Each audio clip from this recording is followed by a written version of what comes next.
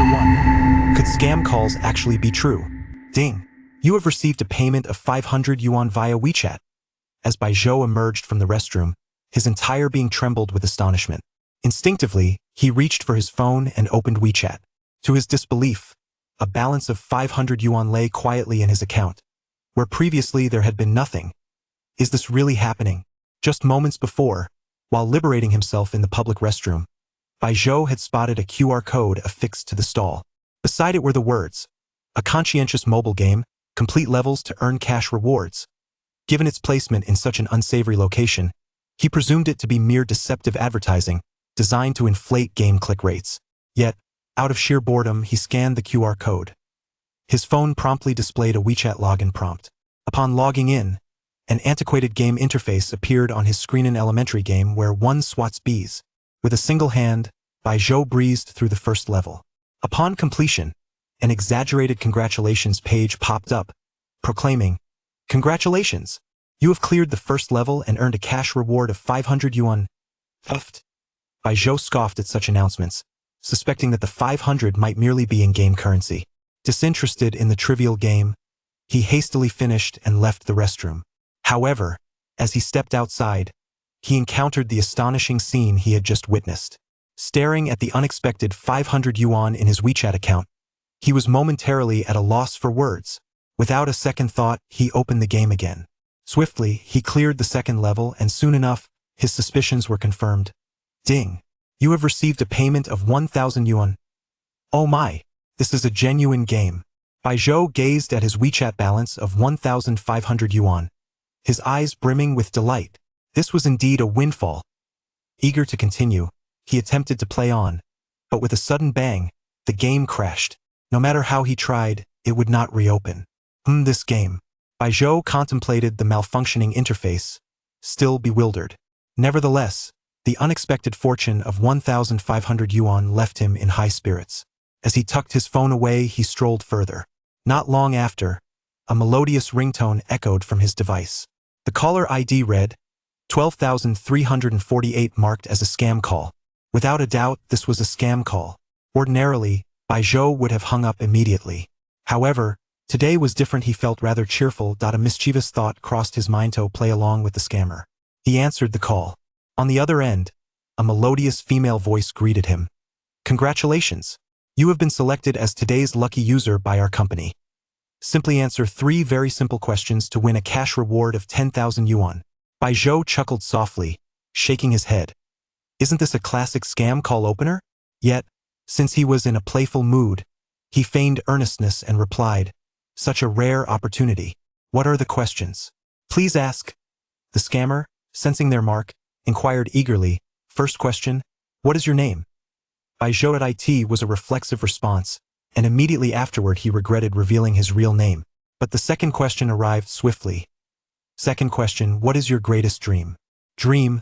Bai Zhou pretended to ponder for a moment before declaring, my greatest dream right now is to beg my wealthy father not to force me to return home to inherit the family business.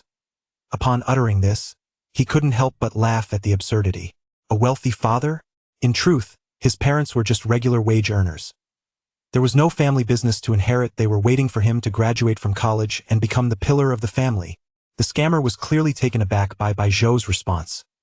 After a prolonged pause, they finally managed to stammer, the last question, is your phone number your wealthy treasure account? Most people would naturally use their phone number as their wealthy treasure account, without doubt. However, to Bai Zhou's surprise, after he answered yes, the scammer abruptly hung up, without further inquiry. Bai Zhou shook his head, pondering, could it be that my second answer was too ridiculous, prompting the scammer to realize I was playing with them? Just as he was about to slip his phone back into his pocket, it vibrated again, followed by a notification. Ding! Wealthy treasure has credited you 10,000 yuan. Bai Zhou froze in place, his hand still clutching the phone. He quickly retrieved it once more and opened wealthy treasure. The balance displayed 10,000 yuan so beautifully. Oh my! This was the third time today Bai Zhou had exclaimed in disbelief. Slowly, he raised his gaze, murmuring, what is happening in this world? Have scammers suddenly become so benevolent? Before he could recover from the shock of the 10,000 yuan, a notification chimed again. A pop-up from a dubious financial app appeared. Handsome Dog Finance Express Edition. Download now to receive a cash gift of 999 yuan. Instant withdrawal, instant credit. Such intrusive pop-ups were ubiquitous, and Bai Zhou usually found them quite bothersome. Yet today, inexplicably, a voice in his head urged him to download this app. Acting on instinct, he clicked the pop-up. Without even selecting options, he was taken directly to the download page. Once installed, the app opened automatically, a standard operation for scam software. Following the prompts, Bai Zhou registered with his phone number. A bright red envelope then appeared on the screen, announcing 999 yuan cash gift. Click to claim. Naturally, he clicked on it. Immediately, the app transitioned to the earnings page, clearly stating 999 yuan, pending withdrawal. With a spirit of experimentation, Bai Zhou clicked to withdraw. After entering the verification code, 20 seconds later, he received, ding. Wealthy Treasure has credited you 999 yuan. Strange occurrences were becoming commonplace, but today was particularly unusual. Once or twice could be dismissed, but 3 or 4 times. This was decidedly peculiar. Ever since he had scanned that QR code in the restroom, these things universally deemed scams had inexplicably materialized? Or is it that the world has truly changed, and everyone has become sincere? Bai Zhou sought to test his hypothesis and quickly located the sharing option within the app. To his astonishment, it stated, share successfully, earn cash rewards. Without hesitation, Bai Zhou shared the app in his male dormitory group, attaching a screenshot of his Wealthy Treasure balance and proclaiming, brothers, download this app. You get 999 yuan just for downloading. Mine has already been credited.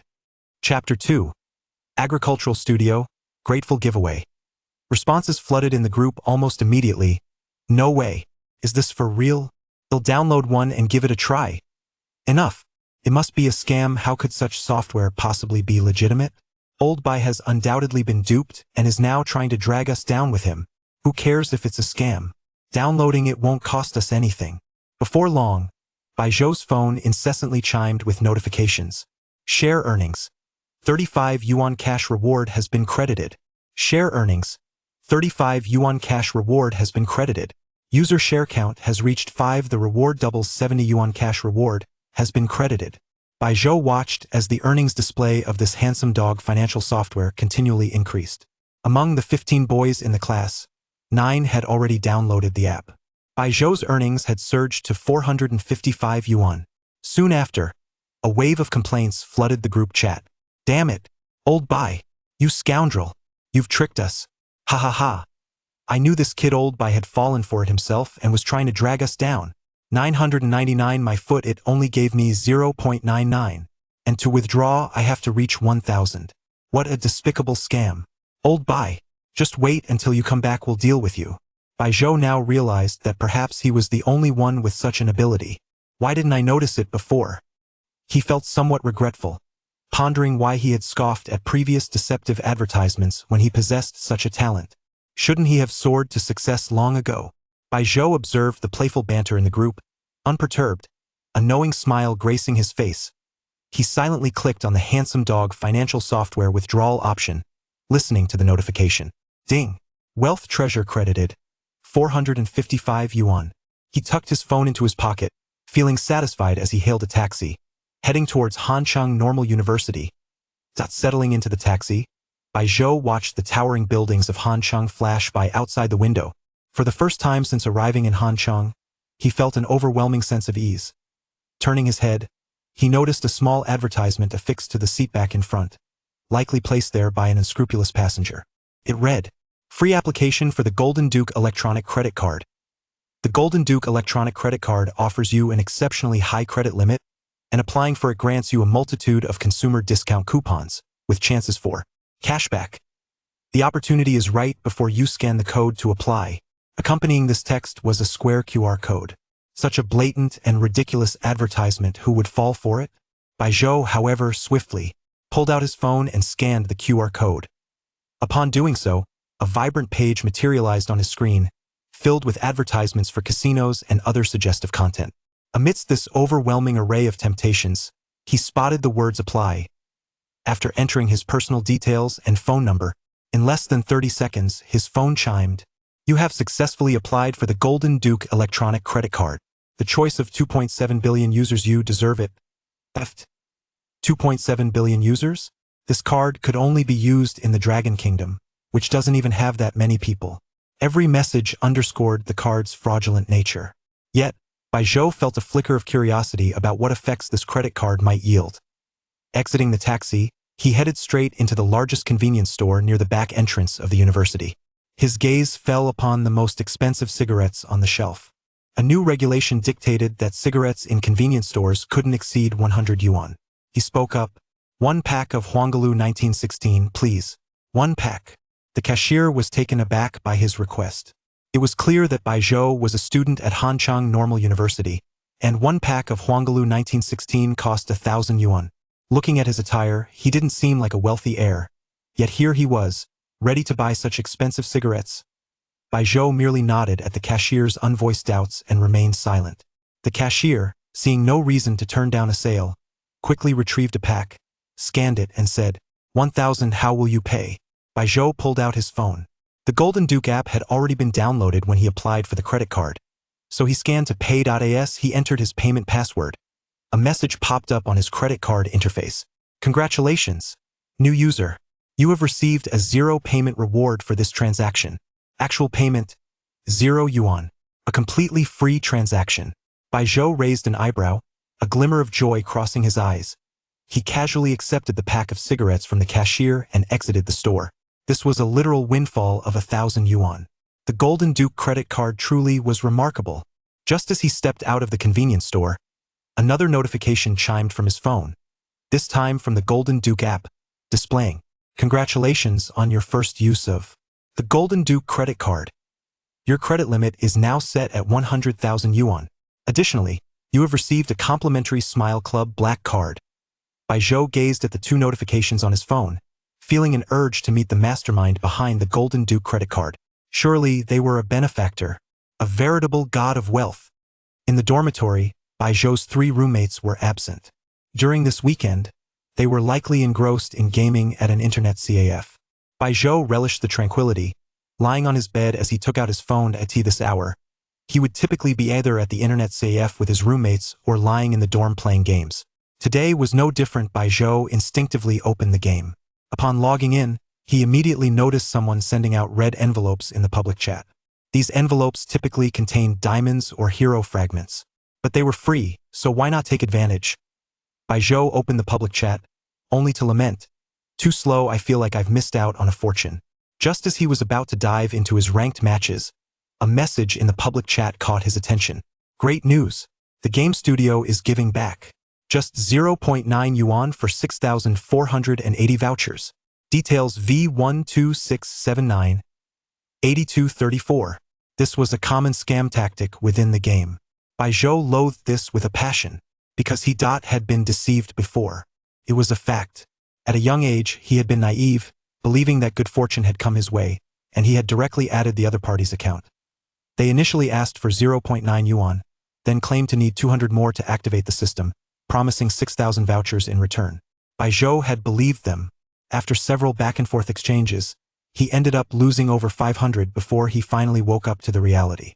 That day, he had slapped himself hard in realization. But such scams, 1, were too trivial for legal action, and 2, Baizhou was unaware of the law. So he was left to gnaw on hard bread for a month. Yet now, Baizhou was on the verge of repeating his mistakes. Chapter 3. Have you ever seen a scammer call the police on themselves? Baizhou promptly noted down the account before exiting the game. He opened WeChat and entered the account details. The username was still Agricultural Point Voucher Customer Service Number 3, Xiaoyu. The avatar depicted a captivating beauty, clearly a stock image, behind which undoubtedly lurked a greasy middle-aged man.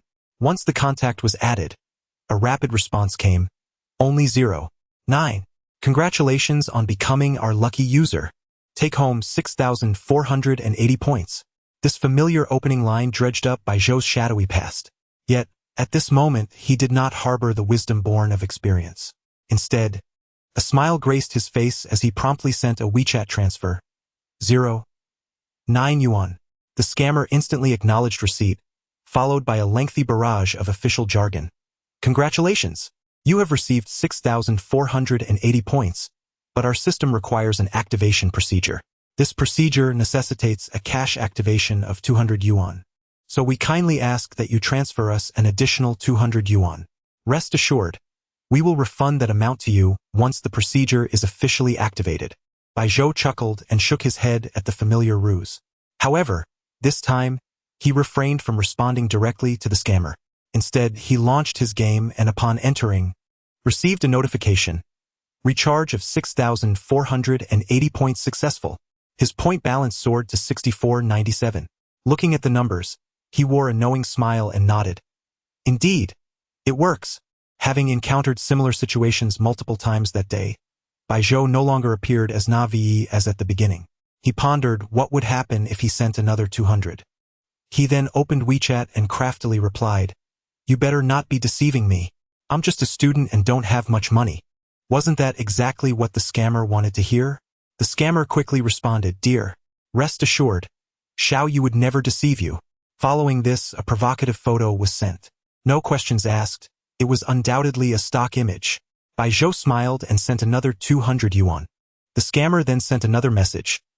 The first phase of the recharge has been unlocked, and 6,480 points are being credited to your account. Now, we need you to transfer an additional 300 yuan to ensure that the points are credited swiftly. Another promise of a full refund followed. Bai Zhou opened the game again. "Wow!" he exclaimed, sitting up in surprise. His point balance had transformed into 144,6497. He quickly calculated on his phone, realizing he had converted every last cent of that 200 yuan into 6,480 points. At a 110 exchange rate, he had essentially credited his account with over 140,000 yuan. Thankfully, there was no cap on recharges for adult players in the game. Who knows how many cents Bai Zhou had unwittingly lost? Wearing a relaxed smile, Bai Zhou took a screenshot and sent it to the scammer on WeChat, even adding, "The funds have arrived. So much? Thank you very much." After that, he blocked the scammer and, feeling satisfied, prepared to indulge in the game, muttering to himself, "I wonder where this money came from?" Meanwhile, in a dimly lit office in a corner of Long Country, 5 or 6 computers were manned by scruffy men, each wearing a lewd grin as they typed away. Suddenly, one of them shouted, "No way, this can't be real." His exclamation drew the attention of everyone in the office. What happened?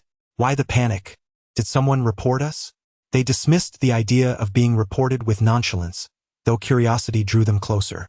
The man pointed at his screen. "Look at this guy's points. I just scammed him for 200. And now he sends me this screenshot." Upon seeing the screenshot, the others understood the reason for the commotion. However, they quickly scoffed.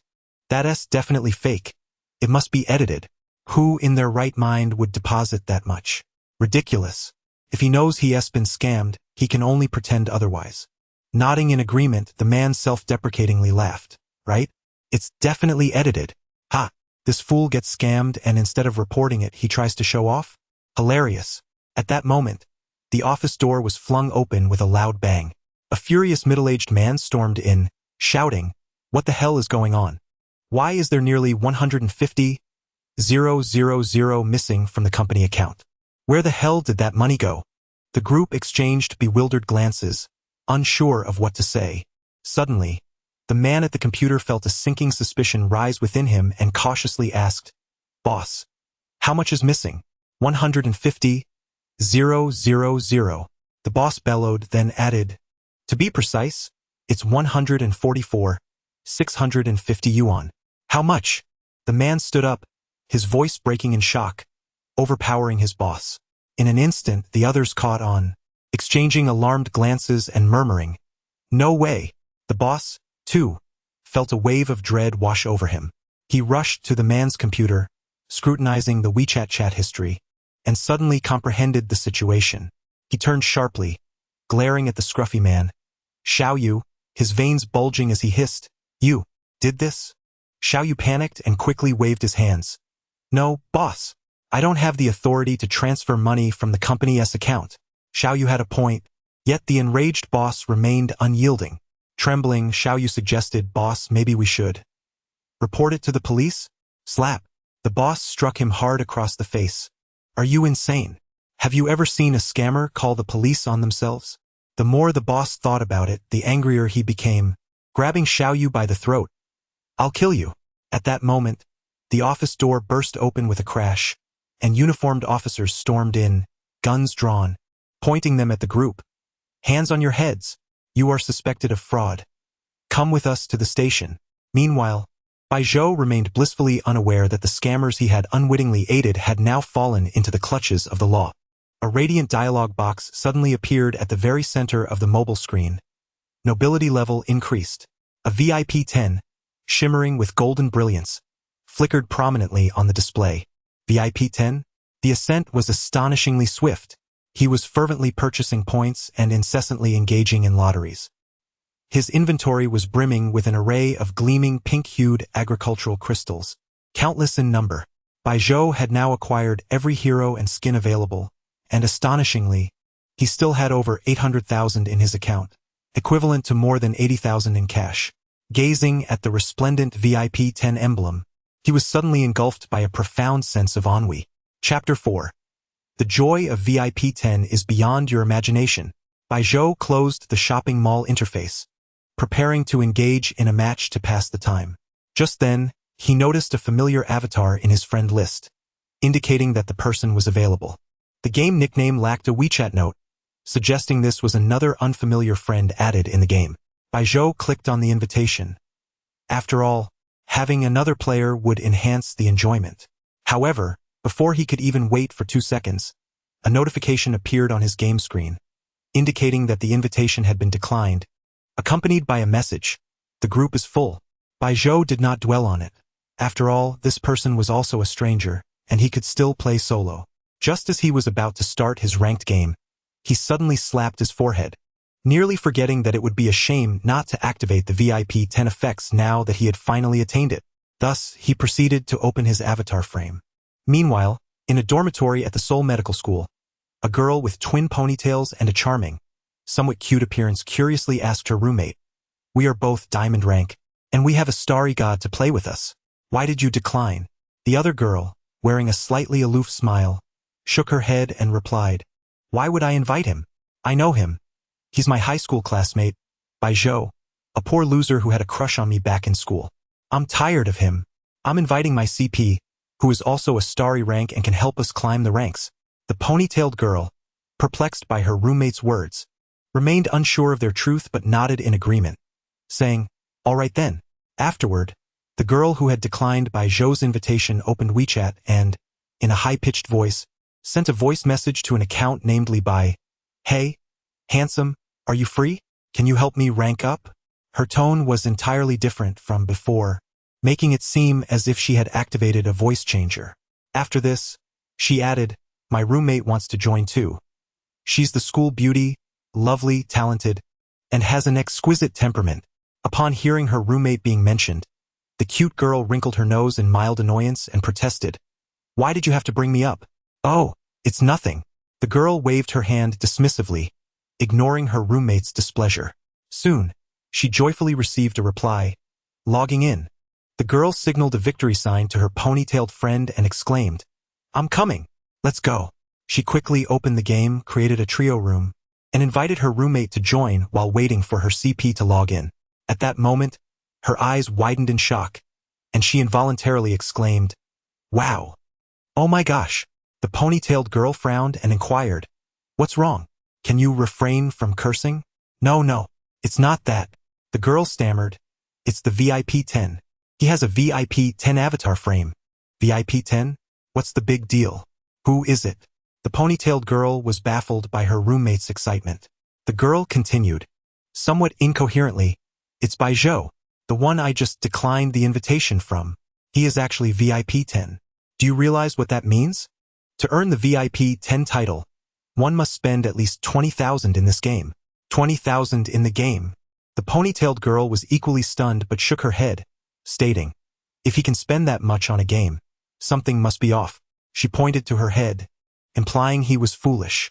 The girl who had previously rejected Bai Zhou's invitation nodded persistently, her eyes gleaming as she said, "Being foolish is one thing, but the most important aspect is having money. Even a clueless student wouldn't casually throw 20,000 into a mobile game, right? If I could partner with him, wouldn't I be hitting the jackpot? Without hesitation, she sent Bai Zhou a game invitation. The ponytailed girl looked at her in disbelief and remarked, "It's just a game. Why are you so worked up about it? But for some, it truly matters. Aren't you the one who just turned him down? How will you explain this now?" Yet, the girl seemed oblivious to her friend's question, licking her lips in anticipation for Bai Zhou's response. Just as Bai Zhou exited the settings menu, he received a game invitation. Huh? Wasn't she already full? He thought little of it and clicked accept, thinking he needed to play. Yes. Yes in. The girl cheered, throwing her legs onto the bed. As if fearing Bai Zhou might leave, she quickly clicked to start matching. In a split second, they were successfully matched, and the three entered the game. Hey, what about your CP? The ponytailed girl reminded her. The girl waved her hand dismissively. With a VIP 10 player. Who cares about him? Just then, her WeChat notifications popped up. Hey, why did you start? The girl frowned but ignored it. On the other end, Li Bai persistently sent messages, causing her phone to lag. She displayed a hint of annoyance and activated the voice feature, saying, "Stop bothering me. I don't have time." Her tone lacked the previous allure and charm. Subsequently, she swiftly blocked him. Li Bai, seeing the red exclamation mark on WeChat, slowly typed a question mark. The girl reopened the game, now at the hero band screen, and typed in the chat box, "Bai Zhou, long time no see." She awaited his reply with anticipation. Soon, golden text appeared on the screen. "Sorry, I don't have a note. Who are you?" Gritting her teeth upon seeing this message, she hastily replied, "I'm Chan Yi. We were in the same class in middle school." The screen then displayed 2 punctuation marks. At that moment, her face turned crimson, and she heard the ponytailed girl curiously ask, "Didn't you say he pursued you? Why does it seem like he doesn't recognize you?" Well, he's just pretending, you know? After being rejected, guys always save face. He must be acting, otherwise why would he invite me to play?" She chuckled awkwardly.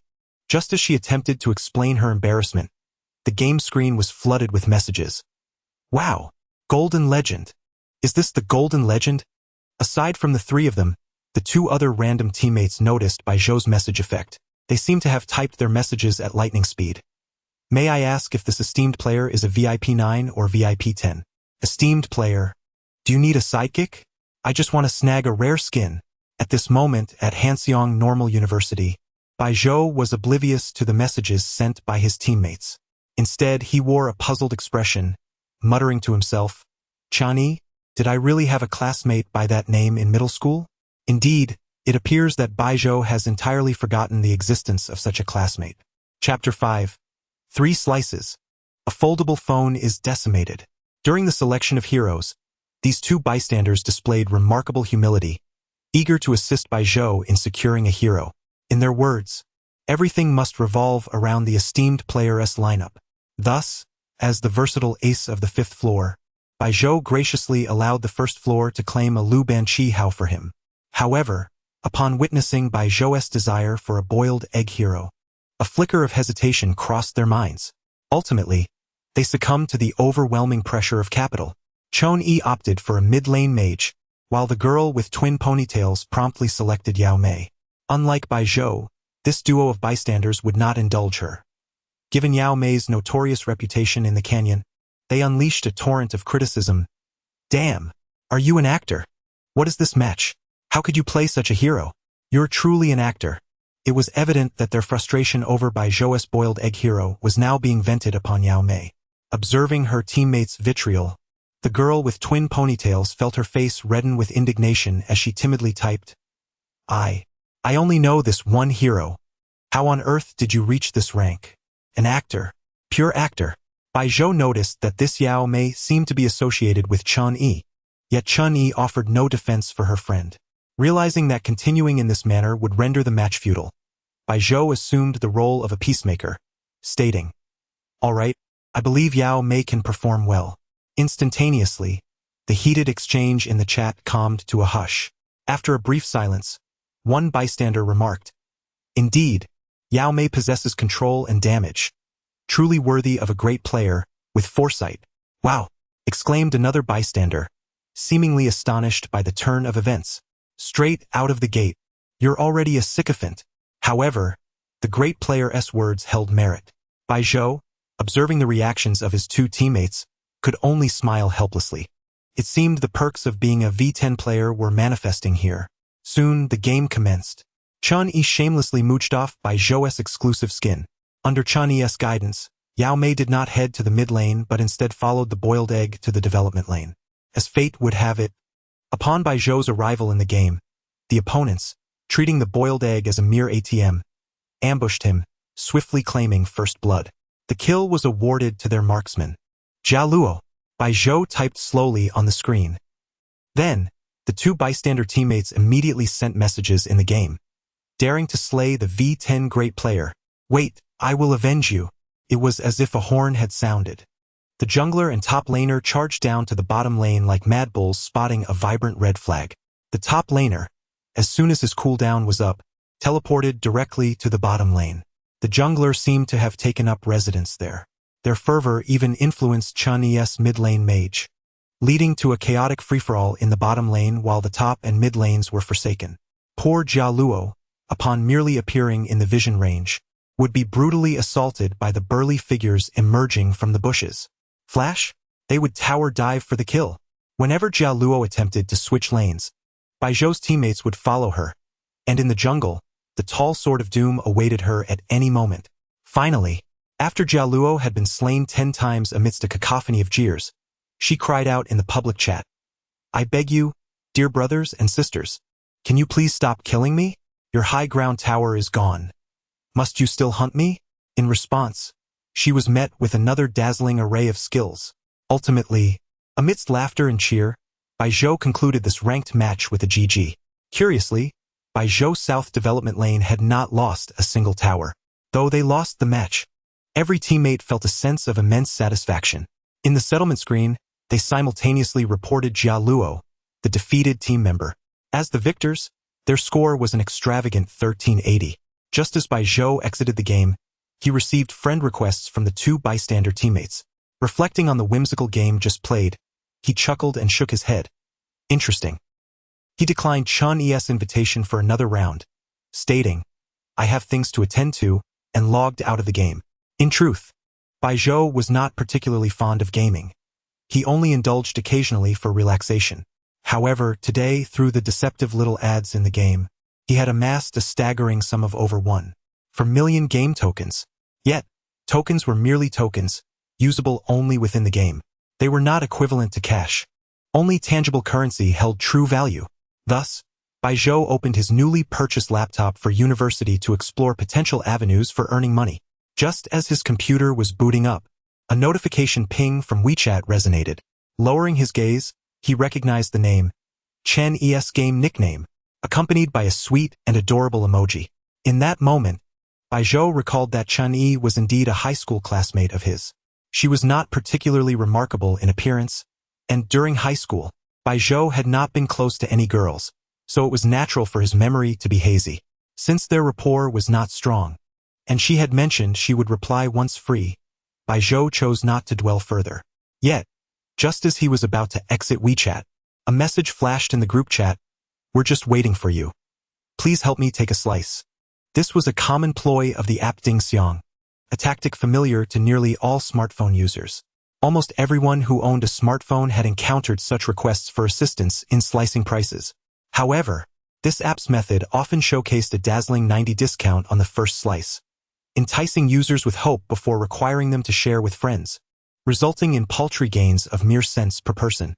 This operation had become a significant source of criticism for Ding Xiang. However, at this moment, Bai Zhou found himself intrigued by this message. All the advertisements he encountered today had proven true.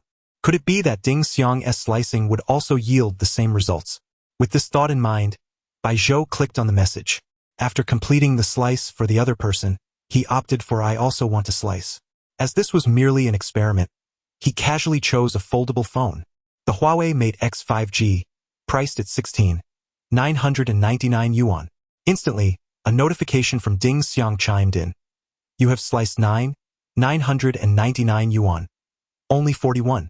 2 remains to acquire the Huawei Mate X 5G for free. Slice again for a chance to obtain it at no cost. Zhou discovered that he could slice 3 times personally, and sharing would grant an additional slicing opportunity. So he promptly clicked. You have sliced 15,999 yuan. Only 0. 6 remains to acquire the Huawei Mate X 5G for free.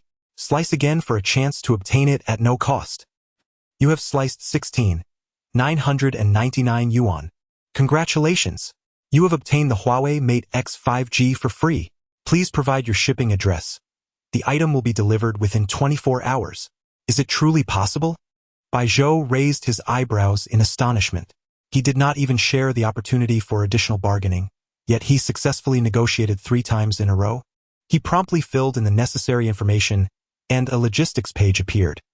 The item has been dispatched. Please be patient, dear owner. Logically speaking, if such good fortune were to occur, Zhou would certainly share it with his friends. However, having learned from the previous experience with the rapid version of Schwager Finance, Zhou wisely suppressed this inclination and turned his attention to other products. At that moment, the smile on his face would have undoubtedly sent a chill down the spine of any customer service representative from Dingxi. Chapter 6. Having amassed 100,000. How far could a million be? As Zhou's gaze settled upon a MacBook, a resonant shout echoed from downstairs. Zhou of room 205. You have a package. A package? Zhou abruptly lifted his head. Could it be the Huawei phone? He had only just filled in the delivery address moments ago. Yet, he couldn't recall purchasing anything online. Nevertheless, he hastily leapt from his bed and hurried downstairs. There, a delivery man from SF Express stood waiting, holding a small takeaway bag. Given its size, it could hardly contain a phone. Upon receiving the package, Zhou noticed the receipt read Smile Bar Black Card. Only then did he vaguely remember that he had received such a bonus when he used his credit card to buy cigarettes. A black card? He had heard of gold cards and diamond cards, even black gold cards, but a black card was a name he had only associated with a beverage. Returning to his dorm, he tore open the package. In his hand lay a pure black card, the size of a standard credit card.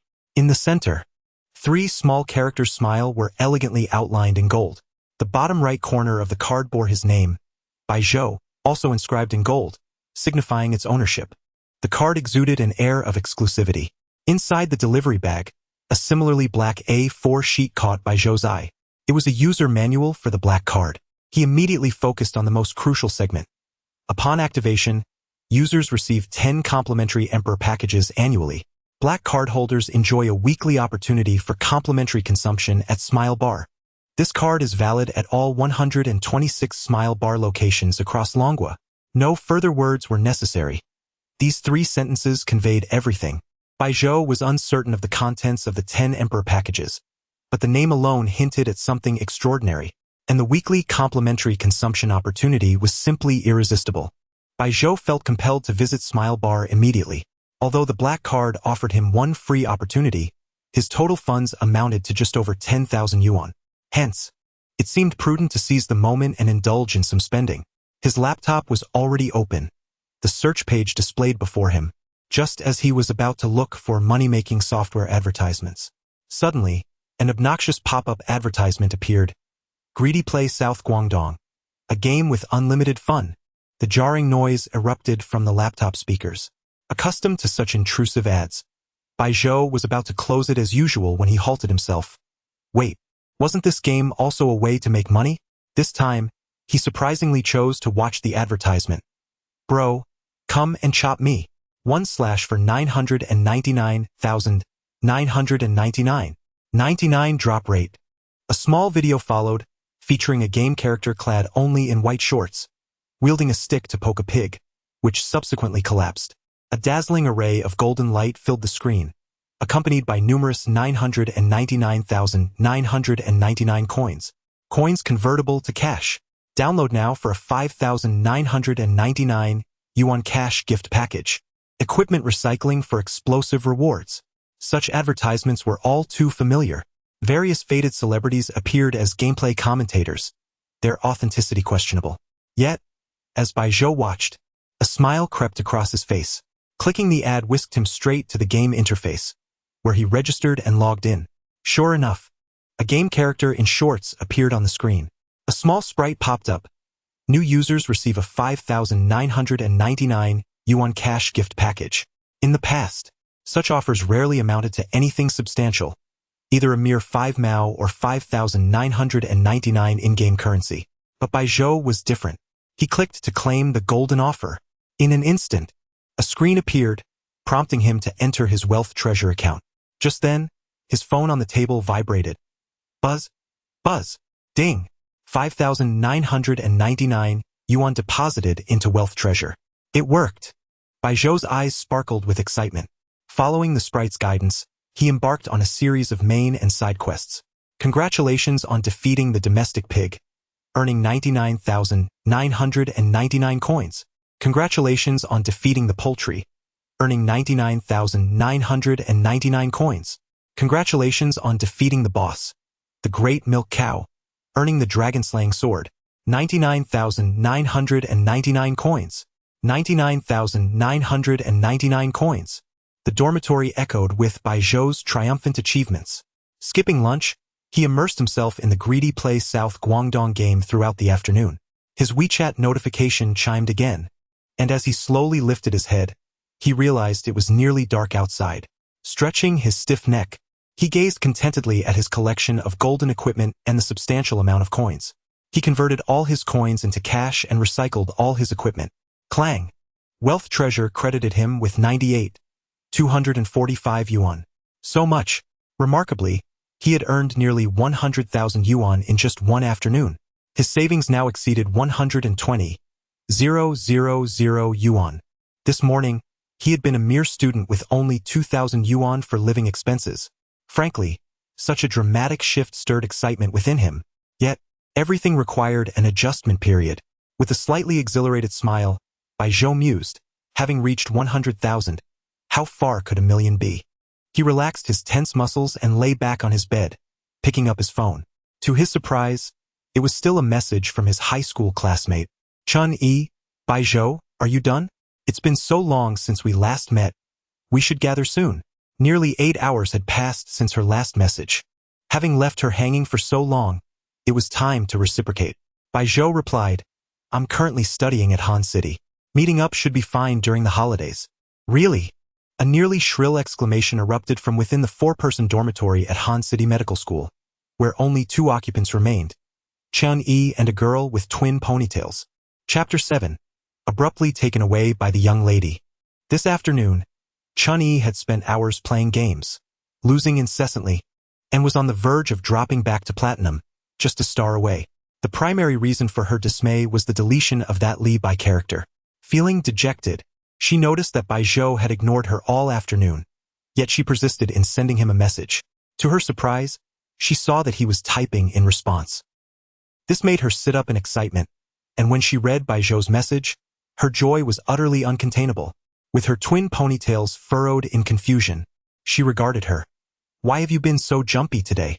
Chun-Yi abruptly raised her head and exclaimed, He-s in Han City. In the same city as I am. That Bai Zhou, he-s in Han City. So, the ponytailed girl typed slowly, a hint of skepticism in her tone. However, Chun-Yi had no intention of engaging her, promptly replying via WeChat. Isn't that quite the coincidence? I'm also in Han City. On the other end, Bai Zhou was genuinely taken aback by Chun-Yi's reply. Nevertheless, he responded with a smiling emoji. That is indeed quite a coincidence. Chun-Yi replied even faster. Since we are both in Han City, let us meet up tonight. She followed it with a hopeful expression emoji. Bai Zhou fell silent, contemplating whether he should meet this classmate he had nearly forgotten. At that moment, she sent another message. I'll bring my roommate. She is the campus beauty of our school. Pretty, sweet, and with an exquisite temperament. Great. This woman was once again leveraging her roommate. Clearly, this wasn't the first time she had traded on her friend's appeal. Bai Zhou couldn't help but smile wryly and said, All right, then you suggest a place, and we shall meet tonight. His agreement was certainly not due to the allure of beauty or charm. Absolutely not. After a quick freshening up, shaking off the fatigue from his face, and admiring his handsome visage in the mirror, he changed his clothes and stepped out. As for his roommate, she was probably still toiling away in the internet CAF. Just as he exited the school gate, he noticed a crowd gathered around a corner. Driven by curiosity, Baijiu approached. A female host was energetically speaking into a microphone on stage. Ladies and gentlemen, don't miss out. Today we have a special promotion for our first-class facial massager. Just 10 minutes a day can improve blood circulation in the face, invigorate the skin, and stimulate every acupoint. Transform your facial molecular structure and unleash your inherent beauty. Suitable for everyone. Don't miss this opportunity. Surrounding the stage were a dozen onlookers, all wearing expressions of disdain at the host's claims. A facial massager? Change molecular structure? Become handsome or beautiful in just 10 minutes. Ridiculous. Anyone with a modicum of life experience would scoff at such deceptive marketing. The manufacturers were merely capitalizing on a society obsessed with appearance. And despite the absurdity of their advertising, many customers still purchase these products out of sheer hope, allowing these businesses to flourish. Yet, the claim about altering molecular structure was excessively far-fetched. Even the onlookers had their doubts. Were it not for the host's striking beauty and her tight-fitting skirt, many of the lecherous men in the audience would likely have turned away. Baijiu himself was not unattractive, possessing a charmingly rogue demeanor. He had no need for such products. Even if the outlandish claims were true, he had no intention of testing them. He slowly shook his head, preparing to leave by taxi. At that moment, the host sensed the skepticism from the crowd. She herself was not convinced, but duty called, and she energetically announced, "Ladies and gentlemen, let us find a volunteer to demonstrate the effects of our facial massager live." As she spoke, her gaze fell upon Baijiu, who was shaking his head. The host was astute. She certainly did not want an unimpressive individual as a test subject. Spotting Baijiu's striking appearance in the crowd, she wasted no time and dashed off the stage, her high heels clattering as she approached him. "How about this young man experience our product?" she proposed, grabbing Baijiu's right hand as he attempted to leave. "Me?" Baijiu was taken aback by this unexpected turn. A faint, pleasant fragrance wafted from the host as she looked at him with pleading eyes. Upon closer inspection, he realized she seemed vaguely familiar, as if he had seen her somewhere before. With a resigned smile, he nodded. "All right then. Thank you, young man." The host beamed with delight, pulling Baijiu along to the stage. Seated in the center of the stage, Baijiu felt a bit awkward under the gaze of so many spectators. Some in the crowd began to murmur disparagingly. "What is this? They find a volunteer, and it's someone who is already good-looking? What is the point? You don't get it, do you? Finding a handsome person means that, even if the product doesn't work, you can't call it fake. You can only say the volunteer was born good-looking. Is he really that handsome? I think I could do just as well. Enough. You might want to take a good look in the mirror." The surrounding chatter did not deter the host, who quickly signaled to the staff of the facial massager. A worker approached with a small device, smiling kindly at Baijiu. He applied some liquid to the massager's head and began the procedure on Baijiu's face. The cool sensation was refreshing, and regardless of its efficacy, Baijiu found the massage quite pleasant. 10 minutes passed swiftly. The crowd around the stage had swelled significantly. Baijiu rinsed his face with the water provided, shaking off the droplets. In that simple motion, he seemed to hear a collective gasp from the audience. He instinctively looked up to see the host gazing intently at him, her eyes sparkling with intrigue. Not only her, but the crowd shared the same look of astonishment. "Wait, do I perceive him as slightly more handsome?" one murmured. "Could it be a psychological effect? Why do I feel the same way?" The initial onlookers, along with newcomers, began to question, "Is this young man a celebrity? Why haven't I seen him before? So handsome." Even the infatuated girls from Han City Normal University gazed up at Baijiu with clasped hands, eagerly asking, "Who is this young man?" Alas, my infatuation with handsome faces has once again taken hold. How strikingly handsome. Where is the backstage? I must go and add him on WeChat. After uttering these words, she indeed parted the crowd and sprinted towards the rear of the stage. Chapter 8. Are you flirting with me? The female host exhibited commendable professionalism. After a brief moment of astonishment, she seized the opportunity. Speaking directly into the microphone, she declared, "As you can all see, the effects of our facial massager are undeniably evident. What are you waiting for?" Instantly, the crowd erupted with enthusiasm, shouting, "I want one. How much is it? Can I use electronic cash? I'll swipe my credit card." Do you have a POS machine? Bai Zhou was somewhat taken aback by the eagerness of the crowd. To his surprise, he noted that the majority of those eager to purchase the facial massager were men. He accepted a mirror handed to him by a staff member and observed his reflection. Indeed, he appeared to have undergone some transformation. Previously, Bai Zhou had a somewhat roguish charm, but now the handsome aspect of that description had been magnified, overshadowing the rogue entirely. He shook his head in bemusement, aware of his peculiar attribute that any false advertisement would manifest as truth in his case. Yet, whether the effectiveness of this facial massager was genuine had yet to be tested. Regardless, it had indeed proven true for him. As for its authenticity, what concern was it of Bai Zhou's? The front of the stage had become a throng of spectators, prompting Bai Zhou to follow the female host backstage. Throughout the journey, the host maintained a steady gaze upon him, prompting Bai Zhou to smile and inquire, "Is there something on my face?" "Huh?" The female host blushed slightly at his question, waving her hand dismissively. No, I just feel like we might have met before." Bai Zhou had a similar sensation, though he couldn't recall the specifics at that moment. Instead, he playfully remarked, "Are you flirting with me?" At this, the host's cheeks reddened further. However, her professional composure was unwavering as she responded, "Well then, can we exchange WeChat?" Bai Zhou, not one to turn down a beautiful woman's request, willingly obliged. After exchanging contact information, he sought a discreet angle backstage before departing. He hailed a cab and set off toward his destination. As night fell, the neon lights illuminated the streets of Han City. Outside a restaurant named Ju Wei Zhai, two youthful maidens stood. One, adorned with noticeable makeup, wore a white mini dress and shimmering high heels, exuding a hint of maturity.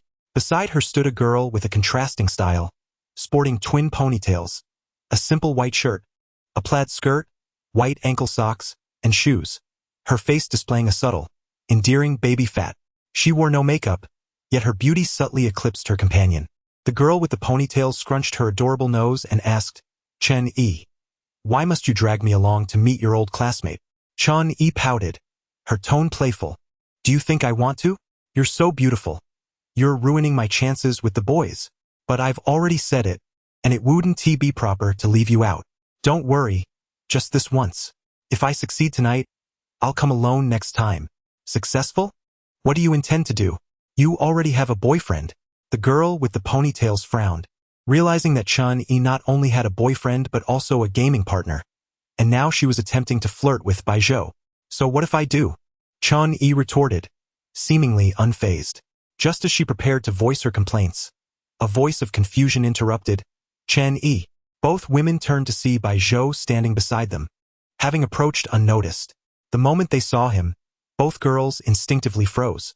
Chen Yi blurted out, "So handsome." After uttering those words, she was momentarily taken aback, gazing at Bai Zhou with an intensity that sparkled in her eyes.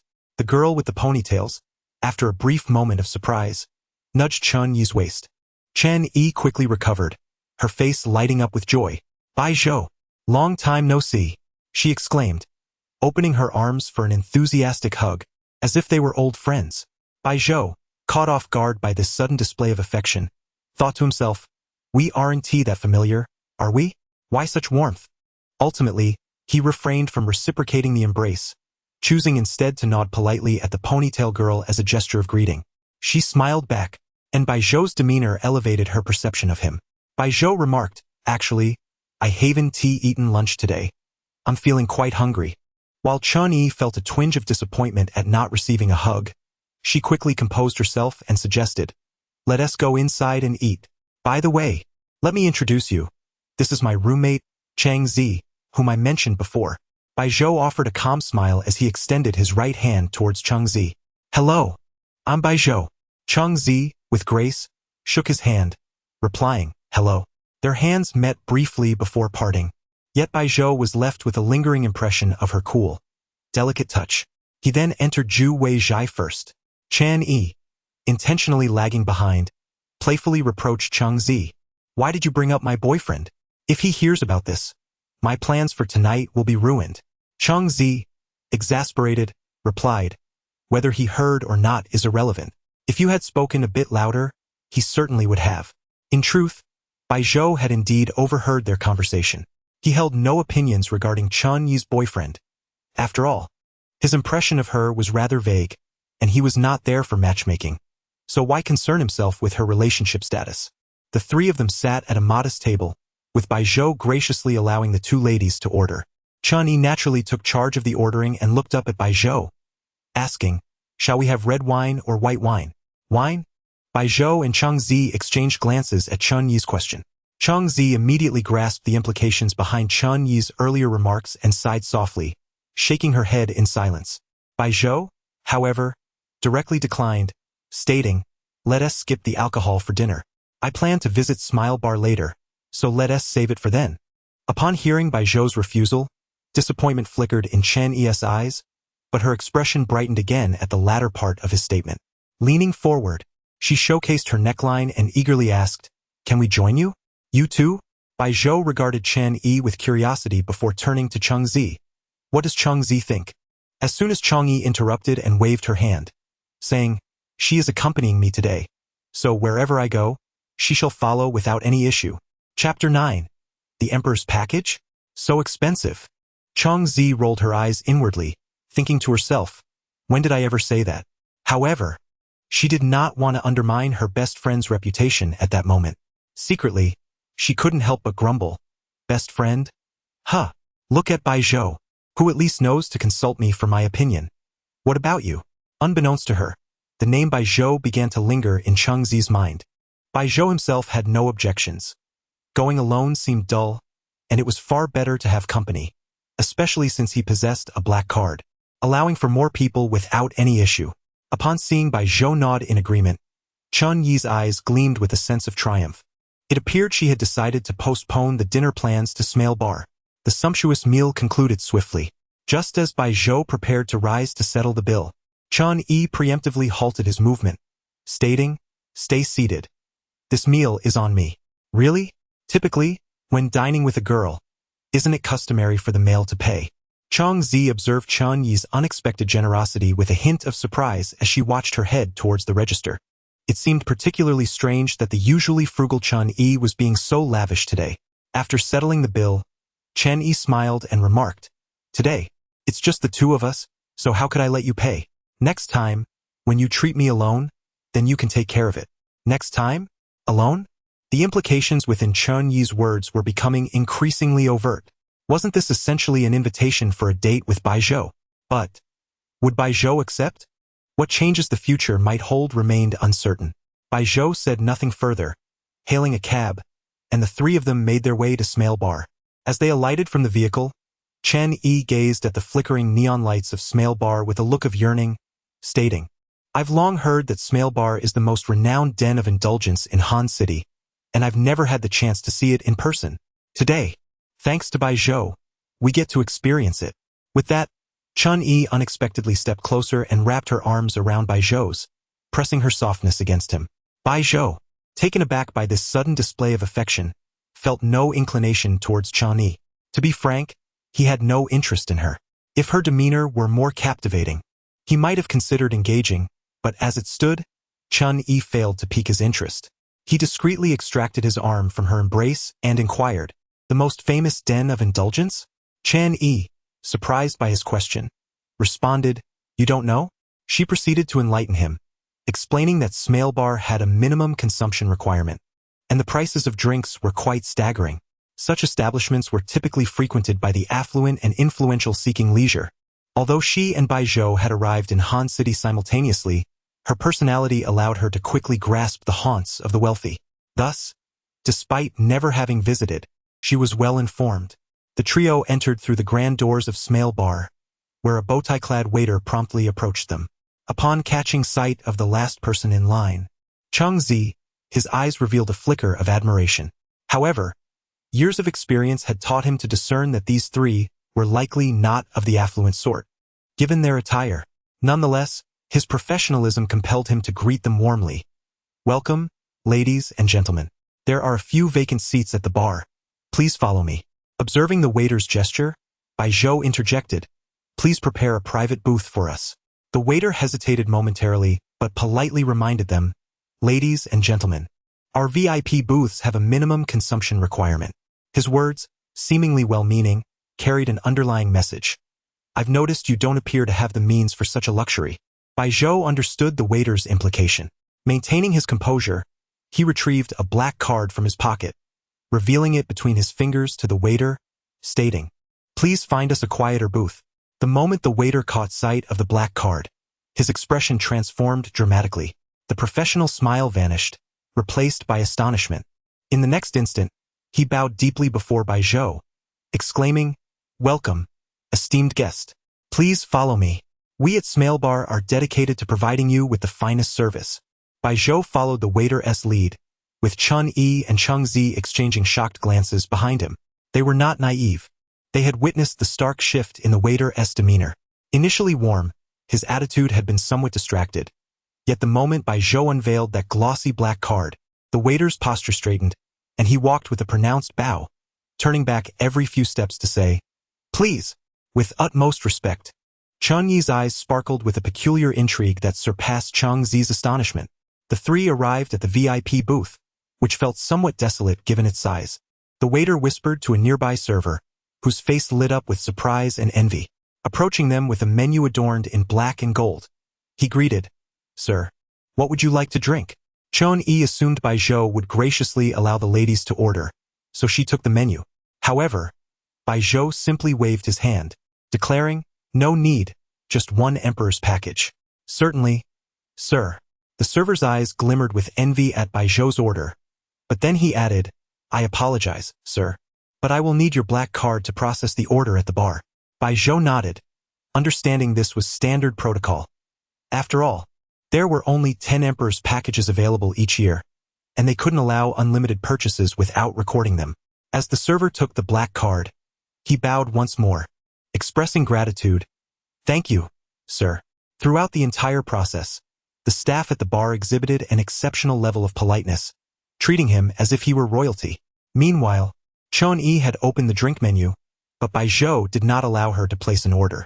As she prepared to close the menu, her eyes suddenly widened with shock, and her lips formed an O-shape. In a flurry, she nudged Cheng Zi, her fingers trembling as she pointed at the menu. "What is it?" Cheng Zi, experiencing her first visit to a bar, was curiously observing her surroundings, and turned to see what had startled Chun Yi. In an instant, her mouth mirrored the O-shape of shock. In a hushed tone, she gasped, "So expensive." The menu clearly displayed, "Emperor's Package, 28,888 yuan per serving." Chapter 10. Do you need me to help you drive them away? After the initial shock, a look of satisfaction immediately appeared on Chun Yi's face, even accompanied by a hint of blush. With a resounding clap, she closed the drink menu and leaned closer to Cheng Zi's ear, whispering, "It's confirmed. Bai Zhou is undeniably a wealthy man. I must tell you, do not compete with me." Cheng Zi cast a sidelong glance at Chun Yi and replied with displeasure, "No one is competing with you." In truth, they were oblivious to the fact that if Bai Zhou were to pay for a royal package himself, he would likely hesitate. After all, a single package would wipe out a substantial portion of his savings. However, the package was complimentary for black card users.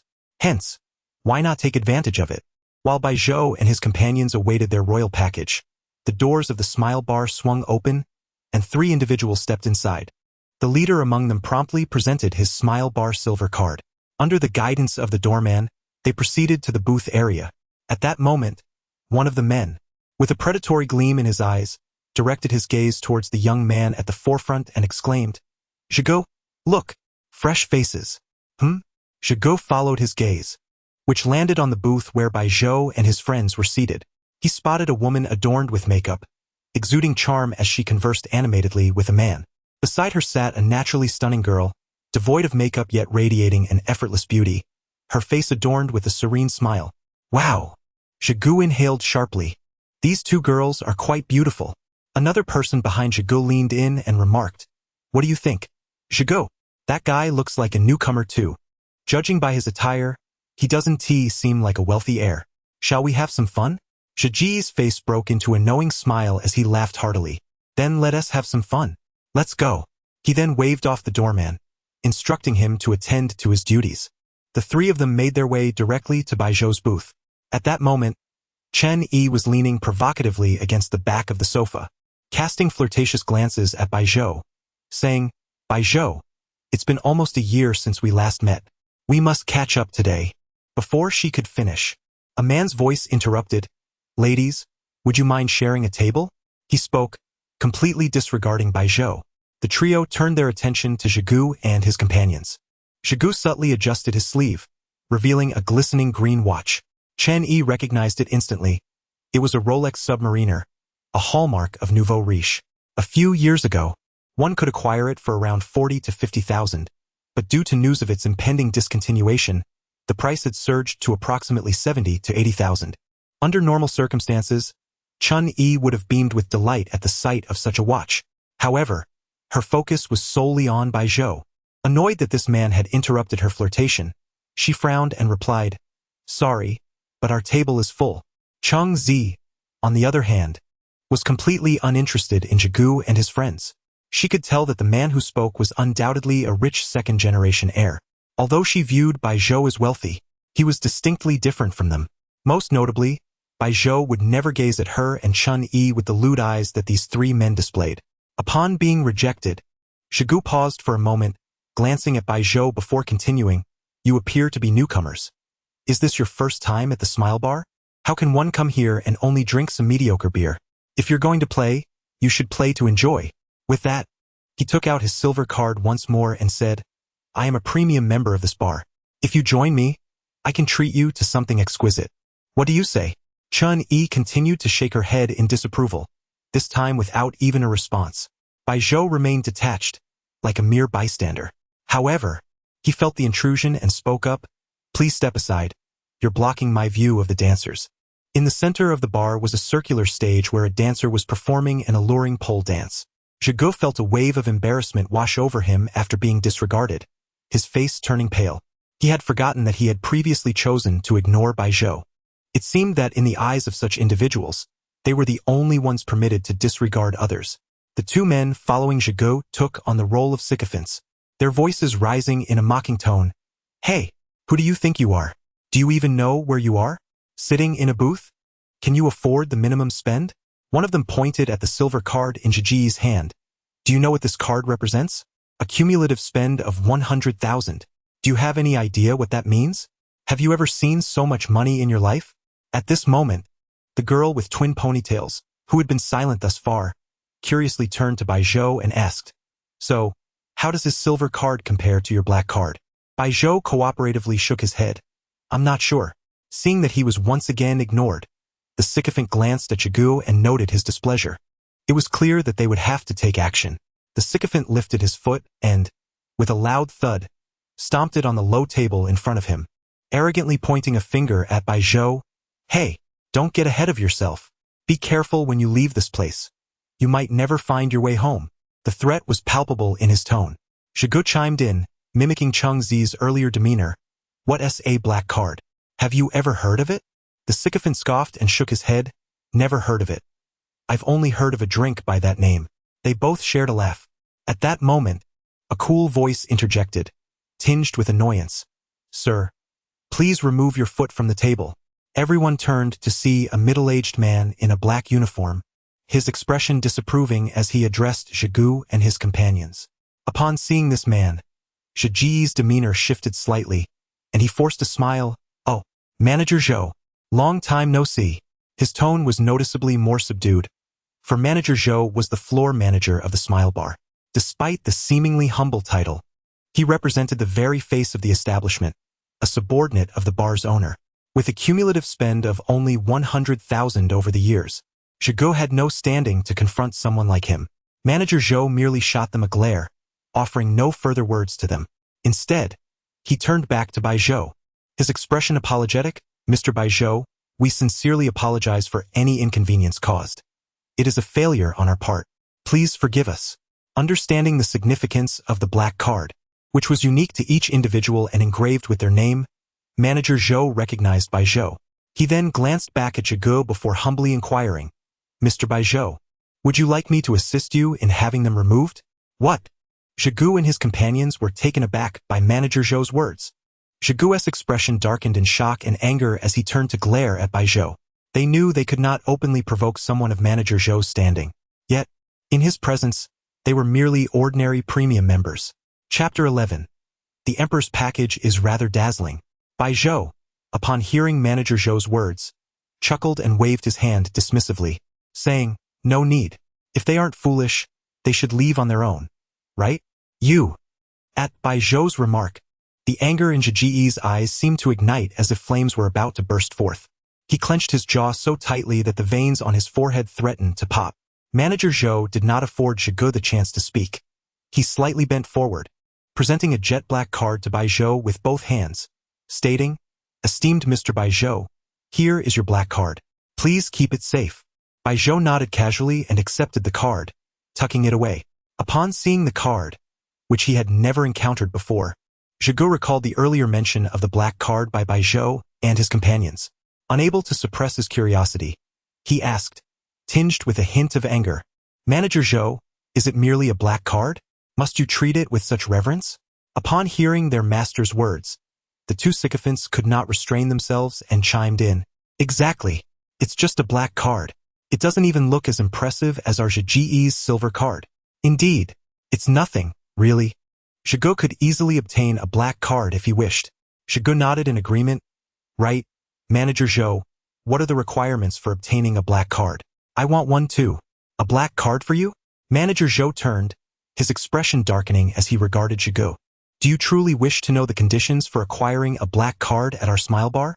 With a mixture of disdain and irritation, Manager Zhou continued, "I shall enlighten you.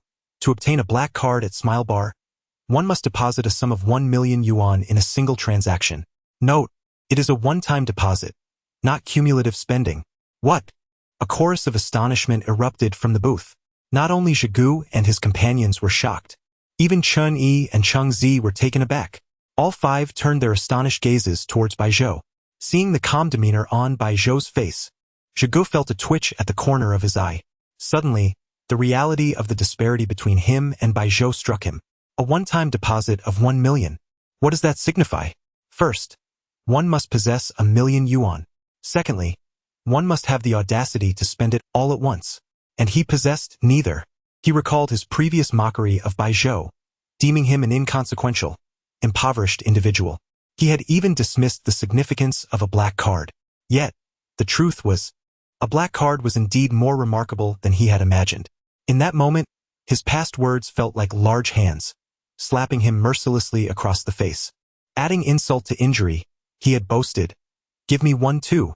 Now, he realized, even if he maxed out all his credit cards, he could not scrape together 1 million. Zhiji's complexion turned a shade resembling that of a bruised liver. With their master in such a predicament, how could his two sycophants fare any better? They now cowered behind Zhigu, eager to flee this embarrassing scene. Meanwhile, Bai Zhou's serene expression made them feel utterly uncomfortable, as if they were mere clowns performing for an audience. Truth be told, while Bai Zhou appeared unfazed, he was unaware that the black card required a one-time deposit of 1 million to be obtained. After all, his actual savings amounted to merely over 100,000. Yet, having encountered so many astonishing events today, he had become adept at maintaining a calm exterior. Manager Zhou had no expectations that Zhigu could afford the black card at Smile Bar. He simply wished for these three individuals to cease obstructing the view of the bar's most esteemed guest. He curtly instructed, "Step aside. We must serve Mr. Bai Zhou his drinks." With that, he indeed pushed Zhigu and his companions aside. Shortly after, a server hurried over, meticulously cleaning the table that had been stepped upon, even spritzing a touch of air freshener. Then, a golden cart emerged from the shadows, emanating a faint glow. "Wow!" At the appearance of this cart, a collective gasp of admiration resonated throughout the bar. Atop the cart were two enormous boxes resembling spades from a deck of cards, radiating a dazzling array of colors. Between the two grand spades rested a sleek bottle of liquor. Nestled amongst them was a fruit platter adorned with gold dust, featuring intricately carved dragons and phoenixes entwined together. On the lower tier of the cart was a row of pristine white bottles devoid of labels, accentuating the grandeur of the two spade boxes as if they had emerged from the stars themselves. A spotlight from the bar illuminated the cart, captivating the attention of all patrons. Upon witnessing this spectacle, a frenzy erupted among the onlookers. "Is that a black ace? Or 2 bottles? Who is this? Spending lavishly at the bar? Not just the black ace. Did you not notice the dragon and phoenix fruit platter in the middle? This must be the Emperor's package. The Emperor's package is not merely defined by the 2 bottles of black ace, but rather by the beer beneath, which is said to be directly imported from abroad. Devoid of any labeling. A pure malt beer. The Emperor's package is the most expensive offering at Smile Bar. No, it is the priciest package among all bars in Han City, priced at 28,888 yuan, while the most extravagant packages in typical bars hover around 10,000. The most common is the 888 yuan package. While it is possible to order multiple packages, the cost still pales compared to the Emperor's package, which reigns supreme. At that moment, every gaze in the bar was drawn towards the scene, particularly from the exquisitely dressed women in attendance. Each pair of eyes sparkled with intrigue as they focused on Bai Zhou, seated in the center of the booth. Bai Zhou appeared youthful, instantly earning the label of a wealthy heir. Most notably, he was strikingly handsome. After the facial massage he had received, his charm had ascended to new heights. Soon, a flamboyantly dressed woman stood up, her excitement palpable as she exclaimed to her companions, "I must go greet that handsome gentleman. If I wait any longer, I might just swoon." Meanwhile, 2 servers, under Manager Zhou's direction, meticulously arranged the contents of the Emperor's package upon the table in Bai Zhou's booth, then respectfully acknowledged him before departing. As for Zhigu and his companions, they had already slipped away, their tails tucked between their legs, as soon as everyone's attention had shifted to the Emperor's package. Now outside the bar, one of the sycophants, emboldened by their surroundings, indignantly remarked, "Zhigu, are we just going to let this slide?" Zhigu shot him a furious glance and delivered a swift slap. "Why didn't you speak up earlier?" He then glared at the bar's entrance and lamented, "What else can we do? Even my father would never dare deposit 1,000,000 yuan at a bar in one go. Moreover, the individual within is an unfamiliar face, capable of effortlessly investing 1,000,000 into the bar. Surely, they are not a local from Han City. It is highly probable that they hail from the imperial capital. If they are indeed from the imperial capital, how could we possibly provoke them?" After speaking, Brother Zhe let out a deep sigh. "Alas, it seems we must accept our fate. Fortunately, we did not cause any significant turmoil earlier. Otherwise, it would have resulted in grave consequences." Chapter 12. Is it just a few bottles of beer? Bai Zhou was utterly oblivious to the thoughts swirling in the minds of Zhigu and his companions. He found himself ensnared in a delightful dilemma. A woman, dressed in a manner that exemplified her consideration for the nation by conserving fabric, approached him, elegantly balancing a cocktail in her hand while swaying her curves. "Hey there, handsome," she purred enticingly. Whether intentional or not, she inadvertently tripped over the corner of the table. "Oh," she gasped, landing squarely on Bai Zhou's lap, her curves pressing against his face. In a bold move, her other hand grazed a certain prominent feature below his navel. With sultry eyes, she murmured, "Isn't this fate? Shall we share a drink?" Before Bai Zhou could savor the moment, Chen Yi, seemingly protective of her own assets, swiftly lifted the woman and, without uttering a word, pushed her out of their booth. Yet, where there is one, there will inevitably be a second and a third. Even Chun Yi found herself overwhelmed at times, and with no choice, she dragged Cheng Zi into the team tasked with shooing people away. Bai Zhou chuckled helplessly and called over a waiter, instructing him to minimize disturbances. It was not that he felt compelled to accommodate Chen Yi. He had no such obligation. The truth was, even if he were in need of female companionship, he had no desire for women who reeked of alcohol and vice. He feared the peculiar ailments they might bring upon him.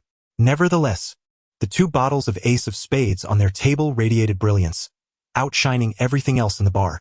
New patrons entering would instinctively exclaim, "Goodness!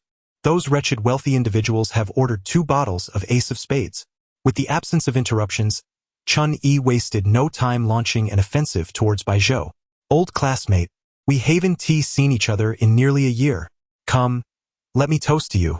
She reached for an unmarked white beer bottle and, with abandon, drained it in one go. "Take it easy," Cheng Zi fretted, watching anxiously. However, Chun Yi waved off Cheng Zi's concern, declaring, "It's just beer. I won't get drunk." With that, she cast a yearning glance at the sparkling Ace of Spades and asked Bai Zhou, "I've never tasted Ace of Spades before. May I have a sip?" Bai Zhou, resigned, nodded. After all, it was not his expense. She could drink to her heart's content. With a decisive pop, she uncorked the bottle of Ace of Spades, letting the froth spill over. Pouring herself a glass, she downed it in one swift motion. After smacking her lips and furrowing her brow, she remarked, "It seems not very palatable, but it's expensive. It has a high status." She promptly poured herself another glass. Inside the booth, Chen Yi was the sole figure in motion, a whirlwind of energy.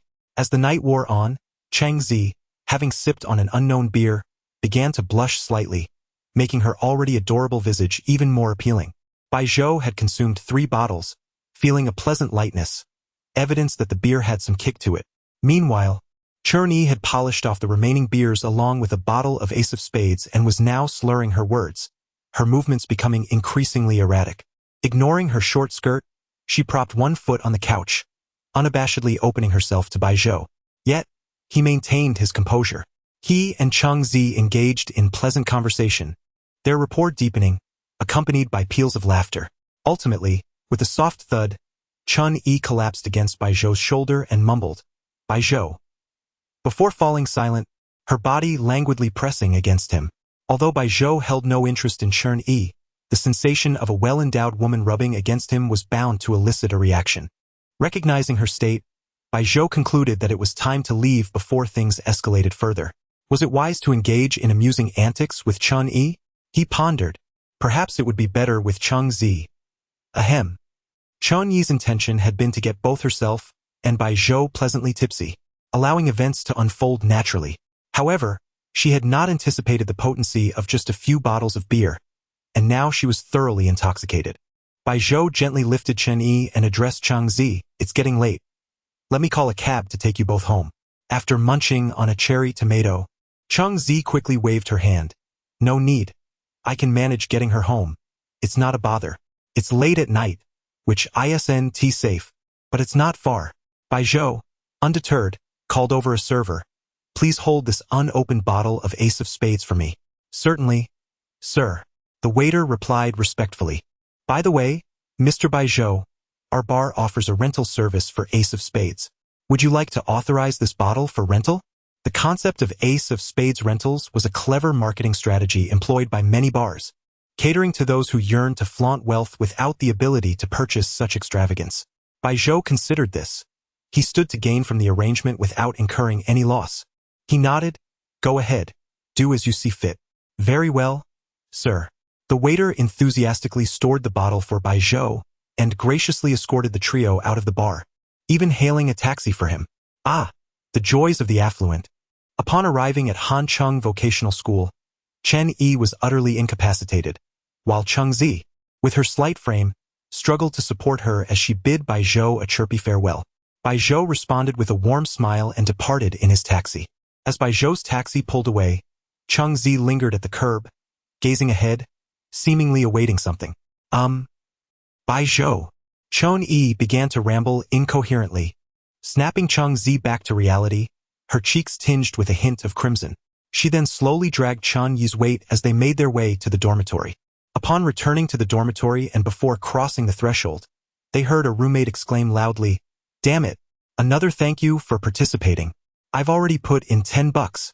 Bai Zhou pushed open the dormitory door, teasingly remarking, "Hu Zi, I could hear your raucous voice outside." To his surprise, Hu Zi, seated on his bed, seemed oblivious to Bai Zhou's presence, intensely focused on his phone. Bai Zhou was taken aback to find all 3 of his roommates deeply engrossed in their devices.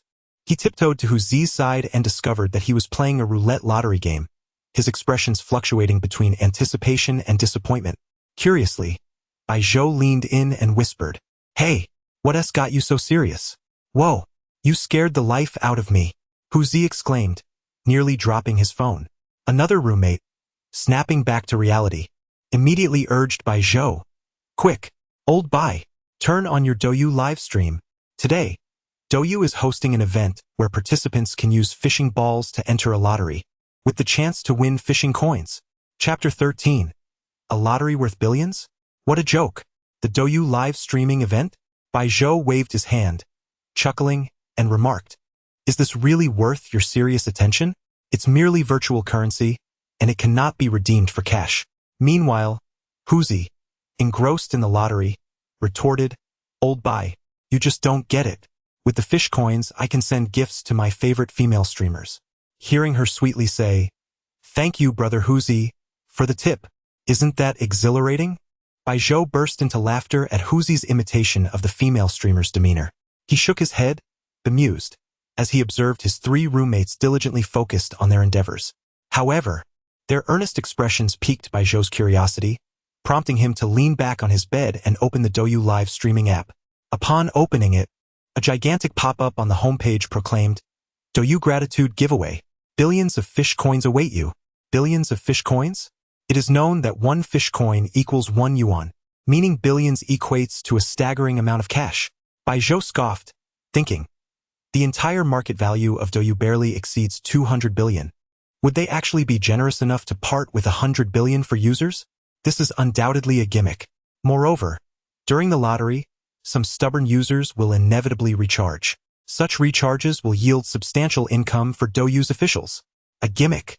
Suddenly, an idea sparked in Baijo's mind regarding his current circumstances and how it related to this lottery event. How should he proceed? With that thought in mind, Baijo directly clicked on the golden Participate Now button. Soon, the large red spinning wheel he had seen on Hoaxes' phone appeared on the screen. In the center of the wheel, it read, "Begin lottery, 100 fish balls per attempt." Baijo glanced at the balance in his account, which had over 1,000 fish balls, all earned through daily logins and Douyu activities. He had spent not a single cent sufficient for 11 attempts. He opted for a 10-spin draw. As the wheel spun rapidly, Baijo took a sip from his cup of warm water, his throat slightly discomfort after consuming several bottles of beer. Then, with a ping, the lottery concluded. Baijo nearly choked on his water, sputtering it out. "What the? Hoaxes, are you washing my hair?" "No, no, no. Just a surprise." Baijo dismissed his bewildered roommate and redirected his attention to the phone screen. There it displayed, "Congratulations. You have won 100,000 fish coins.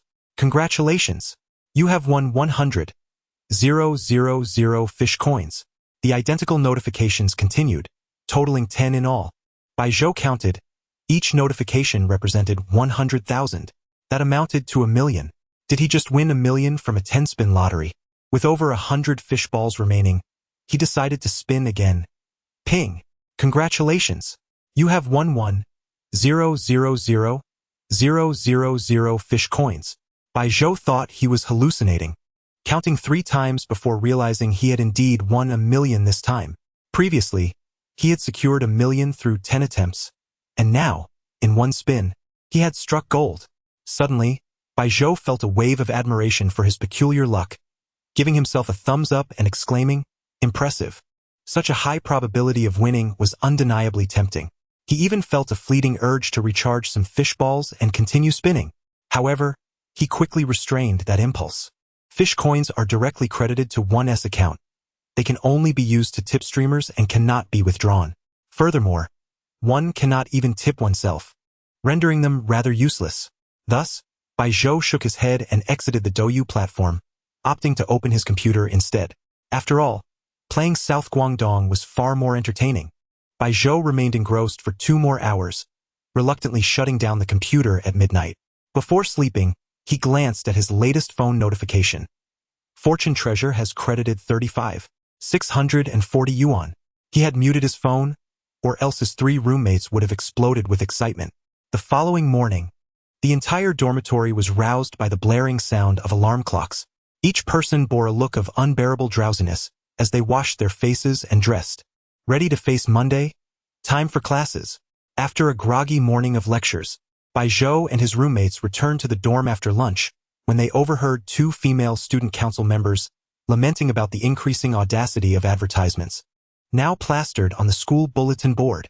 Another girl, holding a rather tattered and colorful flyer, read aloud, "Left-handed Technology's latest product, Left-handed King.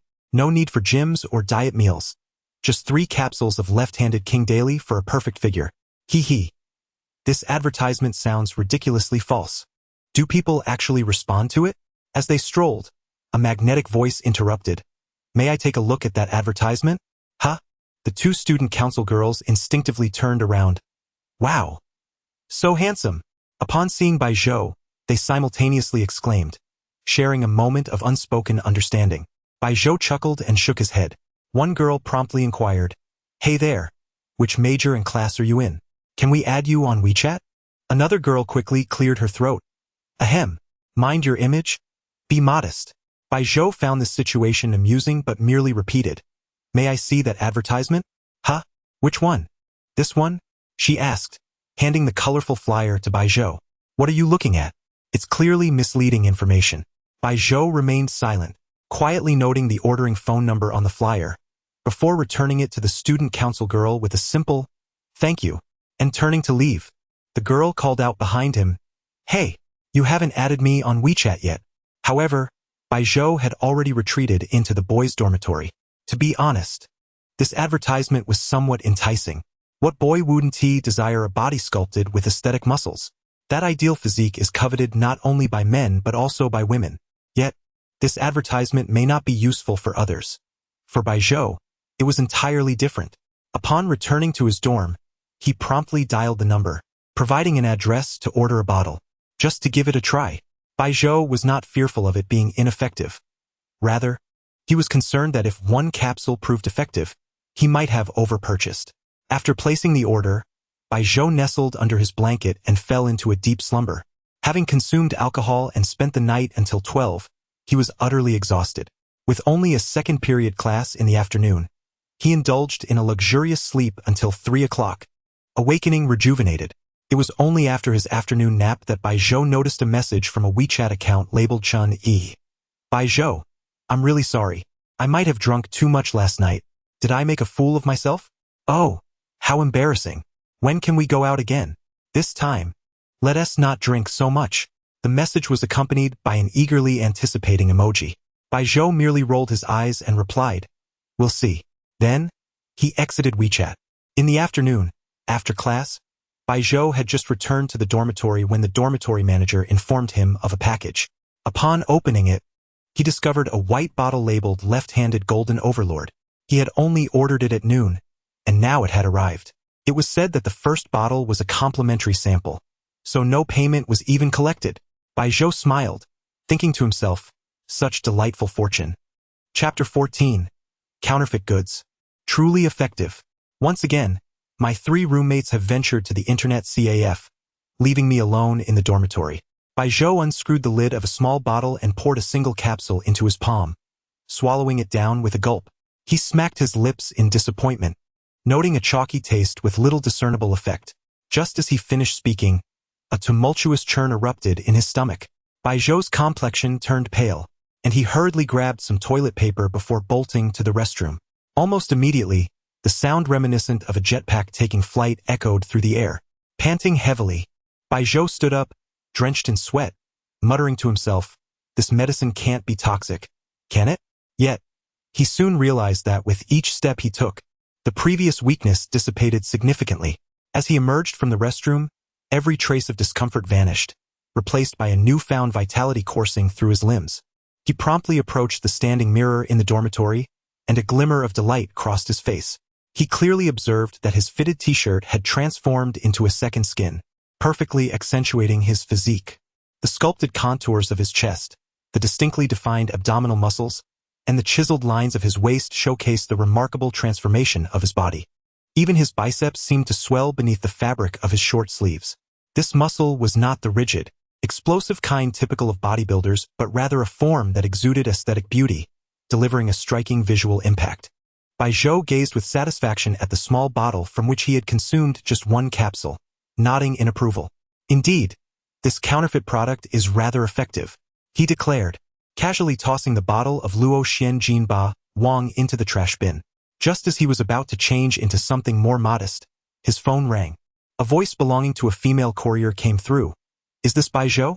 I'm downstairs at the dormitory with your package. His mind raced as he pondered what he had ordered. Suddenly, an epiphany struck him. Ah, didn't I just buy a folding phone on Bingxishi? Without pausing to change his clothes, Bai Zhou dashed downstairs to collect his package. A courier clad in a Shunfeng uniform was idly scrolling on her phone. Hello. I'm Bai Zhou. He introduced himself. Ah, Bai Zhou, I have your package. The moment she laid eyes on him, she seemed momentarily stunned. First, she noticed his handsome face. Then, her gaze fell upon the muscular lines concealed beneath his fitted attire, which elicited an involuntary reaction from her. The courier instinctively extended her right hand, lightly touching his chest muscle before retracting it quickly. A rosy hue spread across her cheeks as she hastily shoved a square package into his hands, exclaiming, "Your package." With that, she turned on her electric scooter and sped away. Bai Zhou, still feeling the lingering sensation from her touch, chuckled and shook his head. Interesting. Just as he was about to turn back, an unsettling sight caught his eye. He let out a yelp, sprinting away while shouting, "Dormitory supervisor, please wipe your drool." Now standing shirtless before the mirror, Bai Zhou held his latest model Huawei folding phone worth 16,999 yuan. He adjusted the depth of field, selected a black and white filter, and snapped a photo, promptly sharing it on his WeChat moments. Historically, his posts had garnered little to no engagement, as he suspected most of his WeChat friends had muted him. Thus, he felt emboldened to share this moment, commemorating his transformative journey. However, the moment he posted, a small red notification appeared, then quickly turned into two. Upon opening it, he found, as expected, a like and comment from Chun-Yi. "Wow, Bai Zhou, you have both looks and physique. Those abs, that waistline. I'm in love." Bai Zhou shook his head, locked his phone, and opened his laptop, intending to indulge in some gaming on Tanwan Nanyue. Little did he know, his WeChat moments were about to explode with activity. Comments began pouring in rapidly. "Huzi? No way. Is this really you, Lao Bai? When did you get this physique? I didn't notice at the bathhouse last time. Gongzi, I can't believe it. Huzi just told me, and I thought he was joking. This is really you? No photoshopping, right? Chen Lao-san, isn't this my brother Zhou? No wonder you never came online before. Were you secretly hitting the gym?" To Bai Zhou's astonishment, even those he had long assumed had muted him began chiming in. "Chun Quan. What? Is this Bai Zhou? I haven't seen you since high school graduation, and you've gotten so handsome. Wang Cha. Bai Zhou, it's been too long. Where are you studying now?" Female host. "Little brother, the last time we met, I only knew you had godlike looks. I didn't expect you to have such a fit body. And of course," sharp-eyed observers noted, "am I the only one who sees that Bai Zhou is holding a folding phone worth 16,999 yuan?" More and more people began to take notice, igniting discussions in group chats Bai Zhou had thought were dormant. The sole topics of conversation revolved around him, specifically, the value of his phone and his physique, which drew admiration from both men and women alike. It wasn't until his roommates returned around 9 in the evening and inquired about his transformation that Bai Zhou opened WeChat, discovering an avalanche of notifications. Upon checking his moments, he was taken aback. He had assumed his friends had long muted him, yet the reaction was far beyond his expectations. Still, this feeling was undeniably gratifying. After fabricating an excuse about working out while his roommates were at the internet CAF, Bai Zhou closed Tanwan Nanyue. He had spent over 20,000 yuan in that session alone. Lying on his bed, he opened the Douyu app out of sheer boredom. Staring at the tranquil balance of 2 million fish coins in his account, he felt a twinge of frustration.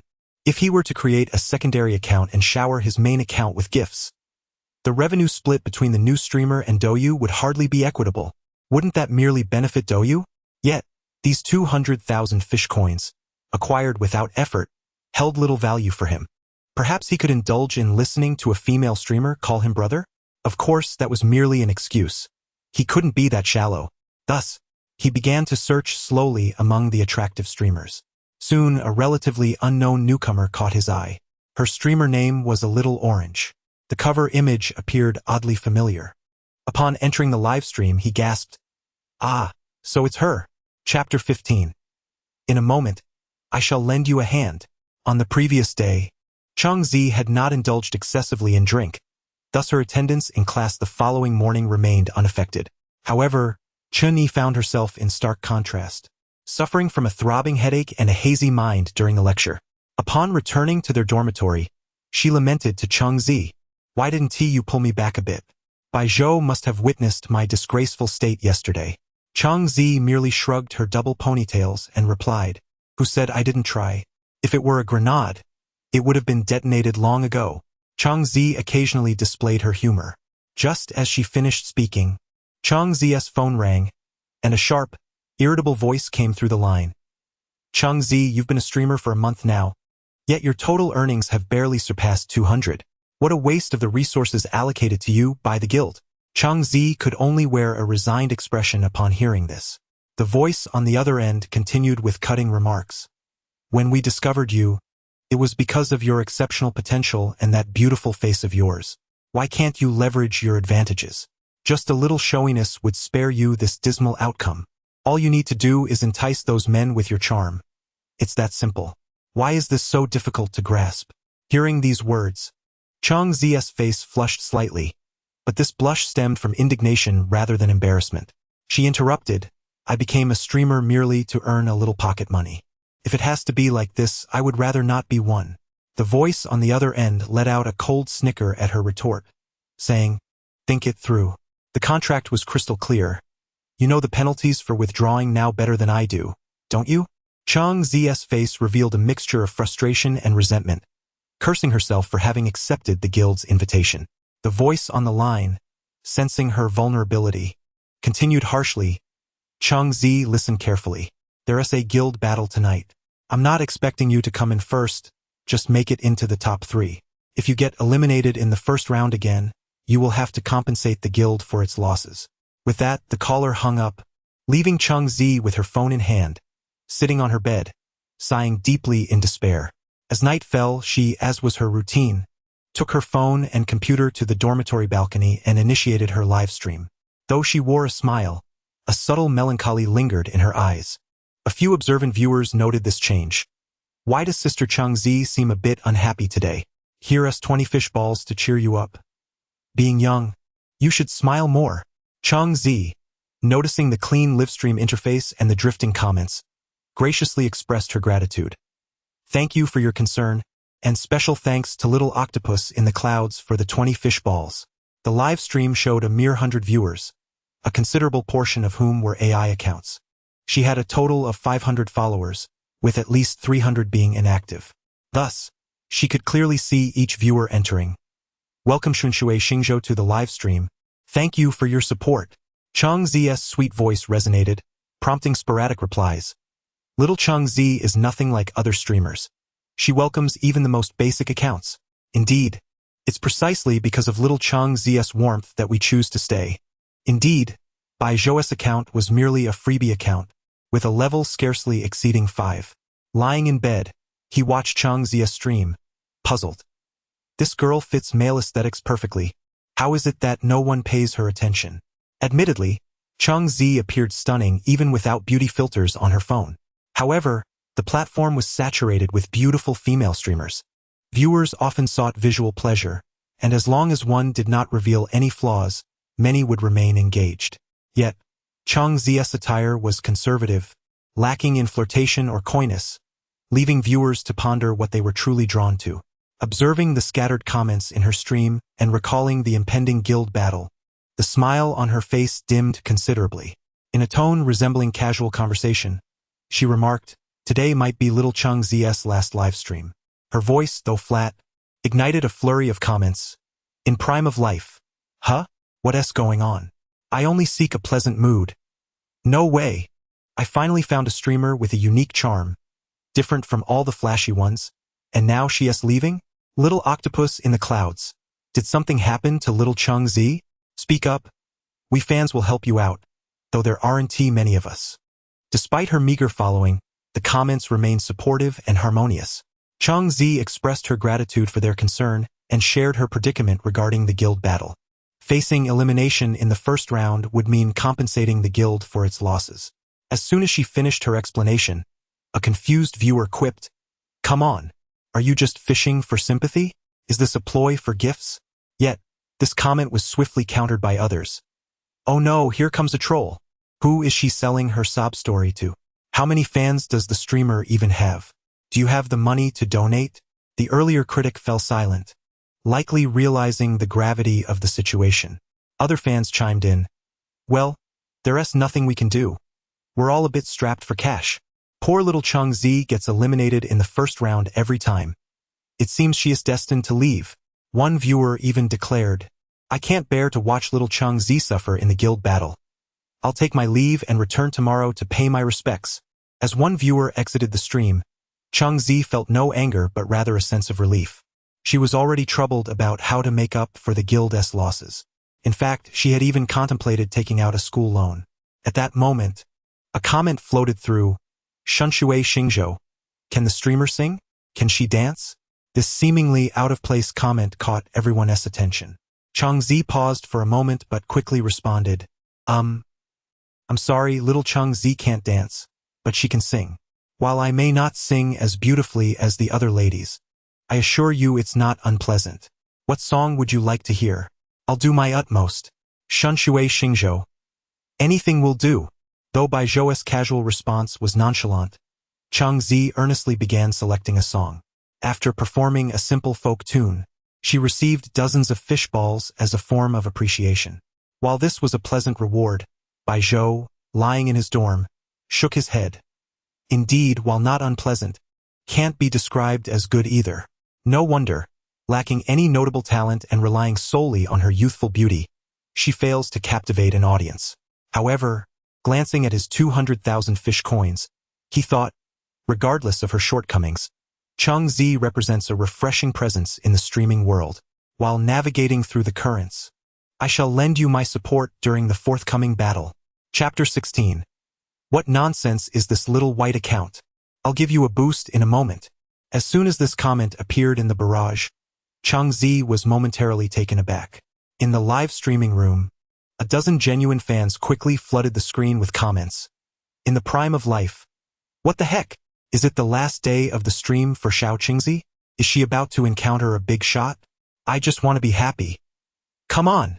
Have you ever seen that little white account as a big shot? I checked his information.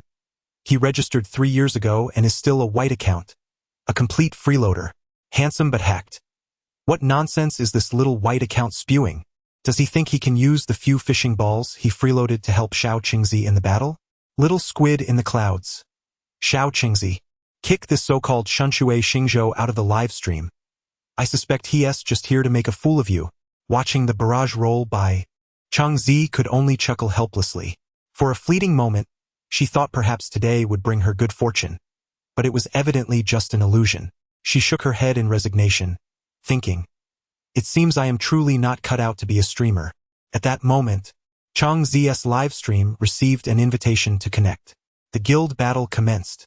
Opposite her was a young lady adorned in a full Ari cosplay. Upon establishing the connection, she sweetly exclaimed, Hello, Sister Xiao Qingzi.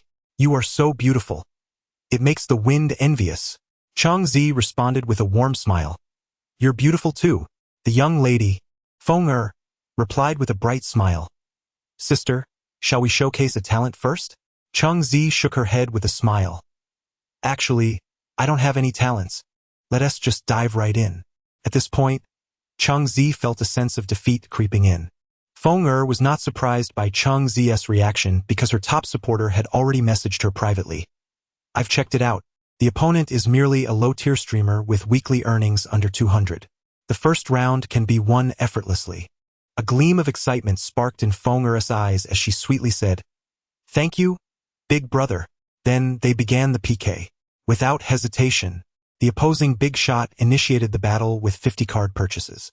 That alone exceeded 300 yuan, surpassing Chang Zi's weekly earnings. Chang Zi's audience was also fervently sending gifts, but the most they could muster were a few fishing balls. Notably, Little Squid in the Clouds commented, Alas, once the guild battle concludes, Xiao Qingzi will have to bow out. Consider this a final farewell gift. Little Squid in the Clouds then sent a card purchase. Despite the circumstances, Chang Zi expressed her gratitude. Thank you, Little Squid in the Clouds. I truly appreciate it. Gradually, only 1 minute remained in the PK, and Chang Zi was being utterly crushed without any means to retaliate. At this moment, the viewers in Chang Zi's live stream suddenly recalled something. In the prime of life, hey, where's that Shunshui Xingzhou? Didn't he say he would help Xiao Qingzi out? Gentle breeze and light rain. Haha, that white account. I had forgotten about him. He has probably run off by now. Little squid in the clouds. I saw through that freeloader account long ago. I never expected him to actually step up.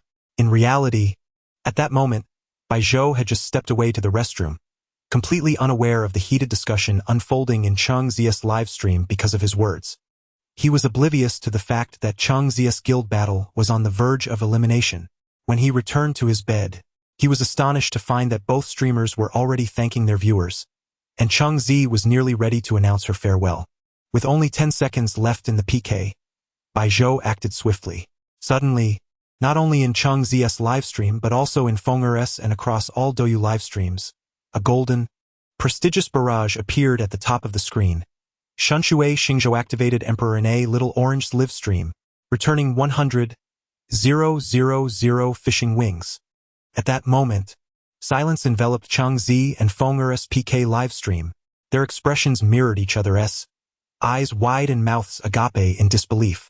The audience's reactions were likely even more dramatic, as there was a brief lull in the barrage. After this moment of silence, Cheng Zi's livestream erupted with comments. Little squid in the clouds. What the hell? An emperor? Is this for real? In the prime of life. So that was the little white account from earlier. No way, it's really him. Handsome but hacked. Big shot. This is a true big shot. The reason there was no reaction during the PK was that he was busy recharging. Right? Gentle breeze and light rain. An emperor costs 12,000. 12,000. Great Joe. Do you need a pendant for your big thigh? Cheng Zi's live stream audience surged in that instant, quickly surpassing 1,000 viewers within mere seconds. And they were all genuine people, not AI, as their comments expressed their admiration for the big shot. At this moment, Cheng Zi was still in shock over Shunshui Xingzhou's emperor status and was overwhelmed by the sheer volume of comments flooding her screen. How? Her demeanor resembled that of someone utterly flabbergasted. She had never witnessed such a deluge of comments in her live stream before.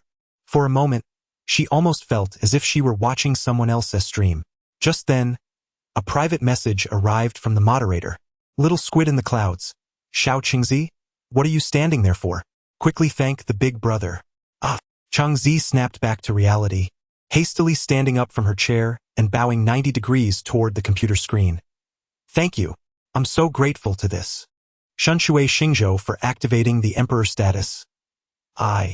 I'm not sure how to express my gratitude. Honestly, I'm not too clear on how much it costs to activate the emperor, just that it's quite a lot. But I sincerely thank you. She even chastised herself internally for feeling inadequate. What am I supposed to do? As new viewers flooded into the live stream, they quickly began commenting. Windy young master. Haha, this little streamer is too amusing. I've never seen such a clumsy host before. Let it be. Wow. This is my first time seeing someone thank a big brother with a full 90-degree bow. What a shame. Why is her collar so tight? Gentle breeze without wind. Hey. The upstairs old lecture is spot on. I am not Zhang-san. This streamer is incredibly adorable. I feel like I've discovered a treasure. Cheng Zi was completely oblivious to the changes in the barrage.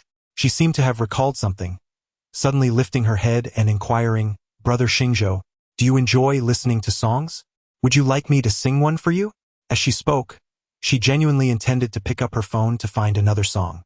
At that moment, a golden comment gracefully floated by. Shunshui Xingzhou. Never mind, don't start singing. It's not easy to have so many new viewers here, and you might scare them all away. Chapter 17. Apologizing on bended knee. Upon encountering the golden barrage of comments, Cheng Zi's expression suddenly shifted to one of embarrassment. Her cheeks flushed a delicate rosy hue. The barrage morphed yet again. Is it really that blatant? Could it be that the little streamer's singing is a cacophony to the ears? Ha ha ha. Did the emperor just reveal something indelicate? For some reason, I now find myself yearning to hear the streamer sing. Is someone upstairs a masochist? Honestly, I'm curious too. Hehe. Am I the only one who finds this little streamer increasingly adorable? Cheng Zi, overwhelmed by the barrage, felt her face grow even warmer as she awkwardly stammered. Brother Xingzhou. For a moment, she found herself at a loss for words. Fortunately, her moderator, Little Squid in the Clouds, came to her rescue. I apologize to Brother Xingzhou for my previous words and actions. And what about the rest of you? Hurry up, form a line, and apologize. Kneel, I only seek happiness. I'm sorry, Brother Xingzhou. Kneel, in the prime of life. I was wrong, Brother Xingzhou. Kneel, gentle rain. Kneel, young master of the winds. Though I don't know why, I too wish to kneel before the Great One. Kneel. Instantly, the entire livestream room transformed into a spectacle of kneeling before Baizhou. Although Baizhou remained blissfully unaware of the commotion that had transpired during his brief absence, he couldn't help but relish the exhilarating feeling that washed over him. A sensation akin to what Hoaxes had previously described. Of course, this was just the beginning. Baizhou would never allow himself to become complacent. However, it appeared that everyone had forgotten he was still connected with a cosplayer named Feng Er. At that moment, Feng Er's expression was anything but pleasant, and she stiffly remarked, Sister Changzi, isn't it rather unkind to do this? Did someone just sneak a tower in the last 10 seconds? Hearing Feng Er's words, Changzi suddenly recalled that she was indeed engaged in a guild battle. She curiously questioned, what does sneaking a tower mean? I haven't played Honor of Kings. Little did she know, her innocent inquiry reignited the barrage. Oh my, confirmed. This streamer is definitely a novice. A novice with a big shot? Surely this isn't a prank? I want to uncover the streamer's flaws, but there's not a hint of pretense. Confirmed. This is a refreshing current in the world of Douyu streaming. I'm a fan. Feng Er appeared quite helpless, opting not to bid farewell to Changzi and abruptly severing the connection. If she couldn't even pass the first round of the guild battle, her guild wouldn't recommend her next month. Upon returning to her own streaming room, she immediately donned a pitiful expression, lamenting, Feng Er is so unfortunate. She got her tower snatched in the first round. A generous viewer in her live stream room promptly sent a 100 yuan tip, messaging, Feng Er, don't cry. This round is on me. I didn't expect this streamer with a weekly income of 200 to have a hidden big shot. Feng Er, noticing the tip, managed a charming smile as she replied, Thank you, big brother. If it weren't for the opponent sneaking a tower, I'm sure you'd help me win. The big brother responded, That's a certainty. Meanwhile, a chubby fellow behind a computer screen felt a twinge of embarrassment, muttering, That emperor's earnings are 120,000. Am I supposed to give my entire fortune to this invisible streamer? Dream on. At this juncture, Changzi hesitantly addressed the live stream. Brother Xingzhou, I truly don't know how to express my gratitude. I can only sing, but as you know, it's somewhat lacking.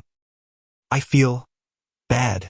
Baizhou, wearing an amused smile, sent a barrage. If you really feel bad, how about doing 50 squats? Huh? Changzi was momentarily taken aback. The barrage fell silent for a few seconds, as if everyone were stunned. Moments latte. PFFT. Truly worthy of a big shot. The taste is just different. Ha. I've seen streamers being cute. I've seen them dance, but I've never seen one do squats. Oh my god. This is too funny. My mom is asking why I'm laughing so hard I'm in tears. To the person above, you are not alone. After a brief moment of shock, Changzi sprang to her feet, flustered, and said, All right, no problem. She then retreated backward. However, how spacious could a dormitory balcony be? Even if she retreated to the very back, the camera could only capture her knees and above. She then squatted down deeply, maintaining a steady rhythm of rise and fall. Suddenly, the entire barrage fell silent. Not only did the comments cease, but even Baizhou was momentarily taken aback. It wasn't until she completed 10 squats that the barrage erupted, typing with both hands to prove innocence. I'm going. Truly worthy of a big shot. From the female streamer's perspective, it is utterly inscrutable. My heavens, that angle. That movement. Mom, where's my nutritional drink? I suspect Brother Xingzhou is up to something, but I have no evidence. Indeed, squats are a dangerous activity. The camera angle captured her in the midst of squatting. Due to the exertion, Changzi's fair cheeks flushed a light red. and even the unaccustomed Chang Zi began to pant slightly after completing 30. Yet, all of this conveyed a perilous signal. Bai Zhou, too, felt a surge of excitement, but he still wanted to say, honestly, I didn't foresee this. Do you believe it? As the live stream reached a fever pitch, and having passed the first round of the guild battle, Chang Zi faced a new opponent.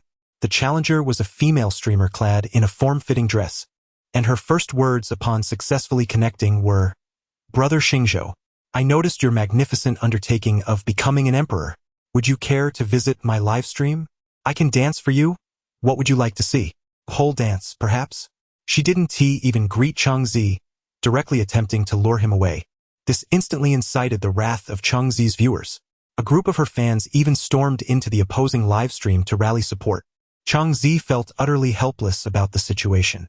Naturally, Bai Zhou's choice to stay or leave was entirely his decision, and she had no authority to interfere. At that moment, yet another golden barrage floated by. Going with the flow. Tell her to initiate the PK directly. I'm pressed for time. Chang Zi, moved by the comment, nodded and relayed. Sister, our big brother said to start the PK directly. He.s. in a hurry. A chorus of comments immediately echoed. Ha ha ha. Brother Xingzhou is truly formidable. What sort of seductive vixen dares to steal our brother Xingzhou away? The opposing streamer's eyes flickered with disappointment. Yet she sweetly implored, Dear big brother, I hope you'll be gentle. I also hope you can offer me some medical expenses. With that, she initiated the PK, fully aware that this round was a lost cause. Yet she could only bravely face it. As the competition commenced, she immediately began to rub against the steel pole behind her. Soon, a flurry of comments expressing excitement flooded the screen. Little Orange, I have something to attend to, but I shall return shortly. Little Orange, do not worry. I will be back in no time. Damn it, isn't watching the same thing? Typing vigorously with both hands to prove innocence. At that moment, 5 fiery shots launched directly from Chang Zi's livestream. Chapter 18. Would he not like me? 5 consecutive donations of extraordinary value amount to a staggering 10,000 yuan. However, Bai Zhou did not expend his own funds. Instead, he activated the 100,000 fish fins bestowed by the emperor, sufficient to secure 50 donations. Thus, Bai Zhou was more than capable of achieving this feat. Today's guild battle was not a major event. The participants were primarily smaller streamers. This was merely the second round, and a 10,000 yuan reward left the opponent utterly defenseless. Chang Zi felt as if she had been favored by the goddess of fortune today. Initially, she had intended to withdraw from the streaming industry after today, but unexpectedly encountered a generous benefactor. The first shock, the second surprise, the third astonishment. Should more donations arrive, she would be completely overwhelmed. Originally, she was tasked by the guild to secure 3rd place, but with Bai Zhou's assistance, Chang Zi advanced all the way to the finals. It was only during the decisive moment that Bai Zhou cleared out the 10,000 fish fins he had earned and transformed the remaining 40,000 into 20 extravagant donations. Chang Zi burst into tears. Tears streamed down her face as she gazed at the screen, her voice tinged with a plaintive plea. That's enough, truly enough. Please, no more donations. I cannot bear it any longer. This is my first time. Indeed, it was her first experience receiving such a substantial donation. Yet, her words, coupled with her sorrowful expression, caused the viewers in the live stream to momentarily halt their breaths. The audience was not composed of benevolent souls. The chat was inundated with comments of a rather unsavory nature. Little Orange, Big Brother, I'm overwhelmed. A user above. How scandalous, openly flirting. Is there any evidence? Should I report this? What a pure streamer, and yet you all are engaging in such antics. Nevertheless, I like it. Ha ha ha ha. Bai Zhou, taken aback by Chang Zi's reaction, did not anticipate that his kind-hearted gesture would seemingly awaken some peculiar traits within her. Nevertheless, today's event concluded, and to outsiders, the account, smooth sailing, appeared to have spent an astonishing 220,000 overnight. In truth, Bai Zhou had not spent a single penny. With Chang Zi's PK now complete, Bai Zhou relished a moment of joy reminiscent of what Hoaxes had once described. Yet, he still had not completed his daily money-making task and planned to exit the Douyu live stream. Just as he was about to log off, a private message caught his eye. Upon inspection, It was from a little orange. Accompanied by a QR code, the message conveyed a heartfelt tone. Brother Xingzhou, this is my personal WeChat. Although we are strangers, you do not need to invest so heavily in me. The gifts you have bestowed upon me are beyond my means to repay, but if my streaming revenue comes through, I will dedicate my entire share to you. Lastly, I must express my gratitude. Following this, a lengthy stream of thanks ensued. Such sincerity was indeed a refreshing breeze in the streaming world. Were it another streamer, the message might have read, Big brother, I'm free tomorrow night. Just set a time, and I'll be all ready for you. However, Bai Zhou had never experienced the feeling of being a benefactor before. Bai Zhou chuckled as he replied, In truth, we are not strangers. He then saved the QR code and added Cheng Zi on WeChat. Subsequently, he opened his computer to prepare for his usual work, indulging in a game of Nanue. Meanwhile, on the balcony of the Hanchang Medical College dormitory, Cheng Zi concluded her live stream, dried her tears, and returned to her room, murmuring, Not strangers, right? Inside the dormitory, her 3 roommates, including Chen Yi, lay on their beds, observing Cheng Zi's distracted demeanor. Orange, your live stream went splendidly today. Keep it up, and you will surely become a major streamer. Cheng Zi shot them a glance, wanting to retort. You all obviously didn't see what happened, did you? Yet, she refrained. She understood her roommates' personalities, especially Chen Yi. If she learned that a benefactor had directly donated 220,000 to Cheng Zi, it would undoubtedly cause a commotion. Returning to her bed, she soon received a friend request on WeChat. With a surge of nervous anticipation, she promptly set aside her work and opened the app. Adding the friend revealed a post from the other party. Gasp! This is upon seeing the post. Cheng Zi's cheeks flushed crimson, feeling a warmth radiating from her breath. Unconsciously, she pulled the bed curtain tighter, as if to shield herself from something. Yet, as she scrutinized it further, she exclaimed, Is it him? Having uttered those words, she quickly covered her mouth, anxiously listening for any reactions from her roommates, particularly Chen Yi. Noticing they were oblivious to her, she returned her gaze to her phone. How could it be him? Bai Zhou. She dared not voice her thoughts, merely repeating them in her mind, as if stealthily avoiding Chen Yi. Cheng Zi could not fathom why she felt this way. Gazing at the rather revealing photo, her complexion deepened in hue. Bai Zhou is truly handsome, and his physique is remarkable. Wait, he donated 220,000 to me. Cheng Zi finally remembered her purpose for adding him on WeChat. However, her mindset had shifted.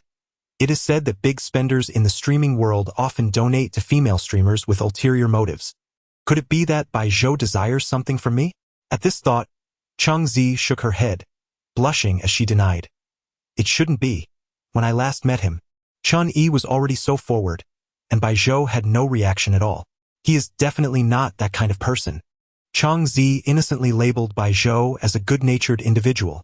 Had Bai Zhou known, he would have undoubtedly remarked with a knowing smile, Little girl, you have yet to grasp the harsh realities of society. But why would he donate to me? He possesses ample wealth and could easily engage with other streamers. No.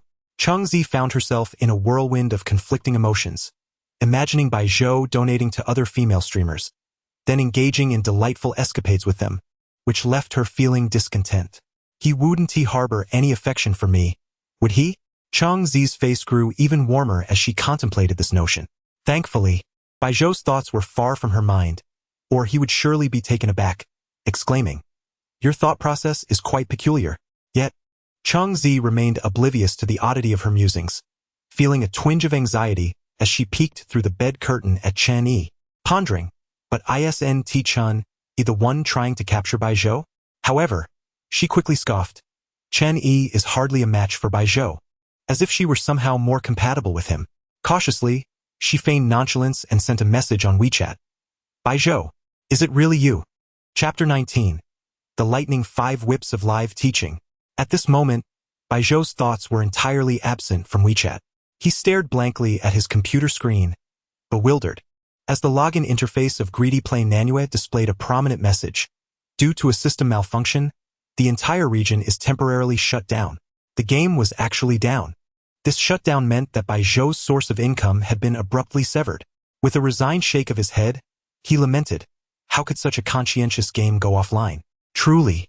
Unbeknownst to him, the primary reason for the shutdown was indeed his own actions. This game, originally designed to exploit players financially, had inexplicably transformed into a source of profit in Baijiu's hands. The back-end staff of Greedy Play Nanue had discovered that the game had incurred significant losses in recent days. They immediately suspected a system bug and promptly halted operations, leading to the current situation. Nevertheless, while Greedy Play Nanue may have vanished, countless other online games remained available. Baijiu soon discovered another game promising a staggering reward of 999 with a single strike. Stop playing fake legends. If you're a brother, come and challenge me.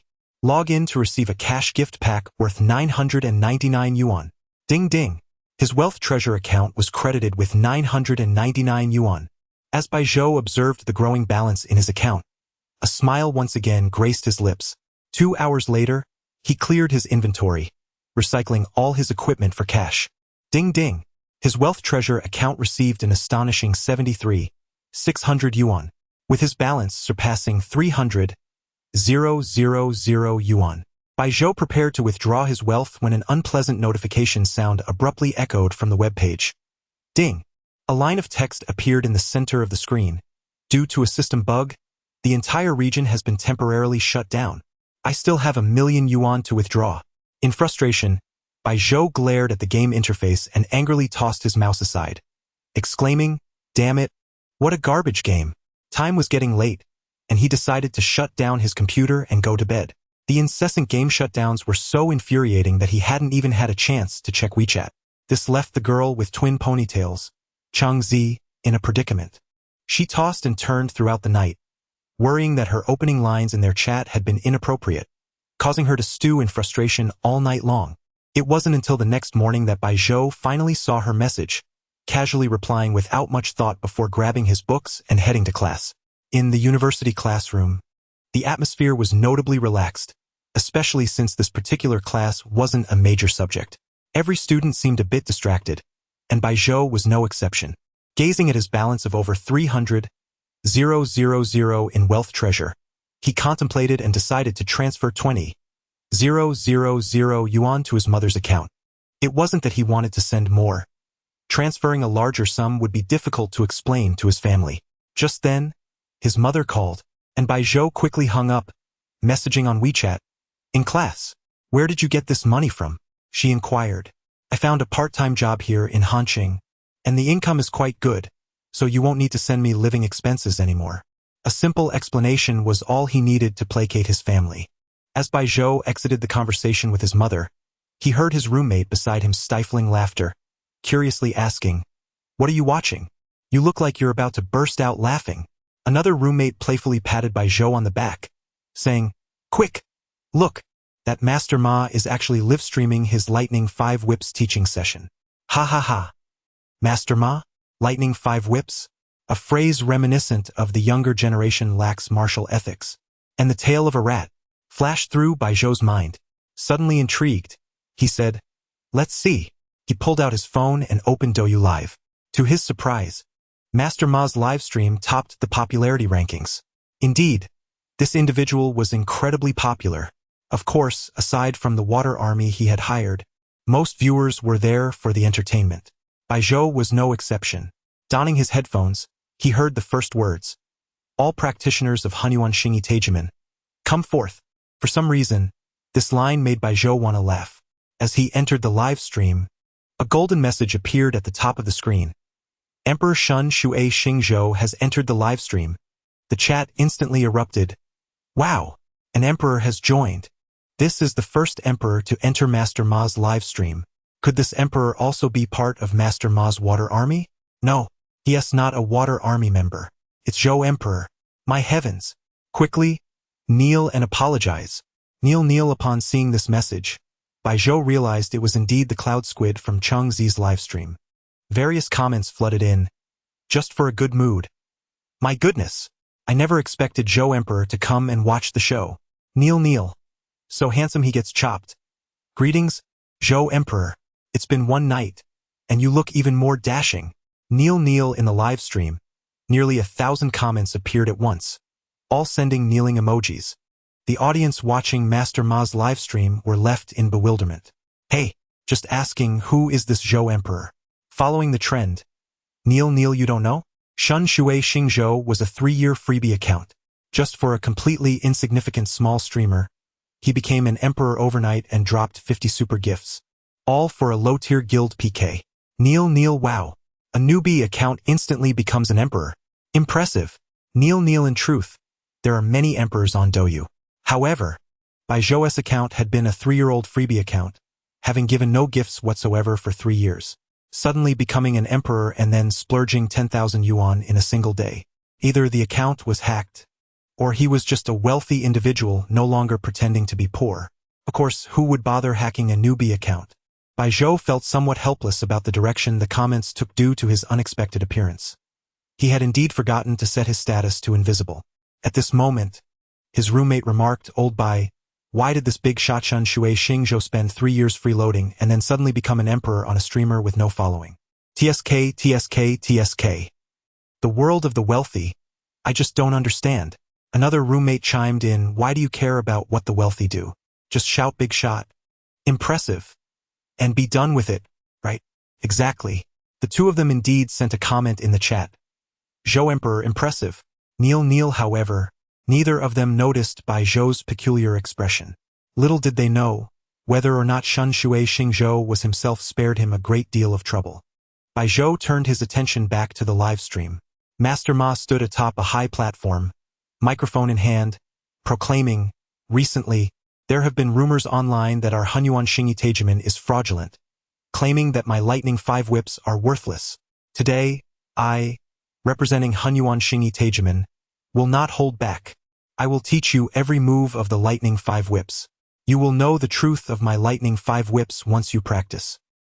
His speech was filled with righteous indignation, as if he bore a great grievance. In reality, he has imparted his teachings here, and the current number of viewers in the live broadcast stands at 25 million. When a press conference is convened, he will proclaim, "I, the master of Hunyuan Xingyi Taiji, have 25 million disciples. Do you dare to claim this is false? Is it not true that Master Ma has thereby positioned himself directly on the 5th tier? Chapter 20. Thank you, it was invaluable.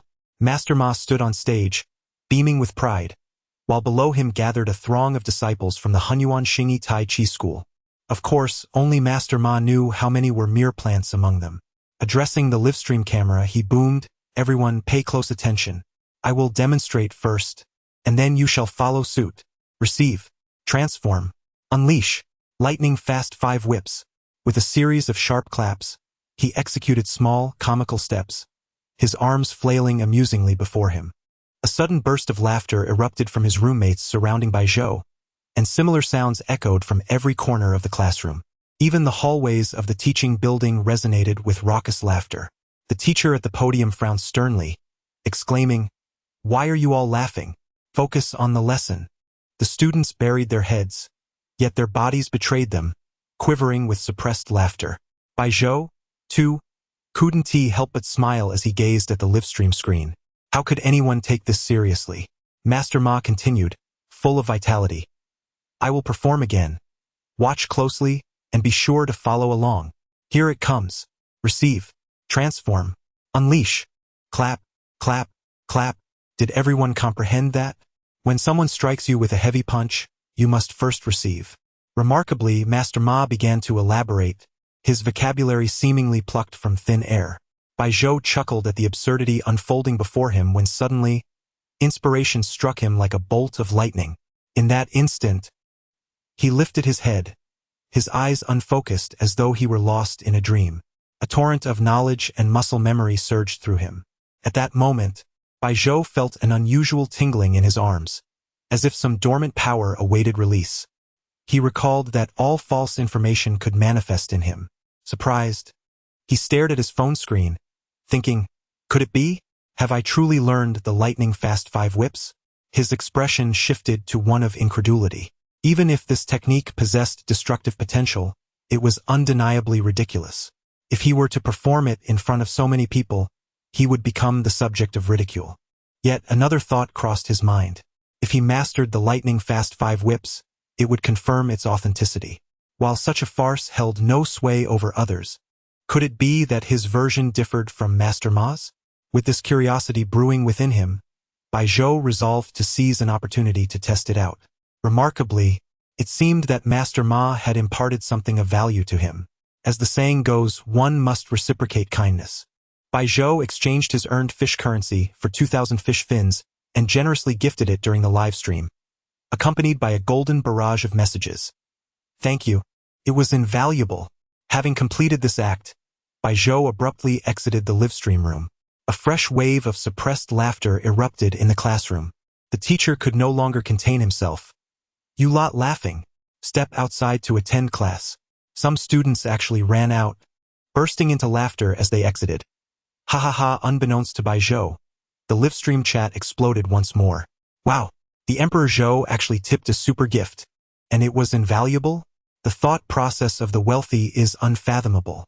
Upstairs, you're only on the first floor, while Emperor Zhou is soaring in the stratosphere. Ha ha ha. Did you not see that Emperor Zhou left right after tipping? Clearly, he was compensating that clown for his efforts. Emperor Zhou, thanks for the laughter, it was invaluable. Hear us a super gift. But don't get cocky. The chat was filled with mockery and jest, as viewers perceived Bai Zhou's departure as a playful jab at the clown on stage. The ridicule poured in. 001, tipped 10 cards. Thank you, it was invaluable. Receive transform unleash. Tipped a glow stick. Thank you, it was invaluable. Unprincipled. Tipped a plane. Thank you, it was invaluable. The screen flooded with messages repeating, thank you, it was invaluable. It seemed that after today, this phrase would evolve into a new meme for mocking others. Master Ma, oblivious to the rapid decline in viewership, reveled in the gifts and accolades. See, the eyes of the public are keen. Everyone is thanking me.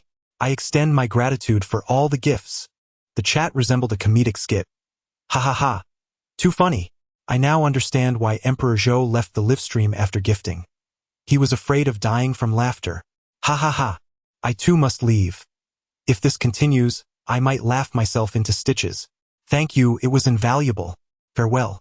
Ha ha ha, truly. Emperor Zhou stands in the stratosphere. Master Ma and his entourage remained blissfully unaware of the dwindling popularity of their livestream, immersed in their delight over the gifts and praise. Meanwhile, Bai Zhou, the orchestrator of this spectacle, was entirely oblivious to the unfolding chaos in the livestream. He eagerly awaited the end of class, seeking a secluded corner to practice the lightning-fast 5 whips. Finally, the melodious chime of the dismissal bell resonated. With no lessons in the second period, Bai Zhou casually fabricated an excuse to part ways with his roommates. He ventured alone towards the back gate of the school, down a seldom-trodden dirt path. Adjacent to this path lay a dense thicket, overgrown and neglected. Bai Zhou chose this location for its tranquility, primarily due to its solitude. Performing a complete set of lightning-fast 5 whips without becoming the subject of mockery seemed impossible. He squeezed into the thicket, arriving at a small clearing of about 2 to 3 square meters, positioning himself before a tree of similar girth to his arm. Taking a deep breath, Bai Zhou's eyes glimmered with determination. In the next moment, his fists clenched tightly, the muscles in his arms straining against his fitted shirt. With a whoosh, he leaped and swung his arms with force. A dull thud echoed as he struck the tree trunk. To his astonishment, his lightning-fast 5 whips bore no resemblance to the farce witnessed in the livestream. His movements were grand and graceful, exuding an exhilarating beauty. His arms, akin to a long whip, lashed out with astonishing speed. There was even an essence reminiscent of the Tongbei long fist. Indeed, it was different. Bai Zhou's eyes sparkled with joy. He no longer feared ridicule for performing before an audience, for the two were incomparable. As he unleashed 5 strikes, the tree before him, of similar girth to his arm, cracked and splintered, collapsing under the force of his blows. Hiss! Of course, at this moment, Bai Zhou was incessantly rubbing his arms. Breaking a tree, Bai Zhou is not a martial arts master made of steel and iron. He feels pain too. At this moment, a strange sound suddenly emanated from not far away. Woo-woo. Chapter 21. Do you still wish to depart unscathed? Curiosity, they say, can lead one into peril. Bai Zhou crouched low, inching cautiously towards the peculiar sounds emanating from an unknown source. After navigating through a cluster of small trees, he stumbled upon a scene that took him by surprise. On the ground lay a young woman, bound tightly in an M-shaped configuration. Although her dress remained intact, it had not yet been lifted, sparing her from further indignity. A bald man with a sinister grin was eagerly preparing to unfasten his belt. Baijiu's heart raced, his thoughts racing. My heavens, what kind of audacity is this in broad daylight? The muffled cries emanating from the girl were stifled by a black bandage wrapped around her mouth, rendering her pleas incomplete yet all the more enticing. From a distance, she appeared somewhat familiar. In truth, Baijiu initially suspected the pair were merely engaged in a rather unconventional outdoor roleplay, perhaps even captured on film for some explicit dramatization. Why else would one choose such a secluded grove during daylight? He refrained from prying further, opting instead to retreat slowly. However, fate had other plans. The dense foliage ensnared his shirt on a protruding branch, causing it to tear with a resounding rip. Startled by the sudden chill that enveloped his upper body, he muttered a curse under his breath. The noise drew the attention of the couple in the clearing, and at that moment, 3 men emerged from the thicket, confronting Baijiu with hostility. Hey, you! What the hell are you doing here? You're going to ruin our brother Long's plans. Get lost. Do you want to fight? Baijiu was taken aback, unsure from where these men had appeared. While he had intended to leave, the aggressive tone of their words caused him to furrow his brow. Suddenly, the male lead of the scene bellowed, "What are you doing? Bring him over here. He must have seen everything. Are we really going to let him leave to call the police?" The mention of the police piqued Baijiu's interest, and he sensed a shift in the atmosphere. The 3 men swiftly closed in on him, one of them glaring with malice as he declared, "You should blame your bad luck for stumbling upon our brother Long's business. Good luck to you." They ushered Baijiu towards the clearing where the couple stood. Upon appearing in the clearing, the bound girl intensified her struggles. Baijiu's gaze landed on her face, and despite the bandage, her panic was palpable, tears streaming down her cheeks. It was then he recognized her. Li Xinwei, a senior from the dance department at Hanqing Normal University. He had witnessed her perform classical dance during the welcoming ceremony and knew her to be a paragon of virtue, having spurned countless suitors in pursuit of her academic ambitions, aiming for the prestigious Beijing Dance Academy. Suddenly, Baijiu comprehended the gravity of the situation. He scrutinized the 4 men before him with a newfound intensity. Brother Long's expression darkened at Baijiu's moment of recognition, and he smirked. "Oh, so you know her? Are you her admirer or her would-be savior?" Baijiu seemed to disregard the taunt, narrowing his eyes and contemplating his options. He understood that escaping this predicament would not be a simple task. Yet, he had recently mastered a technique known as the Lightning 5 Whips. Admittedly, the thought of employing it in this scenario unsettled him, for he faced 4 adversaries. Unaware of Baijiu's internal deliberation, Brother Long leered at him. "If you truly admire her, wouldn't you want to see her kneel at your feet?" Baijiu lifted his head in surprise at this crude suggestion. Brother Long, misinterpreting Baijiu's reaction, continued, "This conceited girl flaunts her superiority at school. I once offered her a Cartier watch before the entire student body, but she rejected me without a glance, leaving me humiliated. Where does that leave my pride?" Realizing Brother Long was indeed a fellow student from Hanqing Normal University, Baijiu understood the depths of his humiliation turned vengeance. The man, fueled by rage over a rejected confession, had resorted to such vile tactics. After venting his frustrations, Brother Long turned to Baijiu with a smirk. "You must want that self-righteous girl as your plaything, don't you? Just wait and watch. Once I'm done, you can have your turn." The 3 men surrounding Baijiu eagerly chimed in. "Brother Long, didn't we agree it would be our turn first?" Brother Long waved them off dismissively. "You can all go at once if you wish." The 3 men's eyes glinted with anticipation at the prospect of their depravity. Baijiu felt a surge of disgust at their brazen intentions, yet he maintained a composed demeanor, responding with a sly smile.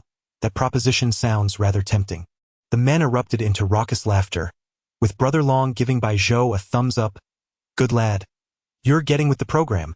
Meanwhile, Li Xinwei had ceased her struggles, tears streaming freely as she realized the gravity of her situation. Her eyes betrayed a sense of resignation, as if contemplating an escape from her dire fate. Just as Brother Long turned to commence his vile intentions, Bai Zhou's calm voice pierced through the tension. However, I have no desire to share such a beautiful woman with you.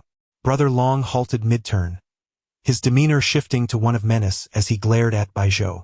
The three men behind him shouted in unison, "You little brat, don't overestimate yourself. Are you seeking death? It seems we have a fool who dares to provoke Brother Long." They sneered. Long Gu fixed his gaze intently upon Bai Zhou. After a moment, he suddenly burst into laughter. "Ha ha ha! There truly exists someone unafraid of death?" As he spoke, he gestured towards the outside and continued, "Young man, do you truly believe we would allow you to leave in one piece?" Chapter 22. Allow me to demonstrate the art of transformation.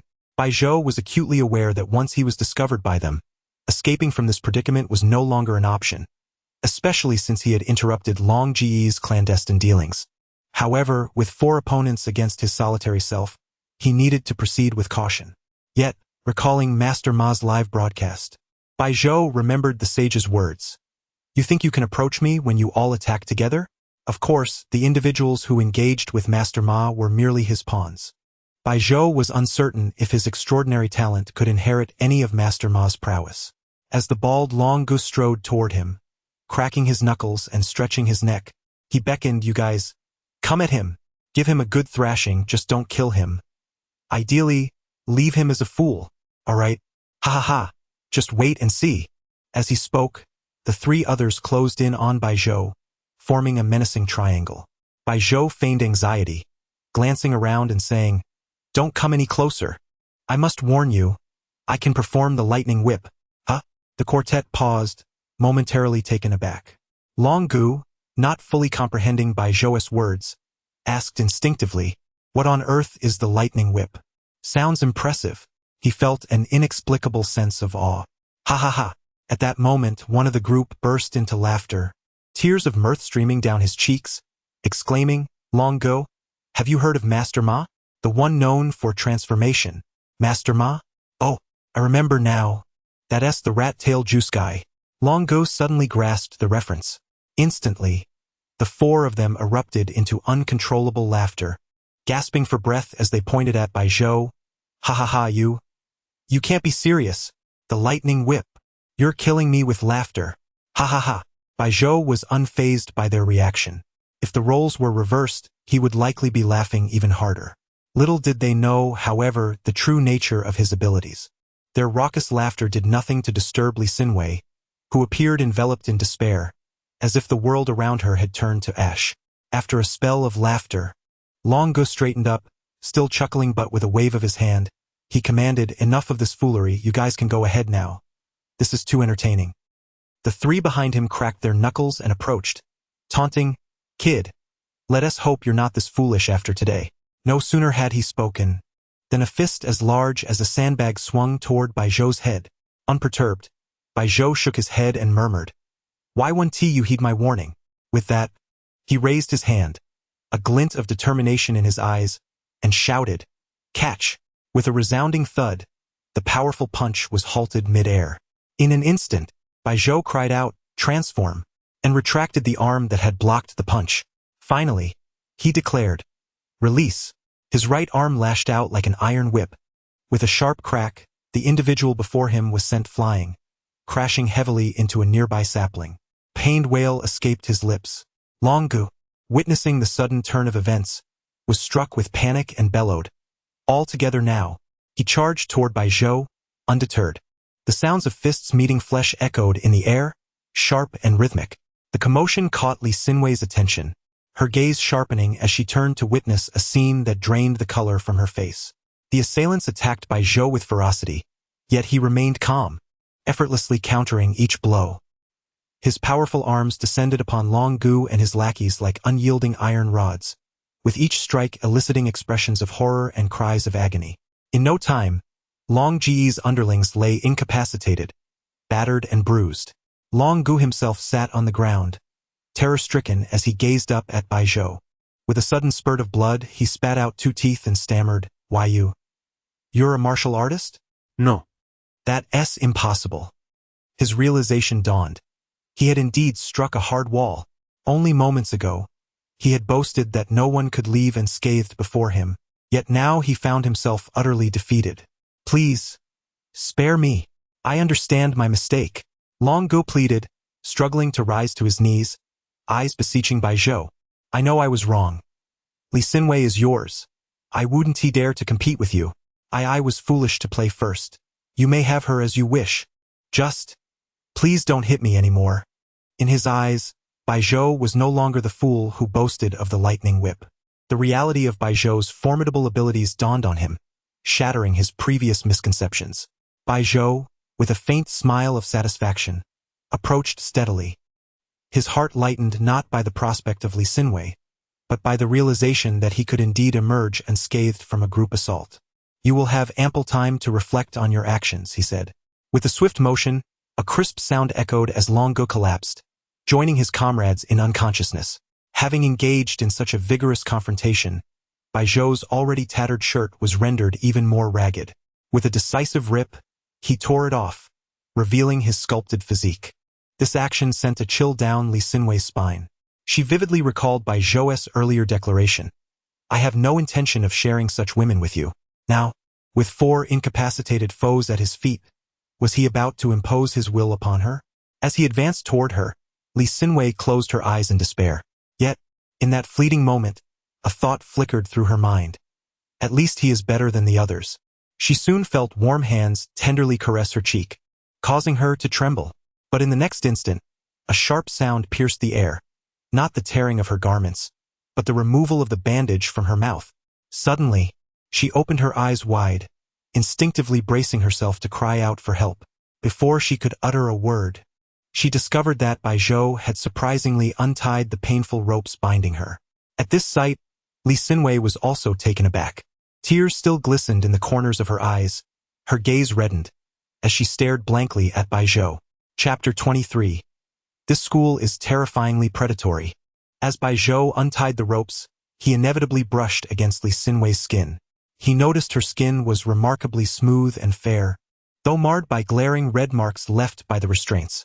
Once freed from her bindings, Li Xinwei quickly retreated to the ground, backing against a tree, her arms tightly hugging her dirt-stained white legs as she buried her head in her arms, sobbing uncontrollably. Observing her distressed state, Bai Zhou sighed and shook his head gently. At that moment, his peripheral vision caught a glimmer of red light. Damn, there's actually a camera? Perched on a branch, he spotted a black DV recording. Clearly, this was the device that Longo had used to capture Li Xinwei's humiliation as leverage against her. A brief glance revealed that the recording had begun when they had first kidnapped her. The helplessness and misery displayed in the video tugged at Bai Zhou's heartstrings. Fortunately, the worst had not come to pass. He had stumbled upon it just in time. Bai Zhou shook his head, approaching Li Xinwei with the DV in hand. You, he began. The moment she heard his voice, Li Xinwei trembled, curling her body even tighter. It was a clear, instinctive reaction.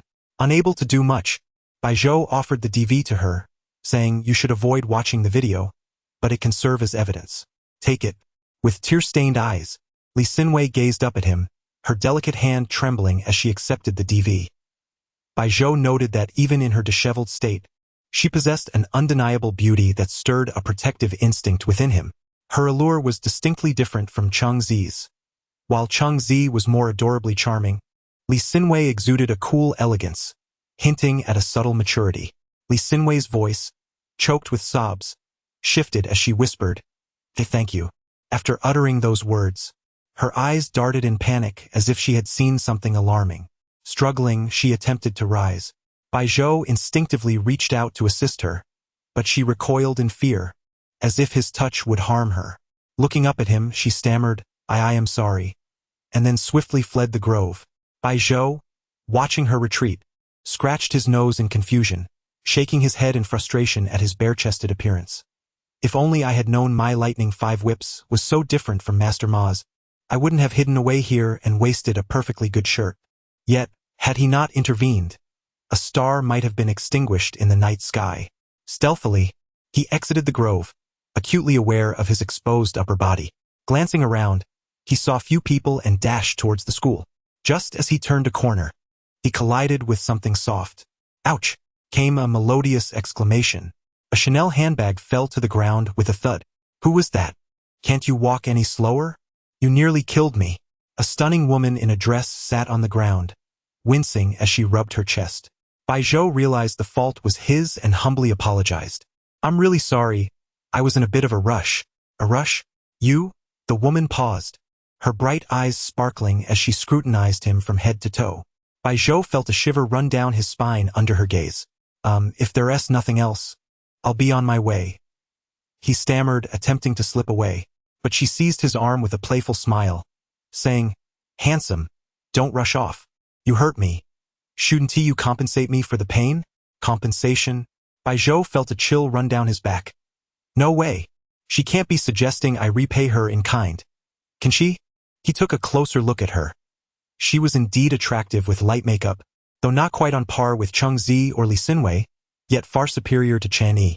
She appeared to be in her 30s. A Chanel bag on the ground. Could she be a desperate housewife? I see you're fine.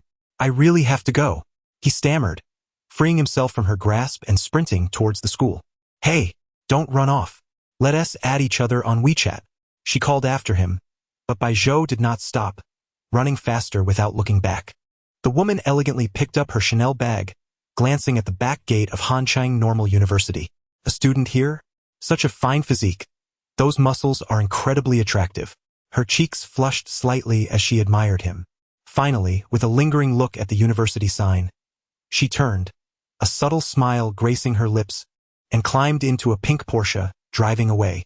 Even after entering the school, Baijiu felt eyes upon him. Most were female students, their faces flushed with excitement as they stole glances at him. Even the dormitory supervisor couldn't resist the urge to create a beautiful accident with him. Upon entering the dorm, he was met with the incredulous stares of his 3 roommates. Wow, Baijiu is parading around naked in broad daylight. Please spare us the show. Do you want to make us feel inferior? One roommate remarked. Tiger, on the other hand, appeared thoughtful, asking, Baijiu, which gym do you train at? Are you serious? Tiger, you? Gym?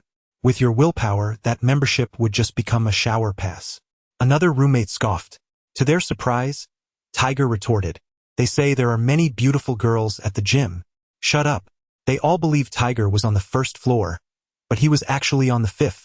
Baijiu ignored their teasing, quickly finding a shirt to wear. He now realized the harsh realities of campus life. What if one day he unwittingly exposed himself on the balcony? Would he trend on social media? The rental plan he had previously set aside resurfaced in his mind. After all, he was no longer the same person he once was. Living on campus brought many inconveniences. Hanchang Normal University did not prohibit students from renting apartments, so Baijiu deemed it necessary to find a place of his own. With this thought in mind, he noted that he only had 1 class in the afternoon, planning to look for rental advertisements after that class. Why not use an app for rentals? Everyone understands. Chapter 24. The Invitation from the Dance Goddess. During lunchtime, Baijiu and his roommates were dining in their dormitory when the piercing sound of a siren echoed throughout the school. All 3 of his roommates rushed out to see what was happening, while Baijiu remained behind, opening his computer to discover a new game, One Cut 99999. Unfortunately, just as he received a cash bonus of 10,000 for new user registration, the entire game server went offline. Frustrated, Baijiu searched for other games, only to find that all of them had also ceased operations, citing a bug in the system. Rubbing his temples in distress, he lamented, "This is cutting off my source of income." At that moment, his 3 roommates returned, with Huzi eagerly rushing to Baijiu's side, exclaiming, "Old Bai! Big news! A sensational scoop!" Apparently, Wang Delong from their sophomore year had been hospitalized after a beating, and subsequently, he was dismissed and taken away by the police. It was rumored that the police had come back to the school to investigate. The entire incident was shrouded in secrecy, leaving everyone puzzled about what had transpired. Another roommate chimed in, not just Wang Delong, but all 4 of them from his dorm were transferred directly from the hospital to the detention center. No one knows what happened. Do you think they're involved in something dark? The 3 roommates began wildly speculating, even suggesting that Wang Delong's father might be a notorious gang leader. However, Bai Zhou was well aware of the situation's origin. Li Xianwei must have reported it with that DV camera. With conclusive evidence, they could no longer trouble Bai Zhou later. After all, by the time they were released, he might not even be in the same city. Yet, he found it curious that the police had not come looking for him. He shrugged off the thought, deciding to take a short nap before his afternoon class. The next class was a specialized course, and the students were far more focused than they had been in the morning. Bai Zhou diligently took notes. Finally, when class was over, he handed his books to a roommate to take back while he prepared to go apartment hunting. Just as they were about to leave, the group noticed a commotion at the classroom door. What's going on? They wondered. The boys and girls in the class were gathered at the entrance, whispering, "Oh my goodness! Is that the dance department's goddess, Li Xianwei? Isn't she usually in the dance studio at this time? Why is she here waiting at our door?" One overly confident boy remarked, "Could it be she's waiting for me?" He was met with a chorus of eye rolls from the girls. "Please, go look in the mirror. You really think the goddess is here for you?" Speculations flew around, with someone suggesting, maybe she's waiting for her boyfriend? Which of us is so impressive that they could date a dance major? Another countered, "I doubt it. Perhaps she's here to see a close friend. If it were a boyfriend, he'd have to be as handsome as Bai Zhou." At that moment, every gaze turned towards Bai Zhou, who felt a wave of embarrassment from the sudden attention. It was clear that both the male and female students had noticed Bai Zhou's increasing attractiveness, though he himself was puzzled by it. He awkwardly touched his nose, while his roommates, particularly Hu Zi, were slack-jawed in disbelief. "Oh my word! This is the first time I've seen Li Xianwei up close. She is stunning," he exclaimed, only to be playfully reprimanded by a girl who smacked him on the head. Suddenly, the crowd at the door fell silent, parting to create a pathway as Li Xianwei gracefully walked in. She had changed into a fresh outfit, her skin spotless and radiant. With her delicate hands clasped in front of her skirt, she approached Bai Zhou, her long legs moving with an elegant stride. In a voice imbued with a magnetic charm, she spoke, "Hello, do you have a moment? Would you like to take a walk with me?" A collective gasp echoed through the classroom. Every student's expression froze, eyes wide, mouths agape, unable to believe the scene unfolding before them. Among the crowd, one student who had previously speculated about her intentions immediately realized the truth. Wait, since when did Bai Zhou quietly become involved with the goddess of the dance department? In the midst of the commotion, Bai Zhou remained the calmest. "Well, I was actually planning to," he began, intending to decline as he had prior commitments. However, at that moment, Hu Zi swiftly covered Bai Zhou's mouth, while the other two roommates seized him, turning to Li Xianwei with enthusiasm. "Oh yes, he has plenty of time," they declared, then turned back to Bai Zhou with mischievous grins. "When did you and the dance goddess start a thing? We'll deal with you later. What could possibly be more important than a beautiful girl inviting you? Hurry up. You'd better not come back tonight." With that, they pushed Bai Zhou out the door, nearly colliding with Li Xianwei, who had been prepared for the impact. Resigned, Bai Zhou followed her outside, leaving the classroom in a state of chaos. What just happened? Is Li Xianwei really here for Bai Zhou? Wow, Bai Zhou is so lucky to have her waiting for him after class, they murmured in disbelief. Li Xianwei was renowned for her purity, reportedly rarely speaking to boys from her class, despite countless handsome suitors vying for her attention. The students wondered what stroke of luck had befallen Bai Zhou. As envy and admiration filled the room, Bai Zhou and Li Xianwei strolled side by side in silence, both lost in their thoughts. Li Xianwei maintained her poised demeanor, hands clasped in front of her, while Bai Zhou was uncertain how to broach the subject, knowing the earlier incident might have left her with lingering concerns. Yet she seemed to be in good spirits. Finally, Li Xianwei broke the silence. "Actually, if you have plans this afternoon, you don't need to alter them for me. I simply wanted to express my gratitude." Chapter 25. I can be your girlfriend. When Bai Zhou was invited just now, his words implied he had something to attend to in the afternoon. However, he was essentially pushed out by his roommate. To be honest, Li Xinwei felt a slight surprise.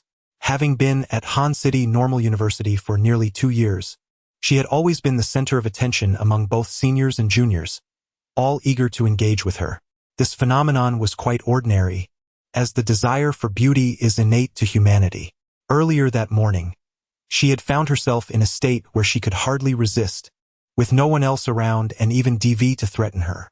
Yet, despite his extraordinary strength, Baijiu harbored no ill intentions towards her. Suddenly, Li Xinwei felt that Baijiu was different from other boys. He smiled and remarked, "Actually, it's nothing. I plan to rent a place to stay this afternoon. You don't need to thank me. It's only natural to help when one sees injustice." "No," Li Xinwei boldly interjected, shaking her head slowly. "You are not like others." "Ah? I'm not like others? In what way?" Baijiu was genuinely confused by Li Xinwei's words. Taking a deep breath, she said, "In truth, today you saved my life. Literally. Without you, I might have taken my own life after today." Her tone was calm, yet the determination in her eyes indicated she meant every word. Baijiu chuckled, attempting to ease the tension. "In that case, you truly ought to repay me." His comment was meant as a jest to lighten the awkward atmosphere. However, unexpectedly, Li Xinwei halted, looking at him with grave seriousness, and nodded emphatically, "Yes, I must repay you." For some reason, a thought flickered through Baijiu's mind. "There is no way to repay you, except by dedicating myself." Yet he dismissed this notion as mere jest. However, Li Xinwei's next words caused him to stumble, nearly losing his balance. With sincerity glimmering in her eyes, she declared, "I can be your girlfriend." "What?" Baijiu steadied himself, turning back to stare at Li Xinwei in astonishment. To be honest, Li Xinwei was indeed beautiful. Any man would be captivated by her. Yet, the prospect of her making such a declaration caught him completely off guard. Although a beautiful opportunity presented itself, Baijiu was not inclined to pursue a relationship devoid of emotional foundation. If it were merely physical, he could seek out Chun-Yi instead. He waved his hand, looking at Li Xinwei with confusion. "I mean, is your thought process a bit unconventional? Shouldn't we consider this our first meeting? You wish to become my girlfriend just like that? Are you certain you truly like me?" Surprisingly, Li Xinwei shook her head, stating, "I currently do not have any feelings for you." Baijiu was taken aback. "Sister, why would you say that if you have no feelings for me? Is it merely to repay a favor? It feels as if you are trying to coerce me." He regarded Li Xinwei skeptically, beginning to question whether she might have some psychological issues. Li Xinwei, noticing his expression, slowly replied, "This is not your issue. It's mine. My mother's psychologist informed me that I am an emotional stone woman." "Pfft, you truly have psychological issues?" Baijiu exclaimed. He then inquired, "What exactly does it mean to be an emotional stone woman?" Through Li Xinwei's explanation, Baijiu learned that an emotional stone woman finds it exceedingly difficult to form romantic connections with men, whether psychologically or physiologically. However, being an emotional stone woman meant that Li Xinwei struggled to develop love for anyone. This was different from being a lesbian. She did not favor either gender. In her world, there existed only familial and platonic love, with no room for romantic affection. Hence, she identified as an emotional stone woman. Understanding this, Baijiu shook his head helplessly and said, "Your good intentions are appreciated, but you need not forsake your own wishes to be my girlfriend." "No, I am not forsaking my own wishes." Li Xinwei surprisingly refuted him once more. "I want to be your girlfriend, but I hope you can give me some time. I believe I can overcome my psychological barriers and develop feelings for you." "Well then," Baijiu conceded, "let's be friends first. When you have overcome your emotional stone woman condition, we can revisit this discussion, all right?" Upon hearing Baijiu's words, Li Xinwei furrowed her brows in contemplation before nodding in agreement. "That sounds good." Seeing the situation had relaxed, Baijiu raised his hands in surrender. "All right, since the issue is settled, I shall go rent a place. You practice your dance as you do every day, right? Off you go. I'm leaving now. Goodbye." With that, Baijiu quickened his pace to depart. However, Li Xinwei followed closely, earnestly stating, "Since we wish to cultivate feelings, I believe it would be best for us to spend more time together." Baijiu thought, "Oh no, Li Xinwei is truly relentless, presenting me with an irrefutable argument that leaves me at a loss for words." He figured if she wanted to accompany him, he had no objections, as long as it didn't hinder his search for rental advertisements. Thus, Baijiu and Li Xinwei exited Han City Normal University, one ahead of the other. In the shadows of a corner, 3 furtive figures emerged, each wearing expressions of excitement and surprise. It worked. Tonight, Baijiu will definitely not return to his dormitory, exclaimed Huzi. How can you be so sure? Another roommate queried. Huzi shot him a sideways glance. Did you not see how they interacted? Though we could not hear their words, it was clear that Li Xinwei was the one taking the initiative. As the saying goes, a woman pursuing a man is as thin as a veil. With such a stunning goddess, how could Baijiu resist? The other 2 roommates expressed their envy. Ah, I truly wonder what merit Baijiu possesses to attract such attention. I declare, from this day forth, Baijiu is my elder brother. From now on, I shall follow my brother Zhou. Count me in as well, echoed another. Baijiu, oblivious to the musings of his roommates, remained focused on the telephone poles outside the school, searching for rental advertisements. Li Xinwei, observing Baijiu's actions, inquired curiously, Baijiu, isn't it easier to rent a place through an app? Why must you rely on these small ads? Most of them are probably fake. Without turning back, Baijiu simply replied, you wouldn't understand. Just then, a white A4 sheet caught Baijiu's eye. It was not a rental advertisement. Rather, it boldly proclaimed Tangchun E-Pin. The Tangchun E-Pin expresses heartfelt gratitude through a generous giveaway. Anyone who presents their identification at the venue can purchase a raffle ticket for a mere 100 yuan, with the grand prize being the ownership of a 3-bedroom suite at Hancheng Tangchun E-Pin. Everyone has a chance. Seize the opportunity and transform a bicycle into a motorcycle. The event takes place this afternoon. Baijiu gazed at the small advertisement, and the spark in her eyes brightened. Chapter 26. Li Xinwei. Don't we need to show our ID to book a room? Baijiu promptly tore down the small advertisement and turned to walk back towards the school. Li Xinwei hurried after him, asking, Hey, what's going on? Aren't we renting a place? Baijiu waved his hand dismissively and replied, I need to go back for my ID. ID? Li Xinwei paused for a moment, then quickened her pace to say, Then I should go back to the dorm and grab mine too. Baijiu suddenly turned to look at her, exclaiming, What do you need your ID for? He instinctively covered the small advertisement in his pocket as if fearing that Li Xinwei might snatch away his chance at winning the lottery. However, upon reflection, he realized that such an advertisement was likely only relevant to him. To his surprise, Li Xinwei, without a hint of embarrassment, stated, When my family and I travel, hotels require everyone's ID for booking a room, right? Wait, room booking? When did I say we were going to book a room? Li Xinwei seemed to clarify. It's fine. I've decided to be your girlfriend, and I'm willing to partake in what couples do. However, I hope you won't mind that, in reality, we haven't yet developed love. Baijiu was utterly taken aback by Li Xinwei's words. He pulled out the small advertisement and exclaimed, Sister, I need my ID for a lottery, not for booking a room. Just wait here, don't go back to the dorm, and don't get your ID. All right. But why do I feel a bit disappointed? Oh, come on. Baijiu shook his head helplessly and turned to enter the boys' dormitory. Meanwhile, Li Xinwei stood quietly at the dorm entrance, attracting the attention of several boys, some even peeking out from their rooms to admire her.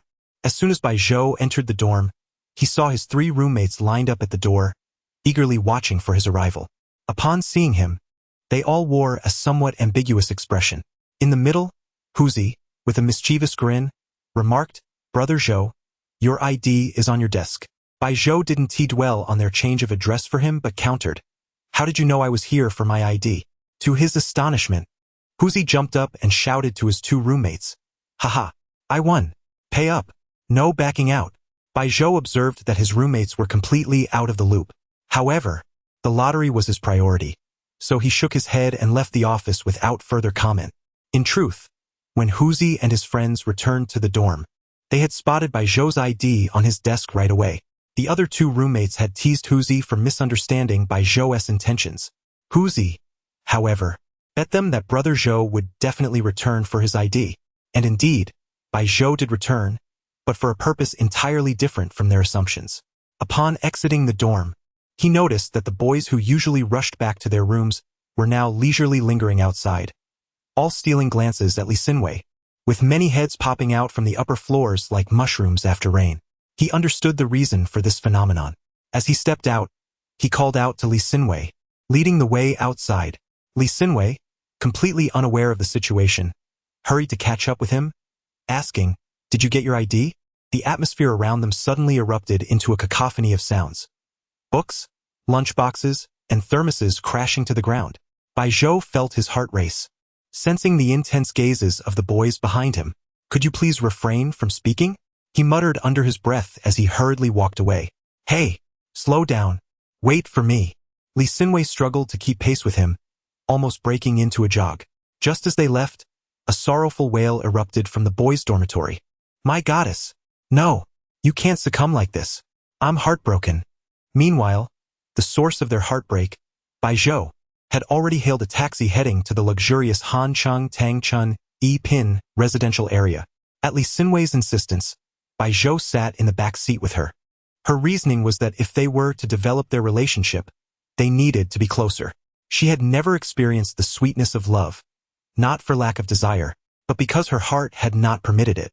Consequently, she had always avoided contact with others, particularly boys, leaving her as naive as a blank canvas regarding interpersonal relationships. Otherwise, she would not have made such a comment about needing an ID earlier.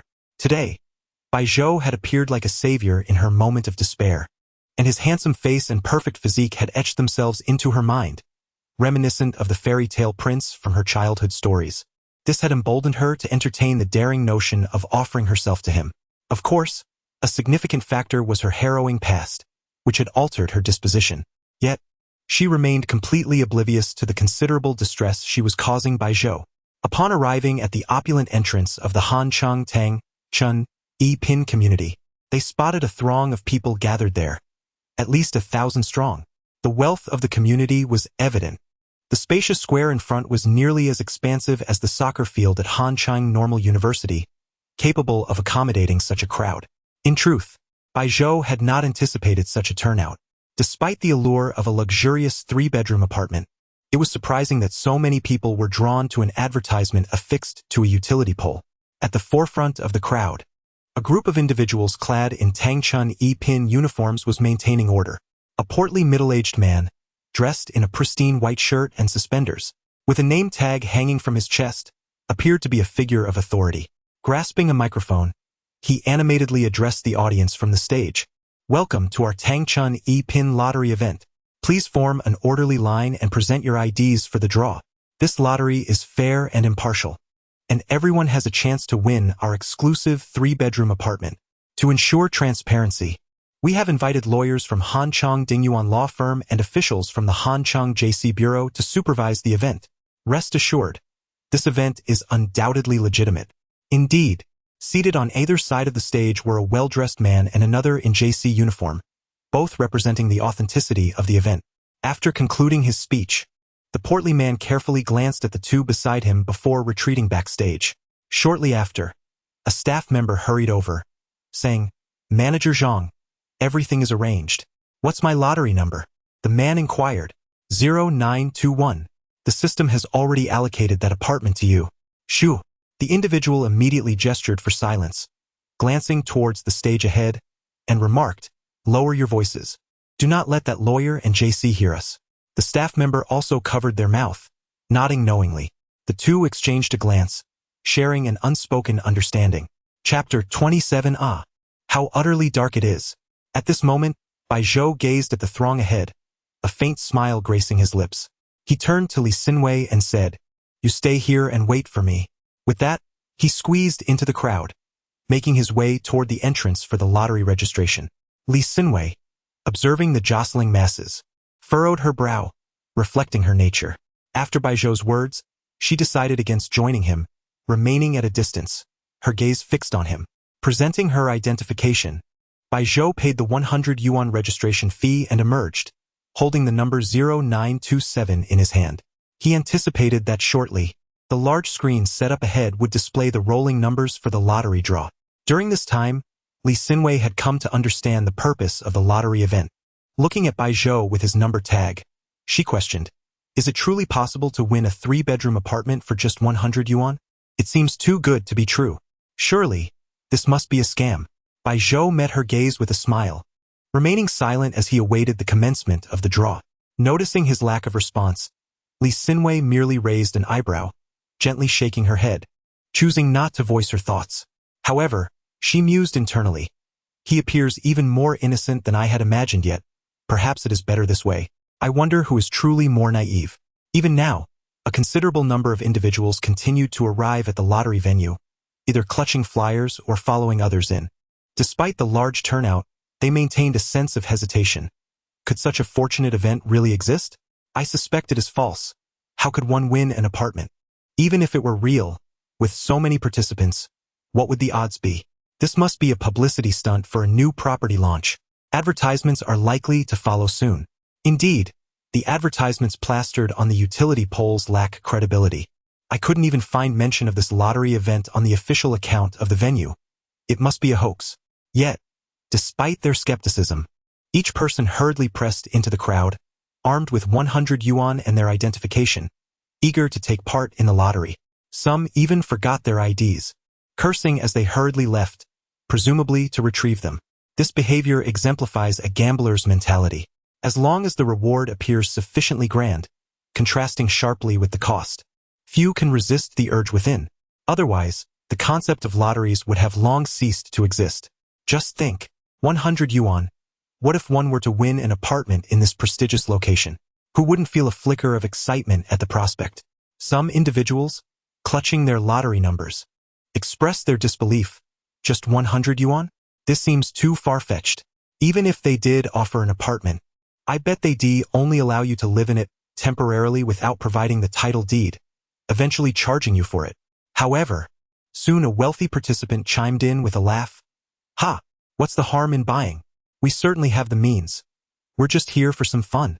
Remarkably, such individuals were not few.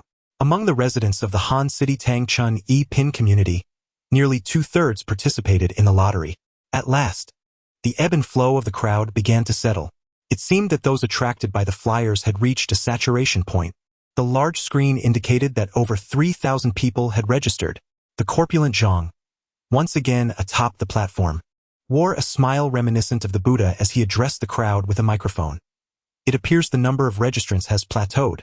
Thus, the registration period for today's lottery is officially closed. After surveying the audience, he continued, "Let me explain the rules of today's draw once more." As Bai Zhou had surmised, the process involved a rolling display on the large screen from which winning numbers would be drawn. Zhang then assured the crowd, "You need not worry about the authenticity of this lottery. The title deed for the 3-bedroom apartment is already prepared. The moment a winning number is drawn, we will record the winner's name and ID number on the deed and promptly hand over the keys and access card." A gasp swept through the crowd. Good heavens! Will they really hand over the keys on site? Is the title deed truly ready? It seems we won't have to pay any additional expenses for the apartment. Suddenly, someone in the front shouted, "Hey, you can't be serious. How can such a good fortune exist?" Zhang smiled reassuringly. How could it be a fraud? We have enlisted the chief lawyer from Han City's top law firm. He then handed the microphone to a sharply dressed man on the other side of the stage. This man, wearing black-rimmed glasses, took the microphone and declared, "I am Chun Feng from Dingyuan Law Firm." He then lifted a large crimson book from the table, stating, "The title deed is right here. My computer is connected to the printer, ready to print the winner's information directly onto the deed via the official network. So please rest assured. I guarantee this under the reputation of Dingyuan Law Firm." Zhang smiled as he reclaimed the microphone, adding, "Moreover, we have also invited officials from the JC Municipal Bureau. If I were to commit fraud, I would surely face severe consequences." He chuckled as he glanced at a serious-looking middle-aged official beside him, who merely nodded without further comment. "What are we waiting for? Let's commence the draw." "Yes, let us begin." The skeptics among the participants grew impatient, urging for the draw to start. Zhang maintained his smile, stating, "All right, we shall now officially begin the lottery. Please keep your eyes on the large screen and stay tuned." With that, he set down the microphone and quietly exited the stage, making his way backstage. Upon entering, he eagerly approached the staff and asked, "Let us do one final check.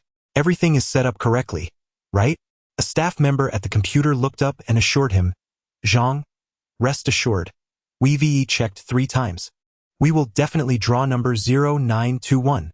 Delighted, Zhang's face lit up with excitement. Just then, the staff member who had spoken with him earlier leaned in, curiosity evident in his expression. Zhang, I don't quite understand. Isn't this apartment a reward from the headquarters? Why go through the trouble of hosting a lottery? Zhang burst into laughter, patting the young man's shoulder. Ah, Xiao Li, you're still too young. He then lowered his voice. Tell me, how many people are participating in this lottery today? Over 3,000, came the response. Even at 3,000 participants, each paying 100 yuan. How much does that amount to? Suddenly, Xiao Li's expression stiffened as he grasped the implications and stammered. 300,000? Zhang's face radiated with delight. Don't worry, Xiao Li. Once this is all concluded, I won't neglect you. Amidst hearty laughter, he departed from the backstage and returned to the stage, eagerly awaiting the final results of the lottery. In that instant, Xiao Li grasped the situation. This time, the lottery had not been communicated to the headquarters, which meant that the 300,000 would entirely line Zhang's pockets. Not only had he benefited from a complimentary house, but he had also acquired a substantial sum of cash without any cost. Xiao Li furrowed his brow and muttered under his breath, Damn, this is truly outrageous. Yet, acknowledging the hierarchy, he found himself powerless to change the course of events. Chapter 28. Indeed, those who possess handsome features are seldom devoid of fortune. At this moment, the massive screen outside began its frenzied scroll. The thousands of spectators fell into an eerie silence, their breaths held in anticipation, eyes fixated on the rapidly flashing numbers. Each one hoped to stand out among the throng of over 3,000 participants. For over a minute, the numbers on the screen flickered incessantly before gradually slowing down. Subsequently, 4 digits began to appear in succession. The first was a 0. Instantly, a wave of disappointment swept through the crowd. After all, among the throngs, only 999 individuals had numbers beginning with 0. However, for these 999, their eyes gleamed with hope. The second digit was a 9. Another chorus of dismay followed. The third digit was a 2. Finally, only 10 candidates remained. At this juncture, among those numbered from 20 to 29, only 2 individuals displayed an unperturbed demeanor. Bai Zhou and the already scheming Mr. Zhang. The final digit appeared. 7. A buzzing sound resonated from the screen, announcing the winning number, 0927. The entire venue erupted in chaos. Who is this deity that holds the number 0927? Hurry, step forward and reveal yourself. Did you just win a suite at Tangchun Yipin? I wonder if my neighbor is this lucky koi. Meanwhile, Mr. Zhang remained oblivious to the unfolding drama, mistakenly believing that the number 0927 belonged to him. The distinction between 0921 and 0927 seemed lost on him. In stark contrast, Li Xinwei's eyes widened in surprise as her hand covered her mouth in astonishment, gazing at Bai Zhou. Upon receiving the lottery number, Bai Zhou had entrusted its safekeeping to her. The square card in her hand clearly displayed 0927. Bai Zhou, you won. Upon hearing Li Xinwei's words, a serene smile graced Bai Zhou's face as he calmly turned to her and replied, I know. You know. Li Xinwei noticed that Bai Zhou exhibited little surprise. His tone suggested he had anticipated winning this suite at Tangchun Yipin all along. Her eyes sparkled with a strange light as she grappled with the reality before her. Meanwhile, Mr. Zhang remained convinced that he was the lucky winner. He had not even contemplated the possibility of others crying foul upon discovering the true winner. Overwhelmed by the prospect of vast rewards, his mind raced as he turned to Chun Feng and said, Lawyer Chun, you may proceed with your duties. Chun Feng also envied the winner of 0927, having participated in the lottery himself. Nevertheless, he diligently fulfilled his responsibilities, retrieving the identity information for 0927 via the official network, inscribing the name Bai Zhou and his ID number in bold letters on a large red document. After completing the task, he framed the property certificate, stood, and announced, Congratulations to Mr. Bai Zhou, whose winning number is 0927, and whose ID number ends with 3918, for winning a 3-bedroom suite at Tangchun Yipin. Please come forward to claim your prize. Mr. Zhang, momentarily dazed, smiled as he approached. Thank you. However, before he could utter the second thank you, His expression shifted dramatically. He exclaimed in disbelief, "Who did you say?" Chen Feng looked at Mr. Zhang, puzzled, and replied, "Bai Zhou? The winning number 0927 belongs to Bai Zhou." "What?" With an astonished gasp, Mr. Zhang, who was quite rotund, surged forward with unexpected speed, rushing to the back of Chen Feng's computer. The screen displayed the winning number 0927 and the winner's information. "Bai Zhou. This. Mr. Zhang's eyes twitched uncontrollably, his face turning a ghastly shade, resembling someone who had swallowed 100 flies. The veins on his forehead bulged. "Impossible!" he shouted in utter despair, then trudged heavily backstage. Chen Feng and the nearby JC exchanged glances, their brows knitted in concern. Backstage, chaos reigned. Despite only 3 staff members present, they were all drenched in sweat and visibly distressed. Mr. Zhang stormed in, disregarding the presence of the lawyer and JC, and bellowed, "What the hell is going on? My number is 0921. 0921. Not damn 0927. Who did this? Who?" Coughing violently from his rage, Mr. Zhang struggled to catch his breath. The staff member at the computer, utterly incredulous, frantically typed and muttered, "No. It can't be. I checked 3 times. It's 0921. It can't be." Mr. Zhang paid no heed to his protests and lunged forward, delivering a forceful kick to the hapless employee. The sound of crashing furniture echoed as the staff member was sent sprawling to the ground, chair and table tumbling over, the computer shattering upon impact. At that moment, a timid Xiao Li cautiously approached, asking, "Mr. Zhang, what should we do now?" With a swift, furious slap, Mr. Zhang roared, "You dare ask me? Who else am I supposed to ask? The loss is mine. It's damn mine." Mr. Zhang was now a picture of hysteria, embodying the essence of the phrase, "A thief loses more than he gains." Unbeknownst to him, his tirade was perfectly audible to Chen Feng and JC outside. The two exchanged knowing looks, a gleam of understanding in their eyes, followed by a shared, knowing smile. Both had participated in the lottery, and had it not been for the backstage blunder that rendered the event entirely fair, they might have been the ones aiding Mr. Zhang in his deceit. In that moment, they both harbored a deep-seated resentment toward him. Just then, Mr. Zhang stormed out from backstage, fury radiating from him, only to collide with Chen Feng and JC. The color drained from his face in an instant, his heart sinking as he silently regretted his earlier loss of composure. Yet, he quickly masked his emotions, forcing a stiff smile as he queried, "Gentlemen, is there something you need?"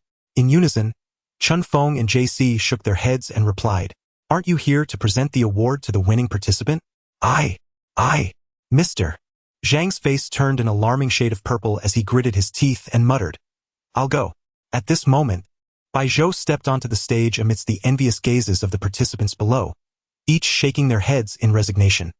"Oh, this young man is simply too fortunate." Observing one's features, one might speculate that they are still pursuing their studies. Remarkably, they have struck the jackpot with a residence at Tangchun Yipin. This certainly saves 2 decades of hard work. However, this young gentleman possesses striking looks. Indeed, those who are handsome are often favored by fortune. It is evident that these words must have been uttered by a female participant. On stage, the serene and smiling Bai Zhou stands in stark contrast to the grim and stormy visage of General Zhang. Chapter 29. Justice will prevail. Mr. Zhang's face was ashen, his grip tightening around the vibrant red booklet as he fixed an intense gaze upon Bai Zhou. Yet, Bai Zhou maintained a serene smile directed at Mr. Zhang. He was acutely aware that his success in the lottery was indicative of something amiss with the event. Not merely false information, but potentially a hidden agenda. Given his innate abilities, he was adept at unearthing deceptive practices. Thus, it was evident that Mr. Zhang was deeply entangled in this scheme. Bai Zhou understood the reason behind Mr. Zhang's mournful demeanor. But what concern was that of his? One must always consider the consequences of their actions. Behind him, Chen Feng and JC also wore smiles. Chen Feng, with deliberate intent, urged, "Mr. Zhang, please proceed with the award." Mr. Zhang shuddered, stiffly turning to offer a smile that was hard to behold. With exaggerated slowness, he extended the red booklet along with a brown paper bag containing the access card and keys. "See, congratulations." Mr. Zhang's words seemed to emerge through gritted teeth. Bai Zhou boldly seized the red booklet. When he yanked it, it did not budge at first. Mr. Zhang clung to it stubbornly. However, Bai Zhou's muscular density proved too formidable for Mr. Zhang to resist. With a slight exertion, Bai Zhou effortlessly claimed the booklet, causing Mr. Zhang to stumble. After securing the red booklet, Bai Zhou turned to Mr. Zhang with a grin, saying, "Thank you, you truly are a good person." In that moment, a spurt of blood erupted from Mr. Zhang's mouth as he collapsed with a thud, causing the entire stage to tremble. Chun Feng and JC rushed over, their faces etched with concern. "Oh no! Mr. Zhang, what has happened? Quick! Someone from backstage! Call for an ambulance!" 3 individuals from backstage ambled out slowly, dragging Mr. Zhang back and carelessly leaving him in a corner, neglecting him entirely. Each bore a look of disdain as they glared at the unconscious Mr. Zhang, none bothering to retrieve their phones to summon medical assistance. After enduring this ordeal, Mr. Zhang gradually regained consciousness and, with great difficulty, uttered, My heart. It hurts so badly. Could you please call an ambulance?" Little Li cast a cold glance at Mr. Zhang and replied, "Mr. Zhang, do not fret. Look at this chaos backstage. Weren't you the one who taught us that the office should be clean and orderly? Just look, the computer is shattered. We must tidy up first. Remember when you find us half a month's salary for a scrap of paper? Don't worry. We'll call for help once we finish cleaning." With that, Mr. Zhang's vision darkened once more, and he fainted again. Ultimately, Little Li and his companions did call for an ambulance, for if Mr. Zhang were to perish in this place, they would be implicated as well. As they watched the ambulance depart, Little Li touched the cheek that Mr. Zhang had slapped earlier, exhaling heavily. "Damn it, scoundrel. Not only does he exploit his employees, but he also takes advantage of the owners and now others. I cannot fathom how he managed to con the head office into awarding him a house. I shall report him today." Meanwhile, Bai Zhou had swiftly escaped the community square with Li Xinwei, reaching the side entrance of the Tangchun Pin community. At this point, Li Xinwei was still in a daze, struggling to comprehend the events. Wasn't he their plan to search for a rental property this afternoon? Yet, after spotting a small advertisement, they ended up here for a lottery instead. Winning was one thing, but to win a 3-bedroom apartment in Tangchun Pin was beyond her wildest dreams. She had never experienced such an instant transformation and now found herself pondering, do those who truly undergo such dramatic changes possess an inherently calm demeanor? She began to question her own perceptions, for Bai Zhou's demeanor was remarkably tranquil.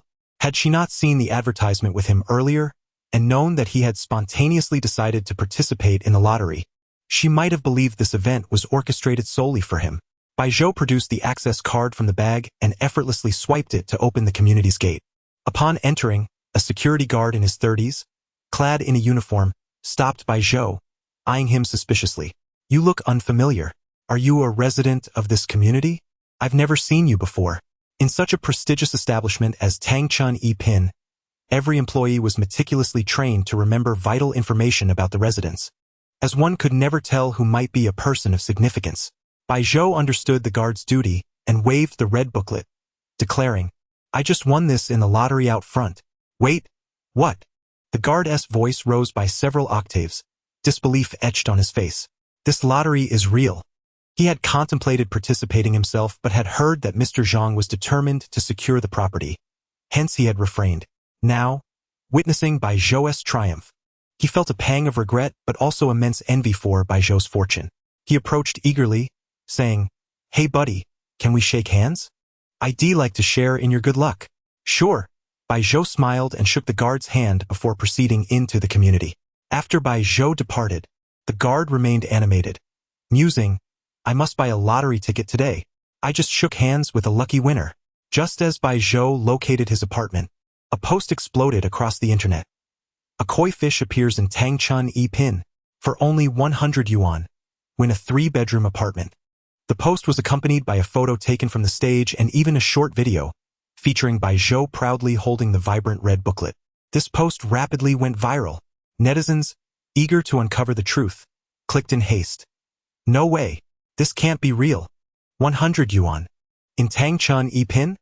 What a joke. It must be a scam. How could the capitalists of Tangchun Pin be so generous?" Such a notion was utterly unfathomable. How could such a prestigious property allow someone to purchase it for merely 100 yuan? It was an unattainable dream. Yet, swiftly, a netizen emerged to clarify. I can attest to its authenticity. I participated as well. My lottery number is 0925. I was so close. I am consumed with jealousy for this individual. This is indeed real. I was in Han City, at the scene, with the top law firm and police as witnesses during the lottery, and the keys were exchanged right there. Oh, I regret it. I saw that advertisement on a pole but thought it was fake, so I didn't go, and now. If only the heavens would grant me another chance. Of course, some peculiar netizens commented. Am I the only one who thinks this young man is quite handsome? Chapter 30. Women only influence the speed at which I draw my blade. In an instant, Bai Zhou became an internet sensation, the lucky young man. However, he remained blissfully unaware of this phenomenon. Having taken the elevator to the 20th floor, he arrived at the very residence he had won. Although Tangchun Yipin is a high-rise community, each floor accommodates only 2 households, owing to the substantial size of each unit. Upon entering, he was greeted by an elegant foyer complete with a shoe and hat rack, leading into a spacious living room. The apartment boasted 3 bedrooms, 2 living areas, a kitchen, and 2 bathrooms, with the dining area alone surpassing the size of a 4-person dormitory at Hanchang Normal University. Bai Zhou conducted a brief tour of his newly acquired abode, nodding in satisfaction. It was indeed impressive.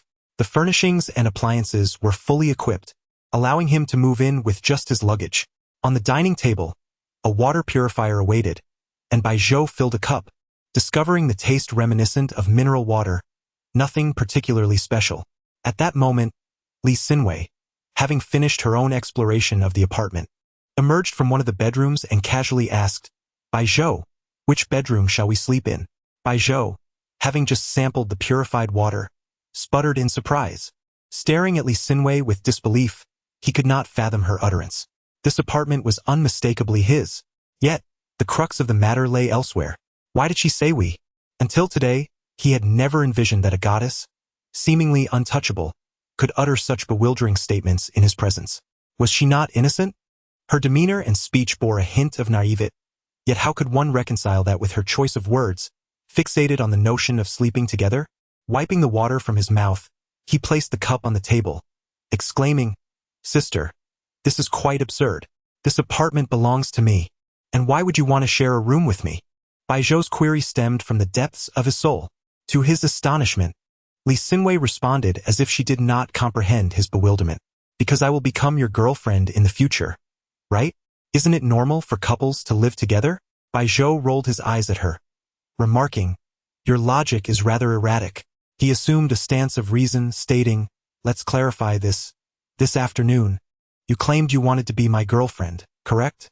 Living Jane Oddet, her demanor endaringli jute. Secondly, you mentioned that you are emotionally inexperienced and harbor no feelings for me at present. She nodded again. We agreed to revisit this topic when you develop feelings for me. Did we not? Li Xinwei affirmed. Bai Zhou spread his hands.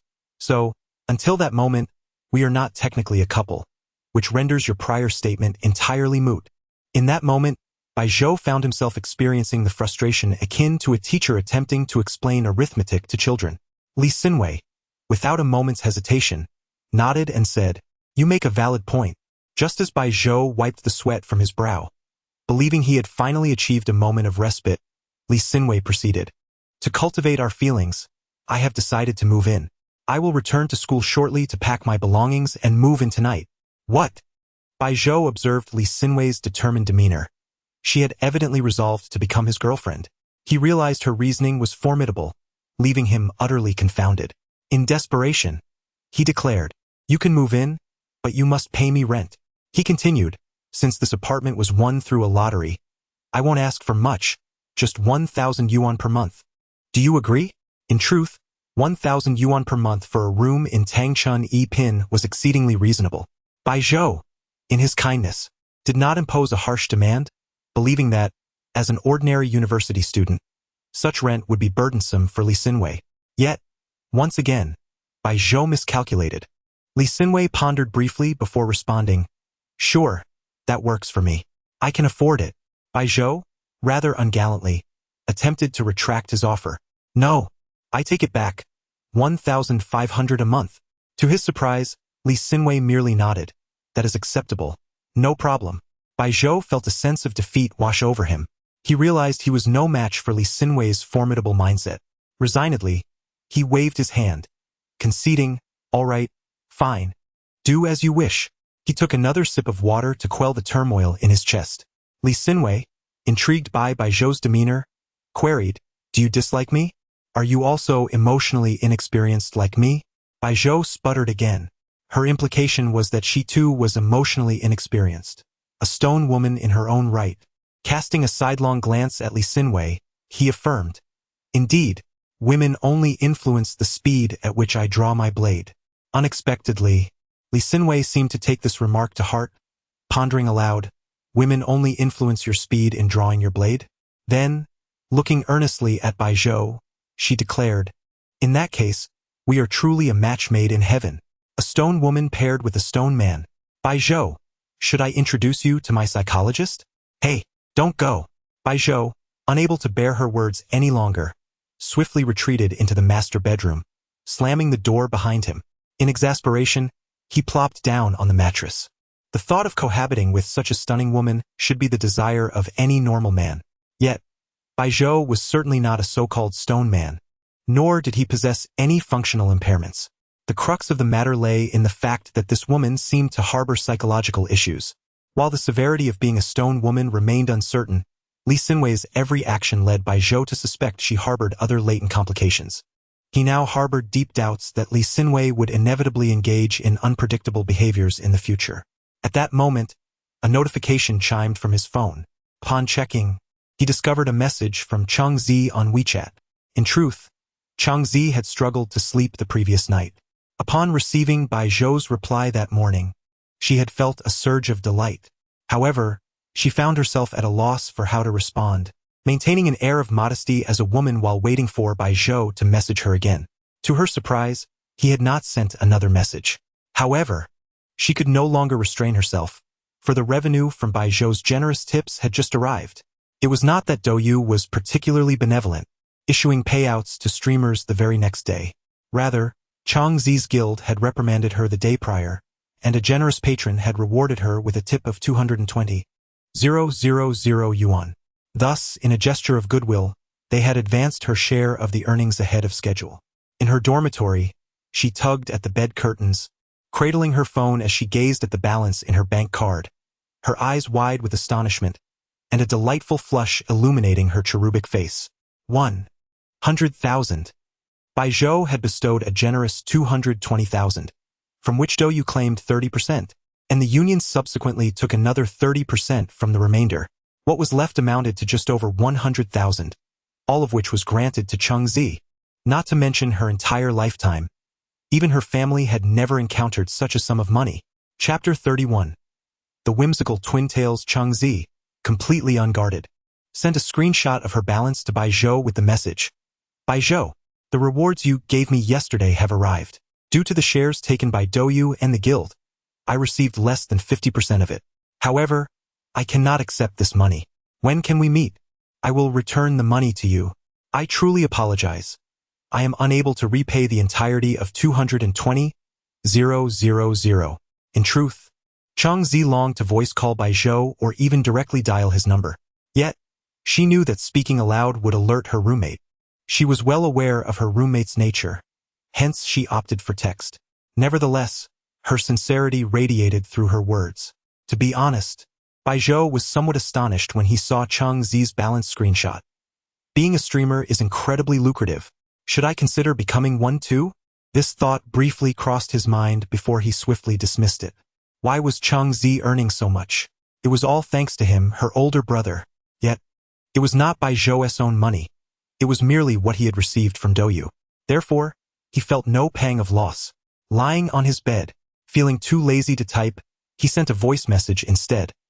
It's all right. That money is yours, earned through your efforts as a streamer. Cheng Zi promptly received Bai Zhou's voice message. Without hesitation, she tapped to play it. Instantly, his rich, magnetic voice resonated from her phone speaker. Oh no! Cheng Zi's face flushed crimson, and she quickly exited WeChat, causing Bai Zhou's voice to cut off abruptly. I forgot to switch to earpiece mode. Despite her swift actions, her 3 roommates had already perked up like hounds. Their curiosity piqued. Changzi, are you voice chatting with a boy? Chun-Yi exclaimed, as she and her roommates surrounded Changzi's bed, pulling back the curtains in excitement. And no. Changzi stammered, hastily denying it. However, Chun-Yi and the others were unconvinced, insisting, quick, play that voice message again. That boy's voice is so charming. Yes. Even though we only heard a few words, it's quite captivating. Chani mused, a hint of recognition flickering in her eyes. This voice. It seems oddly familiar. Changzi's eyes widened in panic, as if she feared Chun-Yi might uncover her secret conversation with Bai Zhou. She waved her hands in protest. No, I was just watching a short video. It was a boy from there. You might have seen the same video, right? Ah. Her laughter was dry, but eventually her roommates relented, allowing her a moment of reprieve. Changzi let out a sigh of relief and reopened her chat with Bai Zhou, glancing at the voice message before tapping the earpiece to listen. Instinctively, she thought to herself, listening to Bai Zhou's voice through the earpiece is indeed more pleasant than in person. Yet that was not her main concern. She shook her head, determined to express her intention to return the money. After drafting several versions of her message, she ultimately deleted them all, feeling they lacked sincerity. She settled on a simple text. Bai Zhou, are you free this weekend? After a prolonged wait without a reply, Bai Zhou had occupied himself with his phone, stumbling upon an advertisement proclaiming, the largest amusement park in Hanqing is officially opening today, with exciting promotional events and generous gifts waiting for you to claim.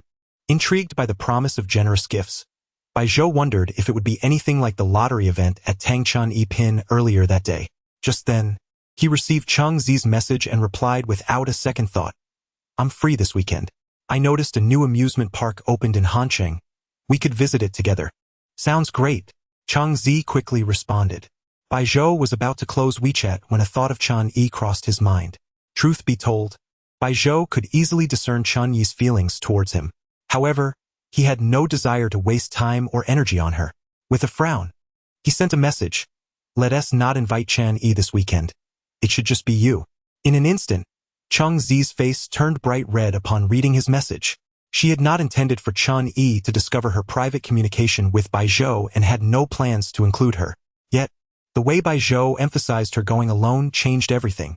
Did he genuinely like her? But they had only met once. Changzi's imagination soared to unprecedented heights. Yet, Bai Zhou was undeniably handsome and charming, much like a prince from a fairy tale. At the amusement park, would he confess his feelings for her on the Ferris wheel? Ah! Blushing furiously, she shook her head vigorously, scolding herself. Changzi, what on earth are you thinking? She wished to ask Bai Zhou why he wanted her to go alone, but ultimately, she restrained herself, merely replying with an mm. Had she dared to inquire, Bai Zhou would have likely responded, Dear girl, you seem to have misunderstood the emphasis. The key point was to not bring Chun-Yi. Of course, Changzi refrained from asking, thus missing out on that potential exchange. Bai Zhou did not reply further, rising from his bed to gaze out at the sky. All right, time to head back to the dorm and pack. I'm moving out today. Upon opening the door, he discovered the floor and table, previously splattered with water, had been tidied up. Li Xinwei was dancing gracefully in front of a large mirror, her movements illuminated by the sunlight, showcasing her exquisite figure. Each gesture radiated the enchanting allure of femininity, compelling Bai Zhou to glance her way more than once. She was truly stunning. However, Bai Zhou quickly shook his head, reminding himself, no, this woman has psychological issues. At that moment, Li Xinwei noticed Bai Zhou and halted her dance, slightly out of breath, her cheeks flushed from exertion, adding to her beauty. She regarded Bai Zhou with a calm expression, stating, I usually practice dancing at this time. It feels odd not to today. Bai Zhou shook his head, choosing not to engage, and turned to leave. I'm heading back to the dorm to pack. Do you want to join? Of course, Li Xinwei replied, taking light steps to follow him. The dormitory was not cluttered, and after packing, they had dinner at the cafeteria. Li Xinwei accompagné by Yu Bắc to Tang Chen Pin. As soon as they entered, Bai Zhou retreated to his bedroom, booting up his computer to search for the game Greedy Play in Nanue. However, it appeared that the game had vanished without a trace, leaving him feeling somewhat despondent. My source of income. At that moment, Baijiu's phone emitted a notification from a dubious application. Baijiu recalled this app vividly. It was the one that promised cash rewards for sharing, an alluring yet questionable financial software. Suddenly, a spark of inspiration illuminated Baijiu's mind. If this enticing app were indeed a fraudulent one, could it not be that the financial information it provided was equally deceptive? The brilliance in Baijiu's eyes grew ever more radiant. Chapter 32. What financial product yields 30,000 in interest in a single day? With this thought in mind, Baijiu promptly opened the Shuigu Financial Management app.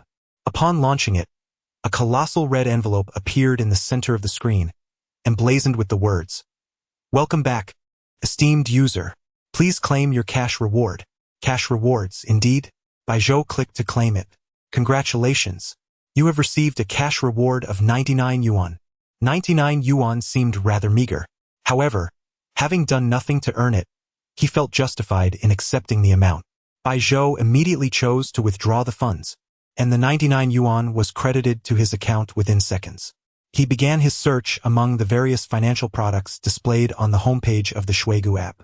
His target was to find those that appeared to offer the highest returns, albeit likely the most dubious ones. Before long, one product caught Baijiu's eye, the Shuigu Golden Manager Financial Service. By purchasing this product, he would earn an interest of 5% daily on his principal. Moreover, through daily login points, he could redeem opportunities for interest bonuses. Shuigu Golden Manager Financial Service. Everything for your wallet. 5% interest. Daily? Such a notion was beyond imagination. Even if the world were to end and money lost its value, perhaps such fortunes might still be possible.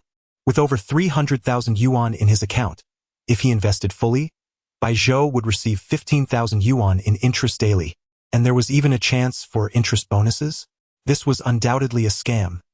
The money he invested could very well diminish rather than grow. Yet Baijiu was captivated. A faint smile graced his lips as he linked his wealth account, leaving only a few thousand as a buffer.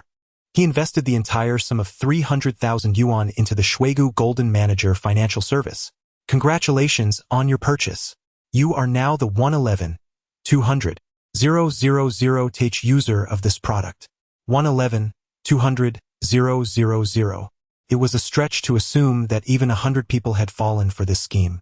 Just as Baijiu readied himself to patiently await the arrival of his 15,000 yuan profit the following day, the Shuigu app sent a notification. Your financial earnings have been credited. His eyes lit up as he opened the Shuigu Golden Manager Financial Service. Upon entry, a pop-up appeared. Congratulations on your first purchase of the Shuigu Golden Manager Financial Service. You have earned a double interest bonus. Double bonus? Baijiu quickly checked the balance of his investment, which now astonishingly displayed. Balance: 330,000 yuan. What the heck? Almost immediately, a notification chimed. Wealth account credited, 30,000 yuan. Wait, it actually came through. This was rather outrageous. Where did this money originate? Baijiu felt a persistent question nagging at him, yet no one was available to provide answers. Was this so-called golden opportunity a system glitch or mere luck? He couldn't discern. However, given his previous transactions had proceeded without issue, he figured it was best to wait until problems arose, if at all. The rationale was clear. The product he purchased stated such returns, hence his earnings were valid. Whether others experienced deception was unclear, but for Baijiu it was undeniably real. Gazing at the 30,000 yuan that had just entered his account, Baijiu felt a wave of satisfaction escape his lips. What a thrill! Unavoidably, his voice rose slightly. Immediately outside his bedroom door, he heard Li Xinwei's voice. Ahem. Baijiu, if you truly need to resolve certain issues, I can assist you, provided you don't mind that I don't particularly like you. But rest assured, although I haven't developed feelings for you yet, I harbor no dislike for you. In fact, you are the only male of my age I don't dislike. With a swift motion, Baijiu opened the door, his expression darkening as he faced the stunningly beautiful yet blunt Li Xinwei. He gestured with irritation. Look closely. I haven't even taken off my pants or grabbed toilet paper. What can I possibly resolve regarding certain issues? Lee Sinwei tilted her head curiously. But I've heard others say that boys often lock themselves in their rooms alone at night. She paused. Then her expression shifted to one of realization. Oh right, I forgot. You're a relationship stone man. You're different from others. Bai Zhou slammed the door shut with a resounding thud. He deeply suspected that engaging in further conversation with Lee Sinwei would only lead to more awkwardness. Suddenly, the 30,000 he had just earned lost its charm. Lee Sinwei remained outside, her demeanor unaffected, even boldly declaring, Bai Zhou, I'm seeing a psychologist this weekend. You're welcome to join me. She then sauntered into the adjacent room, as if nothing had happened, her face still devoid of expression. She kicked off her shoes and climbed onto the bed, executing a perfect split, her long legs extending beyond the edge of the bed. Her delicate feet glowed softly under the light, captivating yet unattainable. However, Bai Zhou found himself unable to appreciate this breathtaking scene. He now regretted allowing Lee Sinwei to move in. It felt like a monumental error. He murmured to himself, look at how adorable Qingzi is. It was still early, and with no captivating games to occupy him, Bai Zhou, not one for studying like Lee Sinwei, opted instead to lie back and scroll through short videos. Yet, none piqued his interest. If he desired to watch beautiful influencers, he had one right next door, far surpassing any online star, and she could dance. Wait a moment. Money-making. As he perused the short videos, a thought struck him. Were these video apps not merely offshoots of a certain rapid version? People could watch videos there to earn coins which could be exchanged for cash and withdrawn. Bai Zhou recalled the advertisements proclaiming, stop downloading other dubious apps. Download ours, and you can earn dozens of yuan just by watching a few videos daily. It's easy to earn enough for a new smartphone in a month. Such slogans were boldly proclaimed by their creators. Yet, in reality, after downloading, the earning potential was dismally slow, barely yielding 3 yuan a day. Nevertheless, Bai Zhou had now downloaded this rapid version app. Log in directly using the master account. The interface is virtually indistinguishable from that of the master account, save for a small red envelope that appears. When watching the video, a progress bar materializes beside the red envelope. The rate at which the progress bar fills is extraordinarily rapid. Shortly thereafter, as the progress bar reaches its zenith, a line of small text indicating gold coins emerges from beneath the envelope. Upon glimpsing this line of text, Bai Zhou's eyes visibly brightened. Chapter 33. How did they guess so accurately? Beneath the red envelope, it was clearly inscribed 10,000 coins, which directly added to his total. When Bai Zhou had just downloaded the application, he had familiarized himself with the requirements for converting coins into cash. Each 10,000 coins could be exchanged for a single yuan. Although earning merely 1 yuan for watching a video seemed rather meager compared to the staggering 999, it was worth noting that others could earn decent coins from a single video, and occasionally, a stroke of luck could yield a substantial reward of several hundred coins. Luck? Bai Zhou recalled a certain rule in the rapid version of short video applications that allowed for random coin bonuses, and his eyes sparkled with anticipation. He eagerly wondered how many coins he might be rewarded with if fortune smiled upon him. Without hesitation, he resumed scrolling through the short videos. 10,000 coins. 10,000 coins. 30,000 coins. A bonus. This time, the bonus granted Bai Zhou a generous 30,000 coins, equating to 3 yuan. The minimum withdrawal amount for the rapid version of the short video application was precisely 3 yuan. Bai Zhou lay on his bed, lethargically watching videos. From an initial enthusiasm, he soon found the experience rather mundane. The content of the short videos was largely repetitive, either twirling skirts, showcasing legs, or an array of absurd comedic clips that felt somewhat awkward. As he began to feel drowsy, Bai Zhou inadvertently stumbled upon a video with the caption, 60 hours of extended video? Don't mention it.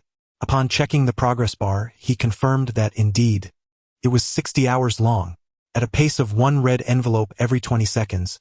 How much could he possibly earn? He sprang from his bed, noticing the comment section filled with enthusiastic remarks. Thank you, great one. Thank you, great one. Money-making miracle. Bai Zhou disregarded any concerns regarding leaving his phone charging overnight while watching videos, plugged it in, muted the media volume, and let the video play. Moreover, he remembered his old phone. Using his student ID from Hanchang Normal University, he registered another account, opened the same video, and simultaneously began to earn coins on both devices. Having completed this, Bai Zhou nestled under his blanket and drifted off to sleep. In the morning, he was jolted awake by a series of knocks. Li Xinwei's refreshing voice called from outside his bedroom door. Bai Zhou, rise and shine. You have class first thing this morning. Still groggy, Bai Zhou shook his head, pondering how she knew about his schedule. He sat up, picked up his two phones, which had begun to heat up, and logged onto the official website to withdraw his earnings. To his astonishment, he discovered there was no limit on withdrawals. One account allowed him to withdraw 500 yuan, while the other, boosted by a new user gift, totaled a remarkable 2,000 yuan.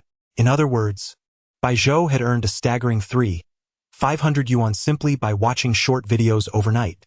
Bai Zhou marveled at the notification of his successful withdrawal, mused aloud, if we exclude the interest from financial software, could I be considered part of the high-income bracket with a monthly income exceeding 100,000 yuan? Satisfied, he tucked away his phone, freshened up in the bathroom and opened the door, still slightly damp from washing his face. He was greeted by Li Xinwei, who was already dressed and waiting for him. When Bai Zhou emerged, her gaze briefly faltered before she unabashedly remarked, Bai Zhou, you are quite handsome. With her calm demeanor, Bai Zhou found it difficult to discern whether she was genuinely complimenting him. Shaking his head, he noticed two papers affixed to the wall between their bedrooms, adorned with various decorations to appear less conspicuous. To his surprise, they were the course schedules for his second-year dance major and his first-year courses. Pointing at the sheets, he asked Li Xinwei, did you do this? With a natural nod, she replied, I downloaded your schedule from the campus website to help wake you up, so you won't be late for class. She continued, breakfast is ready. I made porridge and brought some small buns from school. I hope you like them. Bai Zhou was momentarily taken aback, glancing at the dining table where small bowls and plates were neatly arranged, each covered with a lid. A warmth enveloped him as he regarded Li Xinwei. She truly possessed the qualities of a devoted partner. Sitting at the table, he took a sip of the perfectly warm porridge. After finishing breakfast and taking his books, Bai Zhou soon realized a predicament. He had no means of transportation and could only take a taxi to school. However, during the morning rush, hailing a cab proved to be an arduous task. Li Xinwei, unperturbed, had no classes that morning, which resulted in Bai Zhou arriving late to his lecture. Fortunately, university professors were generally understanding. After a few casual admonishments, Bai Zhou took a seat beside his roommate. No sooner had he settled in than his roommate leaned in with a teasing grin and asked, Bai Zhou, why are you late today? Were you too busy last night? Get lost. Bai Zhou shot him a withering glance. Indeed, he had been busy, but he was merely occupied with watching short videos. At that moment, another roommate, Huzi, chimed in, Bai Zhou, how come you tidied up everything yesterday afternoon while we were away? We thought something had happened to you. Ignoring Huzi's jests, Bai Zhou declared, from now on, I won't be staying in the dorm anymore. I found an apartment and finally, I can escape from you three rascals and get a good night's sleep. What? His three roommates were taken aback by his decision to move out, though there was a hint of reluctance in their expressions. However, respecting each other's choices, they did not oppose him. Instead, they inquired with intrigue, Bai Zhou, you're not living with the dance goddess, are you? Hee. Bai Zhou shot them a sidelong glance, feeling a twinge of guilt, for they were correct in their assumption. Yet how could he ever admit it? With irritation, he snapped, shut it, and keep your sordid thoughts to yourselves. At that moment, another roommate, who had been quietly listening, interjected with a knowing look, Bai Zhou, your new place isn't at Tangchun Yipin, is it? How did you know? Bai Zhou instinctively replied, regretting it immediately and wondering just how they managed to guess everything so accurately. Suddenly, his roommate's eyes lit up as he exclaimed, Bai Zhou, did you really win this in a lottery for a mere 100 yuan? Are you following me? Bai Zhou's expression also shifted, as he pondered how they could be so aware of the events he had experienced just yesterday. Chapter 34. All right, I'll lay it all out. What on earth? Is it really you? Tiger, unable to contain himself, exclaimed loudly in the classroom. Instantly, the room fell silent. Moments before, whispers had filled the air while the teacher continued lecturing at the podium. Tiger's abrupt shout startled the teacher, causing him to jump. Every student turned their heads, astonished, to look at Tiger. Realizing the gravity of his outburst, Tiger swiftly crouched down, his face turning crimson with embarrassment. The classroom was enveloped in an unusual quiet, and the teacher's face had turned a deep shade of displeasure. With a twitch of his eye, the teacher slammed his hand on the desk and bellowed, "What do you think you're doing? This is a university classroom. How can you be so disorganized and undisciplined? Stand up." It was evident that the teacher was genuinely irate. Tiger, with a sheepish expression, slowly rose to his feet. The teacher glared at him. "You've gone too far. Do you think I'm invisible as your teacher? First, Baijiu arrived half an hour late, and I let it slide because of his decent attitude. But you shouting in class. Is it because of Baijiu again? Did you think I didn't notice your whispering just now?" The teacher vented his frustrations from the podium. Indeed, Tiger had made a mistake. However, he seemed oblivious, lifting his head and nodding. It was really because of Baijiu. With a loud smack, Baijiu covered his forehead, exclaiming, "Tiger, you truly are something else." Clearly, the teacher was taken aback by Tiger's response. He looked at Tiger, momentarily amused, and asked, "Come, tell me how Baijiu stepped on your tail to make you cry out like that?" A subdued laughter spread through the classroom at the teacher's vivid description. Completely out of sync, Tiger responded, "Teacher, do you remember when you shared some news with us at the beginning of class?" The teacher paused briefly and nodded. "Yes, what is it? Did someone win a suite at Tangchun Epin for $100? Are you planning to try your luck too?" He then tossed the chalk onto the desk, continuing, "Such luck is 1 in a billion. Don't harbor any false hopes. If you succeed in your studies, won't you be able to buy a suite at Tangchun Epin on your own someday? Especially you, I'm no fortune teller, but you surely lack that kind of fate." The classroom erupted in laughter at the teacher's words. He added, "Baijiu, what were you up to last night that you could be half an hour late for an 8:50 class? Are you also testing your luck? I assure you, you're not one of those 1,000,000,000 winners." The teacher urged them not to slack off just because they were in university, emphasizing the importance of diligent study. Indeed, the teacher is right," Baijiu interjected, intent on shifting the topic, as a sense of foreboding washed over him. He even pulled Tiger slightly. Yet Tiger stubbornly replied, "Teacher, if nothing goes awry, the one who won the suite at Tangchun Epin is Baijiu." Baijiu immediately pressed his hands against his forehead, thoughts racing. This is the end. Baijiu wasn't typically one to shy away from attention. He simply disliked trouble. What chaos would ensue if this got out? Just like the time when Li Xinwei asked, "Did you bring your ID?" outside the boys' dorm, receiving a barrage of piercing stares. In stark contrast to Baijiu's tumultuous thoughts, the classroom remained eerily quiet, all eyes fixated on him. Even the teacher stood frozen, gazing at Baijiu as if waiting for a revelation. The teacher's mouth twitched slightly, and he instinctively muttered, "It can't be true, right?" Upon hearing this, Baijiu quickly declared, "It's false." He continued, "Teacher, you just said that I could never have such luck, right? Good fortune like that would never come my way, would it?" He scanned the classroom for affirmation, but his classmates were still staring at him, unresponsive. One student finally piped up, "Well, it does seem like the person trending yesterday, though far away, looks quite a bit like Baijiu." Baijiu could only force a laugh, unaware that he made it onto the trending list. How come he hadn't seen it while scrolling through short videos last night? Suddenly, a classmate pulled out their phone and opened the trending topics from the previous night, flipping through photos eagerly. Others even played back recorded videos. The sound was chaotic, making it difficult to discern the speaker's words. Yet, everyone was focused on the news about winning the suite, ignoring everything else. Then, one student shouted, "Turn the volume up." Several classmates complied, cranking up the volume. Amidst the cacophony, the lawyer Chun Feng's voice came through clearly, announcing, "Congratulations to Mr. Baijiu, whose winning number is 0927 and ID ending in 3918. for winning a suite at Tang Chun E Pin. Please come to the stage to claim your prize. The evidence was undeniable. They even revealed his ID number. The classroom fell silent once more, all eyes glued to Bai Zhou.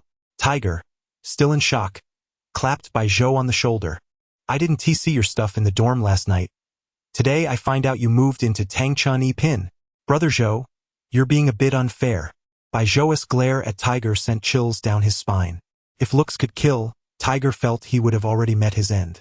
He quickly fell silent, bewildered as to what had offended Bai Zhou.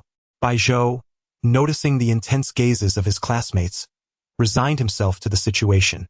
Leaning against the desk, he threw up his hands. All right, I confess, I did win a suite at Tang Chun E Pin. The classroom erupted in chaos.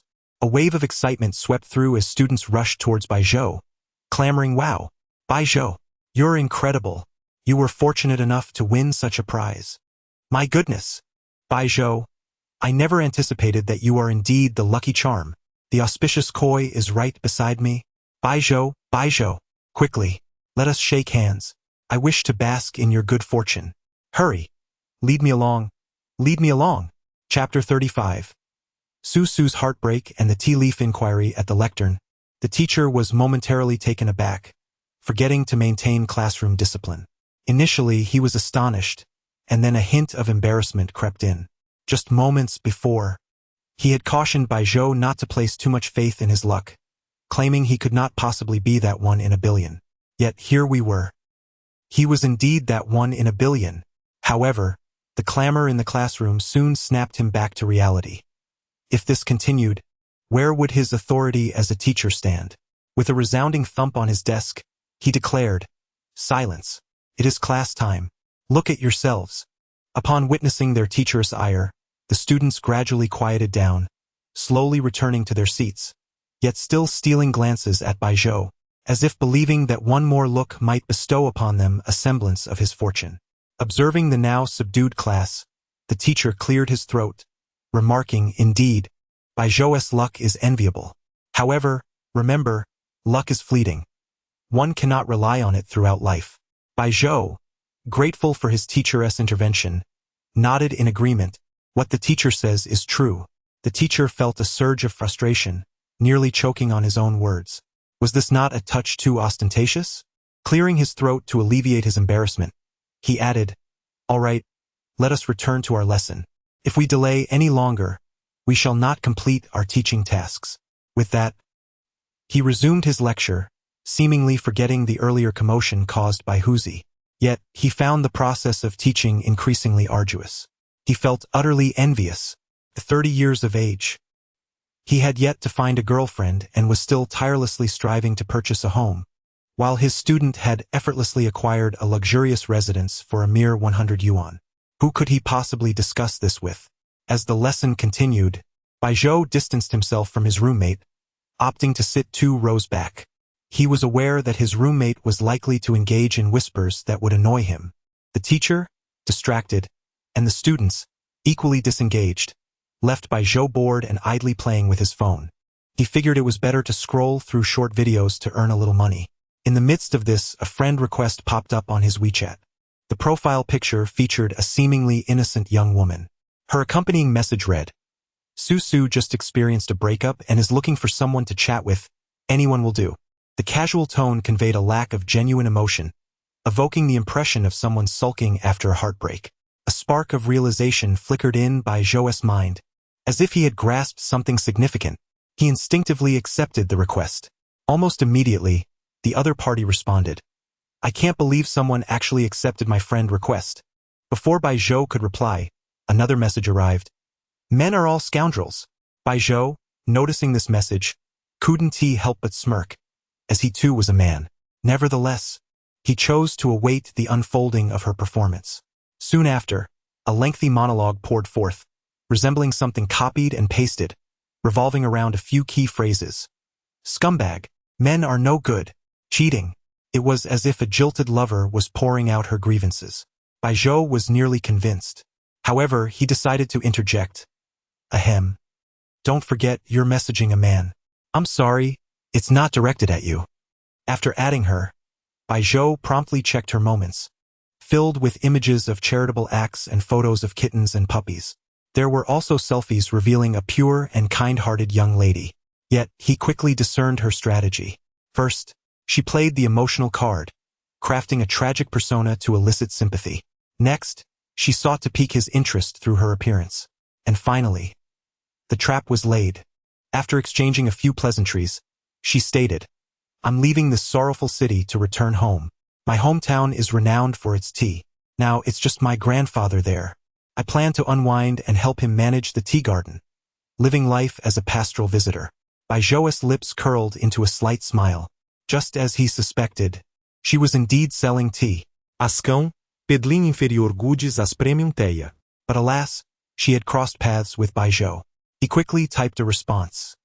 "A pastoral visitor. Such a desirable existence. I support you. Brother, do you really support me?" She replied, addressing him as brother immediately. Since the performance had commenced, it must not be halted. Baijo swiftly typed back, "Of course. If you return, I'll definitely buy some tea from you, given that your hometown is a tea paradise." "Really, brother? Thank you so much. With your support, I will surely persevere," she responded, sending a photo of herself beaming with a radiant smile. Yet, her smile paled in comparison to Baijo's.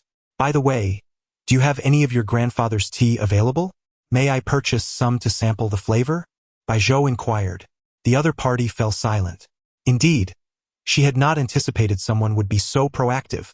Baijo's preemptive maneuver left the scammer momentarily dumbfounded, wondering when people had become so easily deceived.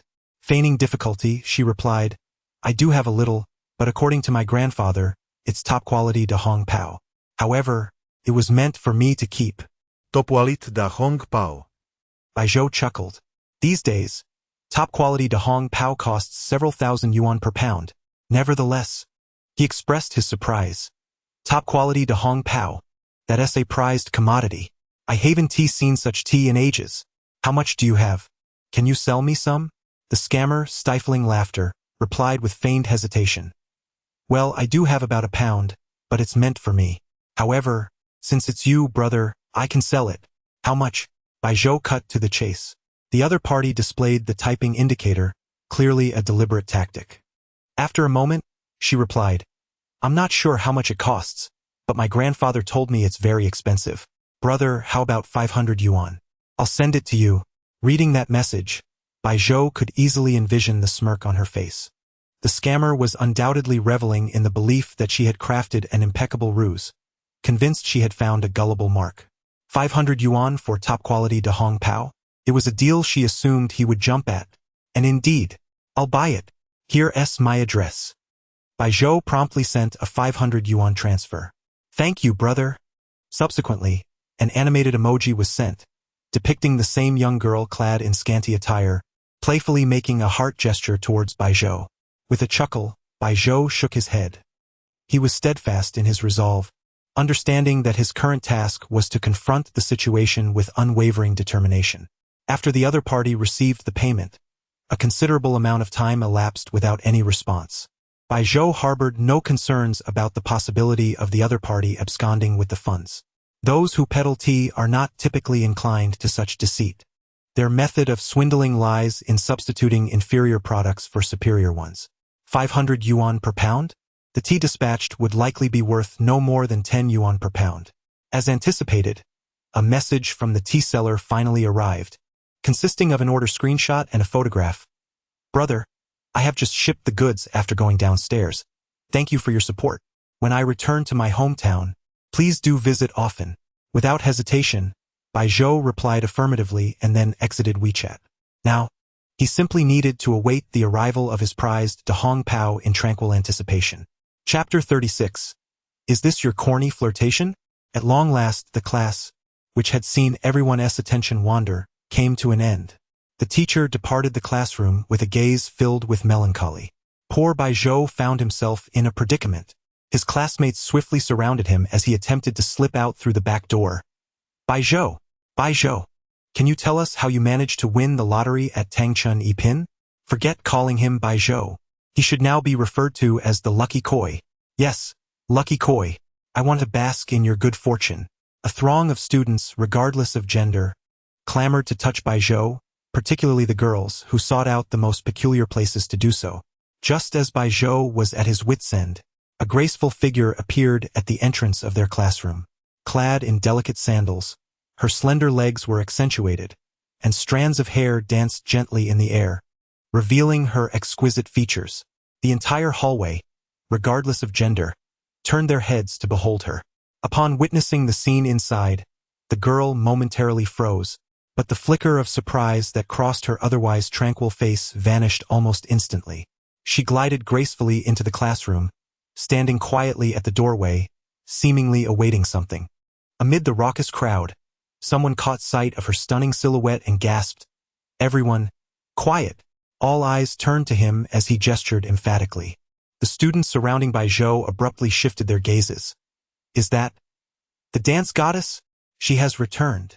Truly, she is breathtaking," a girl remarked, recalling that the last time she had come was to seek out Bai Zhou. With a whoosh, the cluster of students parted, creating a clear path connecting Bai Zhou and Li Xinwei. Bai Zhou exhaled in relief. Noticing her classmates' reactions, Li Xinwei spoke with a hint of perplexity. "If you wish to speak with Bai Zhou, please go ahead. I can wait." Her expression was devoid of emotion, yet it stirred a sense of longing within the onlookers. One by one, the students shook their heads vigorously, waving their hands. "No, no, you go first, goddess." Bai Zhou, casting a sidelong glance at his classmates, silently scoffed. "Is she just a woman? Just a tad more beautiful, a tad more shapely, a tad more ethereal? Must you all react so dramatically? She has psychological issues." As Li Xinwei observed the deference from her classmates, she tilted her head slightly and approached Bai Zhou. Despite her intent to speak with him, the students exhaled in disarray, their breaths quickening, especially among the males. She was, after all, a dream unattainable for many. Li Xinwei, oblivious to any issue, was not concerned with others' attitudes. Her focus lay solely on Bai Zhou. Standing before him, the faint scent of her presence wafted into Bai Zhou's senses. She spoke directly. "You only have this one class today. Let's go home for lunch. What do you wish to eat? I will go buy the ingredients." Gasp! Thud! A male classmate collapsed to the ground. The surrounding students, regardless of gender, widened their eyes in disbelief, their expressions mirroring one another, mouths agape as if waiting for candy to be dispensed. Many boys clutched their chests, faces flushed, as if stifling a gasp. Bai Zhou's expression shifted as he grasped the implications of her words. "Going home for lunch? I will cook for you?" Such a domestic sentiment. This is absurd. Bai Zhou gazed at the utterly oblivious Li Xinwei, whose expression remained as impassive as ever. He longed for a time machine to whisk him back to the past. In an impulsive motion, he grasped Li Xinwei's hand and dashed outside. First and foremost, he needed to escape this impending explosion of gossip. As expected, no sooner had Bai Zhou exited the classroom than it erupted. What did Li Xinwei just say? Going home for lunch? Is she actually going to cook for Bai Zhou? My heavens! Have Bai Zhou and Li Xinwei already moved in together? A chorus of astonishment ensued, with some peculiar girls exclaiming, "Wow! How enviable for Li Xinwei! Bai Zhou is so handsome. He truly is a prince charming." Of course, infatuated girls equate beauty with virtue. However, most boys felt their hearts racing, some even breaking into tears. Wah! The goddess is actually cohabitating with Bai Zhou. Their voices were akin to stepping on a tail. Meanwhile, Bai Zhou's three roommates exchanged glances filled with excitement and admiration, simultaneously giving a thumbs up. "Bai Zhou, our brother, you are remarkable." At this point, Bai Zhou no longer needed reminders. He was certain he would soon find himself trending across various online platforms at Hanchang Normal University. Meanwhile, he and Li Xinwei ambled towards the school's back entrance, her hand firmly in his, which surprised her slightly, though her expression remained largely unchanged. Finally reaching the back gate, Li Xinwei inquired, "Why are we in such a rush?" Bai Zhou halted, turning to face her. "If you relish the spotlight, then by all means, indulge yourself. I, however, wish to complete my university life quietly and unobtrusively. Haven't you heard? Fame can be perilous." As he spoke, Bai Zhou noticed Li Xinwei gazing downwards. Suddenly, He realized he had been holding her hand the entire time. He promptly released it, preparing to chastise her for her unfiltered remarks. But Li Xinwei lifted her head, her expression still stoic, yet her tone conveyed an undeniable certainty. Why let go? What? Bai Zhou was taken aback. Yet, in the next moment, with a firm grip, Li Xinwei seized his hand once more. Hey, what are you doing? Bai Zhou attempted to withdraw his hand, but Li Xinwei clutched it with unwavering strength. In that instant, Bai Zhou felt a sense of familiarity with this scene, as if he had encountered it in some novel. Yet, the roles seemed to have been reversed. As he prepared to assert himself, Li Xinwei's signature calm voice broke through. I have never felt this way before. What feeling? The feeling of having no feelings. Bai Zhou gazed at the large hand grasping his own and slowly remarked, I suffer from emotional psychological issues. Whenever any male or even a distant female acquaintance brushes against the hem of my clothing, an overwhelming sense of nausea, discomfort washes over me. Yet, when you hold my hand, I inexplicably feel none of that. It's as if our hands were always meant to intertwine. Bai Zhou squinted at Li Xinwei and teased. Is this your version of a cheesy pickup line? No. Li Xinwei surprisingly shook her head earnestly. This phenomenon, I must discuss it with my psychologist this weekend. Will you accompany me? Bai Zhou replied, absolutely not. Chapter 37. Whose fool is this? Do you really trust such advertisements? The two of them hailed a taxi and headed to the market adjacent to Tangchun Yipin. Li Xinwei firmly pulled Bai Zhou into the back seat, not releasing his hand throughout the journey, as if savoring the sensation of holding a man's hand for the first time. This elicited envious remarks from the taxi driver. I truly envy you lovebirds. You are so affectionate. Indeed, Bai Zhou could only muster a strained smile in response. In truth, with Bai Zhou's physical strength, Li Xinwei could not have held onto him if he had chosen to resist. However, why would he let go? Upon arriving outside the market, Bai Zhou gently urged Li Xinwei to release his hand.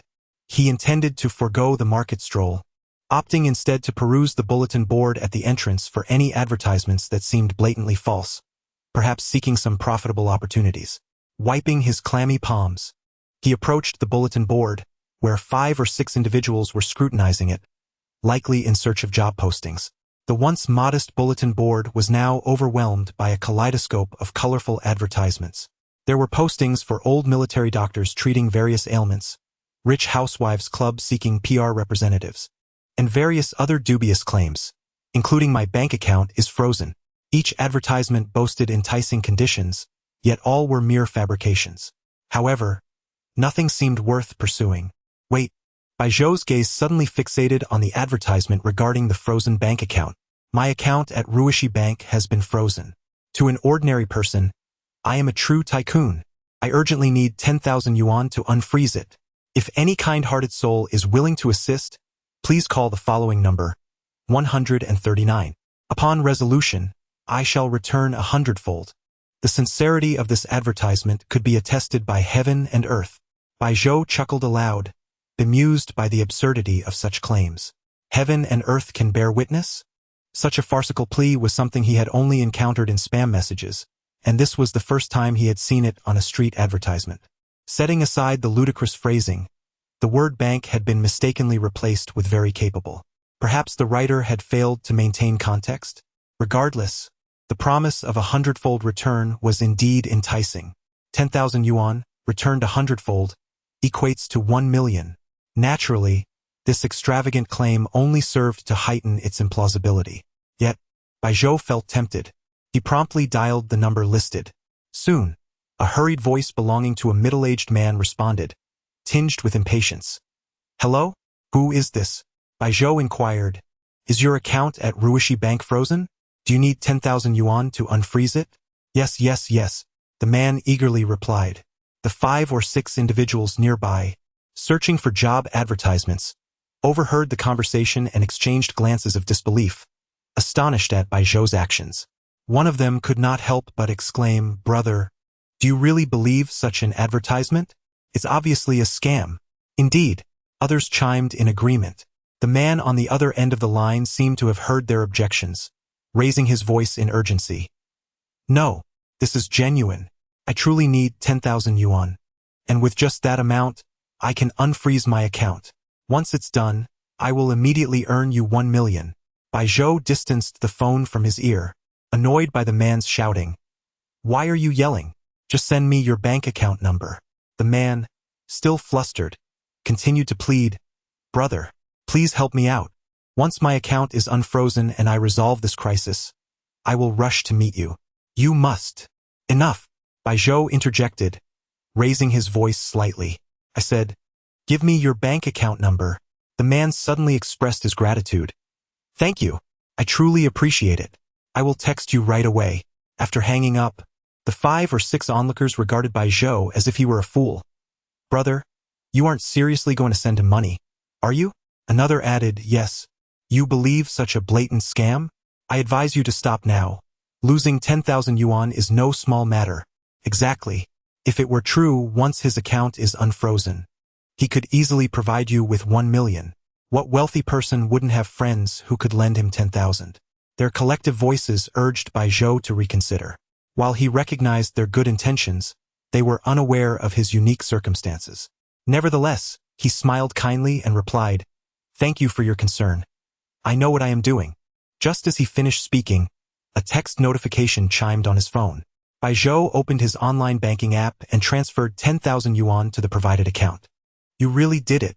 The onlookers were visibly astonished by Bai Zhou's actions. A few of them stepped back, looking at him disdainfully. Whose fool is this? Why aren't his parents keeping an eye on him? Handing such a sum of money to a fool is just giving it away. Should we call the police?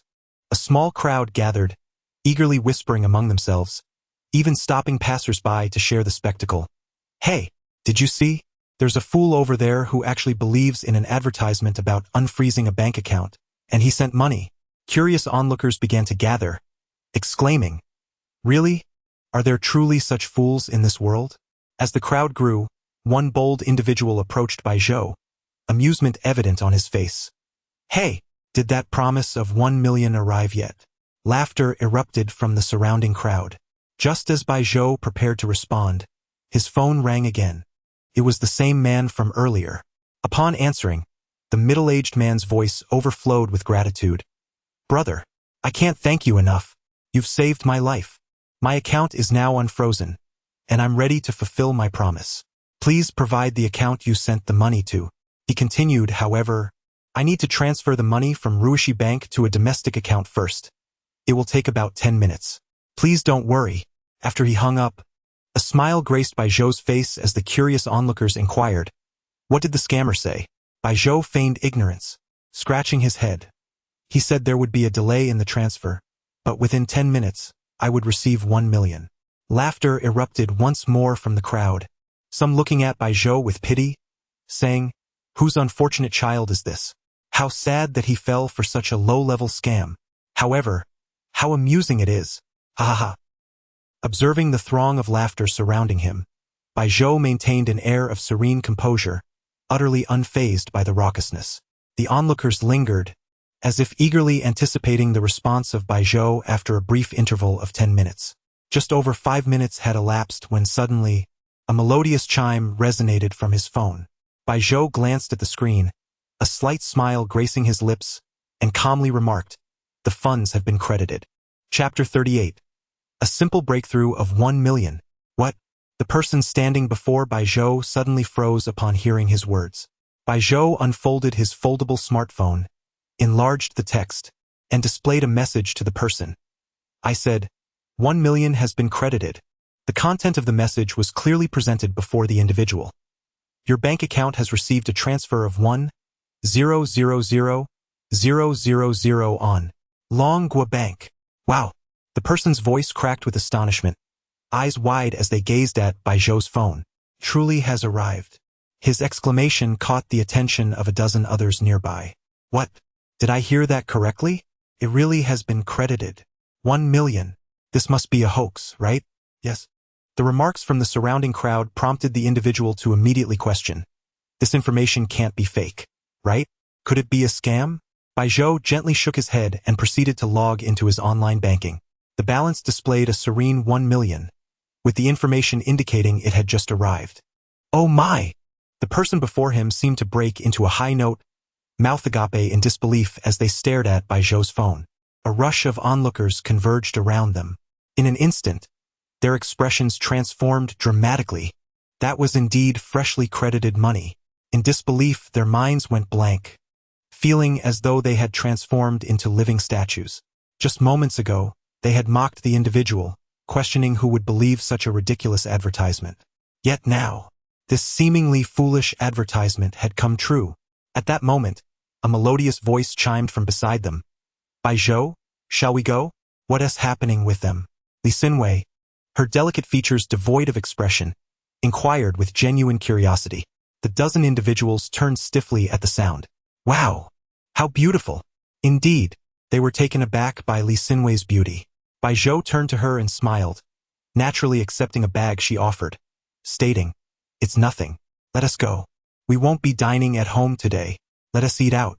Li Xinwei did not press further, turning to Baijiu and extending her free hand, saying, "Hold my hand."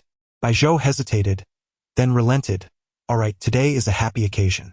As the two departed hand in hand, someone in the crowd remarked, "What a winner in life, gaining both wealth and beauty." The words were laced with deep envy.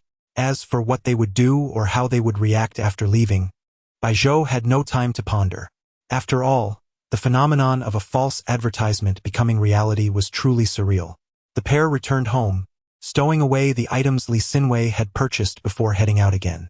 With newfound wealth, a shopping spree was in order. After all, one does not hoard money for future offspring. Baijiu contemplated sending some funds home but recalled the lengthy explanation required after sending 2,000. Perhaps he would wait until next month, until he could concoct an impeccable reason before breaking the news to his family. After all, one cannot forget their roots when they achieve success. They took a taxi to the opulent entrance of a lavish hotel, the Jinrui Grand Hotel. The grand entrance rivaled the side door of Hanqing Normal University in size. It shimmered with golden hues, radiating an aura of wealth even in daylight. Li Xinwei gazed at the hotel sign, her brow furrowing slightly as she remarked, "Baijiu, I recall this hotel is the most renowned in Hanqing, and its prices are not something an ordinary person can afford. Are you certain we should dine here today?" Baijiu nodded naturally, of course. "Now that we're here, why not indulge?" Li Xinwei shook her head gently, saying, "No, Baijiu, you have a home now, but utilities and groceries still require money. Additionally, we need to save for the future when children will need to attend school." "You! Stop right there," Baijiu interjected, alarmed. "When did I say I had children?" Li Xinwei maintained her calm demeanor, responding matter-of-factly, "Not now, but eventually we will have children, so we must plan for the long term." What does she mean by eventually we will have children? We are merely roommates, do you understand? Baijiu felt his sanity teetering at Li Xinwei's peculiar reasoning. Unfazed by his emotional turmoil, Li Xinwei continued, "Just temporarily roommates. But in the future." "Enough about the future. Let us focus on the present," Baijiu declared, unwilling to engage in further debate with her.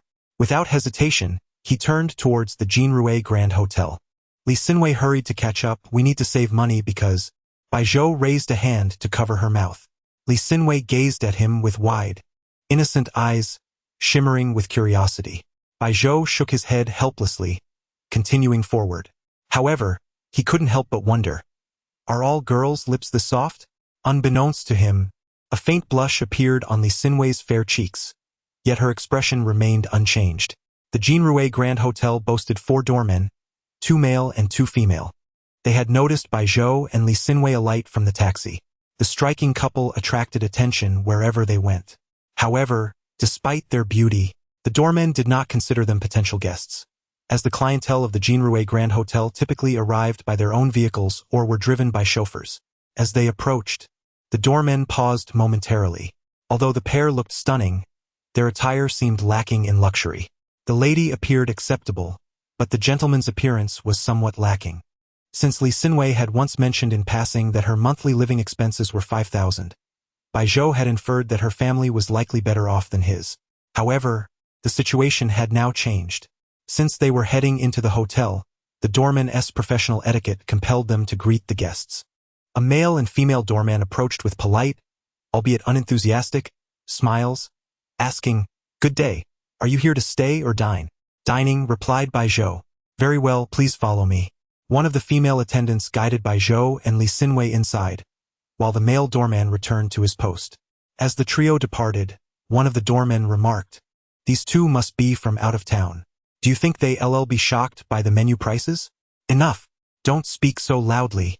What if they hear and complain?" Evidently, the tendency to judge others by their appearance permeates every corner of society. Chapter 39. Husband, are they your friends? As they entered the hotel lobby, a cacophony of noise greeted them. Although the menu here was indeed a bit extravagant, the ambience was undeniably upscale, resulting in a considerable crowd during peak dining hours. Upon hearing the clamor, Li Xinwei furrowed her brows slightly. Her innate discomfort in social situations rendered her averse to bustling places, though school was an unavoidable scenario. Previously, when Bai Zhou was drawing prizes, she had remained at a distance from the throngs. However, Bai Zhou had not noticed her subtle expression. Ahead, a female receptionist led Bai Zhou and Li Xinwei to a lobby manager clad in a distinct uniform. The manager, adorned with a professional smile, addressed them, "Are you two here to dine? Please follow me." She gestured for them to proceed deeper into the lobby. At that moment, Bai Zhou interjected, "Are there any private rooms available?" Upon hearing Bai Zhou's query, the lobby manager paused, momentarily taken aback. She surveyed the pair, recognizing their striking appearances but noting their attire suggested limited means. Thus, she cautiously reminded them, "Sir, our private rooms have a minimum spending requirement." Bai Zhou nodded nonchalantly. "I understand." Acknowledging the guest's statement, the manager turned to the front desk and inquired, "Is there any private room still available?" The front desk staff quickly responded via intercom, "Wang Jie, there's only one diamond room left. The others have all been booked." Wang Jie, the lobby manager, frowned slightly at the response and turned to Bai Zhou with an apologetic expression. "Sir, we currently don't have any private rooms available." "No?" Bai Zhou and Li Xinwei exchanged puzzled glances. Bai Zhou queried, "Didn't the front desk mention there was a diamond room?" "Sir, you may not be aware, but that diamond room," Wang Jie seemed poised to explain when an abrasive voice interrupted, "We'll take that diamond room. Hurry and prepare the bill." Clearly, the speaker had just entered and overheard the front desk's conversation. The three turned slightly, frowning. In that instant, Bai Zhou's eyes gleamed with a hint of displeasure as he noticed not the rotund man with the abrasive voice, but rather the youthful woman beside him, who clung to his arm like a canary. Despite her heavy makeup, she couldn't outshine Li Xinwei. However, from Bai Zhou's angle, Li Xinwei stood behind him, hidden from view. Before Bai Zhou could speak, the woman, with an air of surprise tinged with disdain, exclaimed, "Bai Zhou, what are you doing here?" The portly man, hearing his companion's words, turned to Bai Zhou and asked, "Do you know each other?" The alluring woman squinted, chuckling lightly, "Oh, it's nothing, just a poor loser. Don't mind him." Her tone dripped with contempt. Bai Zhou's lips curled slightly as he replied, "What a small world. Niu Kaihua." At the mention of the name, the woman's expression shifted uncomfortably. "Niu Kaihua? I thought you were Niu Yiting?" The man inquired, puzzled. "Oh, when did you change your name?" Bai Zhou asked, intrigued. In apparent distress of being exposed, the woman raised her voice defensively. Don't say nonsense." Then, turning to her companion with a feigned sweetness, she continued, "Oh, darling, don't listen to this loser. He once pursued me, but I rejected him. He's just seeking revenge."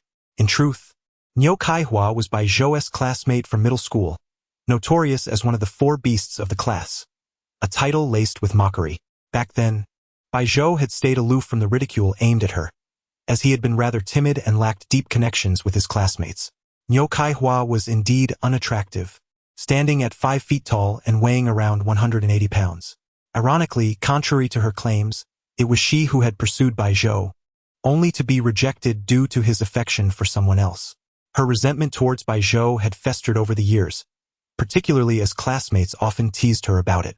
This led her to undermine him at every turn, even spreading rumors that he had taken advantage of her without taking responsibility. Consequently, Bai Zhou endured a challenging middle school life, a struggle that persisted into high school. He had only recently recognized her at a class reunion, having not seen her since she underwent a significant transformation, including weight loss and cosmetic surgery. Upon hearing Nyo Kaihua's words, the rotund man erupted into laughter. Ha ha ha.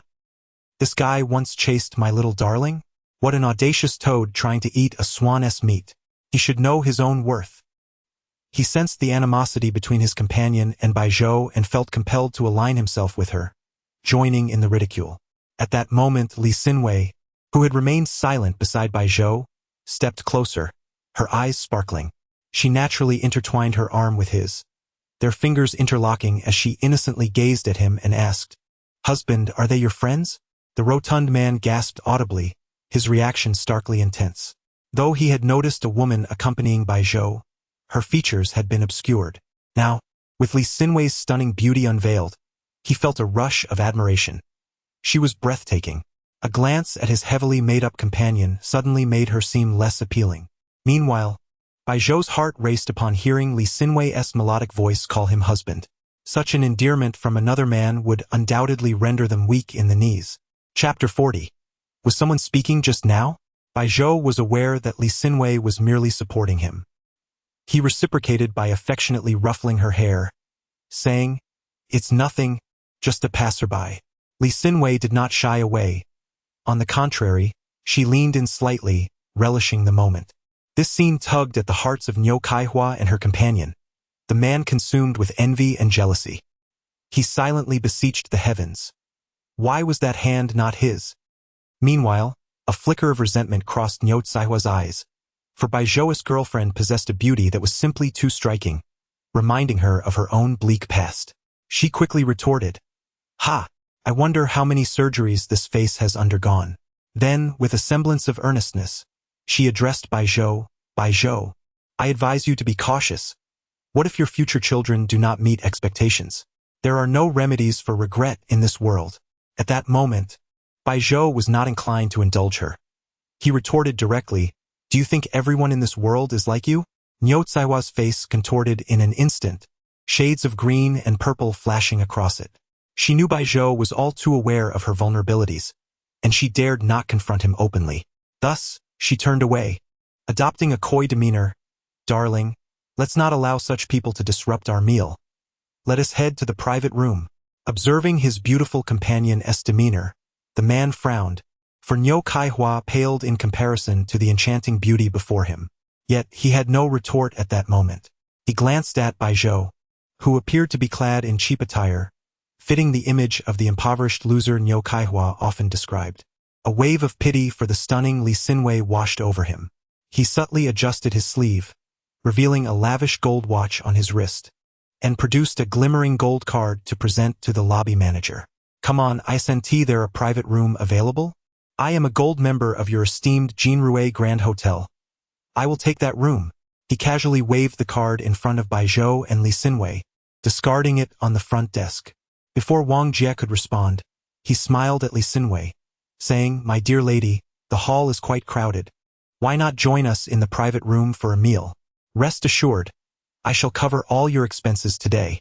Upon hearing this, Nyo Tsaihua's eyes darkened, yet she refrained from expressing her anger, only deepening her contempt for Baizhou. Li Xinwei, however, did not even glance at the man, her focus solely on Baizhou. With a smile, Baizhou replied, "There is no need for your concern, sir. We will manage our lunch ourselves." At this moment, the man turned, his chubby face contorting in annoyance as he spat. "Did I ask you? I am inquiring about this lady's wishes." He scrutinized Baizhou, whose appearance resembled that of a gigolo, and sneered, "Do you honestly believe there is a dish here that you can afford? I advise you, young man, to recognize your limitations and not overreach." To the man's insolent remarks, Baizhou remained unfazed, instead turning to Li Xinwei. "What do you think? The gentleman is offering to treat you." Li Xinwei blinked innocently, appearing perplexed as she asked, Was someone speaking just now?" The amusing exchange between Li Xinwei and Baizhou elicited barely suppressed laughter from Wang Jie and the front desk staff. The rotund man's face turned a deep shade of anger upon hearing Li Xinwei's response. "Humph," he scoffed, tossing his arm dismissively. "What an ungrateful lot." He then turned away, seemingly dismissing Baizhou and Li Xinwei, directing his ire at Wang Jie.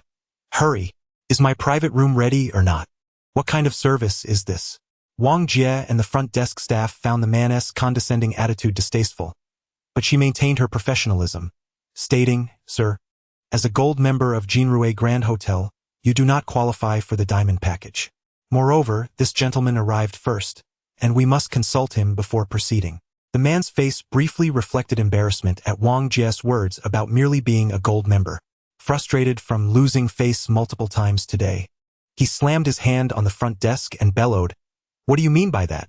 Do you look down on me because I am just a front desk attendant? I am a gold member. Are you implying that I cannot afford to spend? That this poor loser can? You are blind. His loud outburst attracted the attention of several patrons in the bustling hall, each revealing their disdain for his brash demeanor. Wang Jie's professional smile evaporated, her breath quickening with barely contained anger. However, she composed herself, reminding herself that she was in a work environment, and he was a customer. Taking a deep breath, she replied, All right, sir. The primary condition for accessing our diamond package is being a diamond member of Jinrui Grand Hotel. Therefore, if you wish to enjoy our diamond package, you must recharge a sum of 188,800 yuan to activate your diamond membership. What? What? The man was left stunned by the figure of 188,800 yuan. Who spends nearly 200,000 yuan for a mere lunch? Such individuals exist. But he certainly did not belong to that echelon. Producing such an amount in one go felt akin to slitting his own throat.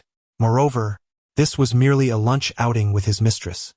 He had never even dined at such exorbitant establishments. His complexion turned ashen as he caught sight of Baizhou quietly observing the scene unfold, his heart sinking. He snapped at Wang Jie. Fine. You insist on first come, first served? Let this young man open your diamond package first. Then, truth be told, he had already forfeited any chance of obtaining the diamond package today, but he could not allow himself to lose face alone. He had to drag Baizhou down with him. At that moment, Wang Jie turned to Baizhou, a hint of concern in her gaze. Admittedly, her sympathies lay with Baizhou. Yet, despite his handsome visage, his attire suggested he was unlikely to possess the means to afford 200,000 yuan. She feared that he might be pulled into this debacle and felt a twinge of pity for him. However, Baizhou's expression remained unchanged as he slowly retrieved a debit card from his pocket, calmly stating, Please proceed with the transaction. Chapter 41. What does dog eyes look down on people mean? Swipe the card. Baizhou's voice echoed at the hotel front desk. The 5 individuals present, apart from Baizhou, were all taken aback, including Li Xinwei. She had previously learned about Baizhou's background, which was slightly more modest than her own. Now, he was casually waving his hand to swipe a card for a staggering amount of 188,888. Could he have emptied his family's savings? With that thought, she tightened her grip on Baizhou's arm and gently pinched him, signaling that there was no need to spend extravagantly for the sake of appearances. Of course, it could also be for saving money for their child. Baizhou understood Li Xinwei's concern and gave her a reassuring look. At that moment, 2 piercing laughs broke the tension. Ha ha ha ha ha. The man and Niu Kaihua laughed until tears streamed down their faces. Niu Kaihua pointed at Baizhou, mocking him. Baizhou, are you out of your mind?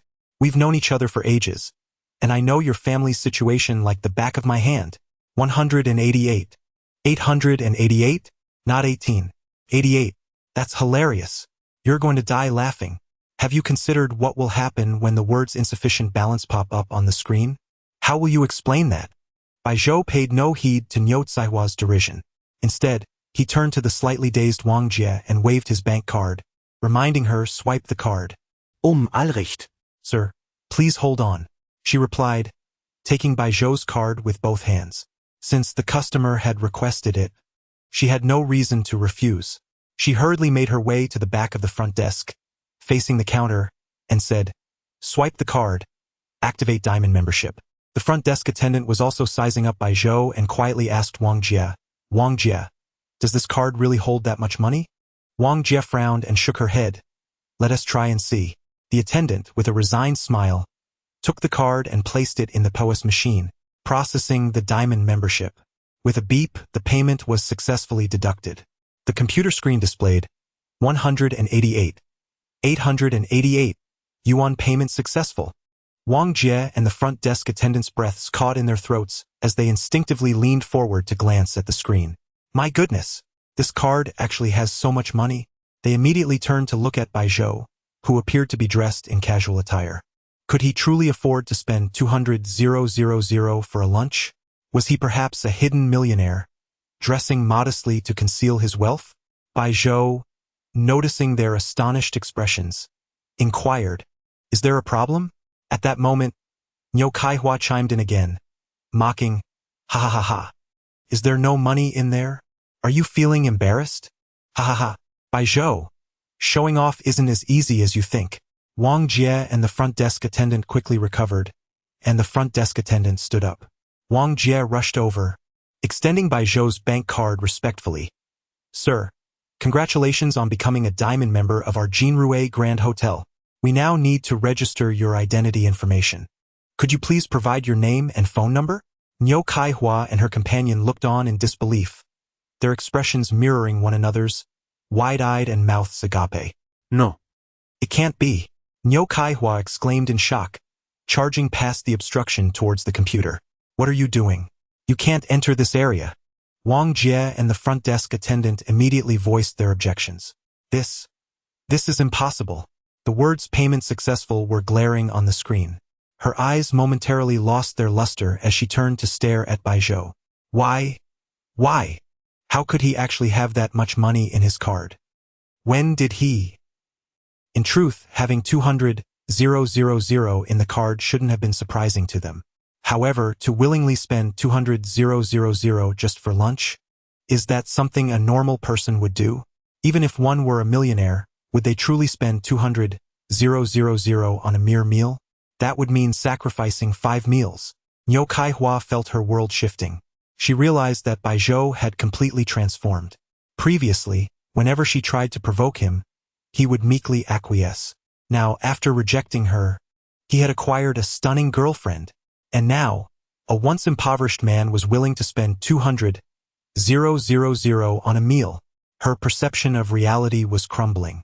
Wang Jie and the front desk attendant had already escorted Niu Kaihua out of the front desk area. Meanwhile, Niu Kaihua's affluent companion wore a grim expression, wishing he could disappear into the ground. Although he was a millionaire, he could hardly bear the thought of such extravagance. While Bai Zhou also belonged to the wealthy class, his fortune had come from a mere phone call. The 888 he spent was merely a sum he had earned recently, so he felt no remorse. Wang Jie had already input Bai Zhou's information.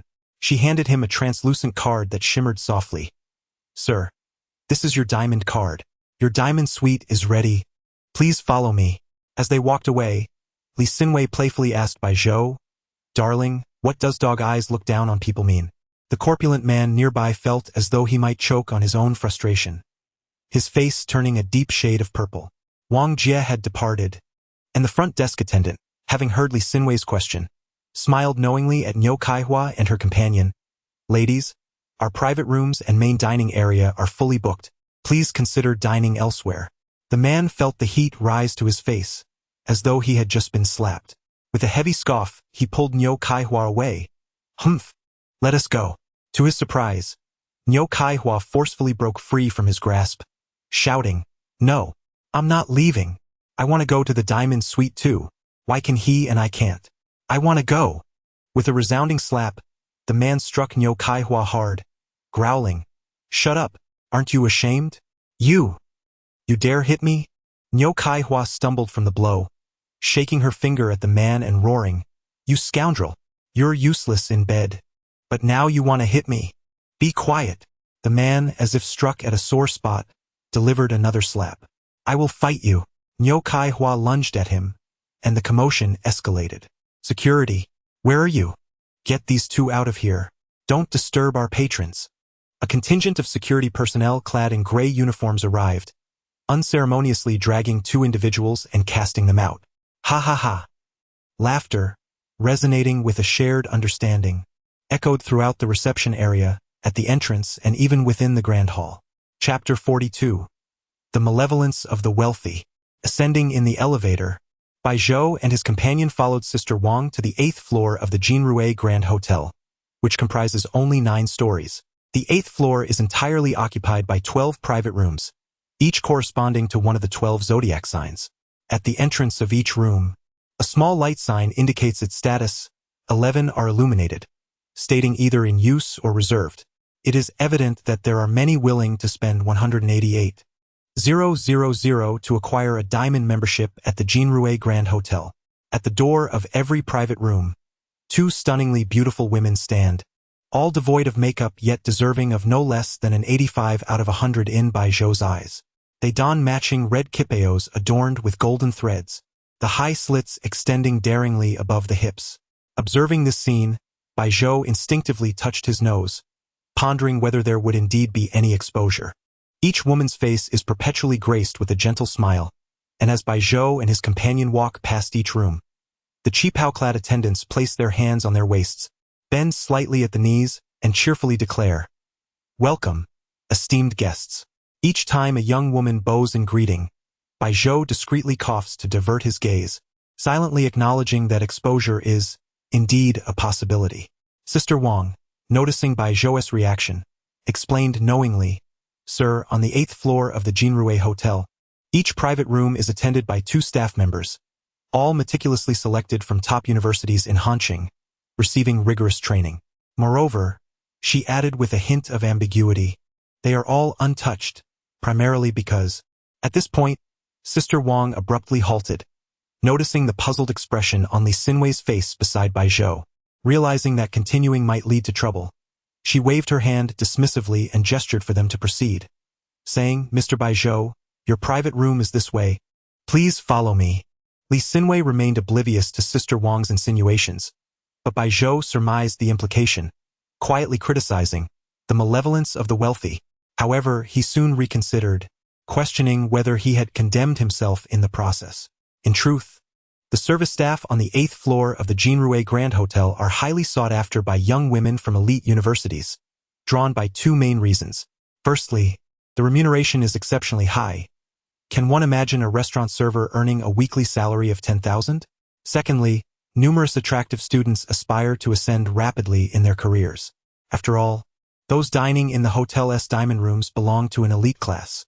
Of course, such high rewards come with equally high risks. The clientele comprises influential figures in Hanqing, and poor service could obliterate one's prospects for a lifetime. Naturally, should someone take a liking to one of the attendants, they may leave together, but such arrangements require the attendant's consent. In essence, it is a matter of mutual desire. Yet, the malevolence of the wealthy. Ahem. Of course, male attendants are also available, though those seeking them do not advertise their needs so openly. Hence, every private room is staffed by female attendants. The trio arrived at a private room named Bullish, representing the zodiac sign of the ox. The 2 lovely attendants at the entrance greeted them with charming dimples, saying, "Good day, sir and madam. Please enter. Should you have any requests, do not hesitate to inform us. We are here to serve you wholeheartedly." Bai Zhou at this moment had no peculiar demands, especially with Li Xinwei present. Or perhaps not. Acknowledging the 2 beautiful attendants with a nod, they stepped into the room. Upon entering, Bai Zhou was immediately dazzled. Although termed a private room, it was fully equipped with amenities. There was even a bedroom, a massage room, and a gym, as if someone might reside there. The chairs were crafted from a golden-hued wood. Bai Zhou could not discern the exact material, but it was undoubtedly expensive. Intricately carved dragon claws and heads adorned the chairs. Beyond the expansive floor-to-ceiling windows flowed the only wide river in Hanqing, offering a breathtaking view. The tea set, lighting fixtures, and dining utensils on the table, though Bai Zhou could not appraise their worth, radiated opulence. Seated on the dragon-adorned chair, Li Xinwei blinked her large eyes at Bai Zhou and inquired, "Bai Zhou, do you not detect any aroma? What scent?" Bai Zhou inhaled deeply, realizing there was a refreshing fragrance, reminiscent of calming incense. However, Li Xinwei seemed to imply something else. She slowly shook her head, stating, "The scent of money." Bai Zhou chuckled and shook his head, choosing not to respond. At this point, Sister Wang had already departed after they entered the bullish room. The two qipao-clad attendants were attentive, even presenting warm towels to gently wipe their hands. One of the attendants, leaning ever so slightly against Bai Zhou, lingered close, her alluring fragrance nearly overwhelming him. As she delicately wiped Bai Zhou's hands, she teasingly traced her fingers across his palm. Her sparkling eyes conveyed a captivating message. Although Bai Zhou was a diamond member with considerable wealth, the primary reason for her attentiveness was his undeniable handsomeness. It is a burden to be so strikingly attractive. Having directly paid 188,000, Bai Zhou's first meal was complimentary, with no cap on the expenses. Thus, there was no need to order. They were served the hotel's finest two-person meal, complemented by an exquisite bottle of wine, the label conspicuously absent. Today was the first complimentary visit. Subsequent visits would deduct from the balance on his diamond card. However, 188,000 would suffice for a few meals. Before leaving the room, the qipao-clad attendant cast a flirtatious glance back at Bai Zhou, though only he was aware of whether he noticed. Just then, Li Xinwei, while re-wiping her hands, turned to Bai Zhou and said, "Why do you never heed advice? I want to ask where the 20,000 came from, but you must ensure your finances are well planned.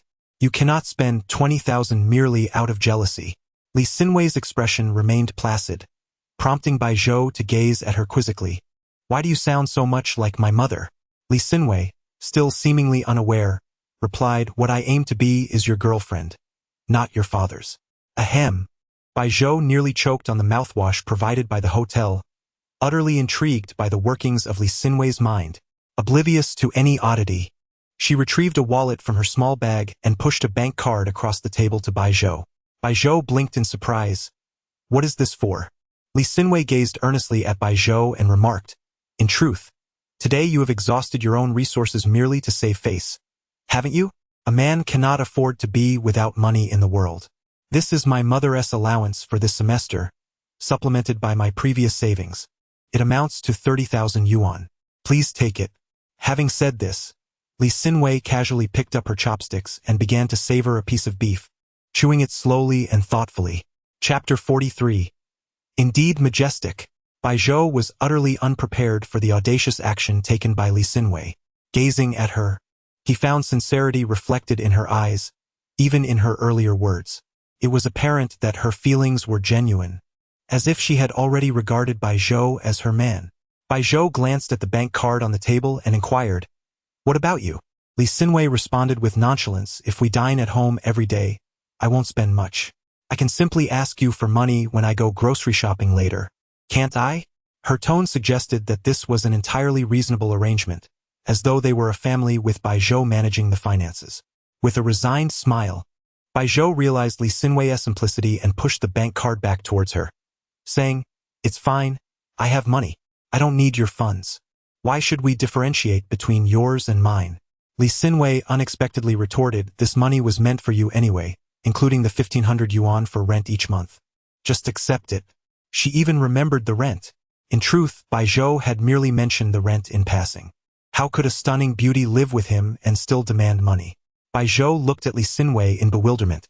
Her thought process was still a mystery to him. "Aren't we still not officially a couple?" he pondered. Li Xinwei lifted her head earnestly and replied, "It's only a matter of time." Bai Zhou was taken aback, giving her a thumbs up. One word, "Excellent." Yet, he couldn't help but ask, "What if I like someone else?" Li Xinwei's answer nearly made him drop his chopsticks. "Your feelings for someone else are your affair, while my feelings for you are mine. Besides, I still don't even know what it's like to truly like someone. How can you be so sure you'll like me?" "It's only a matter of time," she reiterated. At that moment, Bai Zhou suddenly realized something felt amiss. This was reminiscent of the domineering CEO romance novels he had heard of, and he was the one being pursued. Curiously, Li Xinwei inquired, "What are romance novels?" Bai Zhou was taken aback. "You don't read novels? Is War and Peace one?" Coughing, he added, "Well, yes, it counts." Their meal was delightful, with the restaurant's attentive service nearly bordering on servility. After sharing a bottle of red wine, Li Xinwei's cheeks flushed, adding an alluring touch to her beauty. However, Bai Zhou felt a lack of satisfaction from spending the money today. The primary reason was that he had been flirted with by a beautiful woman with psychological issues. All day he had sought ways to flirt back, but Lee Sin-wei seemed oblivious, leaving him frustrated. The afternoon sun was still glaringly bright, yet the Jinrui Hotel graciously provided a sunshade. Bai Zhou held the umbrella, while Lee Sin-wei's delicate hand rested lightly on his. If only it would drizzle a bit, the ambience would be perfect. As they exited the hotel and prepared to hail a taxi, Lee Sin-wei tugged at Bai Zhou and pointed ahead. Bai Zhou, is that 100 yuan? Where? Bai Zhou followed her finger and spotted a pink paper on the ground that read 100. He wasn't one to seek small gains, but leaving such an item undisturbed felt disrespectful. As he picked it up, his eye twitched. This was no 100 yuan bill. It was merely a shameless advertisement. It read, "Secrets from South Africa. Extended, enlarged, reinforced. Majestic, revitalizing men." How could such a global medical dilemma be trivialized by a petty advertisement? It was absurd. Who would believe such nonsense? Bai Zhou muttered under his breath. These unscrupulous merchants, printing their advertisements to mimic a 100 yuan note. Who came up with that idea? TSK. Lee Sin-wei, intrigued, asked if it's just an advertisement, why hide it? Coughing, he replied, "Oh, it's nothing. Let's head home. The taxi's here." Why Bai Zhou chose to pocket the advertisement remained a mystery, perhaps out of a desire to protect the environment. Regardless, in the afternoon, he received a package containing a medicine bottle. Shortly after, for reasons unknown, he decided to take a shower. While in the bathroom, he exclaimed, "Indeed, even more majestic." Of course, none of this mattered. Bai Zhou was indifferent to such trivialities. He merely wished to test whether the claims of this dubious advertisement were true. On Friday evening, Bai Zhou and Lee Sin-wei returned home. After a long afternoon of dance classes, Lee Sin-wei appeared quite fatigued. Yet, after sipping some water, she headed towards the kitchen, only for Bai Zhou to gently stop her. Having spent some time together, Lee Sin-wei gradually found her way into Bai Zhou's heart. "Shall we order takeout? The Jinrui Hotel offers delivery, right?" Lee Sin-wei nodded. "That sounds good. I want their pine nut fish." As a diamond-level VIP, Bai Zhou was assured that the hotel would deliver within half an hour. Just as he hung up the phone, the doorbell rang. That was quick, he thought, knowing that the Jinrui Hotel's delivery could not be this prompt. At the door stood a middle-aged man in a suit, accompanied by Xiao Li, who had intended to report his superior, and a familiar face, Chun Feng, a top lawyer from Dingyuan law firm. Upon seeing this unusual assembly, Bai Zhou's thoughts raced. Could there be an issue with this property? Nonetheless, he opened the door. The middle-aged man, wearing a warm smile, extended his right hand, saying, "Mr. Bai Zhou, greetings. I am Long Jianxin, the regional manager for Tangshan Yipin." Bai Zhou shook his hand, asking, "What brings you here? Mr. Bai Zhou, may we come in?" Of course, Bai Zhou nodded, believing it impolite to turn guests away. He ushered them inside. Lee Sin-wei, upon seeing strangers enter, gracefully rose from the sofa and asked, "Bai Zhou, do you have guests? Should I retreat to my room?" "Yes," Bai Zhou nodded, aware that Lee Sin-wei preferred to avoid socializing. He led the three guests to the coffee table in the living room, inviting them to sit. Chun Feng and Long Jianxin gestured for Bai Zhou to take a seat. Since the host did not sit, the guests felt hesitant. Bai Zhou, however, paid no heed to such formalities and sat down comfortably in the main seat. Chun Feng and Long Jianxin took their seats, while Xiao Li stood quietly behind Long Jianxin. At that moment, instead of retreating to her room, Lee Sin-wei returned from the kitchen with several cups, displaying her courtesy by offering guests water. There was a distinct air of a mistress about her. Ding dong. The doorbell rang at that moment. Lee Sin-wei proactively opened the door to reveal a perspiring courier. "A delivery for Mr. Bai Zhou. Please sign here. It is tea." There. Lee Sin-wei accepted the package and then turned to Bai Zhou, inquiring, "Bai Zhou, did you purchase tea? May I prepare tea eggs?" There. Bai Zhou was momentarily taken aback but quickly realized that this was indeed the tea ordered through WeChat. He smiled and said, "Sure. Go ahead and prepare it, but do brew a cup for our guest first." Chapter 44. Wait. No. Upon hearing Bai Zhou suggest using tea meant for boiling tea eggs to brew for them, both Long Jianxin and Chun Feng exhibited an uneasy expression. Li Xinwei, however, remained candid. Notably, Bai Zhou had surprisingly learned to perform a series of tea-related activities, such as washing and brewing, despite not having any tea utensils. While Li Xinwei was in the midst of preparing tea, Long Jianxin took the opportunity to clarify his intentions.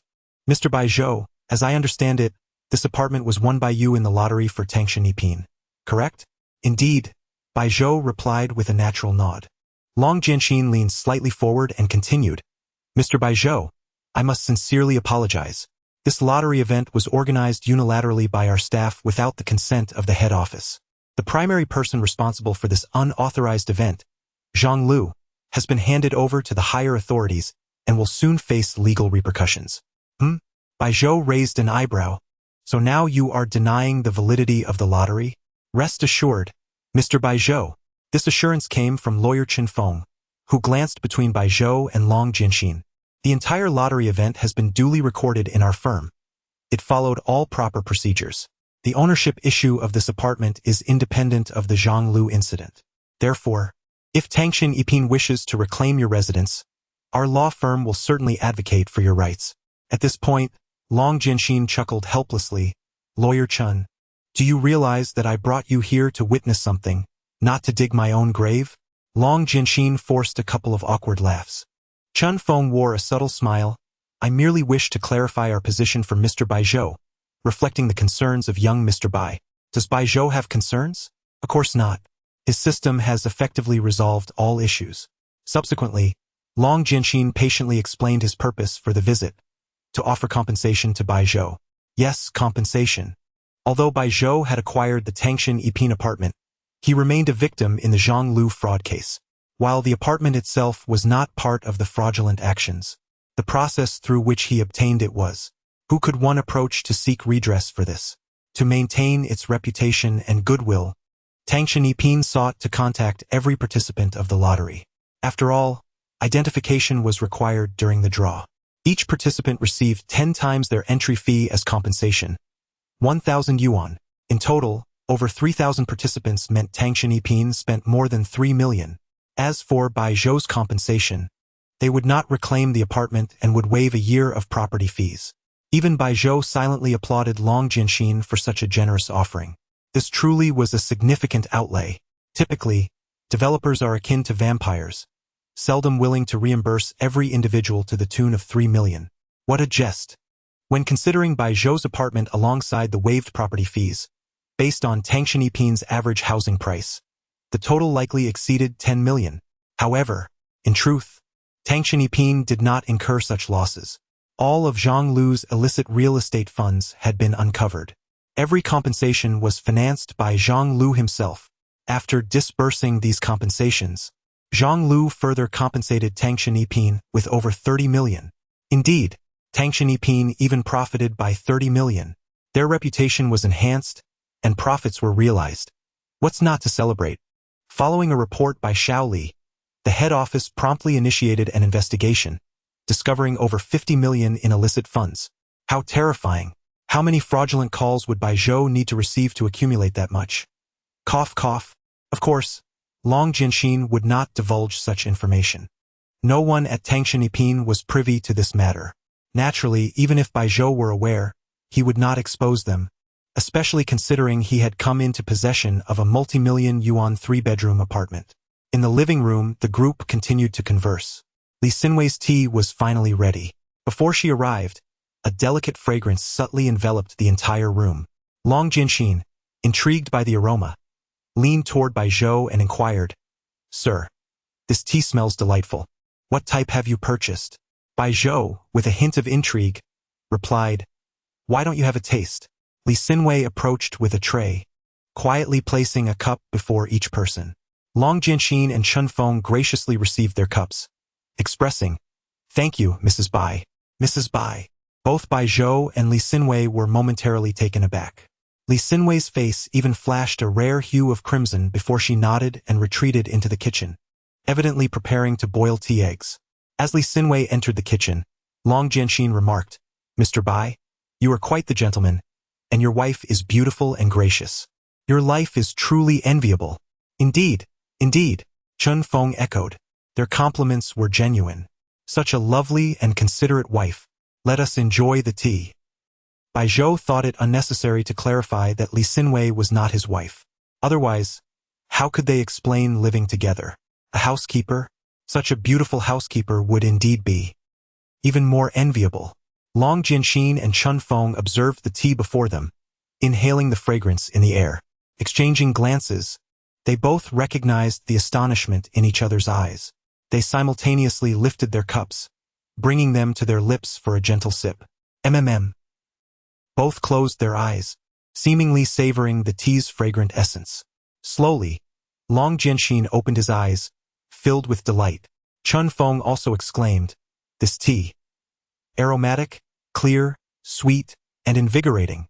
Truly excellentea. His eyes sparkled with excitement. Then Long Jianxin spoke, "Mr. Bai, if I am not mistaken, this is De Hong Pao? Moreover, it is exceptional quality." Bai Zhou smiled and nodded slowly. Though he lacked expertise in tea tasting, Long Jianxin, being a provincial head of a top-tier group, had surely tasted many fine teas. Realizing this, Bai Zhou knew he had once again been deceived. Yet this was a delightful trick. 500 yuan for a pound of exceptional De Hong Pao? Was this not a steal? Upon seeing Bai Zhou nod, Long Jianxin and Chun Feng exchanged astonished glances. Who could afford such top-quality De Hong Pao? Were they not of a different caliber? They were astonished that Bai Zhou not only possessed such fortune but also wealth. Who could argue with that? A twinge of guilt surfaced between them, for initially, upon hearing Bai Zhou would serve them tea meant for boiling eggs, they had felt a hint of disdain. But now, wait, tea for boiling eggs. Gasping, Long Jianxin and Chun Feng turned their gazes toward the kitchen. At that moment, with a crisp snap, Li Xinwei broke off a piece of tea cake and tossed it into the pot. Don't. Chapter 45. Is De Hong Pao really worth so little? The exclamation came simultaneously from Long Jianxin and Chun Feng. What is it? Bai Zhou inquired, looking at them with a hint of confusion. The two men quickly realized their indiscretion. However, Long Jianxin still gazed at Bai Zhou with a pained expression, saying, "Mr. Bai, this is top-grade De Hong Pao. Are you having your partner boil tea eggs with it?"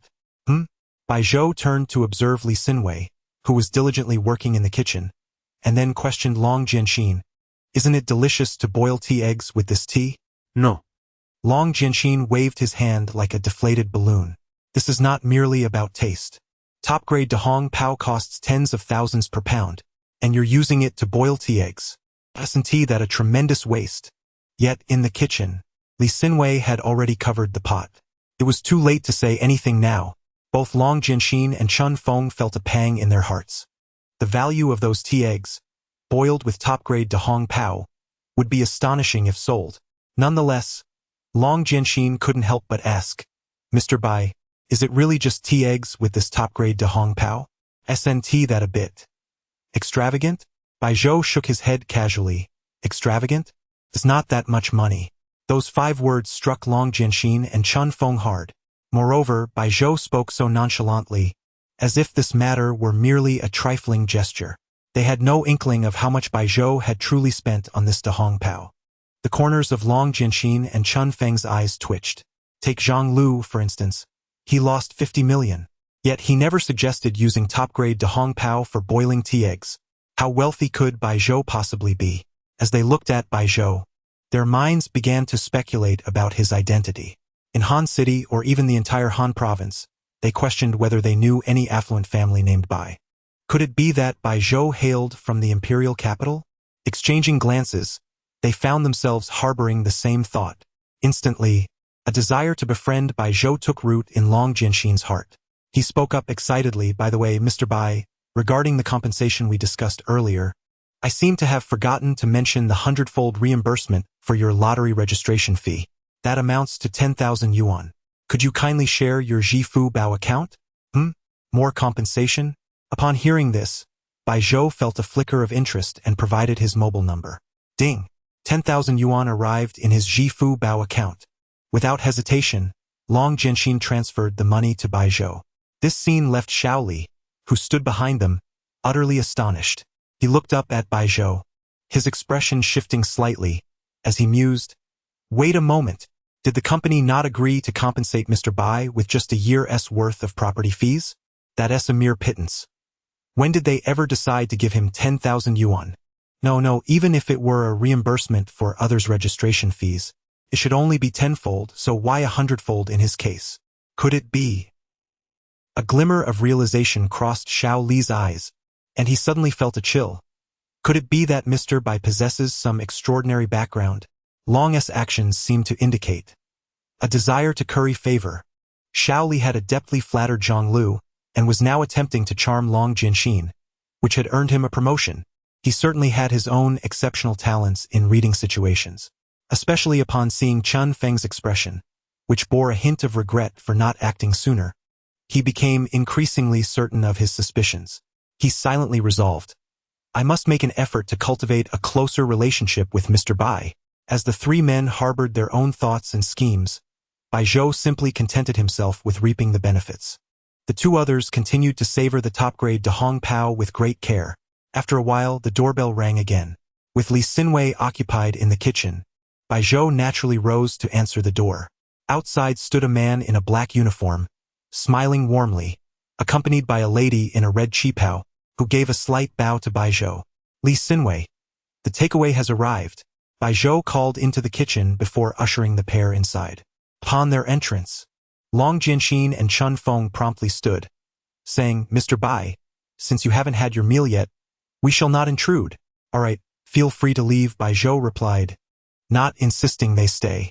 At that moment, Long Jianxin cautiously asked, Mr. Bai, may I inquire if your tea eggs are ready? Could I take one with me? To Bai Zhou's surprise, Chun Feng also nodded eagerly like a chick pecking at grain. I would like one as well. Bai Zhou couldn't help but chuckle at their eagerness. He was well aware of their motivations. Without refusal, he had Li Xinwei retrieve 2 eggs. Though they had not fully absorbed the flavors yet, the 2 men didn't mind. They cradled the hot eggs in their hands as if they were treasures and departed from Bai Zhou's home. As they passed the doorway, Chun Feng noticed the delivery man and woman pause momentarily. Their eyes filled with astonishment before they exchanged glances with Bai Zhou and hurriedly left. Once Long Jianxin and the others descended the stairs, they still clutched the Dahong Pao-infused tea eggs. At that moment, Long Jianxin spoke up, Lawyer Chun, what are your thoughts on this Bai Zhou? Chun Feng turned to face Long Jianxin, replying, this person's background is undoubtedly extraordinary. Long Jianxin realized that Bai Zhou's background was indeed remarkable, yet he remained uncertain about its true nature. Chun Feng leaned closer and whispered in Long Jianxin's ear, Director Long, did you notice those 2 delivery personnel? They were dressed so formally. To be honest, Long Jianxin was also surprised by their identity. Chun Feng nodded, Director Long, you've been stationed in the Eastern Province and seldom visit Han City, so you might not know. Only the Jinrui Grand Hotel in Han City employs such delivery personnel. Moreover, I know that only Diamond-level members receive such delivery services. Jinrui Grand Hotel?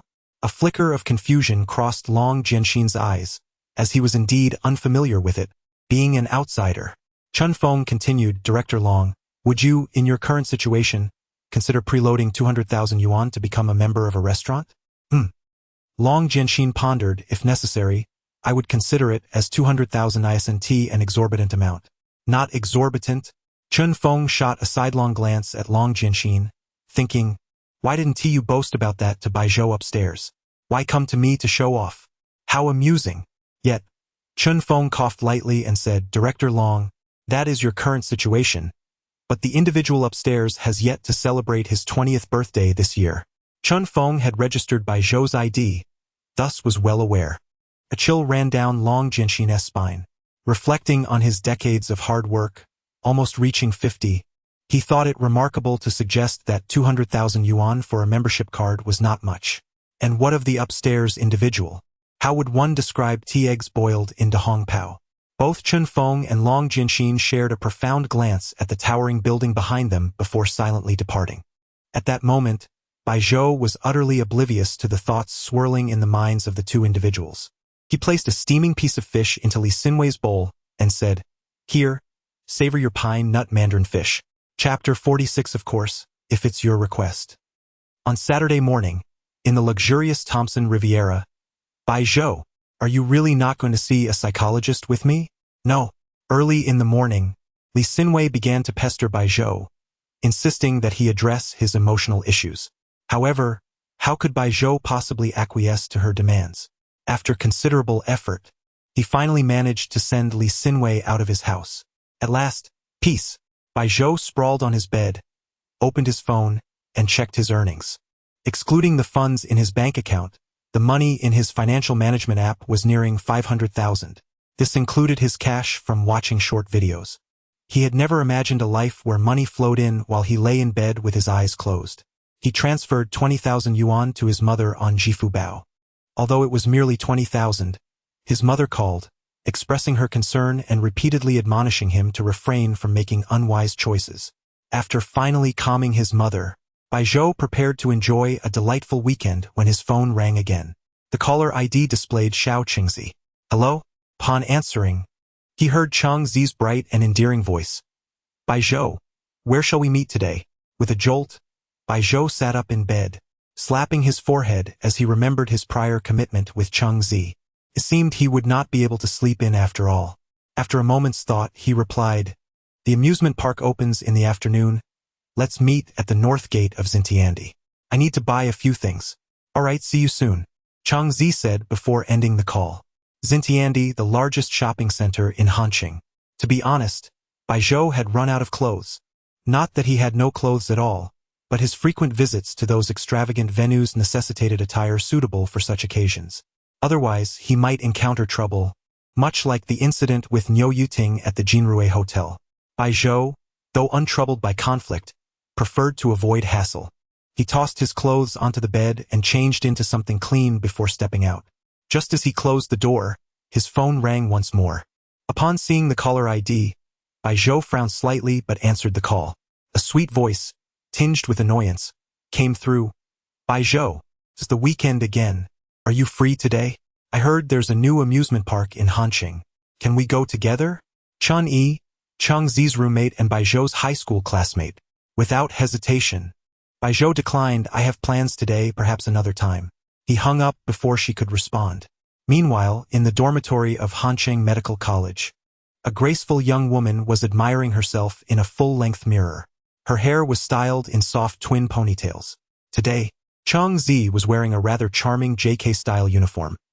A crisp white shirt with a petite black tie and a black plaid skirt that revealed her long, slender legs, complemented by white knee-high socks and black ankle boots, exuding an air of playful cuteness.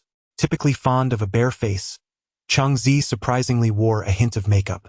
Just then, a voice came from behind her. What about tomorrow? Hello? Hello? Did you hang up? What a jerk. Chang Yi eklaymet. Throwing her phone onto the bed in frustration, Chang Zi turned, puzzled, and asked, Chen Yi, what's wrong? Who are you angry with? Chang Yi vented. It's that Bai Zhou.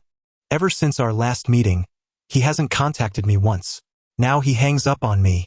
She paused, then looked at Chang Zi in astonishment. Orange. Have you put on makeup? My goodness, you're dressed beautifully. Who are you trying to impress? With a teasing grin, she leaned closer, playfully pinching Chang Zi's delicate cheek. Chang Zi's face flushed crimson at Chang Yi's words. No. Not at all. Really? Your face is so red. Oh my. Could it be that our orange is in love? This is monumental news. The goddess of the medical college, Chang Zi, is in love. No, don't say such things. Embarrassed, Chang Zi pushed Chang Yi's hands away and dashed out of the dormitory, leaving Chang Yi chuckling behind her. I must find out more when she returns tonight. With her cheeks aflame, Chang Zi sprinted out of the dormitory building, her petite handbag in tow. Her youthful, radiant figure caught the attention of fellow students along the way.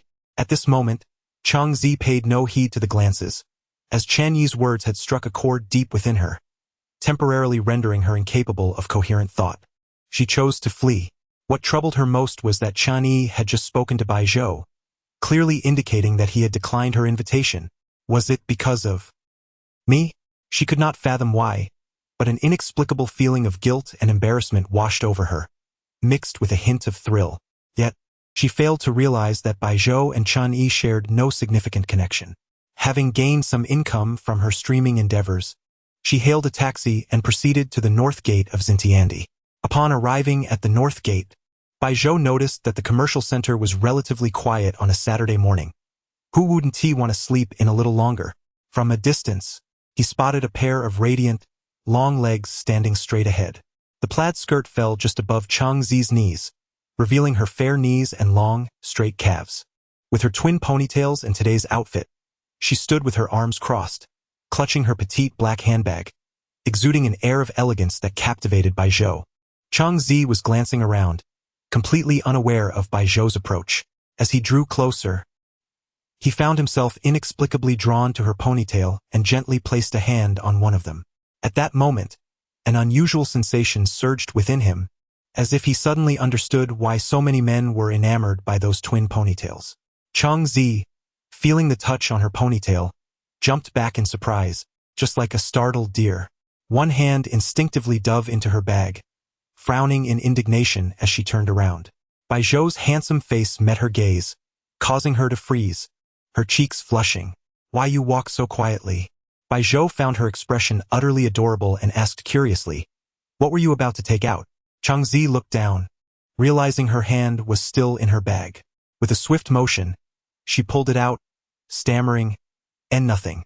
However, she had forgotten that she had already grasped the item earlier.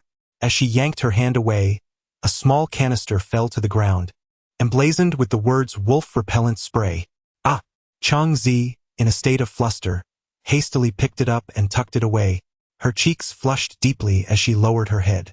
Bai Zhou, awkwardly touching his nose, remarked, "You weren't intending to spray me with that, were you?" Chang Zi shyly waved her hand, stammering, "Well, you were walking without making a sound. Suddenly, someone appeared, and I thought it was something else.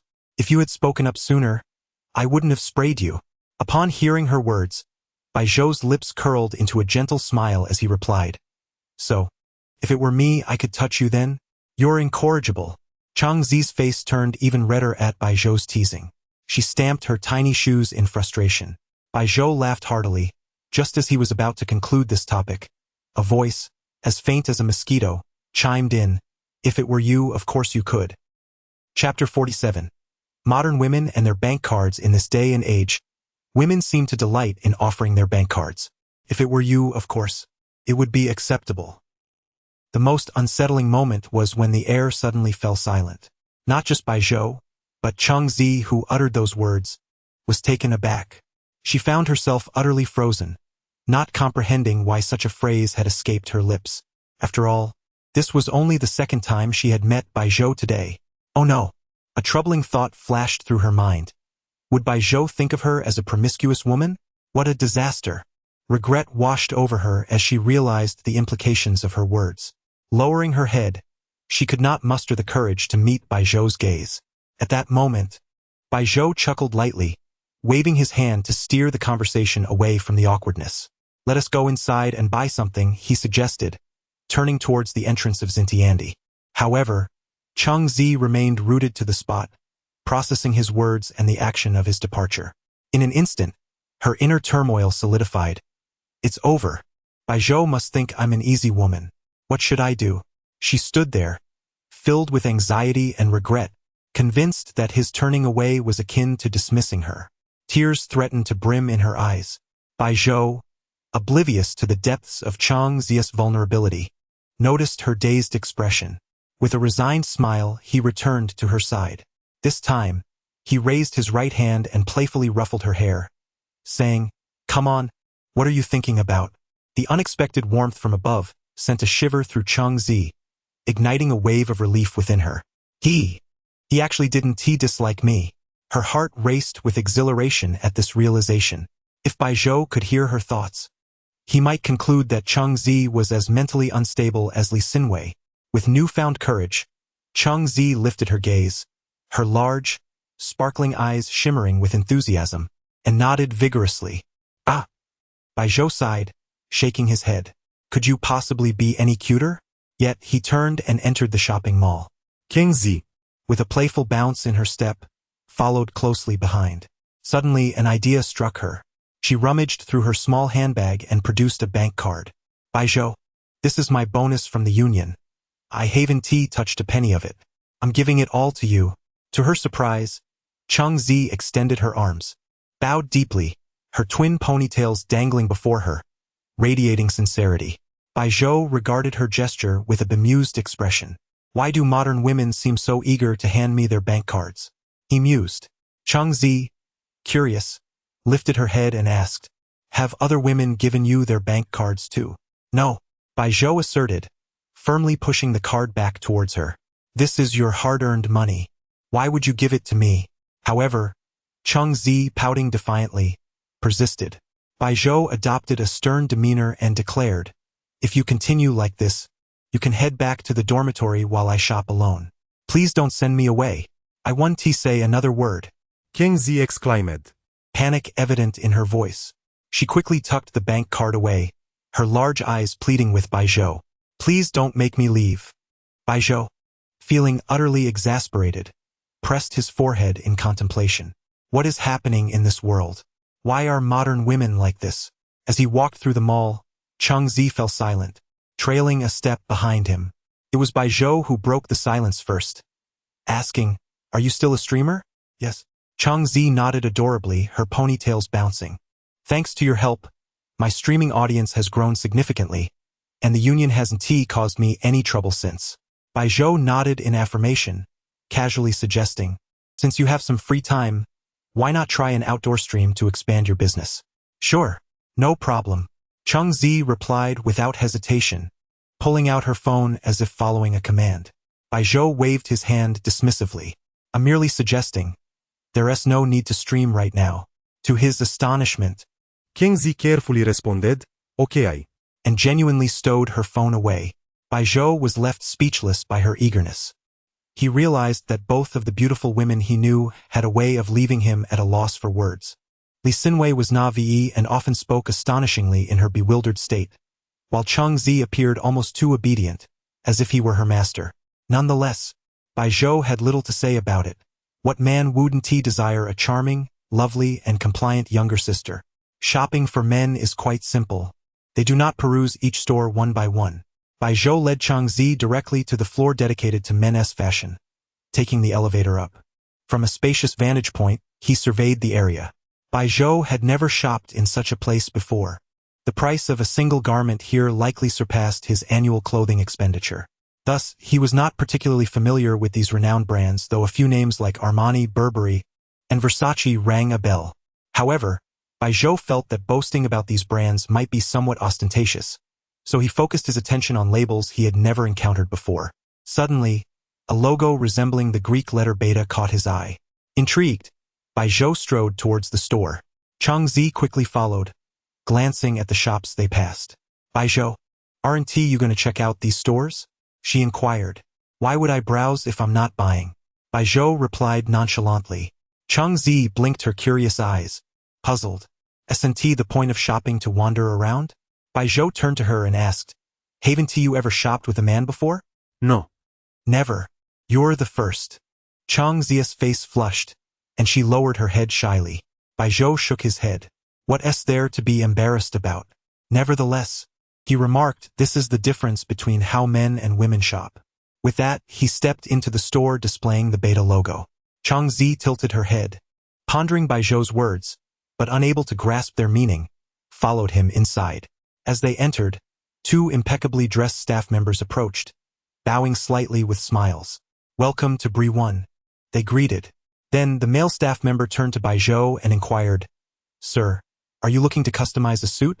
To be honest, I've never heard of this brand before, Bai Zhou admitted, puzzled by the question. Do you only have suits here? As Bai Zhou currently has no need for a suit, if this store exclusively offers suits, then there would be no alternative but to depart. The saleswoman, adorned with a professional smile, replied, Certainly not, sir. While our establishment, Brioni, is renowned for bespoke suits, we also offer casual attire. Please, follow me. Chapter 48. Is this the Prince Charming from fairy tales?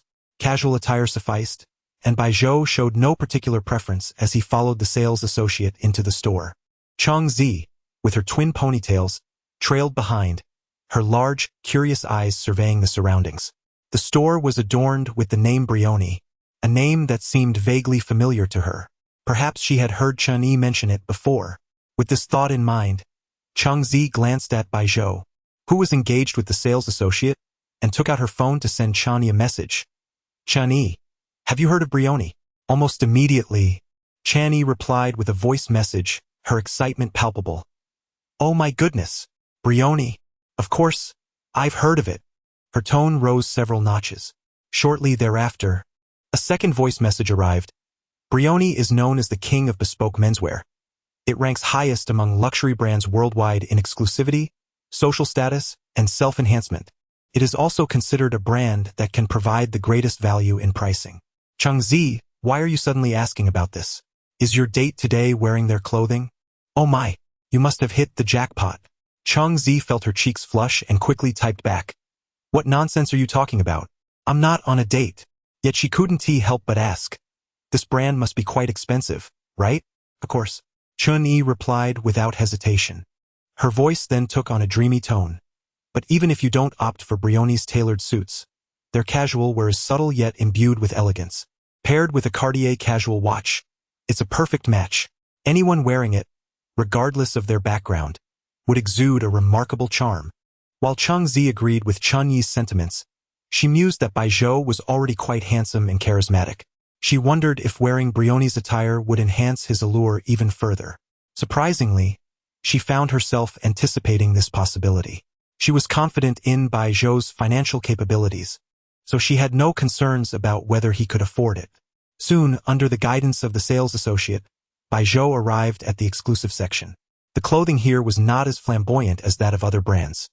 Instead, it featured a predominance of solid colors, with styles that appeared understated and modest. This suited Bai Zhou's taste perfectly. As he surveyed the options, nothing caught his eye in a particularly striking manner, so he instructed the sales associate, "Please put together an outfit for me. I'll try it on once you've selected it." "Certainly, sir, please hold on." The sales associate replied with a warm smile, carefully selecting items from the rack.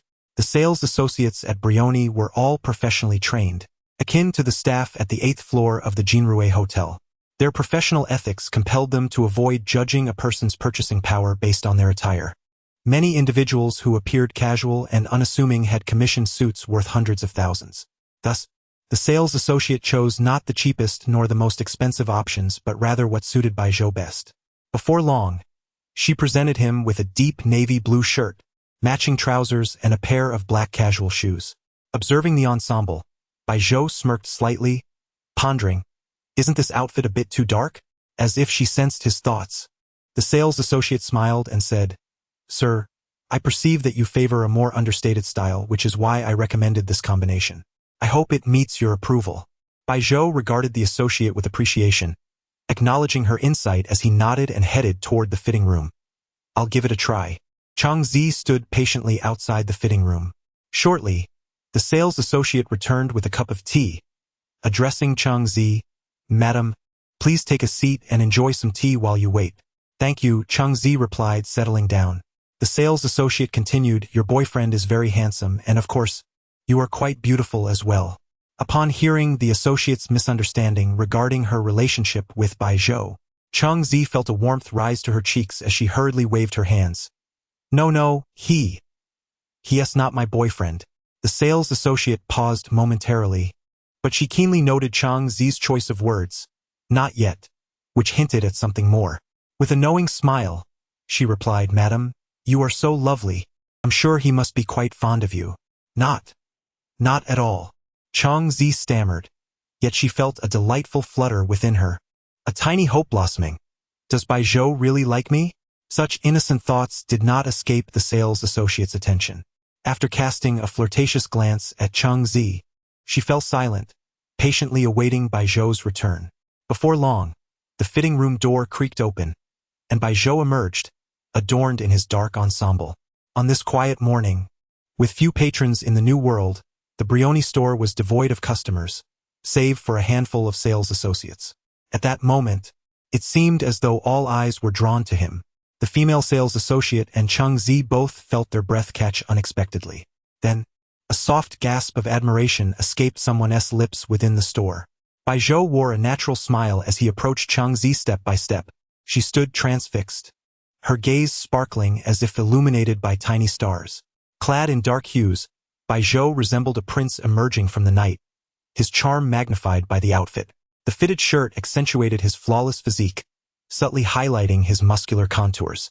As he reached Chang Zi, he naturally opened his arms and inquired, "How do I look?"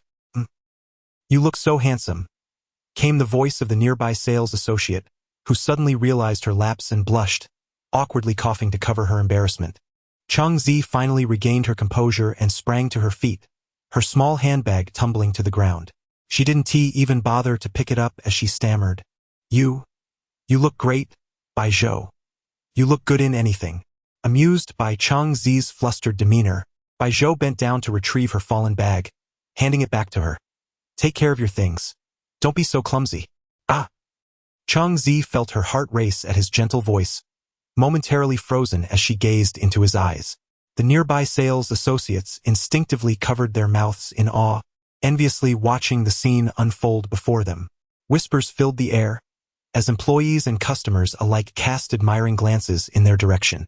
Some unabashed young ladies could no longer contain their excitement as they exclaimed, "Ah, I am utterly captivated. My goodness, he is simply too handsome, and so gentle. Is he not the very embodiment of a princely figure? Surely, this cannot be true. How envious I am of that young lady." Chapter 49.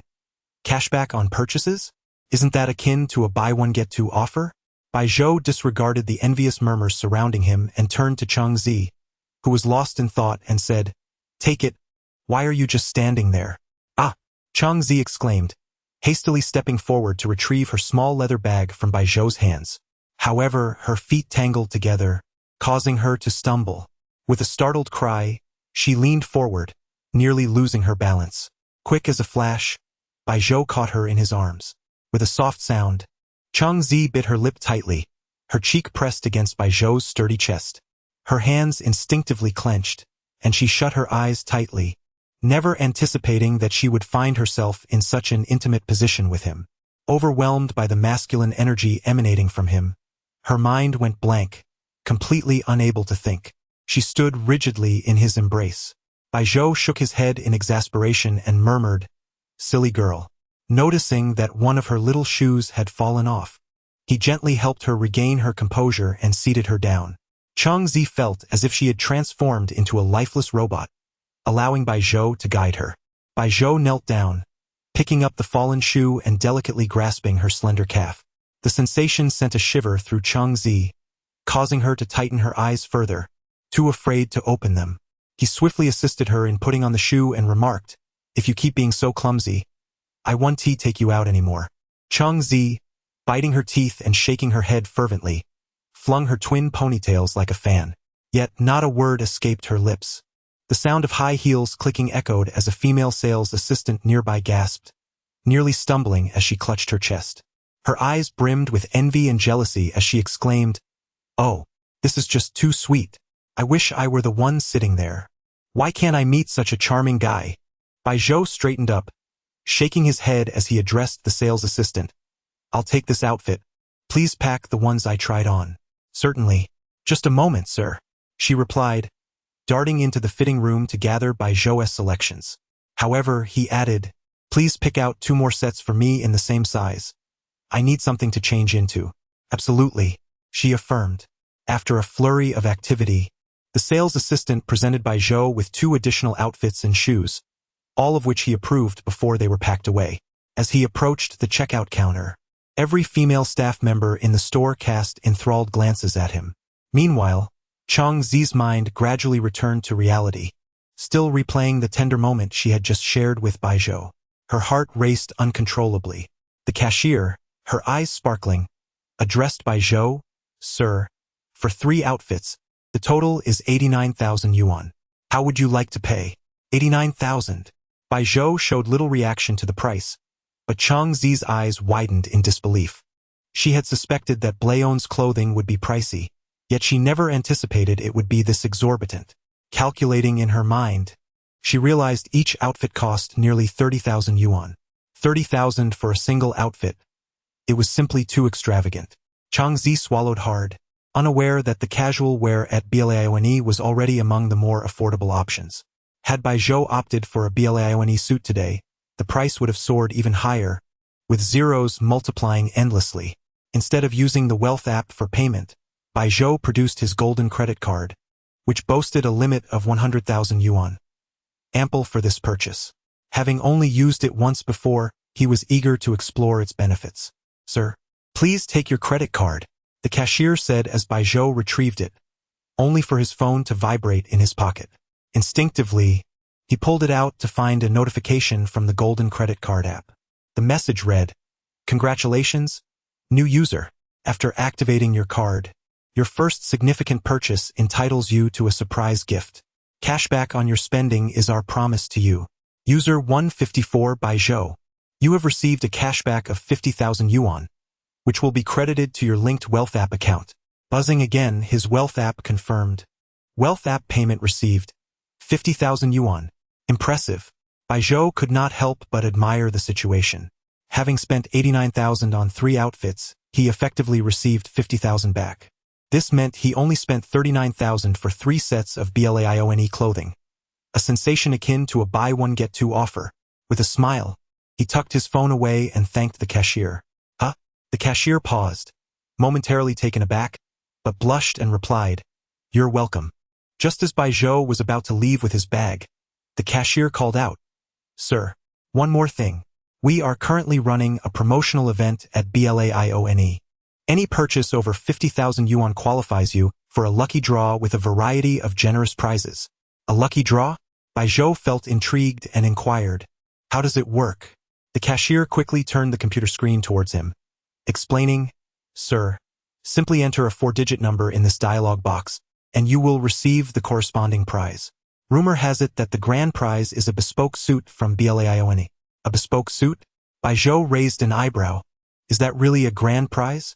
He had expected something more substantial, perhaps a cash prize in the tens of thousands. Clearly, he had overestimated. The cashier, sensing his skepticism, replied, "Sir, the cost of a bespoke Blaone suit starts at no less than 100,000 yuan. 100,000. Bai Zhou's interest was piqued. That indeed sounded like a remarkable prize. Turning to Cheng Zi, he said, "Why don't you give it a try?" "Ah?" Cheng Zi was taken aback, waving her hands in panic. No, I can't." Bai Zhou adopted a serious expression, and she promptly fell silent, lowering her head and murmuring, "Oh," before approaching the computer. Bai Zhou found it amusing. It seemed he had discovered the key to winning Cheng Zi over, as she appeared apprehensive about displeasing him. As Cheng Zi pondered the 4-digit number, a group of employees gathered in the distance, whispering amongst themselves, "The handsome guy is about to draw. I really hope he wins the grand prize." Indeed, good-looking people surely have better luck. Do you think he'll win the top prize of a free bespoke suit? Chapter 50: A complimentary gift package for bespoke suits. However, someone nearby immediately sighed and shook his head, saying, "How is that possible? At Blaone, there is only one top-tier prize for the entire Dragon Country region, and that has long been secured by the regional manager for distribution. How could anyone actually win it?" The certainty in his words prompted a nearby staff member to wear a disdainful expression and remark, "Then why display this grand prize as a mere gimmick? Isn't that misleading?" Others nodded in agreement, lamenting, "Alas. Yet the organizers have profited immensely from this deception. I hope the young man doesn't think we're a scam organization." The surrounding crowd, upon hearing this, appeared somewhat uneasy, responding, "How could it be a scam? A lottery inherently involves chance. It's not that serious." At that moment, Cheng Zi finally mustered all her brainpower to produce a 4-digit number. 0907. Bai Zhou glanced at the number and casually inquired, "Is there any significance to that?" Cheng Zi adorably scratched her head and replied, "That's the time we first met." "Oh, very well." Bai Zhou shook his head with a hint of resignation. Meanwhile, the female sales associates nearby clasped their chests, their faces flushed. "Oh my, that's just too sweet." The numbers on the computer screen vanished, swiftly replaced by a series of rectangular cards. In the next instant, it landed on a golden card, which flipped over. With a resounding pop, the entire computer screen erupted in a shower of confetti. Subsequently, All the speakers in the Bleoni store blared simultaneously. Congratulations, esteemed guest. You have won the top prize of Bleoni's annual celebration. A complimentary bespoke suit package. The announcement echoed 3 times. Yay! A joyful care escaped king Zisa lips. She joyfully wrapped her arms around Baijo's neck and bounced up and down, exclaiming, Baijo, we've won. We've won. It's the grand prize. Her twin ponytails danced in rhythm with her exuberance. In an instant, however, her voice fell silent. She swiftly retracted her arms, her feet twisting awkwardly inward. Her cheeks flushed crimson, and she nervously stammered, I am sorry. She struggled to articulate her thoughts. Baijo chuckled softly, ruffling Changzi's hair. In stark contrast to their reaction were the Bleoni staff, who now stared wide-eyed and agape at Baijo. Just moments ago, they had been discussing how there was only one top-tier prize in the entire Dragon Country region, already reserved by the regional manager. The words hadn't even settled before the draw was completed, and someone actually won the grand prize. This is impossible. The cashier instinctively blurted out her disbelief. Yet, Baijo appeared completely unfazed and turned to the sales associate, asking, now that the draw is over, what should I do? What? The sales associate was still in a daze from the earlier shock. Hearing Baijo's question snapped her back to reality, and she awkwardly replied, Sir, your luck is quite extraordinary. Baijo smiled and touched his nose, choosing not to respond. If he had casually mentioned, this is nothing. Just a few days ago, I won an entire set from the Thompson Riviera. It would likely have caused an explosion of disbelief among the store staff. To avoid unnecessary complications, he refrained from boasting about his fortune. Under the guidance of the sales associate, amidst the envious gazes of the staff, Baijo had his measurements taken and left a contact number before departing from Bleoni. Now, he simply needed to wait quietly at home for his custom suit to arrive. Exiting the Bleoni boutique, Baijo realized he had exceeded his shopping goals for the day. He turned to Changzi and asked, Do you have anything you wish to purchase? Changzi, still reflecting on the intimate moment with Baijo, shook her head immediately, replying, No, I don't want to buy anything. Baijo didn't press further and waved his hand, saying, Then let us go. At that moment, Changzi suddenly recalled her earlier conversation with Chan Yi, who had mentioned that pairing a Cartier casual watch with the outfit would be a perfect match. An idea sparked in her mind, and she said, Baijo, how about we take a look at Cartier? Baijo turned back, curiously regarding Changzi. Didn't you say you weren't buying anything? Actually, I heard from others that Bleoni's clothing pairs well with Cartier watches, so I want to give you a gift. A gift? Baijo laughed gently, declining, but it's neither a holiday nor your birthday. Why give me a gift? This time, Changzi fixed her gaze on Baijo earnestly, stating, No, I absolutely must give you a gift. All the money I earned is because of you. I can't let you go without something in return, so. The implication of her words made Baijo chuckle. Actually, what I desire isn't that. Changzi looked up at Baijo, only to be met with his starry gaze. Immediately, she looked down, her heart racing as she thought, Oh no. What if Baijo is implying? Oh dear. If that's the case, then I would be just like the other female streamers. But Baijo is different from the others. What should I do? Her cheeks flushed, and Baijo could tell she was lost in a whirlwind of bizarre thoughts. Just as he was about to speak, Changzi timidly murmured, It's too soon. I'm not ready. What is too soon? Slap. Changzi unexpectedly struck her own mouth in frustration. Chastising herself, Changzi, what are you saying? Baijo, bewildered by her self-inflicted slap, quickly interjected, Hey, I just said I don't want your gift. You don't need to harm yourself. Baijo began to seriously question whether this woman had some peculiar affliction. Unable to help it, Baijo waved his hand and said, All right, Cartier it is. Let us go. Finally, the two arrived at the Cartier boutique. As soon as they stepped through the door, a sales associate approached them eagerly. The bags in their hands clearly bore the Bleoni logo. The sales associate, naturally enthusiastic, greeted them, Welcome, esteemed guests. How may I assist you today? Since it was Chang Zi's initiative, she took the lead and said, "I'd like to see your fashionable watches that would suit him." Saying this, she gently nudged Bai Zhou. "Very well, please follow me." The sales associate led Bai Zhou and Chang Zi directly to the watch display. The watches here shimmer with a dazzling brilliance, leaving Chang Zi momentarily dazzled. Each time a new piece catches her eye, she eagerly retrieves it for Bai Zhou to try on, only to return it to its place once finished. This repetitive task brings her immense joy, and her enthusiasm seems to grow with each selection. It appears that she revels in the very act of choosing. Meanwhile, Bai Zhou feels increasingly overwhelmed. At last, unable to contain herself, she pointedly indicated the watch perched atop the highest shelf and declared, "All right, no need to look further. This one will do." Chapter 51. Do you deserve our Jorin? At long last, Bai Zhou firmly pulled Chang Zi away from the Cartier boutique, not with just one watch, but two. The timepieces he selected were couples' watches, which could not be purchased separately. The combined price of the two amounted to a staggering 99,999. The shop assistant remarked that this price symbolized a long-lasting bond between lovers. However, Chang Zi's live-streaming earnings barely exceeded 100,000. Yet, she showed no hesitation in covering the entire expense. She even instructed the sales clerk to wrap the second women's watch, gifting it to Bai Zhou, signaling that she would not accept his money but instead wished to exchange it for an equivalent gift.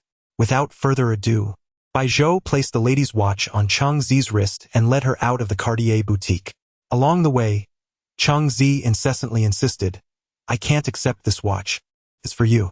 You mustn't give it to me." Bai Zhou, wielding his ultimate weapon against her, retorted, "Why can't you keep what you paid for? If I give it to you, then just wear it. Otherwise, you can go home and skip the amusement park." Indeed, Chang Zi fell silent. Bai Zhou felt an overwhelming sense of embarrassment. When did he ever resort to threats to handle a young girl? How humiliating. After a brief return home to drop off his purchases, he noticed that Li Xinwei was still out. He sent her a WeChat message, informing her that he would not be home for lunch and then headed back downstairs. Upon his descent, he found Chang Zi, one hand clasping her wrist adorned with the new watch, her face radiating sweetness as she seemingly lost herself in thought. Bai Zhou opted not to engage in further debate with Chang Zi regarding the watch. They dined at a nearby restaurant where Chang Zi insisted on paying the bill. Given the modest cost, Bai Zhou did not protest. The two then hailed a cab to the newly opened amusement park in Hanqing. Standing at the grand entrance, Chang Zi's cheeks flushed with excitement and her eyes sparkled with anticipation. "Wow, this amusement park is enormous," she exclaimed, though it was quite crowded. The venue was filled with attractions that evoked nostalgia from their childhood. They quickly immersed themselves in the various rides, enjoying themselves immensely. Bai Zhou's primary motive for visiting the amusement park was to explore its advertised attractions, hoping to discover something worth trying. However, he found that the perks were limited to amusement coupons and tokens, usable solely within the park, leaving him somewhat disappointed. Nonetheless, reliving childhood memories was still enjoyable. King Zi, unrestrained and carefree, tugged at Bai Zhou's hand, bouncing around with wonder. Her playful twin tails danced in the air, complementing her exquisite features, reminiscent of a sprite amidst blooming flowers, exuding the essence of youth. As he observed the lively and adorable girl, Bai Zhou felt a stir in his heart. After all, he was nearing 20 and had yet to experience a romantic relationship. Who wouldn't he desire a sweet and understanding girlfriend? Just as this thought crossed his mind, Li Xinwei's image unexpectedly surfaced in his thoughts. He pondered, what would Li Xinwei think? But then he remembered that he hadn't even agreed to be her boyfriend. Did it truly matter? He wondered how the boys at Hanqing Normal University would react if they knew of his feelings. The campus goddess was eager to be his girlfriend, yet he remained indifferent. Was this what they referred to as the drought and flood conundrum? To avoid inciting the midnight wolves of Hanqing Normal University into a mournful uproar, Bai Zhou decided to put thoughts of Li Xinwei on hold. Unbeknownst to them, the sky gradually darkened, and the number of visitors in the amusement park only increased. Bai Zhou and Chang Zi found themselves in the waiting area for the carousel. In truth, Bai Zhou was reluctant. Such childish amusements held no allure for him. Yet, upon seeing the twinkle in Chang Zi's eyes, he couldn't bear to refuse. At that moment, Li Xinwei turned to Bai Zhou with a glint in her eyes and asked, Bai Zhou, may I start an outdoor live stream? Bai Zhou, without hesitation, nodded, saying, you don't need my permission to go live. King ziflashe da suitsmile. Pulled out her phone and began the stream. As soon as it was live, viewers flocked in, flooding the chat with excitement. First. I'm the first. Son. What was your exam rank this year? You're too much. Thanks to Bai Zhou's previous antics, many viewers lingered in Chang Zi's stream, realizing they had stumbled upon a gem of a host. Accustomed to more flamboyant streamers, they found Chang Zi's fresh and innocent content refreshing. Immediately, a keen observer remarked, Orange is streaming outdoors today. No way, is that the amusement park? Is that the carousel? Wow, childhood memories. Before Chang Zi could greet her audience, the staff called out, next group.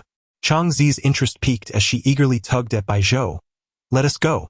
Reluctantly, Bai Zhou followed, his expression clearly conveying his reluctance. However, the chat exploded with comments. Oh my! I heard a man's voice. Oh no, Orange isn't gonna start dating, is she? Riding the carousel with her boyfriend. Ah! The chat quickly shifted gears, with viewers caught up in the excitement. Is that music? What's the name of this song? I haven't heard it in years. Wait, SNT, the focus supposed to be on the guy. Chang Zi's devoted fans chimed in. Little squid in the clouds. Yes, Orange. How do you explain this? No, wait. How do you explain this to our Joran? Just feeling good. Exactly. Wasn't the script supposed to feature the goddess host and Joran in a romantic tale? Who's this guy now? Quick. Someone tag Joran to join. I sense a scene of chaos brewing. The rhythm established in the live broadcast is devoid of malice.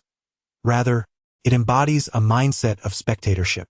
However, Chang Zi perceives that these comments not only misconstrue the nature of his relationship with Zhou Huang, but also misunderstand his connection with Bai Zhou. Wait, are these two not the same person? Chang Zi clarifies, no, dear viewers, my relationship with him is not as you might imagine. In truth, we have known each other for quite some time. Chapter 52. Witness the confrontation between the sovereign of boats and the young gentleman. The he that Chang Zi refers to is none other than Bai Zhou, the sovereign of boats. However, the audience remains oblivious to who Chang Zi is actually mentioning. A flurry of comments fills the screen. I seem to sense a scoop coming. Could it be that the young gentleman appeared before the illustrious sovereign of boats? Goodness. So, the sovereign is the third party. Oh no. As Chang Zi read through the barrage of comments, anxiety swelled within her. She was at a loss for how to clarify the situation, particularly because she was uncertain if Bai Zhou would be willing to reveal his identity. If she were to say, actually, they are the same person, would Bai Zhou be displeased? Thus, she found herself overthinking the matter, landing herself in a quandary. Observing Chang Zi's state, Bai Zhou leaned over, curiosity piqued by the undulating carousel, and asked, What's the matter? In that fleeting moment, Bai Zhou and Chang Zi were framed together. His upper body and that handsome visage became vividly apparent amidst the backdrop. It was merely a second. Yet, as the carousel continued its motion, he slipped away from the camera's view. And no, it's nothing. Chang Zi struggled to articulate the situation to Bai Zhou. If the live stream were not ongoing, she would not be entangled in such complications. Yet, in a fleeting glance, the comments experienced a brief lull before being inundated once more. Wait, is that the young gentleman who was on a date with Orange? Yes, exceptionally handsome. Indeed. Goodness. Those eyes, that nose, that mouth. Every feature is simply stunning. Something felt off. The comments took a strange turn. Could it be that Orange has female fans? The moment this question was voiced, it ignited a powder keg of responses. Who said Orange doesn't have female fans? I am one of them. I adore Orange. Such a delightful girl. I'm also a female fan. Orange can have her fans, but that young gentleman from earlier must be mine. Silence. Dream on. What a bunch of amateurs. Little squid in the clouds. Actually, I'm also a female fan. Only for a pleasant mood. Indeed, I too am a female fan. Shush. Shu Chong. You, a walking disaster. You think I haven't seen you before? Orange observed the rapid-fire comments flashing across the screen, leaving Chang Zi momentarily stunned. She never anticipated that a mere glimpse of Baizhou would provoke such a colossal reaction. It is worth noting that prior to Baizhou's ascension as the sovereign, her live streams had never witnessed such fervor. Suddenly, a pang of jealousy stirred within Cheng Zi, unsure if it was due to her fans being drawn to Baizhou's popularity or simply because Baizhou was too charming.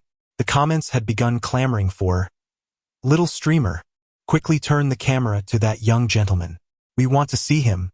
Yet, Cheng Zi chose to disregard this request entirely.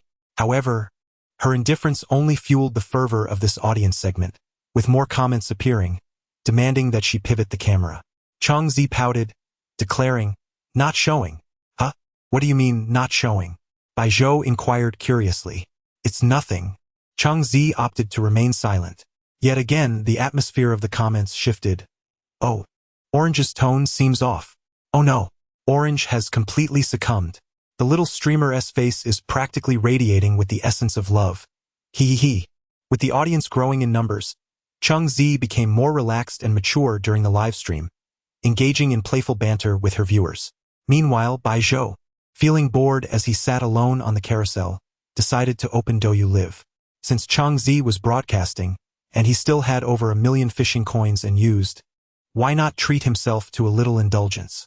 He entered Cheng Zi's live stream, ignoring the comments, and casually sent 50 super gifts. Oh my, what did I just witness? Little squid in the clouds. Welcome, sovereign of boats. Salutations, sovereign. Only for a pleasant mood. My heavens, the sovereign is so generous. 50 super gifts? That's 100,000. Cheng Zi watched in astonishment as her live stream skyrocketed with 50 super gifts. She nearly tumbled off the carousel. Immediately, she pressed her phone to her chest, furrowing her brow as she whispered to Baizhou, "Baizhou, what are you doing? Why did you donate so much again?" At this moment, Baizhou had put away his phone, nonchalantly shrugging, "It's just 50 super gifts. It's not a lot, just a small sum." Just a small sum? Cheng Zi's adorable lips tweaked. 50 super gifts equated to 100,000. To claim it was not a lot. Such words could only be uttered by Baizhou. Fortunately, Cheng Zi was careful enough that the viewers did not overhear. Otherwise, they would have been banging their heads against their computers, lamenting, "Damn those wealthy people. The joys of the rich are beyond my imagination." Cheng Zi sighed heavily.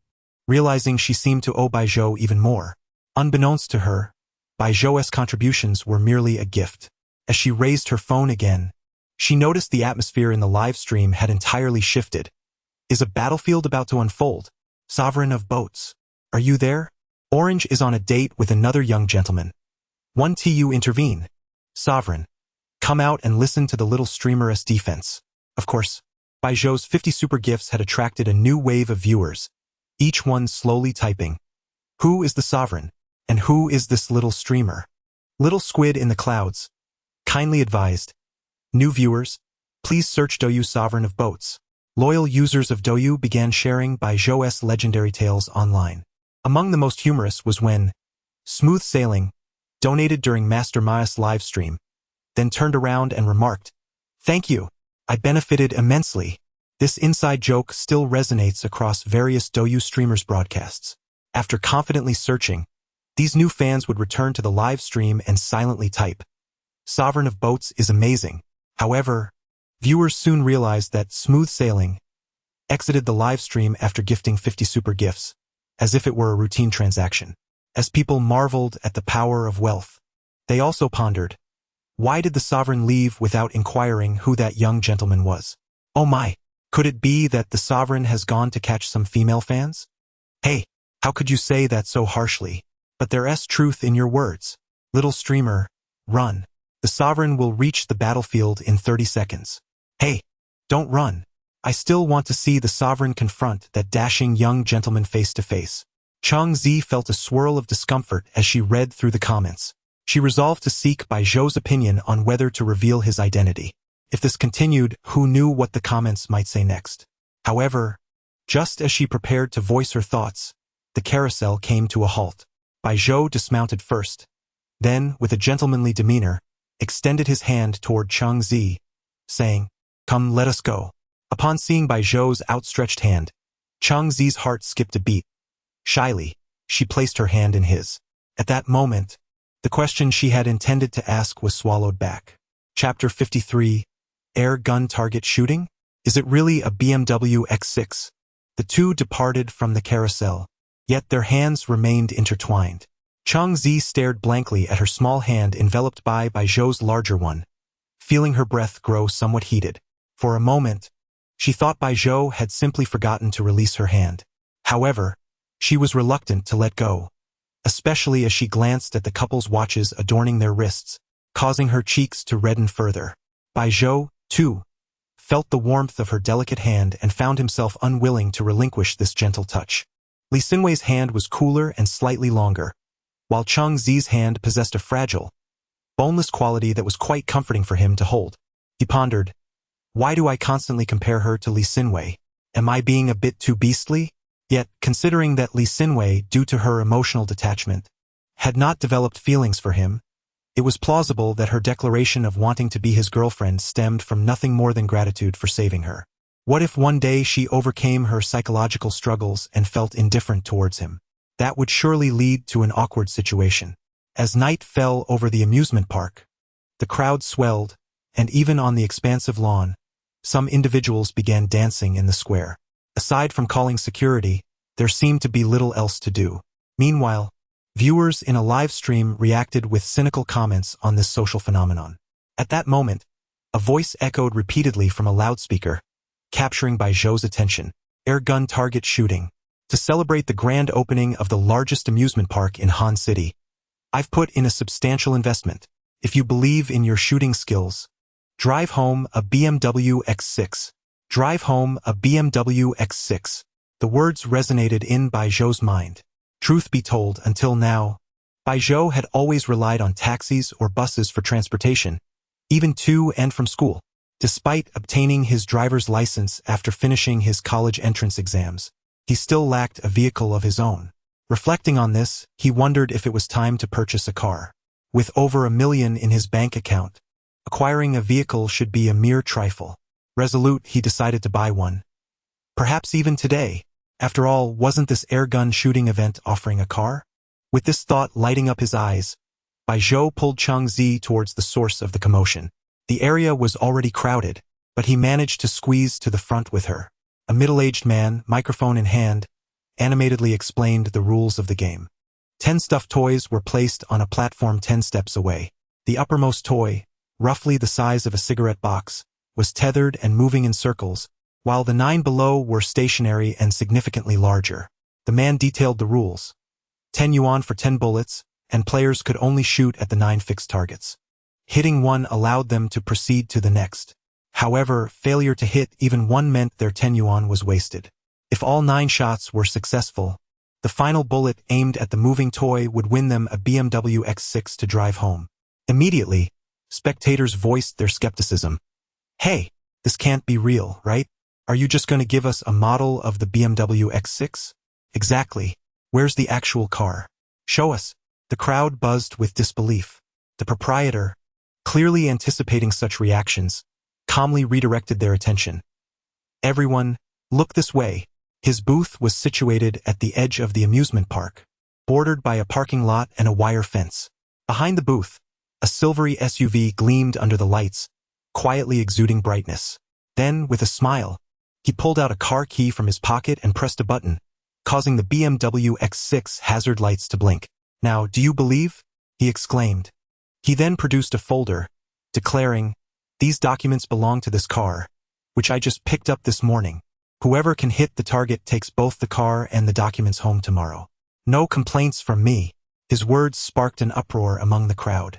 Meanwhile, viewers in Chang Zi's live stream echoed similar sentiments. This is utterly fake. Who would actually fall for such a blatant scam, right? Even if the car is real, can he really give it away? This BMW X6 must be worth a fortune. The crowd's discourse mirrored the live stream comments, with everyone expressing doubt about the legitimacy of the offer. Nevertheless, the proprietor maintained a cheerful demeanor. With such enticing rewards, few could resist the temptation. After all, he had changed cars countless times through this scheme. Indeed, he had just swapped his Audi A4 for a BMW X6 that very morning, funded entirely by his business. Of course, the guns were rigged. The barrels were intentionally misaligned, and accuracy was compromised. The targets, particularly the small moving toy, were chosen for their deceptive difficulty, with additional precautions ensuring that even with a real gun, success was unlikely. Yet, to keep the business running, those who failed to win the grand prize would still receive a small toy as consolation, an item easily procured for mere pennies at wholesale. Before long, someone shouted, "I'll give it a try." The proprietor cheerfully accepted his 10 yuan, handing him a toy gun with 10 plastic bullets. The man fired 9 shots, successfully knocking down all 9 stationary toys, prompting the proprietor to feign shock. Could it be that on my opening day, someone is about to bankrupt me? With a laugh, he watched as the man took aim for 20 seconds before finally firing again. The smallest toy tilted but remained in place, leaving the participant visibly disappointed.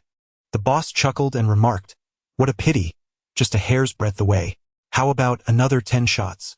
"No, let's pass on that," came the reply. The performance of the stooge was indeed commendable. The boss presented a consolation prize to the stooge and inquired, "Who's next?" The previous near miss lingered in the air. Among the crowd, many were eager and restless, whispering, "Did you see that? The smallest one almost fell. What if it truly fell? Wouldn't that mean a BMW? Surely not." Yet some held a skeptical view. It's merely $10, but what if it leads to great fortune? Indeed, how many have faltered over such a trivial sum? Chapter 54. The Emperor of Boats.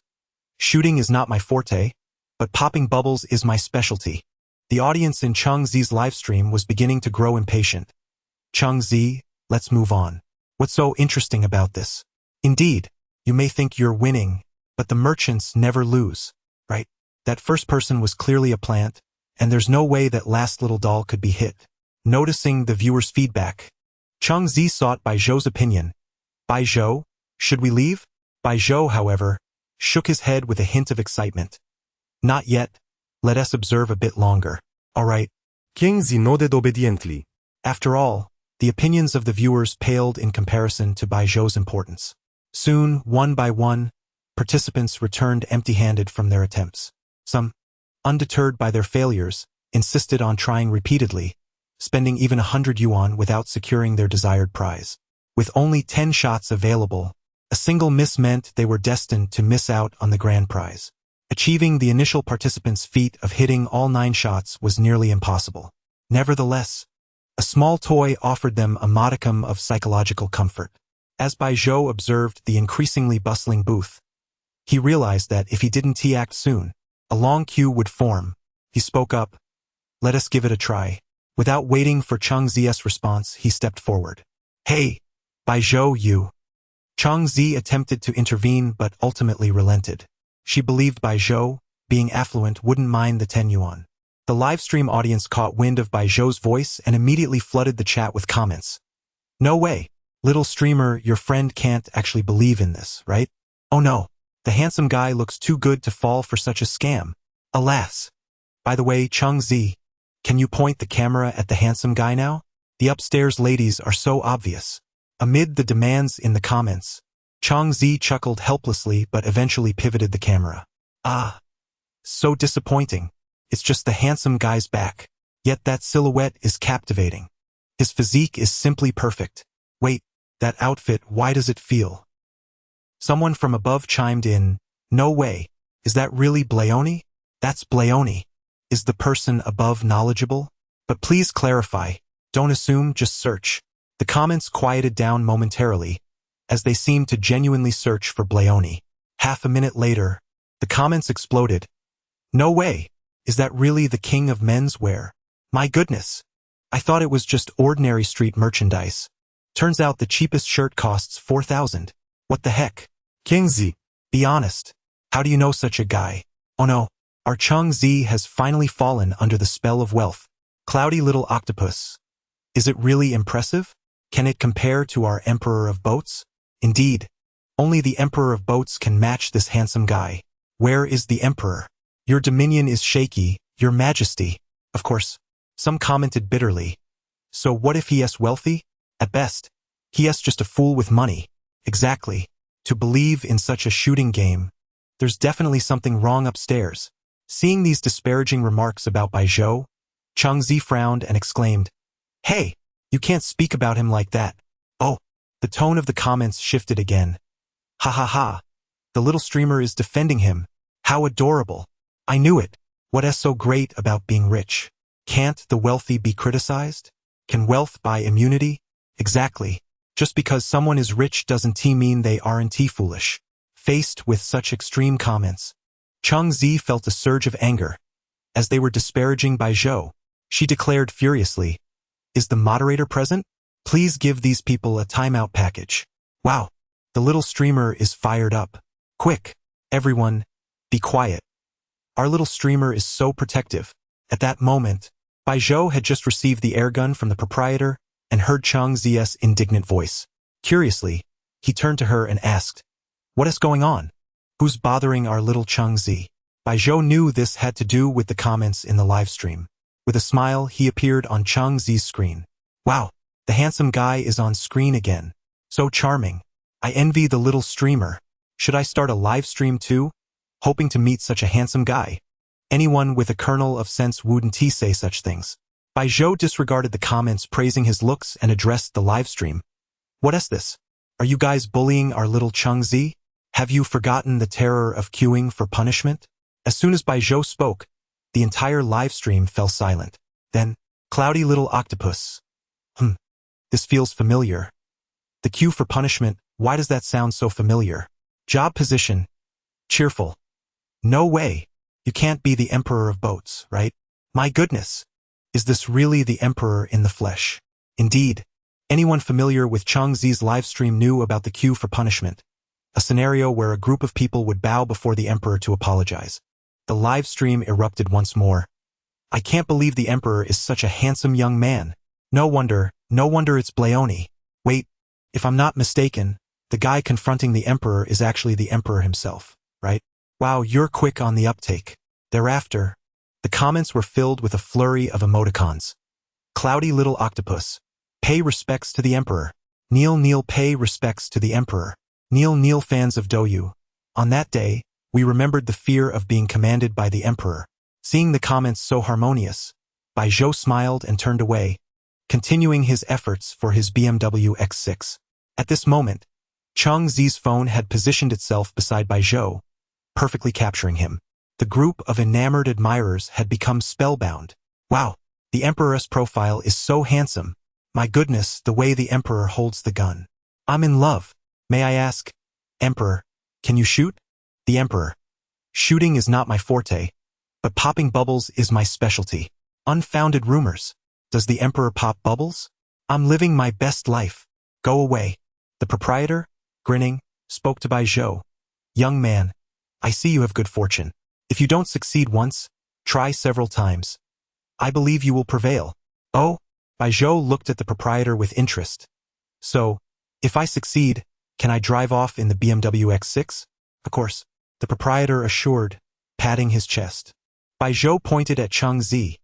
My friend is a major streamer, and the audience is watching. Will you keep your word? As he spoke, Changzi cooperatively aimed the camera at the proprietor. Upon hearing Baijiu's words, the boss exhibited a subtle unease upon facing the camera. Nevertheless, brimming with confidence in his impeccable preparations, he cleared his throat and declared, "Let the audience in the live broadcast witness this. If I succeed, you may drive away the car without any objections." Baijiu's lips curled into a slight smile. This is precisely the statement I was awaiting. Chapter 55. What is it that feels so uncomfortable? The audience in the live stream was highly cooperative. Yes, we are all witnesses. Witnessing the emperor of the boat bringing the BMW X6 home. However, do you think the emperor might miss and, in frustration, end up buying this BMW X6 himself? It's possible. Oh my, given the emperor's temperament, it truly is a possibility. Indeed, Baijiu possessed the capability to purchase the car outright. Nonetheless, when something can be obtained for free, why would one pay for it? Baijiu briefly examined the airgun in his hand, while Changzi hesitantly remarked, Baijiu, there must be an issue with this gun, right? To this, the boss merely chuckled awkwardly, remaining silent. Of course, there's a problem. That's the unspoken rule of this trade. They wouldn't provide you with an impeccably accurate gun, would they? That would jeopardize their business. This is precisely why nearly no one can hit more than 5 targets. Of course, the first person was a plant, and naturally the act had to be convincing. The barrage of comments in the live stream echoed this sentiment, asserting that the host was correct. How could there be no issue with a gun in the hands of such unscrupulous merchants? Upon hearing Chang Zi's words, Bai Zhou turned back, chuckling softly. Indeed, not only is the barrel worthless, but the sights have also been intentionally misaligned. Chang Zi glared at the boss in frustration after hearing Bai Zhou's comment. In contrast, the boss appeared unfazed, seemingly oblivious to Bai Zhou's words.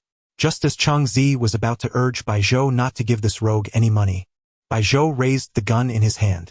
Bang, bang, bang. He squeezed the trigger 9 times in rapid succession, all within mere seconds. The sound of impacts followed. 9 dolls fell to the ground without interruption. The boss was taken aback, unable to comprehend what had just transpired. 9 dolls had fallen. He was left in a daze. Turning to Bai Zhou, the smile on his face vanished, replaced by a foreboding feeling. Wow! The surrounding crowd erupted into fervent discussion. Clearly, this was the second person today to hit all 9 targets consecutively. Moreover, unlike the first, Bai Zhou hardly aimed, pulling the trigger swiftly and hitting every target. My heavens! Could he be a shooting champion from the military? At that moment, the barrage in Chang Zi's livestream filled with excitement. Wow! The Emperor of the Boat is incredible. He is so cool. Could it be that he really was in the military? The Emperor of the Boat. This gun has problems. All hits. Wow! Am I the only one who finds this scene quite ostentatious? Indeed, Bai Zhou had maintained an expression of calmness. Just moments after declaring the gun faulty, he raised his hand and hit all targets. Chang Zi stared at Bai Zhou in astonishment. Then, with a beaming smile, exclaimed, Bai Zhou, you are amazing. She even jumped up and down in excitement. In truth, Bai Zhou had never been in the military, nor was he a shooting champion. It was simply due to his extraordinary physique. He was the nemesis of all counterfeit goods. Ahem. The boss beside them coughed awkwardly, saying, Little handsome guy, you truly have skills. You are now very close to the final grand prize. I wish you success. Although the boss's voice was somewhat dry, he was not worried about Bai Zhou driving away with his BMW X6. After all, the dolls were directly welded to the platform. Even if Bai Zhou hit the targets, they could not be knocked down. Bai Zhou smiled and replied, Thank you for your kind words. Although the boss wore a smile, his heart was filled with scorn. To him, Bai Zhou was merely another Na'vi fool contributing to his profits. Similarly, in Chang Zi's livestream, some comments noted, the first 9 shots may have hit, but the last one will be difficult. Yes, I've worked in this field before. The last doll is secured using special means, making it very hard to knock down. To those above, you seem knowledgeable. The Emperor of the Boat hitting 9 is already incredible luck. I believe the last one cannot be hit. I want to see the Emperor buy this car directly. Exactly, I also think it cannot be hit. If he manages to knock it down, I'll eat something disgusting live. What? The above comment is outrageous.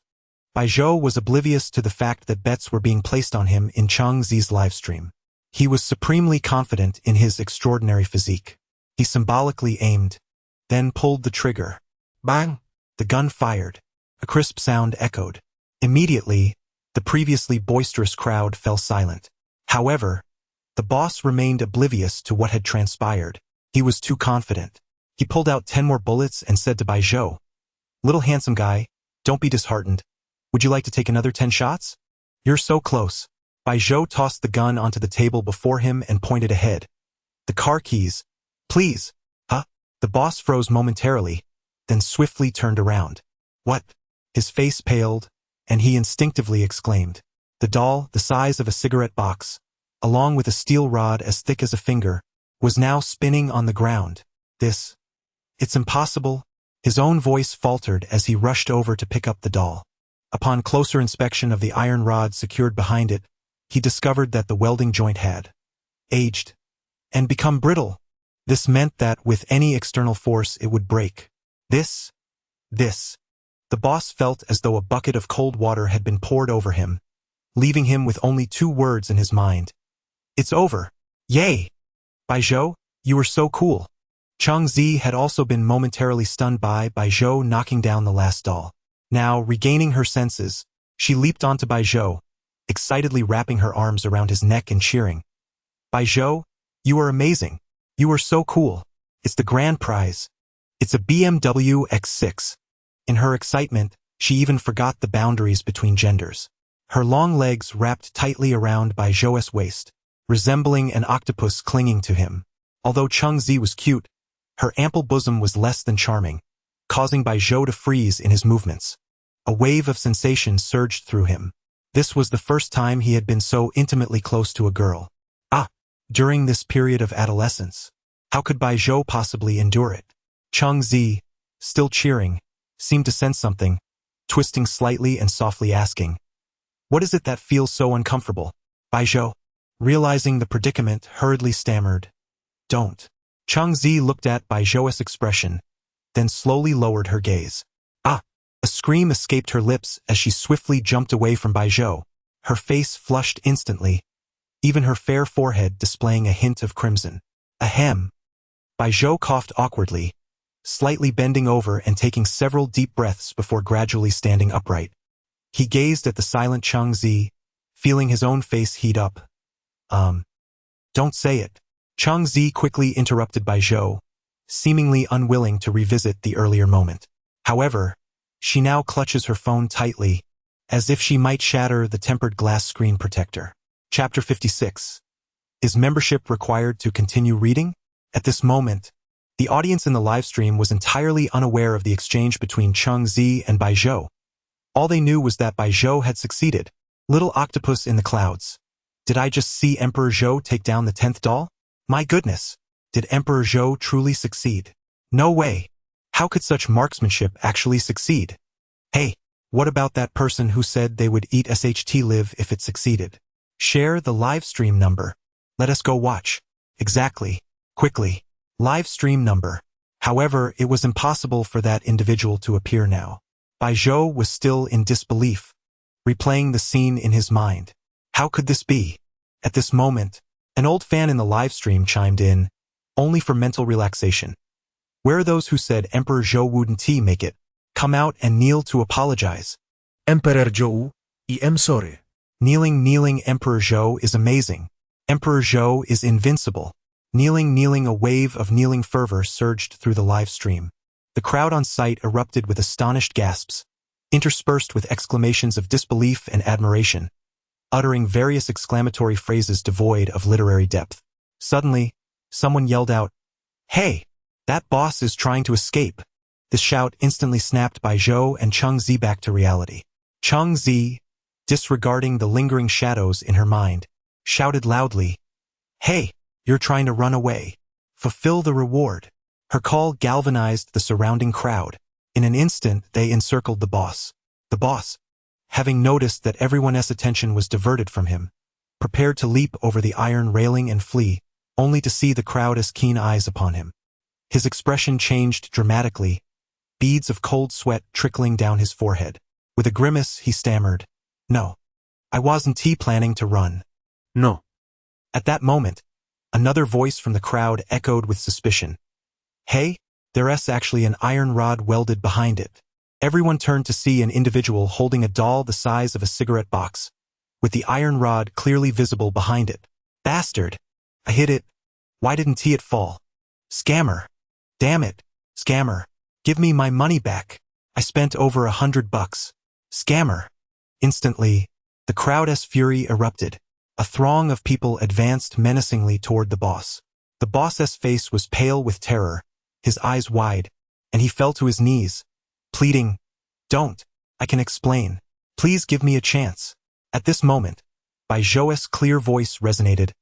"Everyone, please wait." The crowd paused their movement. The boss was on the verge of tears, watching Bai Zhou approach him. Bai Zhou extended a hand and said, "Hand over the car keys and the vehicle documents." As he spoke, the crowd echoed in agreement. Chang Zi, adopting a serious demeanor, raised her phone and declared, "That's right. Hand them over. My live stream audience are witnesses. With a gasp, the boss broke down in tears. Sniffling and sobbing, he retrieved the keys and document pouch, handing them to Bai Zhou. I'll give it. But can you please let me go? Bai Zhou took what was rightfully his and addressed the crowd. All right, you may continue. Having said that, Bai Zhou took Chang Zi and left the throng. Behind them, the sounds of heart-wrenching wails echoed. It is said that the authorities eventually arrived. However, the law does not punish the masses, and since this boss had committed fraud, he was directly dealt a set of silver bracelets. At that moment, Bai Zhou had already climbed into his BMW X6. The sleek body and silver gray paint glimmered with a faint starlight. The comfortable seats and opulent central console showcased the car's worth. The plastic wrapping in the back seat remained intact, proving this was indeed a brand new car picked up that very day. Bai Zhou's eyes sparkled with joy. This trip to the amusement park had truly been worthwhile. Chang Zi, radiating excitement, carefully examined the car's interior. She even seized the opportunity to share a benefit with her live stream audience. Look, this is the vehicle your Emperor Zhou just won. Isn't it handsome? The barrage of comments flooded in, filled with envious expressions. I'm so jealous. Damn it, Emperor Zhou, whose life is already exceptionally affluent, has now become even more over the top. It's over.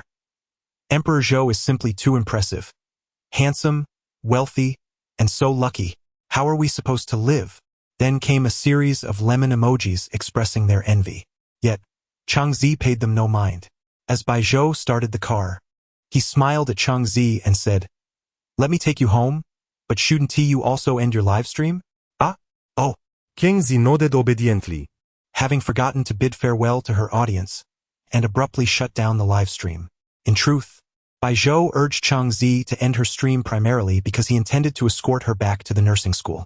He certainly couldn't let the viewers discover her true address or identity. This was a form of protection for Chang Zi. However, Chang Zi's abrupt action sent the audience into a frenzy. What? It just went dark. Why did it suddenly end without warning? Did I just get blindsided? Wait a minute. Emperor Zhou and Chang Zi are in the car? And then it ended? Something's off. Is it going to require a membership to see what happens next? You're all suspicious. This isn't right. It's over. The wheel has rolled over my face. As for the subsequent speculations in the live stream, Bai Zhou and Chang Zi were blissfully unaware. Although Bai Zhou had never owned a car of his own, he had driven many others and was naturally quite adept. The BMW X6 glided smoothly along the road to the Han City Nursing School, with Chang Zi seated in the passenger seat. Her legs were together, hands folded on her handbag resting on her knees, quietly observing the scenery. Bai Zhou, waiting at a red light, inquired, "Why the silence? Did you not enjoy today?" Chang Zi appeared to have not heard his question. Instead, she asked, "Are we going back already?" No. Chang Zi flailed her hands in a panic. "What I meant was, I'm very happy, extremely happy. I feel today is the happiest time of my life." After saying this, she lowered her head, her cheeks flushed. Bai Zhou shook his head helplessly and fell silent as well. For the first time, Chang Zi felt that the journey back to school was remarkably brief. Had they arrived so soon?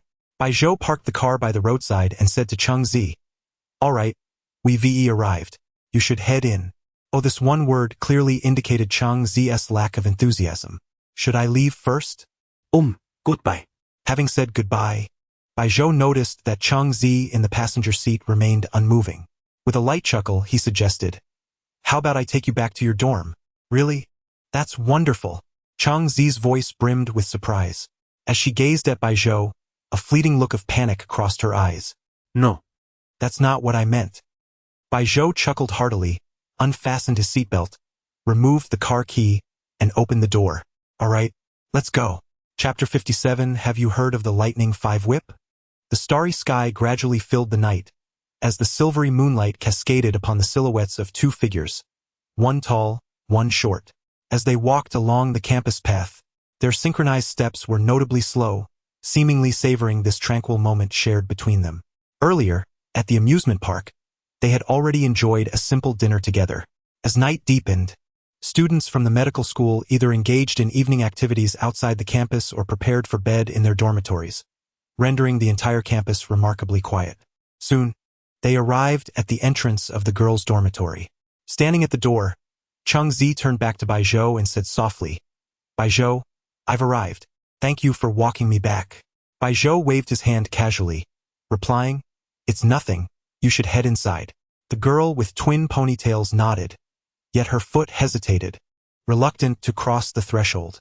Her starry eyes gazed at Bai Zhou, and with a slight bite of her lip, she suddenly leaped into his embrace, holding him tightly. Before Bai Zhou could react, Chang Zi, like a playful sprite, slipped away from his arms and darted into the dormitory corridor, leaving behind a ringing voice. "Bai Zhou, be careful on your way home." Watching her figure vanish into the night, leaving a faint fragrance in the air, Bai Zhou gently touched his nose and chuckled softly as he turned to leave. He strolled leisurely out of the Han City Medical School, acutely aware of the vast disparity between it and Han City Normal University. After all, the difference in their tiers was indeed substantial. Bai Zhou walked towards his BMW X6 parked by the roadside when suddenly, a distant female scream pierced the night. "Help! Help!" Bai Zhou furrowed his brows slightly, thinking, "Surely not again. Have I stumbled upon another peculiar incident?" Memories of Li Xinwei from the small grove flashed through his mind. Adhering to the principle of avoiding unnecessary trouble, Bai Zhou decided to hasten his departure from this place of potential conflict. After all, who knew if another Li Xinwei would entangle him once more? Just then, the rapid clattering of high heels echoed towards him. A scantily clad woman, disheveled and distraught, rushed towards Bai Zhou, stopping directly in front of him. To his astonishment, her already revealing outfit was in tatters, and she appeared utterly disoriented. Bai Zhou could see a small red jujube, reminiscent of ice cream, prominently displayed before him. Who could withstand this? He thought. The woman grasped his arm desperately, her voice trembling. "Please, help me. We've been robbed. My boyfriend is being beaten to death. Please, save him. If you rescue my boyfriend, I will do anything for you." Without waiting for a response, she pulled Bai Zhou towards a nearby alley. "Hey," he exclaimed, pulling his arm away. "If you're being robbed, call the police. Why are you dragging me into this?" "They took my phone," she replied urgently. "That's fine. Ihemine. I'll call." But she blocked his movements, insisting, "No, there's no time. They're gonna kill my boyfriend." Suddenly, she knelt on the ground, bowing her head repeatedly before him. "Please help me, I beg you." Bai Zhou observed her earnestness as she persisted in her pleas. "All right, fine. I'll go take a look with you." The woman's face lit up with gratitude. Thank you. And she seized his hand, leading him into the alley. Bai Zhou, unable to refuse, felt compelled to comply, primarily due to her sincere display of desperation. However, unbeknownst to him, as she turned, the expressions of joy, despair, and helplessness on her face vanished in an instant, replaced by a look of disdain and a glimmer of triumph. As they ran deeper into the alley, Bai Zhou began to sense something amiss. The woman had claimed her boyfriend was being attacked, yet the alley was shallow and eerily silent, devoid of any sounds of struggle or screams. Bai Zhou was no fool. His demeanor grew cold. Suddenly, he halted, realizing the disparity in strength between them. "Ah!" she shrieked as he abruptly stopped, causing her to stumble. "Damn! I just bought these heels for 300, she exclaimed, her frustration evident. However, she quickly regained composure, realizing she was still in the midst of deceiving Bai Zhou. Noticing his cold gaze, she decided to drop the pretense. Kicking off her high heels, she crossed her arms defiantly and spat to the side. "Damn it! If I don't squeeze enough money from you to compensate for my broken heels, you'll pay dearly for this." As her words fell, 5 men suddenly emerged from the shadows of the alley, surrounding Bai Zhou. Each man's gaze was laced with hostility. A tall, slender man brandishing a bra with a mocking tone tossed it at the woman, saying, "All right, the monkey has set the stage. This kid drives a BMW. The money on him will surely buy you dozens of pairs of heels." The woman scoffed, disregarding the presence of Bai Zhou and the 5 men, lifting her top to adjust her bra, remarking, "Perfect, at least this way I'll give him a good show." Bai Zhou watched, astonished by her audacity. The men showed no surprise at her actions, clearly accustomed to her behavior. Yet, Bai Zhou's focus shifted to the men surrounding him. Only one wielded a weapon, a short fruit knife. The knife wielder looked at Bai Zhou with a sinister expression, stating, "Kid, if you want to blame someone, blame your good heart for wanting to be a hero at night. But don't worry, we 1T make it hard for you. We don't want your car or phone. Just empty your pockets. If you don't have cash, scan your WeChat. There are 6 of us, so we'll take 6,000 in total." Bai Zhou had already grasped the precariousness of his situation. Indeed, this could be considered a classic case of a honey trap. In the past, Bai Zhou had only encountered such occurrences within the realm of games.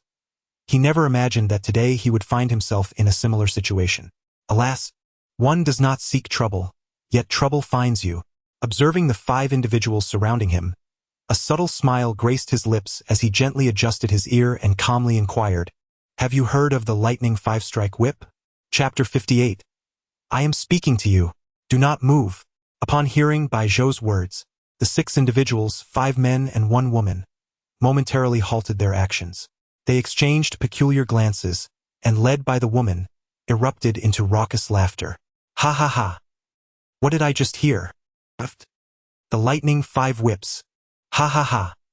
Is that the legendary transformation technique? Youngsters these days lack martial ethics. Ha ha ha. The group clutched their stomachs, gazing at Bai Zhou as if they had just encountered something far more amusing than the phrase "a blue sky with an old man flying." Meanwhile, Bai Zhou remained motionless, appearing to patiently await their emotional outburst. After a prolonged bout of laughter, a lean man wielding a short knife cleared his throat loudly. Although still grinning, he proclaimed, "Enough. Stop laughing. Let us finish this quickly before someone shows up." The others quickly adopted serious expressions, watching Bai Zhou with a sense of amusement.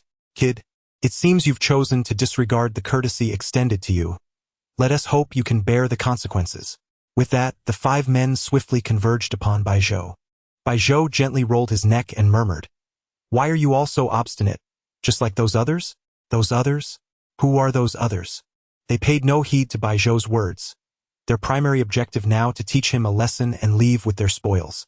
"Kid, you're about to..." A sharp crack interrupted him. A sudden, intense pain radiated from his neck, causing him to feel a wave of dizziness. Bai Zhou's strong arms moved with the precision and agility of whips, launching attacks from various angles. His lightning 5 whips were entirely unlike the clumsy, playful antics portrayed in short videos. They were grand and elegant, the motions accompanied by the sound of air slicing through. Every targeted strike aimed at the junction of his opponent's necks and shoulders, where a forceful impact would swiftly incapacitate them. The woman on the periphery, who had earlier exhibited a mocking demeanor, now wore a frozen expression as Bai Zhou unleashed his technique. Within moments, the 5 men attacking Bai Zhou collapsed to the ground. Some lost consciousness, while others clutched their necks, groaning in agony. In stark contrast, Bai Zhou stood proudly, seemingly unfazed, even brushing off the dust from his sleeves. Suddenly, a profound fear gripped the woman. Her mouth parted slightly, disbelief illuminating her eyes as she gazed at Bai Zhou. This is... Her incoherent words caught Bai Zhou's attention. He raised his head slightly, a hint of annoyance in his tone. "Did I forget about you? Forget about me? What do you mean forget? You don't plan to hit me again, do you?" She observed as Bai Zhou approached her step by step, clearly intent on proving her suspicions. With a sudden thud, she crumpled to the ground, her knees giving way. "Big brother, I was wrong. I truly understand my mistake. Please, do not strike me. I did not attack you." As tears streamed down her cheeks, she wailed, "Big brother, I was forced into this. Those 5 are monsters." With newfound strength, she dashed over to one of the moaning men on the ground, mercilessly trampling him. "Scoundrel! You beasts! If it weren't for this big brother teaching you a lesson today, I would have endured your torment indefinitely." The man, who had not yet lost consciousness, now succumbed to her relentless stomping, slipping into oblivion. Bai Zhou observed the scene with interest, casually cleaning his ears. "Enough! Stop pretending. Do you think I would believe you?" Her antics ceased abruptly, her body trembling violently. "Big brother, I truly regret my actions. I should not have colluded with them to rob you. Yes. I will return the money they stole. She knelt, retrieving a thick stack of cash from a small bag hidden behind the man who had wielded the knife, an amount that appeared to be around 20,000. She crawled towards Bai Zhou, pleading, "Big brother, please do not strike me. I can give you anything you desire." Bai Zhou regarded the stack of money before him with indifference, for it paled in comparison to the interest he earned daily from his investment apps. Moreover, accepting such money would make him no better than a thief himself. As a good citizen of Long Country, he had no intention of engaging in such behavior. Realizing Bai Zhou's cold demeanor, her heart sank further. She recalled that he had arrived in a BMW X6. How could he possibly desire such meager offerings? Suddenly, she made a decision, casting the cash aside and, through tear-filled eyes, attempted to appeal to Bai Zhou. "Big brother, do I not catch your eye? I can be of service to you." As she reached towards his trousers, Bai Zhou's expression turned to one of evident disgust. Setting aside the fact that she was unappealing, she had been complicit with the 5 men. He would never be interested in someone like her, especially when he had no regard for even Li Xinwei. "Leave," Bai Zhou scoffed, showing no mercy simply because she was a woman. He lifted his foot and kicked her squarely in the chest. "Ah!" she cried out in pain, rolling away and stirring up a cloud of dust. Bai Zhou cast a disdainful glance at the shivering figure on the ground, devoid of any sympathy, and turned to depart from this troublesome place. However, before he had taken more than a few steps, a cacophony of footsteps echoed around him, indicating a sizable group was approaching. Bai Zhou furrowed his brow. Surely not. There are more of them? Suddenly, from the shadows of the alley, a dozen uniformed officers burst forth. The leader, a woman, commanded, "Everyone inside, do not move. Place your hands on your heads and stand against the wall."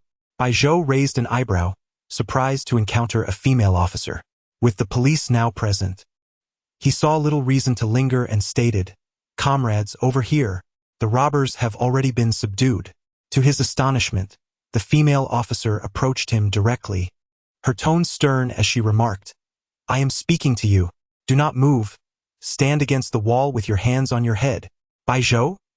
When a question mark appears above my head, it is not indicative of my issues, but rather yours. Chapter 59. How could I possibly play with you without undressing? Bai Zhou gazed at the officer before him with a perplexed expression. The officer, with a fierce glare, bellowed to his colleagues behind, "You all go inside. I have already subdued this individual." Bai Zhou retorted, "What do you mean I've been subdued? Comrade officer, you must be mistaken. I am the victim here." "Enough nonsense." The officer, adopting an air of stern authority, declared loudly, "You have the right to remain silent, but anything you say may be used as evidence in court." Bai Zhou's lips twitched unnaturally as he looked at the officer and remarked, "Have you been kicked by a donkey? What did you say?" The officer, seemingly incensed by Bai Zhou's words, shouted, "How dare you insult an officer?" Before she could finish, one of her subordinates dashed to her side and announced, "Report, Deputy Captain. The 6 members of Li Yongqiang's robbery gang have all been apprehended." Upon hearing her subordinate's report, the female officer's expression softened, and, with a tone of triumph, she said to Bai Zhou, "Li Yongqiang, your gang has nowhere to run now. I have pursued you all the way from City B to Han City." Li Yongqiang.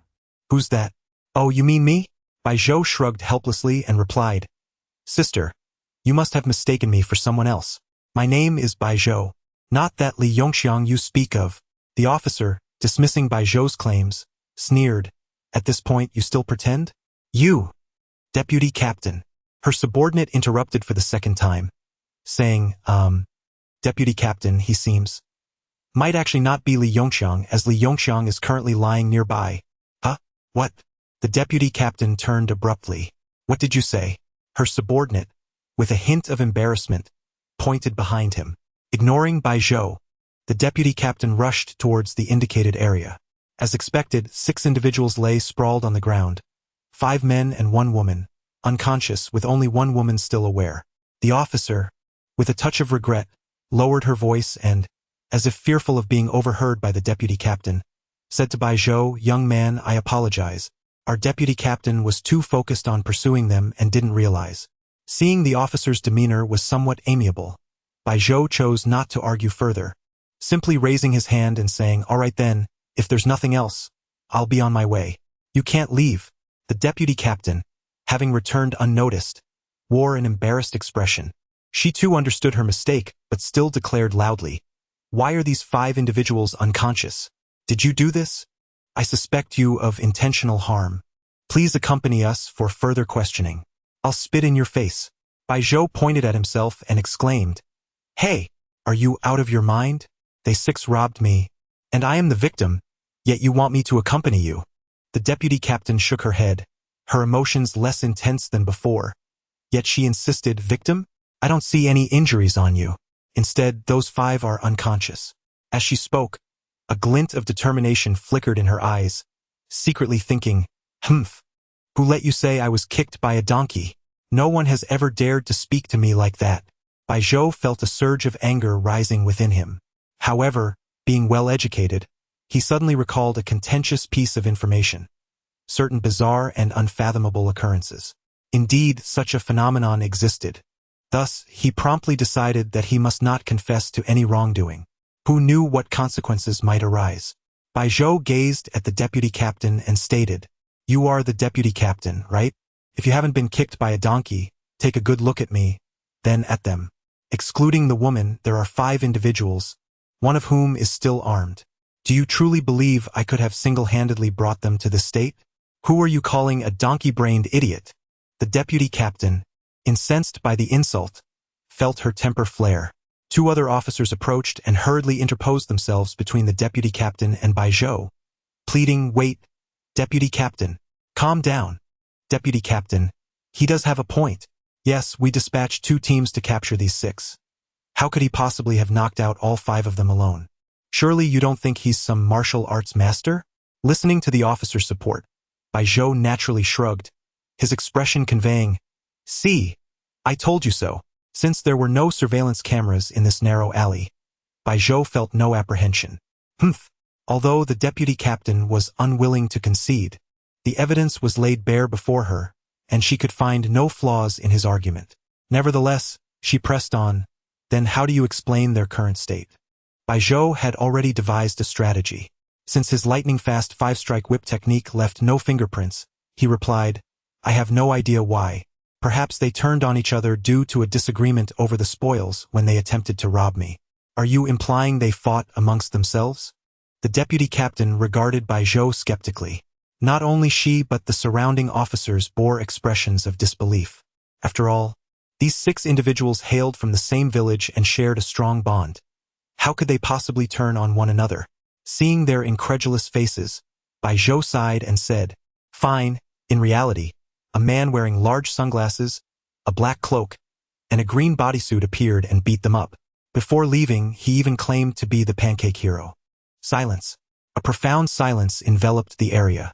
If this were a world of anime, one could imagine 3 perfectly aligned black dots appearing above the heads of the onlookers.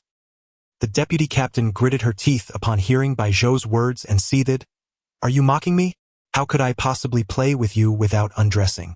The deputy captain's face flushed crimson, and in her fury, she charged towards Bai Zhou, evidently intent on delivering him a beating to vent her frustration.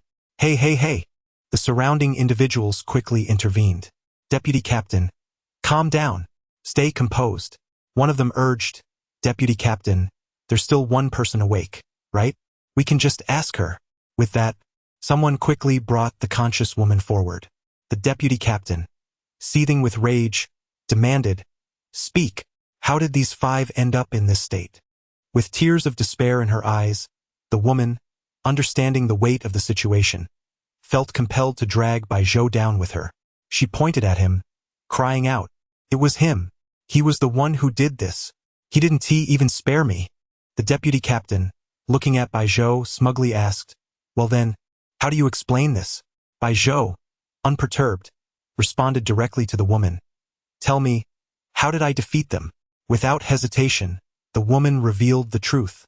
He used the lightning-fast 5-strike whip. With just a few moves, he knocked them all out, and he even kicked me. I was in so much pain. Silence. Once again, an oppressive silence enveloped the surroundings. The thunder whip of 5 strikes. Even the corner of the vice-captain's eye twitched incessantly. She was on the verge of a breakdown. What exactly is this thunder whip of 5 strikes? Are they not well versed in their profession? Ah! The vice-captain was utterly unraveling. She suddenly shouted, "Even you are involved."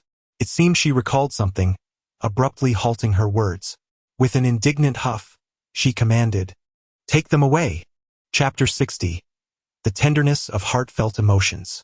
The vice-captain resembled a furious beast, instilling fear among her subordinates who dared not provoke her ire. Yet, one brave soul, observing her wrathful departure, inquired, "Vice-captain, what shall we do about the citizen?" "Do not speak on my behalf," echoed the vice-captain's thunderous roar through the alley. The officers finally exhaled in relief.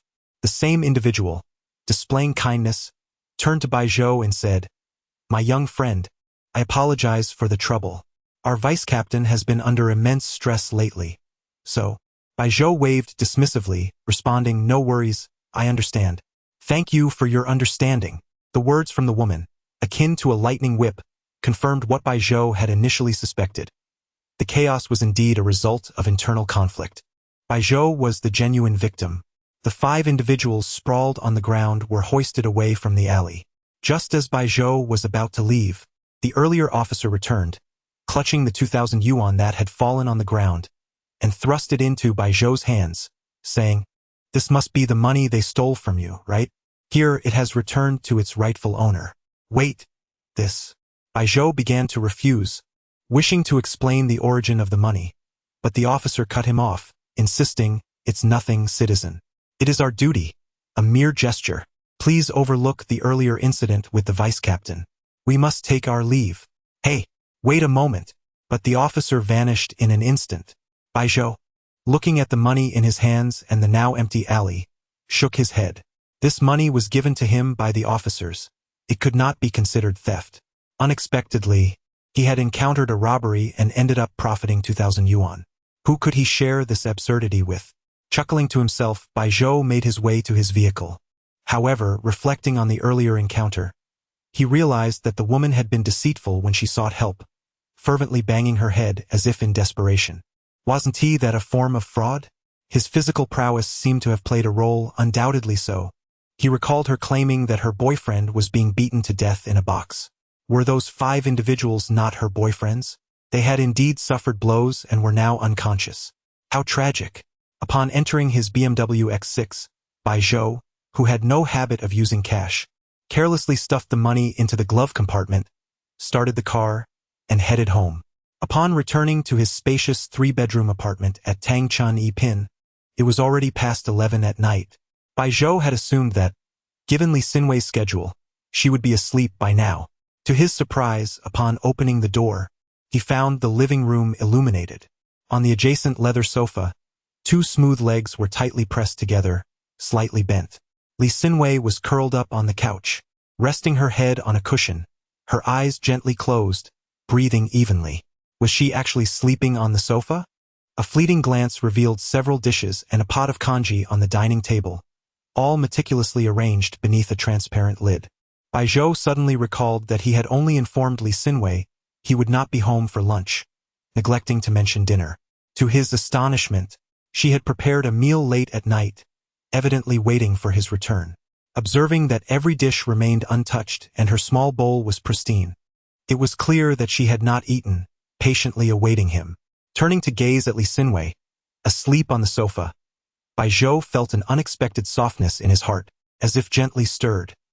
He approached her quietly, a faint fragrance wafting in the air. Li Xinwei, with her long lashes still bearing a hint of drowsiness, resembled a captivating masterpiece, akin to a sleeping beauty. He did not wish to disturb her slumber, but leaving her on the sofa was not a viable option. Thus, he gently slipped his arms around her, one hand cradling her neck, the other slipping beneath her knees, lifting her effortlessly. In her deep sleep, Li Xinwei let out a soft sigh, her eyelids fluttering slightly but not opening, as she sought a more comfortable position within Baijo's embrace and continued to dream. She resembled a tranquil kitten, drawing forth a sense of tenderness. Yet, Baijo did not linger in this enchanting moment. He carefully walked into Lee Sinwei's room, gently placing her on the bed and tucking her in before slipping away. Closing the door behind him, Bai Zhou released a soft breath, turning back to glance at the bedroom door, smiling and shaking his head. He approached the dining table. Having snacked on light fare at the amusement park, he found himself hungry again, especially after the earlier commotion. Without hesitation, he downed the entire pot of congee. After tidying the dining area, he retreated to his own room. Having just eaten, Bai Zhou was not yet weary. Following his usual routine, he retrieved his old phone, opened a long video, and began to scroll through financial updates. He also accessed a financial management app to check on his earnings for the day. Incredible! Bai Zhou marveled at the balance displayed on his app. He had initially invested 300,000 yuan, and now his balance had surged to 550,000. This was a speed of profit surpassing even that of finding money on the ground. Bai Zhou prudently decided to withdraw his initial investment of 300,000, leaving 250,000 in interest to continue accruing wealth. Having completed this, he opened a browser filled with various plugins, perusing forums and other platforms for any deceptive information or scam advertisements. Naturally, he remained alert for those enticing 99,999 yuan ads.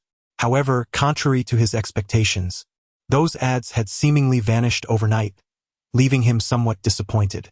Nevertheless, an intriguing pop-up advertisement caught Bai Zhou's attention. A flamboyantly dressed woman in a revealing bikini was gyrating, as if in a lingerie commercial. Upon clicking, he was astonished to discover it was a pharmaceutical ad. As a man of principle, Bai Zhou was certainly not clicking on the ad due to the woman depicted. Absolutely not. The advertisement proclaimed, "Life number 7. Your companion. Users of our Life number 7 have significantly enhanced their memory. Even if you sleep in class, you can master the knowledge taught. No more worries about exams. Never fear your boss calling your name again. Life number 7 promotes the second development of the brain. Unlock the potential of your mind. What are you waiting for? Click the link below to enter the purchase page." Bai Zhou scoffed dismissively. You can retain knowledge while sleeping in class? What nonsense!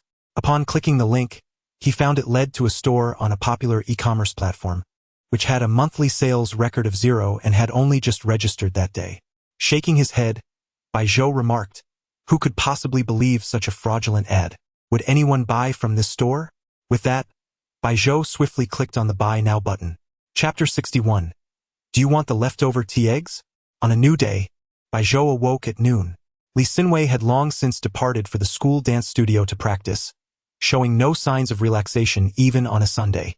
However, Bai Zhou relished in his solitude. Enjoying the tranquility of home, he browsed through small advertisements and engaged in a bit of online shopping. After ordering takeout, he settled in front of his computer. Glancing at the now inaccessible knife 99999, he sorrowfully deleted the shortcut from his desktop. At that moment, his phone rang. The caller ID displayed a familiar number, though he could not quite place it. Nonetheless, he answered. "Hello? Who is it?" A somewhat familiar middle-aged male voice responded. "Benefactor. It's Lao Lai." "Lao Lai? The one who defaults on debts." Bai Zhou scoffed at the self-identification. "If you're Lao Lai, why are you calling me instead of the court? Are you hoping I'll pay your debts?" Without waiting for a reply, he hung up. Yet the caller was undeterred, bombarding him with call after call. Just as Bai Zhou prepared to block the number after the third call, he received a text message from the same number. "Benefactor. My surname is Lai, and my name is Lai Yongxiang. You remember? I'm the one whose account at Ruishi Bank was frozen, the one you lent 10,000, and I promised to return 1,000,000. Upon reading the message, Bai Zhou finally recalled the incident. He couldn't ignore it. The message reminded him of a previous notification claiming that the 1,000,000 had been transferred. Raising an eyebrow, he pondered whether this old acquaintance regretted his earlier decision and sought to reclaim the 1,000,000. That would be out of the question. Choosing not to reply, he was soon met with another call. This time he answered, "What do you want?"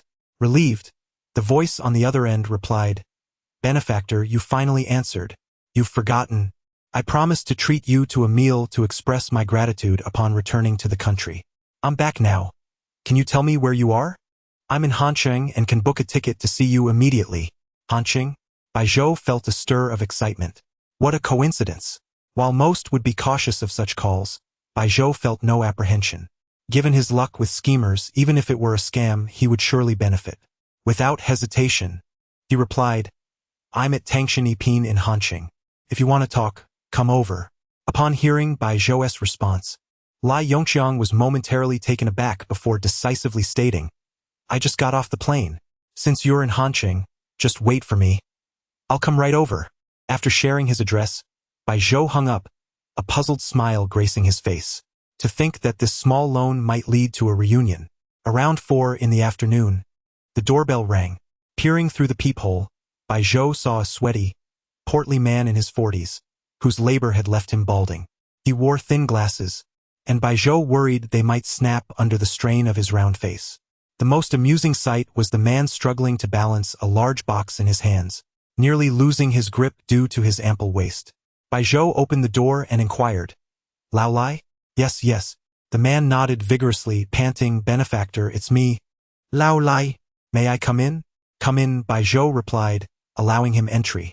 The man, gasping for breath, squeezed through the door, placing the box down with a clatter that hinted at glass inside. Once he caught his breath, he turned to Bai Zhou with excitement. Benefactor, I didn't expect you to be so young. Bai Zhou waved his hand dismissively. Please, don't call me Benefactor. It sounds strange. You can call me Bai Zhou. Mr. Bai. Hello, I am Lai Yongqiang. He shook Bai Zhou's hand with warmth. Observing Lai Yongqiang's breathlessness, Bai Zhou offered him a seat, intrigued by the sudden display of gratitude for merely lending him 10,000. Curiosity overtook him, prompting the question, why such grand gestures for a small favor? Lai Yongqiang chuckled awkwardly before revealing the truth. His company had faced a grave crisis, necessitating an infusion of capital to survive.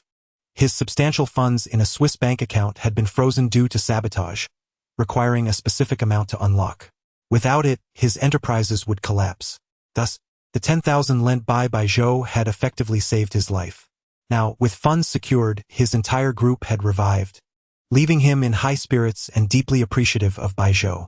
While speaking, he opened the box, proudly presenting, Mr. Bai, these are 12 bottles of original Moutai I brought from a friend. I don't know if you drink, but if not, they make excellent gifts.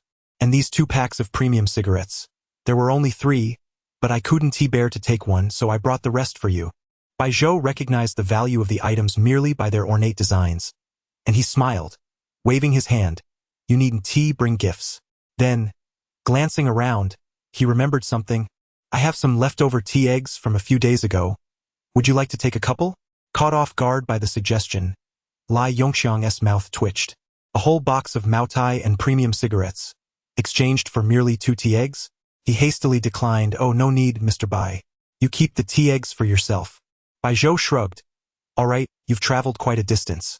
How about some hot water? I still have some tea leaves left from boiling the eggs. Tea eggs again? Lai Yongqiang's eyes flickered with disbelief. Is it customary to serve guests boiled tea eggs?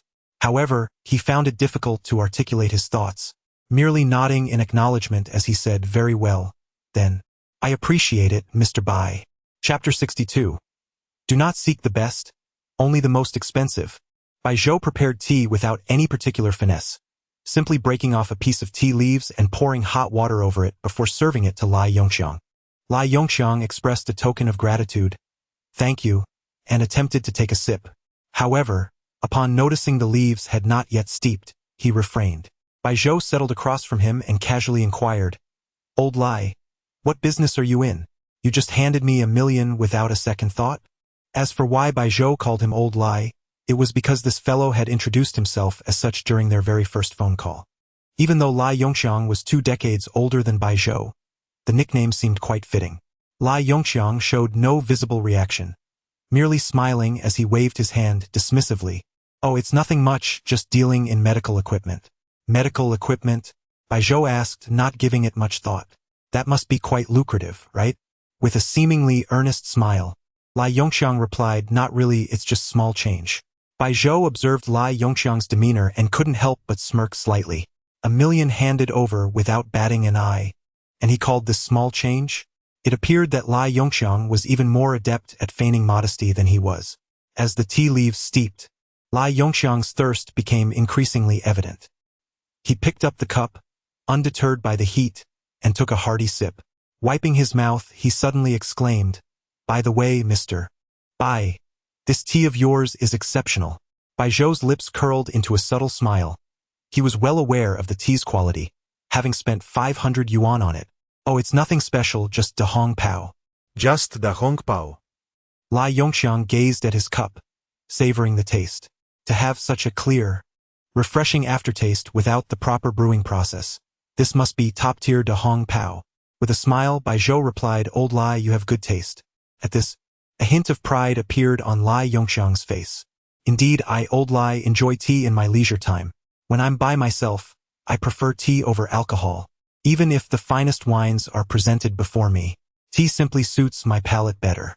As these words left his lips, Lai Yongxiang suddenly seemed to recall something, his eyes widening in disbelief as he looked at Bai Zhou. He distinctly remembered Bai Zhou mentioning before pouring the water that he had leftover tea leaves from boiling tea eggs. Could it be that the exquisite da hong pao in front of him was made from those very leaves? With difficulty, Lai Yongxiang managed to croak out, "Mr. Bai, were your tea eggs also made with this tea?" Bai Zhou nodded nonchalantly, "Yes, it's the only tea I have, so I used it to boil the eggs."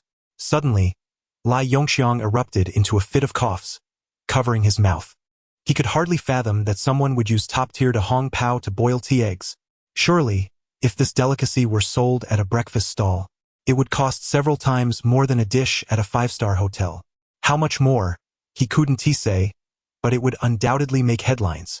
Seeing Lai Yongxiang cough, Bai Zhou remarked, "Old Lai, did you choke on the water? It's nothing special. Take your time. Nothing special." Lai Yongxiang felt like rolling his eyes. He silently thought, "When it comes to pretentiousness, I am but a humble apprentice." Nevertheless, he steadied his voice and asked, "Mr. Bai, may I have 2 of those tea eggs you mentioned?"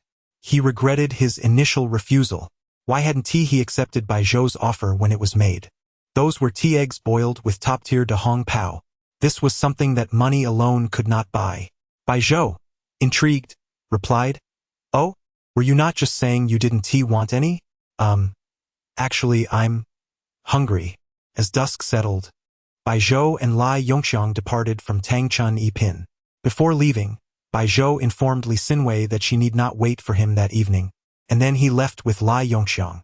Li Xinwei preferred to avoid interactions with strangers, especially unfamiliar men, so Bai Zhou had no intention of bringing her along. She readily agreed without inquiring about their plans, understanding it was not her place to interfere.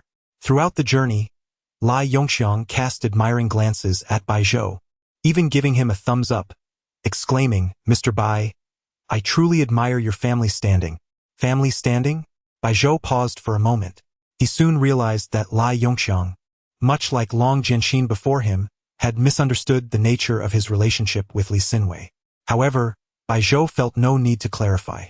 Instead, he narrowed his eyes and proclaimed with a sense of righteousness, "If the husband's authority is lacking, how can one govern the world?"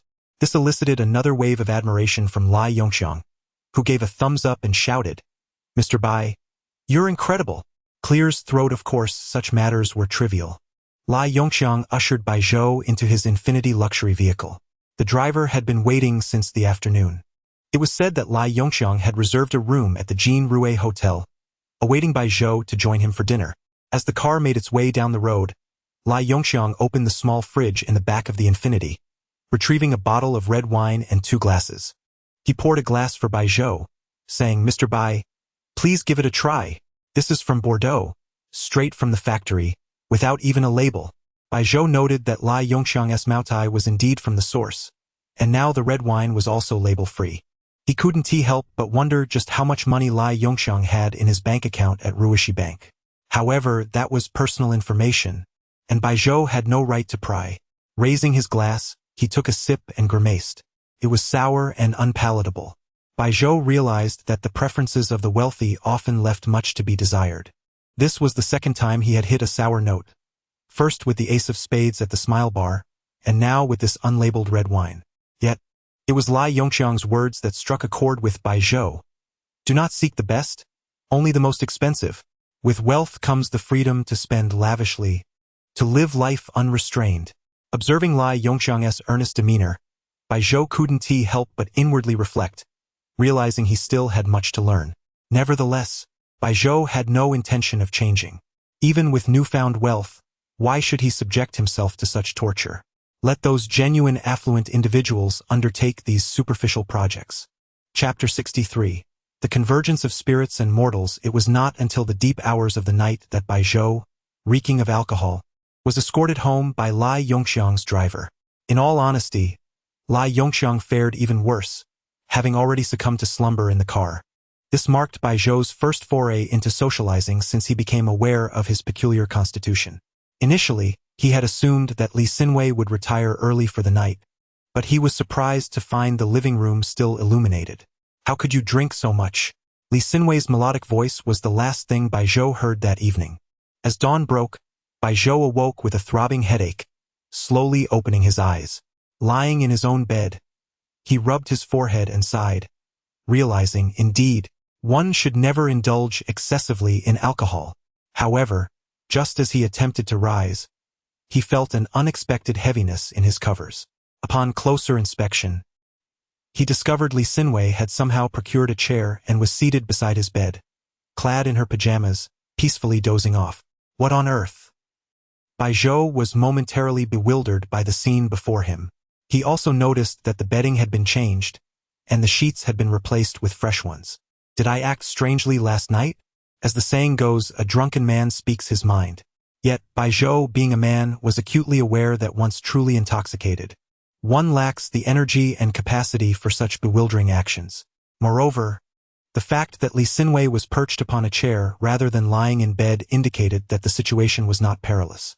Li Xinwei, who had only been lightly sleeping, stirred as Bai Zhou moved. Yawning, she looked at him and said, "You're awake?" Bai Zhou noticed the faint dark circles under her delicate eyes. Could it be that she stayed up all night watching over me? Disregarding Bai Zhou's puzzled gaze, Li Xinwei stretched and announced, "I have no classes today.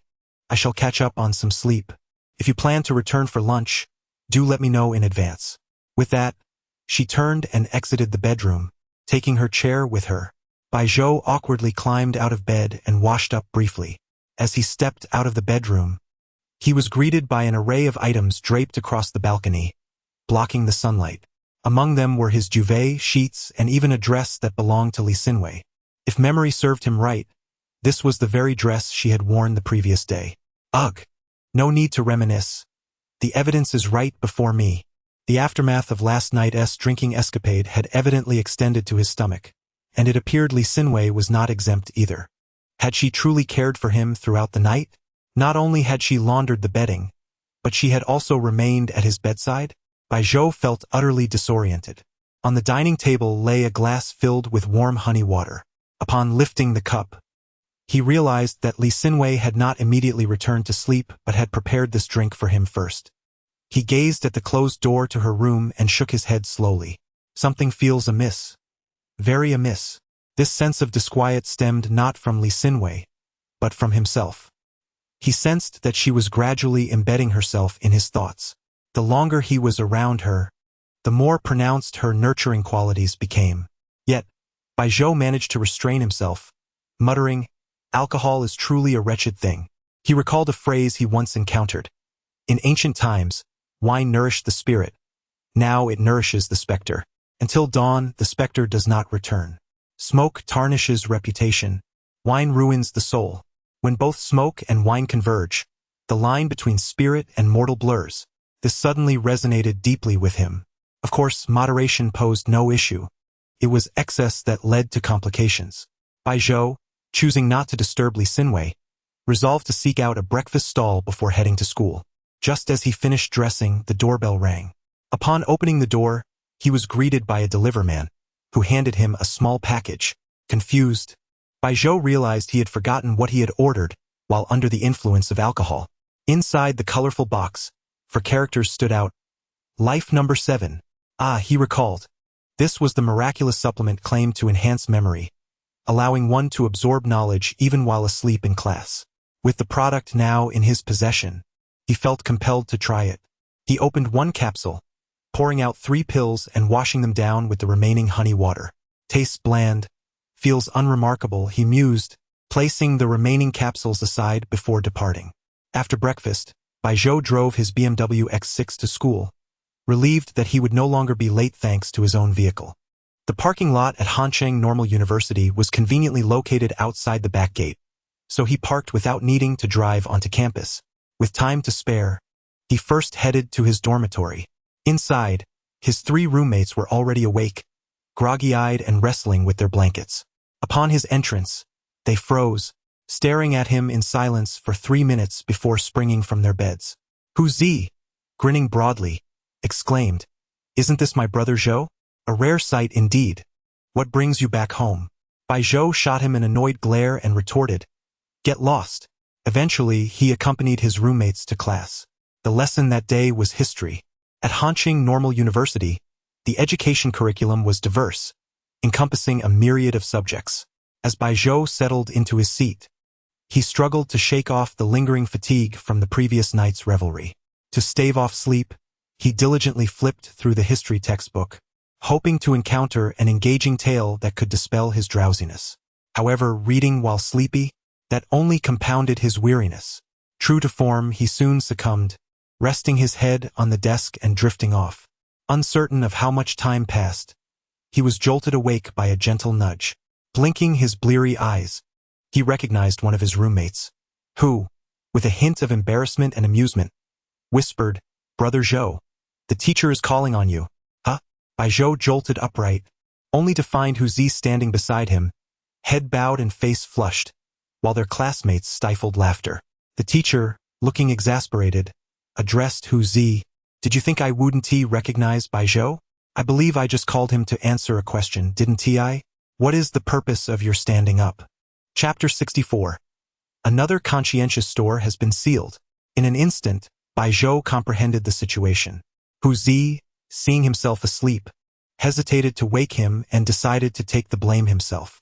However, Huzi's robust physique starkly contrasted with Baizhou's strikingly handsome appearance. The classroom was sparsely populated, and the teacher was no fool. Such blatant attempts to deceive the instructor were already met with a degree of forbearance on the teacher's part. Baizhou, with a resigned shake of his head, stood up and patted Huzi's shoulder, saying, perhaps he misheard. The history teacher cast a mildly reproachful glance at Baizhou before instructing Huzi to sit down. Generally speaking, university professors tend to overlook students dozing off during lectures unless the situation becomes particularly egregious. Yet, the teacher had not intentionally called on Baizhou. It was merely a random selection from the attendance list, and it was a stroke of fate that the only student asleep was none other than Baizhou. Nonetheless, the teacher, with a hint of playful sarcasm, remarked, "Baizhou, what were you up to last night? You seem rather drowsy." "Ah." Baizhou could hardly confess that he had inadvertently vomited on Li Xinwei. Instead, he hastily fabricated an excuse. "Perhaps I stayed up too late studying last night." This excuse elicited a roll of the eyes from Huzi, who clearly found it unconvincing. The teacher, too, appeared skeptical but chose not to expose Baizhou's ruse. Since Baizhou had been called upon to respond, he had no choice but to comply. "Baizhou, did you listen to the content of the lesson just now?" He shrugged, silently communicating, "Do you really think I was paying attention?" The teacher, undeterred by his nonchalance, pressed on, "Today we are discussing the history of the warring states. I just covered the 4 great generals of that era. Please elucidate what you have learned." What knowledge could he possibly share? He had been asleep. Yet Baizhou could not voice this thought, as it was his own fault for dozing off. The teacher, keenly observing him, was not intending to humiliate Baizhou. Rather, it was a means to admonish the other students who might be tempted to slumber during lectures. However, Baizhou found himself in a predicament.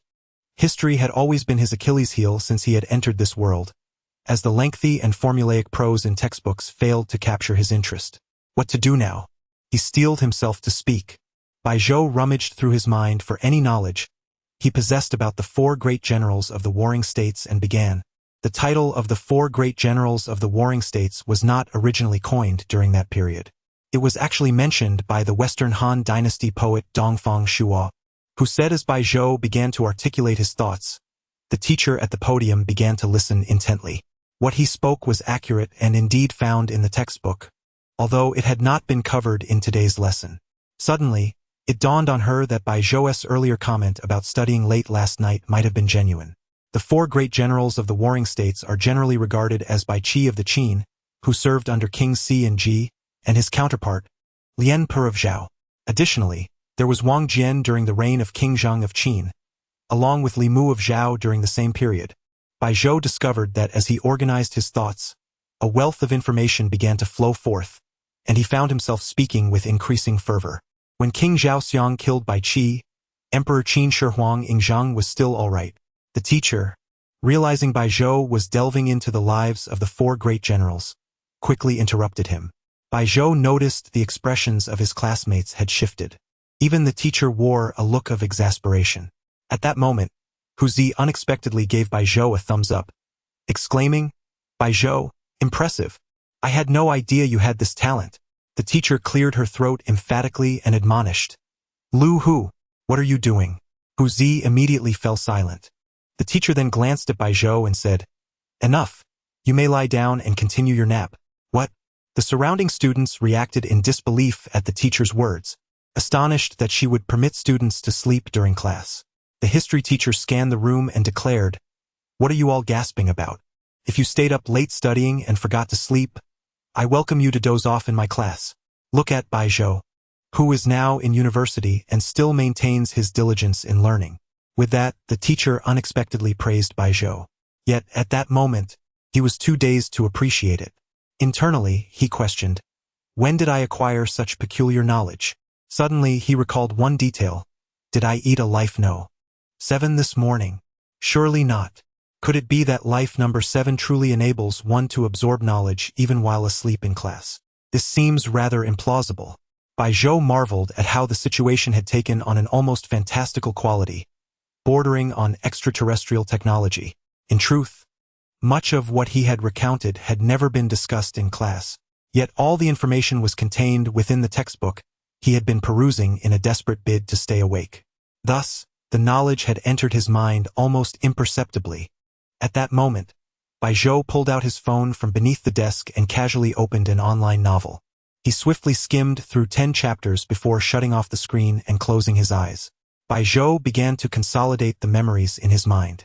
Before long, the entire text, from the first word to the last of the 10th chapter, vividly materialized in his consciousness. He quickly took out his phone to cross-reference. His eyes lit up. Is this really true? He was now convinced that the advertisement for life number 7 was utterly fraudulent. How else could he have gained such remarkable memory after consuming just a few pills? Moreover, he distinctly remembered that life no. 7 not only enhanced memory but also stimulated the user's imagination and invigorated their thinking, promoting comprehensive brain development. Bai Zhou felt an inkling of a premonition. If he were to take a few more pills, might he transform into a supremely intelligent individual? With this thought in mind, Bai Zhou resolved to test it out at home. However, at that moment, he had already opened a shopping app, preparing to visit the Life No. 7 store to leave a 5-star review. To his dismay, the screen displayed a message. The store you are following has been sealed due to false marketing, fraud, and other misconduct. If you are a victim, please contact customer service. Bai Zhou regarded the message with a sense of loss, shaking his head as he murmured, "Alas, another conscientious store has been sealed. Why did I say another?" Chapter 65. The Down-and-Out Swindler at Noon. Bai Zhou extricated himself from the clutches of his classmates and roommates, exiting through the back gate of Hanchang Normal University. There, he encountered a disheveled man with a scruffy beard, buzzing around like an irritating fly. The passers-by avoided him as if he were contagious. Undeterred, he shamelessly solicited, "Could you spare me 5,000 yuan for travel expenses? My wallet was stolen. Rest assured, I shall repay you once I return home. Just 5,000 yuan. Nothing more. I am a private detective. I can procure any information you desire." Private detective? Bai Zhou pondered this declaration with a hint of skepticism. Is such a profession not illegal in Longwa? How could he openly flaunt his identity without fear of arrest? Shaking his head, Bai Zhou chose to ignore him and proceeded toward the parking lot. However, The man had spotted Bai Zhou and swiftly darted in front of him, adopting a pitiful expression as he clasped his hands together, pleading, "Please, lend me 5,000 yuan for travel expenses. I assure you, I will repay you." Bai Zhou scrutinized the man and inquired, "Sir, what necessitates 5,000 yuan for a journey?" To Bai Zhou's surprise, the man bristled, his neck stiffening as he retorted loudly, "Who are you calling, sir? I am but 24 years old. I am not that old." The area around the back gate of Hanchang Normal University was bustling with students. Some onlookers, recognizing the man's condition, shook their heads with bemusement, saying, "I thought he was a swindler, but it seems he is merely mad. Calling himself this master? How brazen to borrow money." Someone in the crowd remarked, "Does anyone know the number for a mental health facility? We should report him." Their voices were loud enough for both Bai Zhou and the man to hear. The madman, seemingly concerned about his dignity, shouted back at the jeering crowd, "Who are you talking about? How dare you malign me in front of my presence? I am a private detective. Beware. I could expose your unsavory secrets online. Apologize while you still can." He even placed his hands on his hips and lifted his chin, reminiscent of an arrogant noblewoman, awaiting an apology from the surrounding crowd. The response was a chorus of laughter. What a lunatic! Not just mad, but foolish too. Bai Zhou, shaking his head in disbelief at the absurdity before him, prepared to leave. The man, realizing Bai Zhou was about to walk away, abandoned his grandiose pose and reverted to a pleading demeanor. "Please, lend me 5,000 yuan. I promise to repay you. Moreover, helping me will earn you the privilege of being my friend. I charge nothing for aiding friends." Indeed, this man was not only mad and foolish but also exceedingly arrogant. Bai Zhou replied, "You still haven't answered my question. What kind of travel expenses warrant 5,000 yuan? The man hesitated before exclaiming, "It's for an airplane ticket, obviously." The crowd erupted in laughter at his response. And even Bai Zhou raised an eyebrow. "You look like that, yet you're flying? Wouldn't a cheap train suffice?" The man vehemently shook his head. "Ah, you don't understand. Life must have a sense of ceremony. When I return home, it is a grand homecoming. How could I take a cheap train?" Bai Zhou pointed at him incredulously. "With your current appearance, a grand homecoming?" The man glanced down at his disheveled state, a hint of embarrassment flickering across his face. Yet he persisted, "Just lend me 5,000 yuan. I swear I am not a swindler." "Truly," Bai Zhou retorted. "I hope you are indeed a swindler." The man's surprise was palpable, but Bai Zhou raised his hand. "All right, here's my WeChat, I'll send you the money." "Really?" The man's eyes lit up with astonishment as he fumbled for his phone. Observing this exchange, some in the crowd rushed forward to intervene. "Hey, young man, you actually believe him? He is clearly a swindler." "Absolutely. I saw him at the train station asking for 3,000 yuan. Now he's up to 5,000. Another chimed in. "Don't fall for it. That's a lot of money." Bai Zhou remained unfazed by their warnings. In fact, the more they insisted on the man's deceit, the more Bai Zhou was inclined to believe in the absurdity of the situation. The disheveled man, without rebuttal, gleefully accepted the 5,000 yuan and turned to leave, not even uttering a word of thanks. Before departing, he leaned in close to Bai Zhou and whispered, "You must be a student at Hanchang Normal University, right? Let me tell you, I possess unexpected information about notable figures associated with the university, from the leadership to the students." Bai Zhou, intrigued by the man's sinister expression, asked, "And do you know who I am?" The man cast a meaningful glance at Bai Zhou before turning away. His enigmatic demeanor left Bai Zhou feeling unsettled. As the man walked away, the crowd erupted in incredulous anger. "You actually gave that swindler money? 5,000 yuan. Good grief, another fool. How could you trust someone like him?" An elderly woman kindly advised, "Young man, you should report this to the police before he gets too far." Bai Zhou shrugged off their concerns. "It's just 5,000 yuan. It's no big deal. Just 5,000 yuan? You make it sound trivial." This remark reignited the crowd's outrage. "How much money do you have to toss 5,000 yuan around so casually?" Suddenly, their criticisms fell silent as Bai Zhou pressed the button on his car key and drove away in his BMW X6. The crowd stared in disbelief at the tail lights of his luxury vehicle. "Is that a BMW X6? My goodness, that's nearly $1 million. They shook their heads, feeling a mixture of envy and resentment. No wonder he can toss 5,000 yuan around like it's nothing. Damn those rich people. Bai Zhou remained oblivious to the envy he had ignited in others. That 5,000 yuan? It was merely a sum he could easily recoup by scrolling through short videos. Moreover, who knows what unexpected surprises this down-and-out swindler might bring upon himself. Chapter 66. Do training institutions still have the qualification for diploma examinations? Bai Zhou returned to his spacious apartment in Tangshan Yipin. Initially, he intended to let Li Xinwei rest, as she had not slept well the previous night, and he possessed culinary skills that he could showcase. However, upon entering, he spotted Li Xinwei bustling in the kitchen. Curiously, Bai Zhou inquired, "Why aren't you catching up on sleep?" Instead, Li Xinwei retorted, "Did you not receive the notification?" Notification? What notification? At that moment, Bai Zhou's phone rang, displaying a call from his counselor. It was unusual for his counselor, who had never called him before, to do so now. Without overthinking, Bai Zhou answered the call. A middle-aged man's skeptical voice came through. "Bai Zhou, have you been secretly up to some good deed?" Bai Zhou responded, What do you mean? What good deed?" The counselor continued, "Why did the school leaders specifically convene all the board members for an internal commendation ceremony in your honor? Speak up.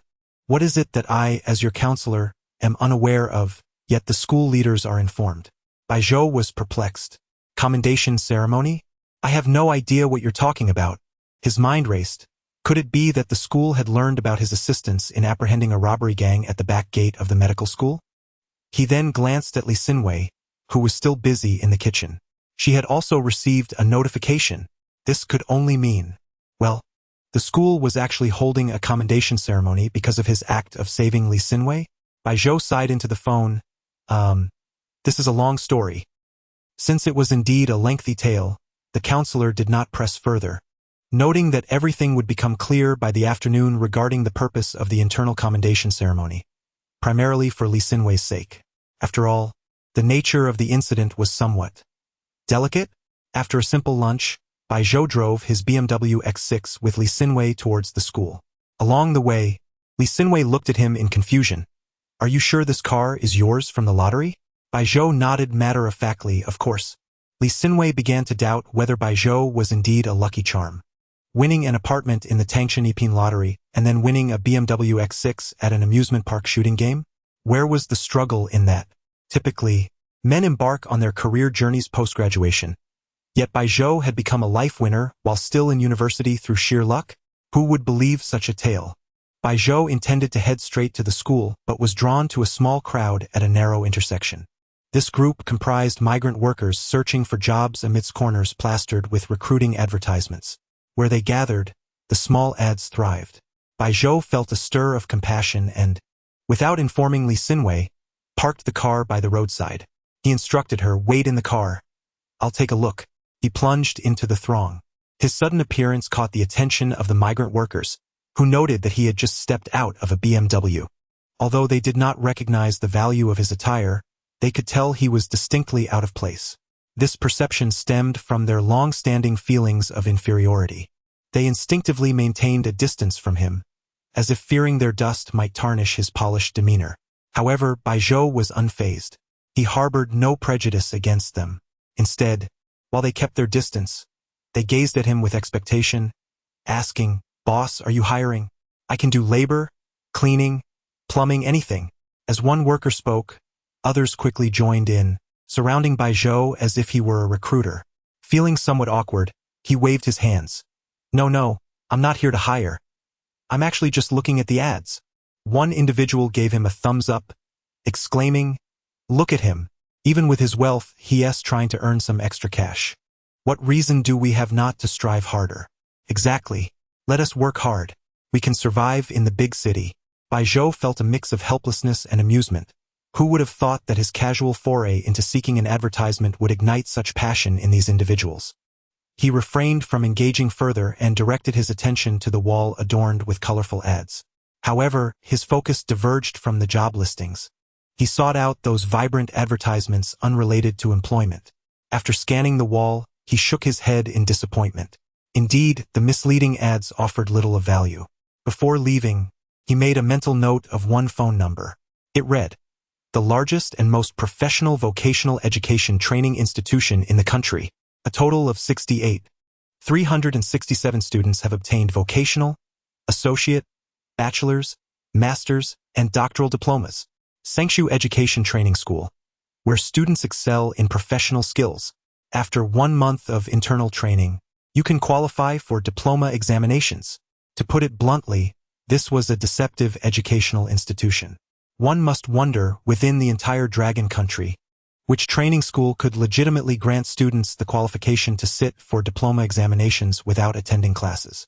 Such ads were posted in these areas because those who frequented them were often naive, unaware of the harsh realities of society. As for Bai Zhou, holding a bachelor's degree from Hanqing Normal University was already impressive. However, wouldn't it be splendid to possess a doctorate from a prestigious university in the capital? Yet truth be told, such credentials felt somewhat superfluous. Still, having it was better than not. For instance, during future matchmaking endeavors, when asked about his alma mater, he could nonchalantly present his capital doctorate. Bai Zhou paused, reflecting, "Wait, why am I even thinking about matchmaking?" He glanced at the serene figure in the passenger seat, recalling her blushing face with twin ponytails on the Ferris wheel. Suddenly, he realized he might not need to participate in such tedious activities after all. Shaking his head, he dismissed the thought, returned to the car, and started the engine, heading towards his school. Chapter 67.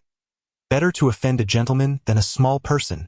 Having parked their vehicle properly, Bai Zhou and Li Xinwei arrived at the school and promptly sought out their respective advisors. Under the guidance of their advisors, they proceeded to an office that was only utilized during board meetings. As per usual protocol, the leaders would be the last to arrive. Thus, the conference room stood empty. Li Xinwei quietly settled into a chair while the two advisors engaged in casual conversation. Bai Zhou, feeling rather bored, leaned back in his chair, crossed his legs, and opened his phone. He accessed WeChat, where he found a group chat filled with trivial chatter. It was inundated with various messages about cutting prices. If he hadn't glanced at these messages, he might have forgotten about his peculiar knack for negotiating discounts on the platform. He casually clicked on a message and found himself naturally directed to the shopping page. A massive top advertisement caught his eye, pulsating with red light and exuding immense allure. It proclaimed, "A grateful giveaway from the platform. Millions of furniture items. 0 cost. Take home what you desire immediately." Upon seeing this advertisement, a long-forgotten thought resurfaced in Bai Zhou's mind. He had yet to furnish his new spacious apartment, which was significantly larger than his previous dormitory. While he had acquired some essential furniture, the enormous balcony remained utterly bare. Without hesitation, Bai Zhou clicked on the advertisement. The first item that appeared was a treadmill priced at 23,999. A treadmill? Bai Zhou's lips curled into a slight smile. Although he had no real need for such an item, wouldn't it serve wonderfully as a decorative piece in his home?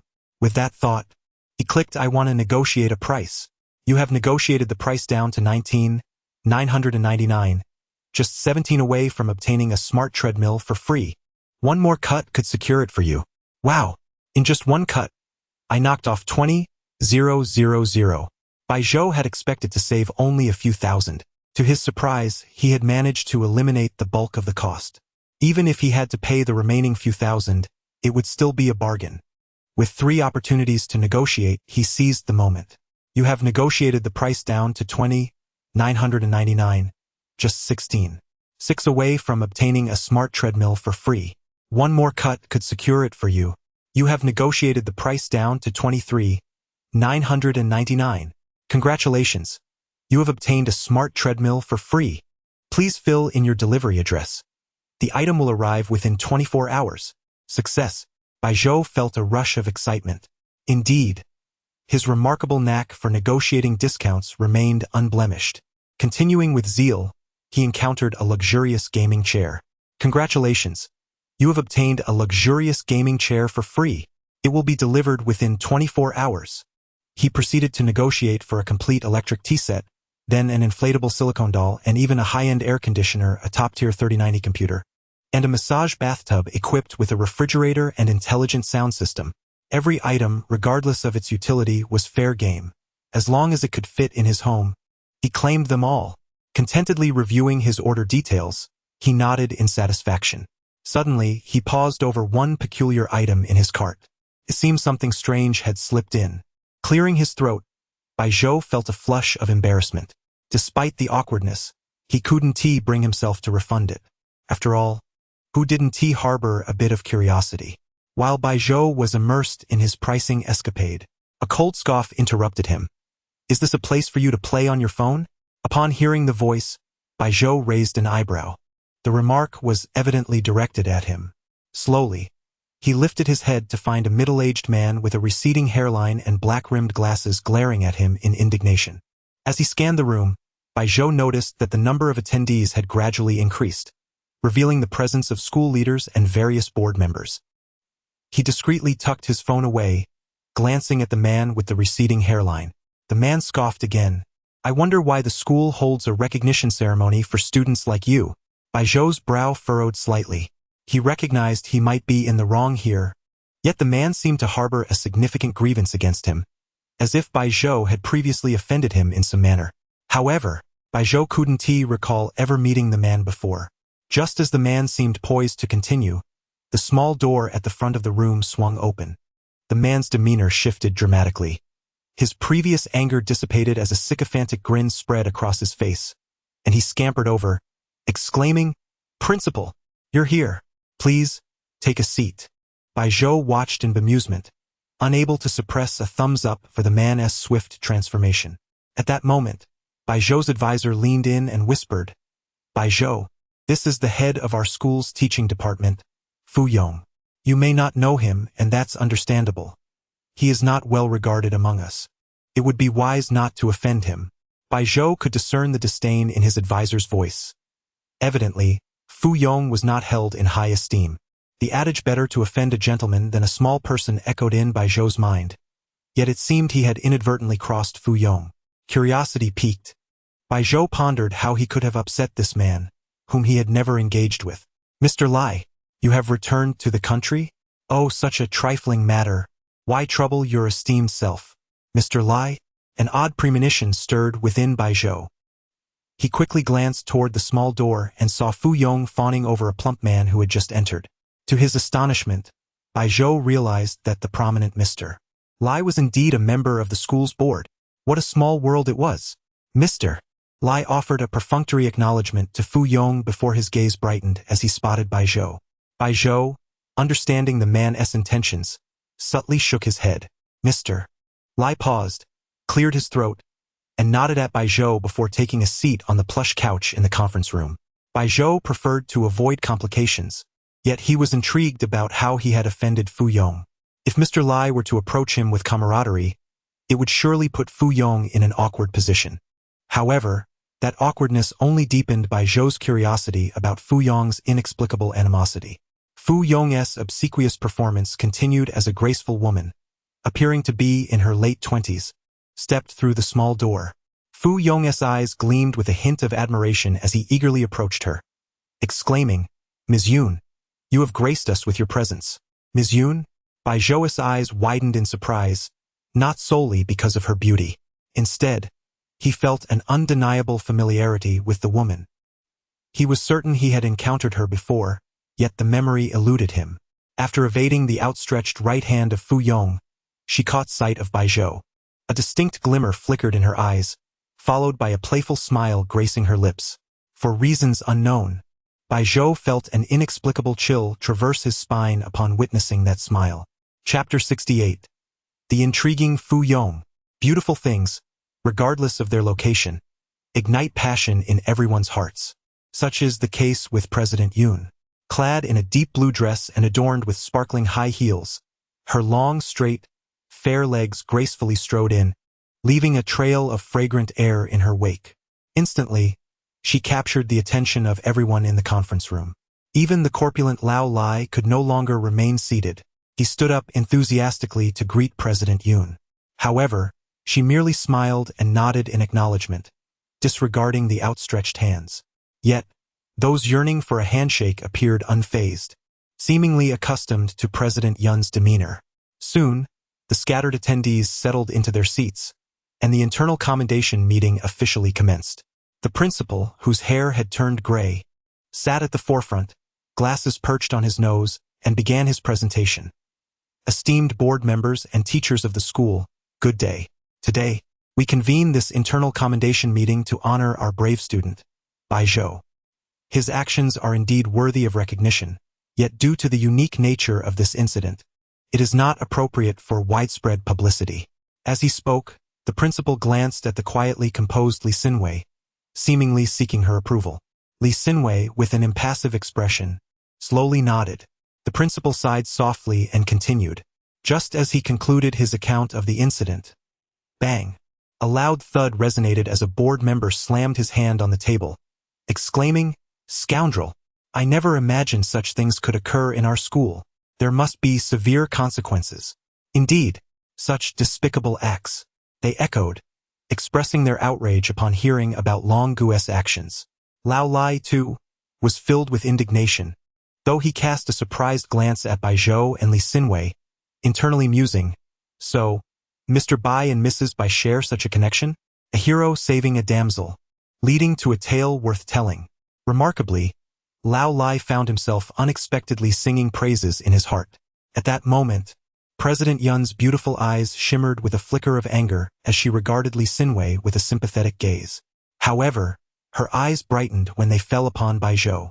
Yet, Bai Zhou remained oblivious to the shifting dynamics around him. Instead, he found the changing expressions of Fu Yong rather intriguing. As the principal recounted the incident, Fu Yong's eyes reflected a flash of anger, followed by an awkward embarrassment. When the principal mentioned the 4 individuals who had ended up hospitalized for reasons unknown, Fu Yong's gaze turned fierce as he shot a glare at Bai Zhou, even letting out a cold snort. Yet, when the crowd began condemning Long Gu, Fu Yong exhibited a hint of grievance. A smirk crept onto Bai Zhou's lips as he observed Fu Yong. This fellow was indeed interesting. Suddenly, Bai Zhou's phone vibrated.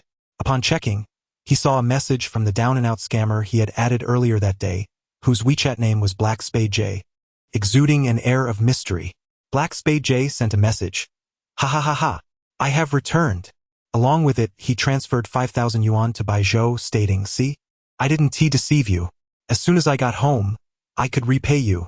It's outrageous that so many people doubt my words." Bai Zhou felt no surprise at the transfer. After all, Lao Lai had previously owed him 10,000 and ended up giving him 1,000,000. However, he couldn't shake the feeling that this dubious transaction felt rather unworthy, leaving him with little benefit. Suddenly, a thought struck him, recalling Black Spade J's earlier remark. "I possess unexpected information about notable figures from Han City Normal University, from leaders to students." Bai Zhou looked at the expressive Fu Yong ahead of him, a sly smile tugging at his lips as he typed a message on his phone and hit send. All that remained was to wait patiently. Meanwhile, the principal raised his voice, stating, "The school's decision regarding this incident is as follows. For the 4 involved students, led by Long Gu, their enrollment is hereby revoked, and they shall never be readmitted. Furthermore, this will be reported to higher authorities, marking their records with a dark stain. They will be prohibited from being accepted by any legitimate institution within the entirety of Longhua, and these records shall follow them for life." Upon hearing this resolution, Fu Yong's expression shifted dramatically, and he directed a plea towards the principal. "Principal, do you think this punishment is a bit excessive?" The principal, exhaling through his nose, regarded Fu Yong with scrutiny. "What? Do you find any part of it unsatisfactory?" No. Fu Yong hastily waved his hands. "The expulsion of these 4 students is warranted. However, reporting to the authorities and tarnishing their records won't that ruin their futures? After all, they are merely children." "Enough!" The principal's voice boomed as he interrupted Fu Yong, sneering. "Do you think that if I don't report it, the higher-ups will remain oblivious?" "What? This?" Fu Yong's gaze flickered with uncertainty. He truly had no idea that the higher authorities were already aware of the situation. Given the damage to Han City Normal University's reputation, it had been swiftly suppressed by the school leadership. Even this commendation meeting was merely an internal affair. However, from the principal's tone, it was evident that this decision was indeed influenced by higher authorities. In an instant, Despair washed over him, as if the dark marks on those 4 students' records were now indelibly printed on his own. The next moment he lifted his head, casting a vindictive glare at Bai Zhou and Li Xinwei. Those with narrow minds often hold grudges, and anyone associated with this incident would undoubtedly find themselves on his enemy's list. Seeing Fu Yong rendered speechless, the principal continued, "As for Li Xinwei, the school will provide her with 30,000 yuan in compensation for emotional distress, separate from the compensation given by the 4 involved. Additionally, Bai Zhou, in recognition of his bravery, will receive a cash reward of 10,000 yuan and a nomination for this year's Provincial Outstanding Student Award. The scholarship will be disbursed alongside the reward." "No," Fu Yong interjected loudly before the principal could finish. Instantly, all eyes turned to him. Chapter 69. "So, he shares the surname Fu. Fu Yong, what is the matter with you?" The principal cast a disapproving glance at Fu Yong. Logically speaking, Fu Yong was merely the director of the teaching department. He had no authority to question the principal's decisions. In ordinary circumstances, he would have been eager to curry favor. However, today he exhibited an unexpected obstinacy. He discerned the principal's unfriendly tone, yet the spark in his eyes compelled him to assert, "Principal, haven't we already decided to award the annual outstanding student title to junior Zhang Qingyu? If we alter that now, it might not sit well with everyone." At this moment, a middle-aged female teacher seated beside the principal spoke up, her expression tinged with confusion. "When did we determine that Zhang Qingyu was the chosen one, given that the preliminary review for this year's outstanding student has only just concluded?" Fu Yong stammered, "Well, isn't it a foregone conclusion?" After uttering this, he hastily continued speaking, denying others the opportunity to question him. This time, he directed his ire at Bai Zhou, saying, "Principal, this student does not possess the qualifications to be recognized as an outstanding student. Firstly, to my knowledge, he has been living off campus without the school's permission, frequently returning late at night. The fact that he hasn't been penalized should be considered quite lenient." Bai Zhou raised an eyebrow, leaning slightly forward as he addressed Fu Yong. "Fu Yong, Director, could you enlighten me on which school regulation mandates that students must reside on campus?" With a resounding bang, Fu Yong slammed his palm on the desk in front of him, exclaiming, "Is this how you speak to a teacher? As a university student, do you not comprehend basic etiquette?"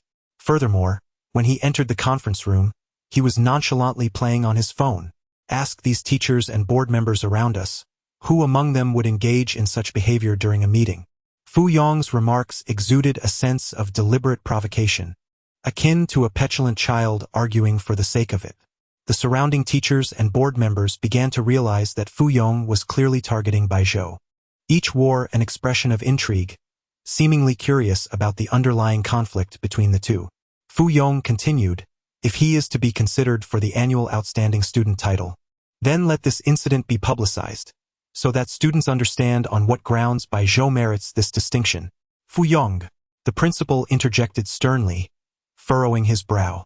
He had noticed that Fu Yong had transformed into a different person today. Previously subservient, he now dared to question the principal and even slammed his palm on the table. "Do you not grasp the primary reason we must keep this matter under wraps?" Fu Yong, as if possessed, boldly countered the principal. "To my knowledge, Bai Zhou is currently living with Li Xinwei. Clearly, their relationship is quite unusual. Perhaps the entire incident is a fabrication of theirs." "Fu Yong." His last statement ignited a wave of indignation among those present. Li Xinwei's eyes sparkled with anger, and a hint of tears threatened to spill. She was the event's most significant victim. Who would orchestrate such a charade? With a sudden movement, a rotund figure rose to his feet. Lai Yongxiang glared at Fu Yong, loudly proclaiming, "Is this what you, as an educator, should say? Without discernment, you openly malign others. Are you prepared to take responsibility for your words?"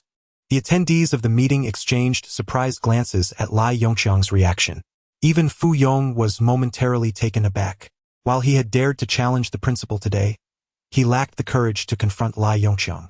Softening his tone, he turned to Lai Yongxiang, saying, "Mr. Lai, you have spent many years abroad. You may be unaware of the happenings within the school, especially regarding this incident. How can you be so certain that I am slandering them?" At that moment, the beautiful Yun Zong, who had remained silent, slowly spoke. I believe it is time for us to discuss the internal positions within the school during this meeting. As soon as Yun Zong's words fell, Fu Yong's heart sank with an ominous premonition. Yun Zong, what do you mean by that? She replied nonchalantly, Mr. Lai is correct. Some individuals indeed do not deserve to be role models. Suddenly, Fu Yong sensed that the tide was turning against him. Why were the two most influential board members so protective of a student, one they should be entirely unfamiliar with? At that moment, Old Lai nodded and sat down, stating, I believe Mr. Bai and Mrs. Cough cough. He quickly interrupted himself, yet all present immediately turned to Lai Yongxiang, their eyes wide with anticipation. Mr. Bai? Then the latter must surely refer to Mrs. Bai. What was happening? Why did Lai Yongxiang refer to Bai Zhou in such a manner? In an instant, a chilling sensation coursed down Fu Yong's spine. I meant to say, Lai Yongxiang seemed to want to clarify something. At that moment, Bai Zhou waved his hand with a smile, saying, All right, Old Lai, no need to elaborate. Outrageous. How dare you speak so insolently? Fu Yong seemed to grit his teeth. Persisting principle. Look at how this student displays such disrespect and lacks any semblance of manners. How can he be deemed worthy of the title of outstanding student? Suddenly, Bai Zhou's phone vibrated. Upon checking, he saw a message from Black Spade J. In that instant, the brilliance in Bai Zhou's eyes transformed dramatically. How splendid! He exclaimed instinctively. Principal, everyone, look. Even during the meeting, he still insists on using his phone. Fu Yong appeared to seize upon Bai Zhou's moment of distraction, pointing at him and raising his voice. However, Bai Zhou did not allow Fu Yong to continue his charade. He inquired with keen interest, Why do you harbor such animosity towards me right from the start? It turns out that the dragon brother currently in custody should actually be named Fu Long. What? With a swift motion, all the teachers in the office who were aware of the dragon brother incident turned to stare at Fu Yong. Boom! A thunderous sound echoed in Fu Yong's mind as cold sweat broke out on his forehead. Near hysterics, he shouted, You're talking nonsense. His name is clearly Wang Long. I have no connection to him whatsoever. Do not slander me. Observing Fu Yong's frenzied denial, it was evident he was trying to hide something. The surrounding teachers exchanged glances, as if savoring the unfolding drama. Bai Zhou, unhurried, remarked, The resident of Lishui Garden, Unit 2, on the 3rd floor, does not share your sentiment. What? You investigated me? Fu Yong's face turned pale as he leaned heavily against the back of his chair. Incredulity etched across his features. Chapter 70. Today, I overindulged in melon. Indeed, Spade J has thoroughly showcased his prowess as a private investigator. Previously, he had informed the leaders of Hansheng Normal University that he possessed intriguing information, and it has all proven true. Spade J directly sent a plethora of data regarding Fu Yong to Bai Zhou, including the commonplace matters of bribery and corruption. One particular piece of information instantly piqued Bai Zhou's interest. A mere department head at a university, yet he had the means to maintain a mistress and even father an illegitimate child. This child, known informally as Long Gu, should rightfully be named Fu Long. Moreover, Bai Zhou discerned the reason Fu Yong dared to confront the principal today. He had allied himself with a powerful figure from the Hansheng Education Committee, namely the uncle of Zhang Qingyu. Fu Yong had been clandestinely associating with this influential individual. The title of outstanding student is not merely a recognition accompanied by a national scholarship. It is a significant highlight in one's academic record. Thus, even that individual would desire his nephew to attain such an honor, and it was precisely this opportunity that Fu Yong seized to emerge. At this moment, the principal, with a bemused smile, gazed at Fu Yong and remarked, Fu Yong, I truly did not anticipate that there was such a story behind this. And no, that's not it. Fu Yong, having lost the bravado he once displayed towards the principal, replied nervously, Principal, do not heed his words. We were unfamiliar with each other previously. How could he possibly know such matters? No, there is nothing to it. He is merely spouting nonsense. In his flustered state, he unconsciously admitted to the existence of such circumstances. The principal, now further convinced of the gravity of the situation, coldly stated, No wonder you seem like a different person today. I was puzzled as to when you became so bold. And no. Fu Yong began, but Bai Zhou interjected with a light chuckle. Principal, his newfound boldness is not due to his hidden illegitimate child. Oh, not only the principal, but also the surrounding dignitaries turned their curious gazes toward Bai Zhou, seemingly anticipating an astonishing revelation. Bai Zhou, do not speak carelessly. Do not slander me. Fu Yong's heart raced with alarm, desperate to silence Bai Zhou. However, his desire was in vain. Bai Zhou calmly continued, 3 days ago, in Villa No. 3 by Donghu, it was you who decisively awarded Zhang Qingyu the title of Outstanding Student for this year. Correct? You. Fu Yong's complexion turned ashen. Terror etched on his face as he pointed at Bai Zhou, his finger trembling uncontrollably, beads of sweat pouring from his forehead. He could hardly believe that a person he had just met could possess such intimate knowledge of his affairs, as if he were wearing a surveillance device. A sense of despair began to rise within Fu Yong. If this were merely a matter of an illegitimate child, it could be dismissed as a personal conduct issue. However, this was an entirely different matter. Bribery and corruption are not trivial issues that can be resolved easily. Expressions of astonishment flickered in the eyes of all present, including the principal, who gazed at Fu Yong incredulously. My heavens, Fu Yong, I truly did not foresee that you were so adept at managing this situation. And there's more. Bai Zhou, with a grin, added, the owner of that villa has connections with all of you present. What? The school leaders around him were momentarily stunned. One of them, puzzled, slowly began to speak. Wait. Villa No. 3 by Donghu, that is. My heavens. Before he could finish, he fell silent. The others around them quickly made the connection, recalling the identity of a prominent figure from the education committee. The astonishment in the principal's eyes was even more pronounced. Suddenly, all eyes, including the principal's, turned to Bai Zhou, filled with a newfound wariness. Indeed, they sensed a dangerous aura emanating from him. How could he know such intricate details? In an instant, the atmosphere shifted, and a sense of self-preservation enveloped them. Among those who have ascended to their level, who among their disciples is truly untainted? It was at that moment they collectively resolved. They could not afford to offend Bai Zhou. They recognized that he had merely come to participate in an awards ceremony. Had Fu Yong not aggressively sought to provoke Bai Zhou, he would not have disclosed such significant revelations. If Bai Zhou truly intended to target Fu Yong, he would undoubtedly not be seated in this conference room today. This is merely human nature.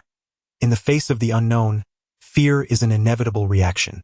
They were unaware of Bai Zhou's true identity or why he had such profound insights into a teacher's background. Therefore, they needed to exercise caution in their dealings with him. Leaders, esteemed board members, you must not take this person's words at face value. He is merely fabricating slander. Fu Yong had grown increasingly hysterical. Realizing the severity of the situation, regret washed over him. He lamented why he had chosen to confront Bai Zhou after his son's affairs had already been exposed. Had he opted for silence, today's tumult would never have unfolded. He now regretted it deeply. Alas, there is no remedy for regret. The graceful and poised Ms. Yoon slowly raised her phone and said, Do not worry, the authorities are already on their way. The truth will be uncovered by professionals.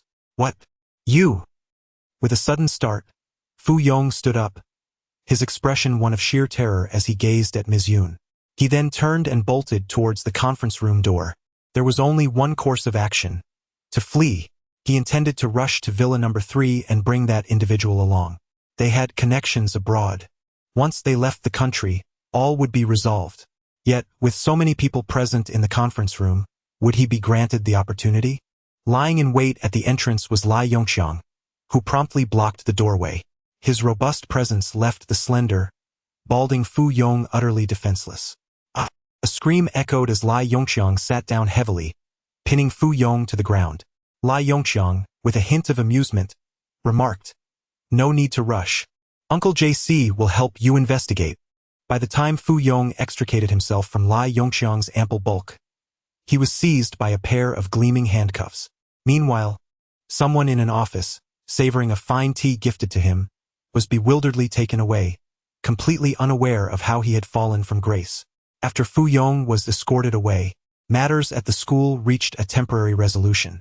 As a reward for Bai Zhou's whistleblowing, the school board decided to unilaterally grant him an additional 50,000 yuan, which would be deposited into his bank account along with his scholarship.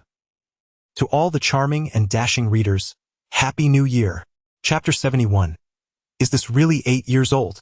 The meeting concluded, and two individuals approached Bai Zhou in succession. General Yun, exuding a fragrant aura, approached Bai Zhou with a curious smile. Upon witnessing General Yun's enchanting grin, an involuntary shiver coursed through Bai Zhou's body. She stood before him, gently brushing her hair, and said, "Last time we met so hurriedly, you left too quickly, and we didn't exchange contact information." Her words sent a wave of warmth through Bai Zhou. However, feeling slightly awkward, he replied, "Ahem. First of all, I am not young, and secondly, General Yun, have we met before?" General Yun maintained a light smile, leaning slightly forward. Amidst Li Xinwei's puzzled gaze and Lai Yongqiang's astonishment, she leaned closer and whispered in Bai Zhou's ear, "Your abs are truly captivating." In an instant, Bai Zhou felt a rush of cold sweat. He recalled the image of the Chanel handbag in her hand. The scenes from their previous encounter flashed vividly in his mind, when he had run shirtless to school after saving Li Xinwei, only to bump into a beautiful woman. It was her. This stunning lady was undoubtedly intent on treating him like a trophy. "Auntie, could you spare the young man, please?" The thought nearly slipped from Bai Zhou's lips. Yet, this woman appeared to be merely in her mid-20s, at most 27 or 28. Calling her auntie seemed a tad premature. He stepped back awkwardly, scratching his head, and said, what a coincidence." General Yun's gaze sparkled with delight as she observed Bai Zhou's nervousness. "You can't escape this time, so how about we add each other on WeChat?" The situation left him seemingly trapped. However, the alluring woman showed no signs of letting him off the hook. Reluctantly, Bai Zhou took out his phone and scanned the code to add her. At worst, he could remove her later. After all, board meetings weren't a daily occurrence, and he had no idea when he would see her again, so he felt no concern. Once General Yun saw Bai Zhou had added her on WeChat, she nodded in satisfaction and waved her hand, saying, "Sister has things to attend to, but don't forget to keep in touch." With that, she departed, leaving a trail of fragrance in her wake. Bai Zhou watched her graceful silhouette, swallowing hard. It must be said that such a woman held immense allure for someone of his age, fueled by surging hormones. In simpler terms, she was a bit of a temptress. Once General Yun left, Lai Yongqiang approached, his expression one of disbelief. "Wow, Mr. Bai, I never expected you to have such a tale with General Yun of Senmyo Group. Get lost." "What tale?" Bai Zhou shot him a sidelong glance, feeling as if he had been branded a kept man. "Senmyo Group?" Upon hearing this term, Bai Zhou's interest piqued. "You mean Senmyo Group, the conglomerate that controls the largest entertainment company in Han City?" Lai Yongqiang nodded. "Yes, that's her. She is Yun Lan, the current chairwoman of Senmyo Group. Senmyo Group's primary industry is entertainment, alongside various subsidiaries, spanning nearly every major country around the globe. It consistently ranks among the world's top 500 companies and stands as one of the foremost enterprises in the Dragon Kingdom." Bai Zhou gazed at Yun Lan's retreating figure, a sense of admiration washing over him. "I never expected the chairperson of such a vast conglomerate to be such a young woman." Lai Yongqiang added thoughtfully, "Actually, Senmyo Group isn't hers. It's her husband's. However, after a tragic accident that claimed her husband and their only son, the once delicate Yun Lan took the reins of the company with remarkable vigor. Initially, everyone anticipated witnessing the downfall of Senmyo Group under a woman's leadership, but unexpectedly, Yun Lan managed to strengthen the conglomerate beyond what her husband had achieved during his lifetime. And to think she is only 39 this year," Lai Yongqiang exclaimed. Bai Zhou interrupted, 39. He observed that Yun Lan hardly appeared to have crossed 30. Even with good maintenance, he estimated her age to be no more than 28 or 29. Lai Yongqiang's revelation felt like a shock. "That means she is 20 years older than me, and she is interested in me. This is turning into an anti-situation." Had this been earlier, Bai Zhou might have quipped, "Auntie, I don't want to try anymore." But now, he felt he no longer needed to try. "Auntie, perhaps we should avoid making plans." Lai Yongqiang remained oblivious to Bai Zhou's reaction, nodding in confusion. Since taking over the company, she seems like a different person. The accident occurred 5 years ago, and one would think she'd seek companionship. Yet, she sternly distances herself from peers, or those of equal status, showing an obvious preference for young men in their 20s. Bai Zhou trembled at Lai Yongxiang's words. A widow of 5 years, seeking solace in youthful company. Was she now focusing her attention on him? Moreover, this woman was in a prime age of allure. How terrifying! Lai Yongxiang continued, seemingly lost in thought. However, she has never brought a young man home, nor has anyone seen her alone with one. It's quite puzzling. Bai Zhou, however, was not listening anymore. He hastily pulled out his phone and deleted Yun Lan's WeChat contact without hesitation. Despite the undeniable beauty of this 39-year-old woman, Bai Zhou could not reconcile the taboo nature of the situation in his mind. Lai Yongxiang suggested going out for drinks that evening, but Bai Zhou declined, citing an early class the next day. He hadn't slept well the previous night and hoped to catch up on rest. As Bai Zhou strolled through the campus with Li Xinwei, she accompanied him like a serene presence. Knowing her disposition, he still inquired, "Aren't you curious about today's events?" Li Xinwei looked up, her big eyes blinking. "Not really. This is your affair, and I trust you can handle it." Having someone like her, understanding, quiet, and caring, felt quite comforting. This time, Li Xinwei did not take the initiative. Instead, Bai Zhou gently took her hand, leading her toward the parking lot outside the school. Naturally, Li Xinwei did not resist his grip. Yet, Bai Zhou failed to notice the faint blush that graced her fair cheeks. To all the dashing readers, Happy New Year! Chapter 72. The Stock Guru's personal disciple's online teaching. Upon returning home, Li Xinwei naturally immersed herself in the kitchen, preparing dinner for the two of them. Her culinary skills were exceptional, never failing to delight. After the meal, both Bai Zhou and Li Xinwei simultaneously yawned, exchanged smiles, and retreated to their respective bedrooms. Indeed, neither had slept well the previous night. Bai Zhou lay in bed, feeling somewhat drowsy, yet he adhered to his usual routine of opening a short video application, followed by a long video provided by a well-meaning acquaintance to begin earning money. As he routinely opened the Shuigru financial app, an unexpected video advertisement abruptly appeared. The video featured a bald man seated behind a desk, with a massive screen displaying various fluctuating statistical graphs in the background. Accompanied by an intense soundtrack, a voiceover passionately proclaimed, "The Stock Guru's personal disciple, Teacher Wu Di, has joined us. Stock market secrets, generously imparted, benefiting countless investors in the Dragon Nation. Do you desire to amass wealth overnight? Join Tianxia Ego to learn the art of stock trading. Instant entry, instant mastery. Navigate the stock market and achieve common prosperity. The opportunity to become a new generation stock guru is right before you. Act quickly, don't miss out." Such stock trading training advertisements were ubiquitous, especially in this era.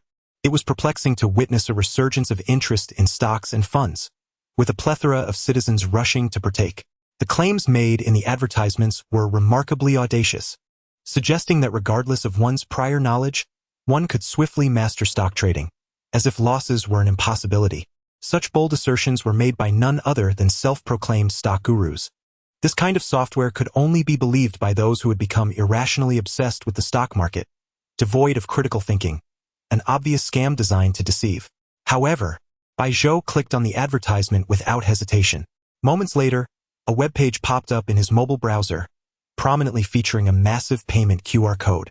Below it, a line of small text read, "Course registration fee, 1,000 yuan. Only 1,000 yuan for the stock guru's invitation." Bai Zhou scoffed at this line. Ridiculous. This scammer had truly outdone themselves. They had moved beyond merely profiting from ad traffic. Now they were charging registration fees as well. It was as if they had inscribed "We are here to defraud you" in bold letters. Yet, Bai Zhou was different. The more absurd something appeared, the more exhilarated he felt, as though he possessed a masochistic trait in the face of false information and advertising. Without a second thought, he scanned the QR code for payment. 3 seconds after the payment confirmation page appeared, Bai Zhou found himself in a live streaming room. The bald disciple of the stock guru was monotonously reciting something resembling a speech. Bai Zhou noticed that the number of viewers in the room was fewer than 100, with at least several dozen being bots or AI. The number of genuine participants like Baijiu was likely in the single digits. Upon his entrance, the bald disciple warmly welcomed him. "Welcome new users to our stock guru family." Almost immediately, a barrage of identical messages flooded the chat, which Baijiu recognized were sent by a member of their scammer group. Baijiu, already feeling drowsy, succumbed to sleep as the lifeless speech continued. The next day, he was roused by the warmth of his phone in his hand. Sitting up groggily, he unplugged the charger and stifled a yawn. Looking down, he saw that the same webpage remained open on his phone, but now it displayed a warning. "This webpage has been shut down for violations." Great, Baijiu sighed, realizing he had been scammed again. However, a moment later, a disquieting thought struck him. Could it be that I was truly duped out of 1,000 yuan? He had fallen asleep during the lecture the previous night, leaving him helpless. Yet, as soon as the thought of the stock market crossed his mind, vivid images of fluctuating graphs flooded his consciousness. Vibrant hues of red and green, alongside unfamiliar company names, all surged within his mind. A plethora of unfamiliar jargon, bull markets, bear markets, and other terms he had never encountered, suddenly filled his thoughts.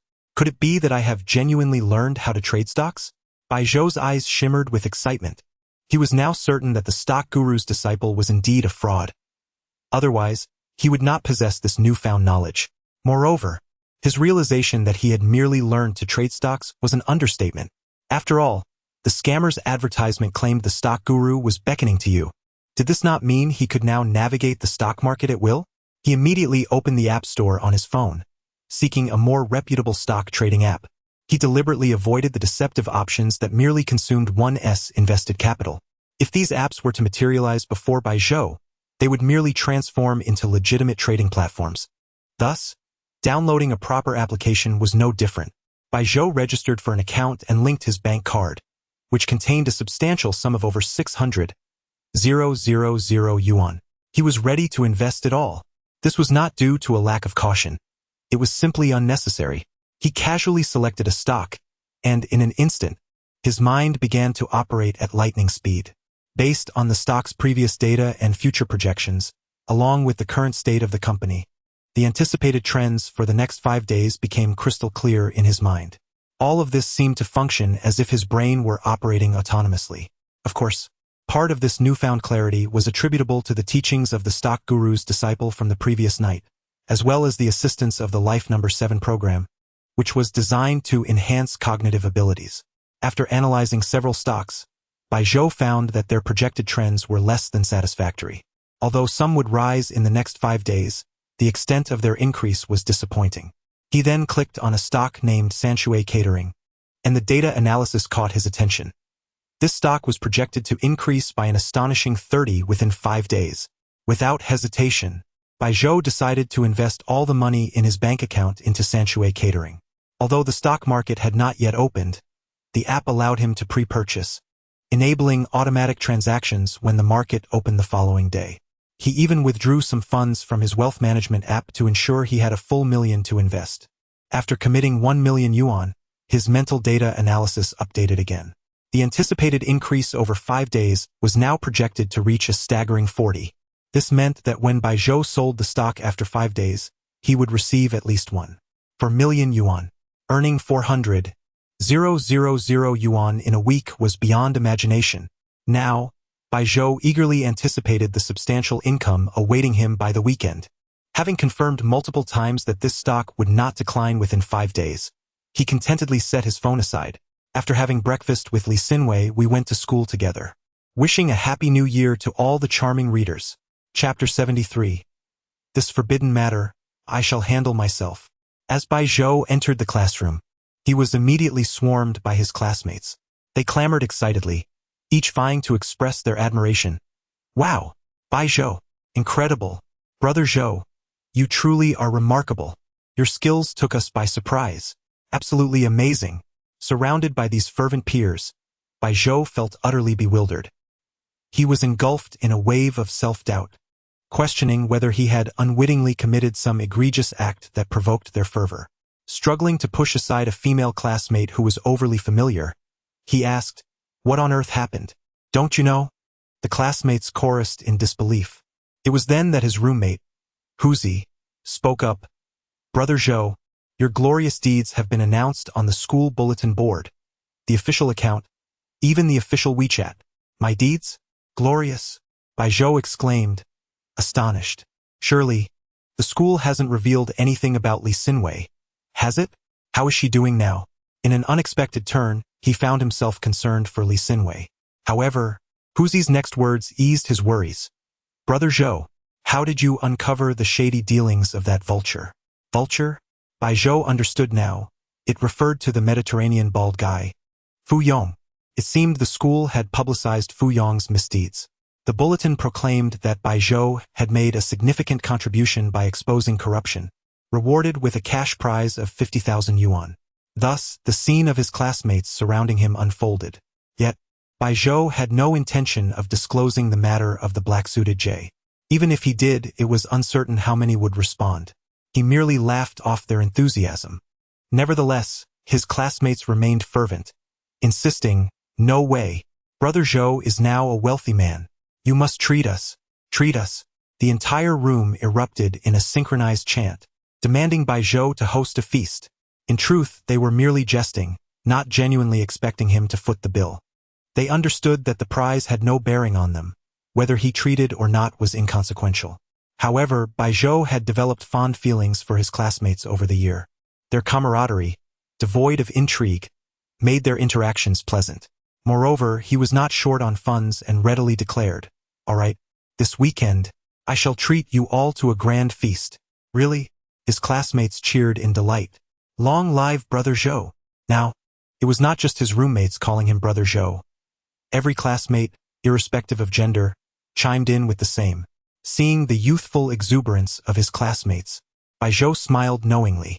Classes still needed to be attended, and before the lesson commenced, the teacher verbally commended Bai Zhou, expressing gratitude for his efforts in eliminating a malignant force from Han City Normal University. The morning passed swiftly amid lectures. Bai Zhou drove Li Xinwei back to their villa in Tangshan Yipin. Upon arriving home, he received a call from the security guard. Mr. Bai Zhou, there is a delivery truck outside claiming to have your package. Shall we let them through? Package? Yes, let them through. Bai Zhou responded, hanging up the phone.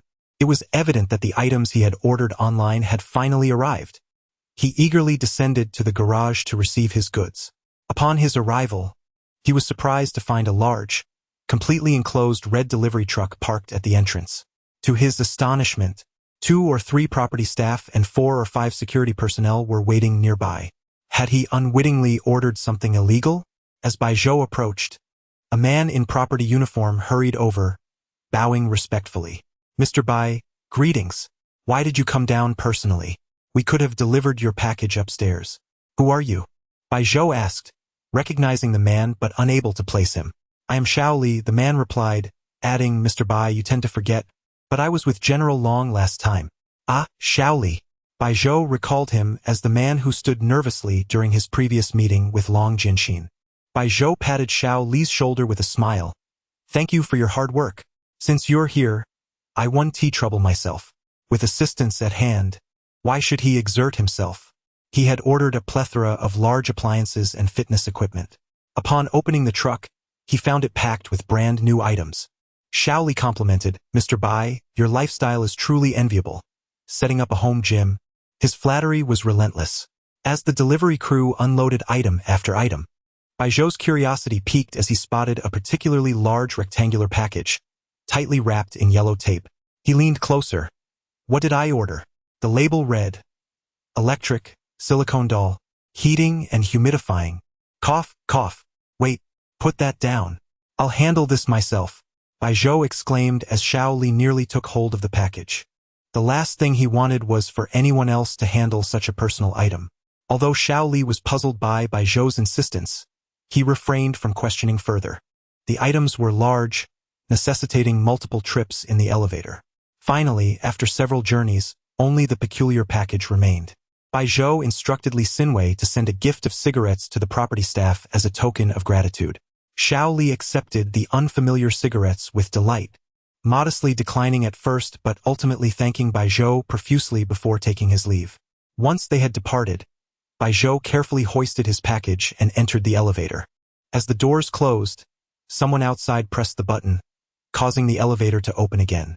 The moment the doors slid apart, both Baijiu and a figure outside froze in surprise. Instinctively, Baijiu covered the delivery slip with his hand, a sense of foreboding creeping over him. He swallowed hard, silently hoping, no way. Then, the person outside spoke in a soft, almost ethereal tone, laced with an inexplicable longing. What a coincidence! We meet again. To all the charming readers out there, Happy New Year. Chapter 74. I do not wish to become a bandit. Baijiu looked at the stunning woman before him. His face flushed with embarrassment as he awkwardly chuckled. Ha!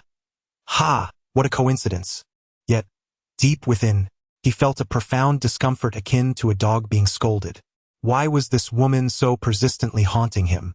In response, the beautiful woman, with a hint of melancholy in her gaze, looked at Baijiu and said, Is there anyone else like you in this world? One moment you add someone, and the next you delete them from your friends list?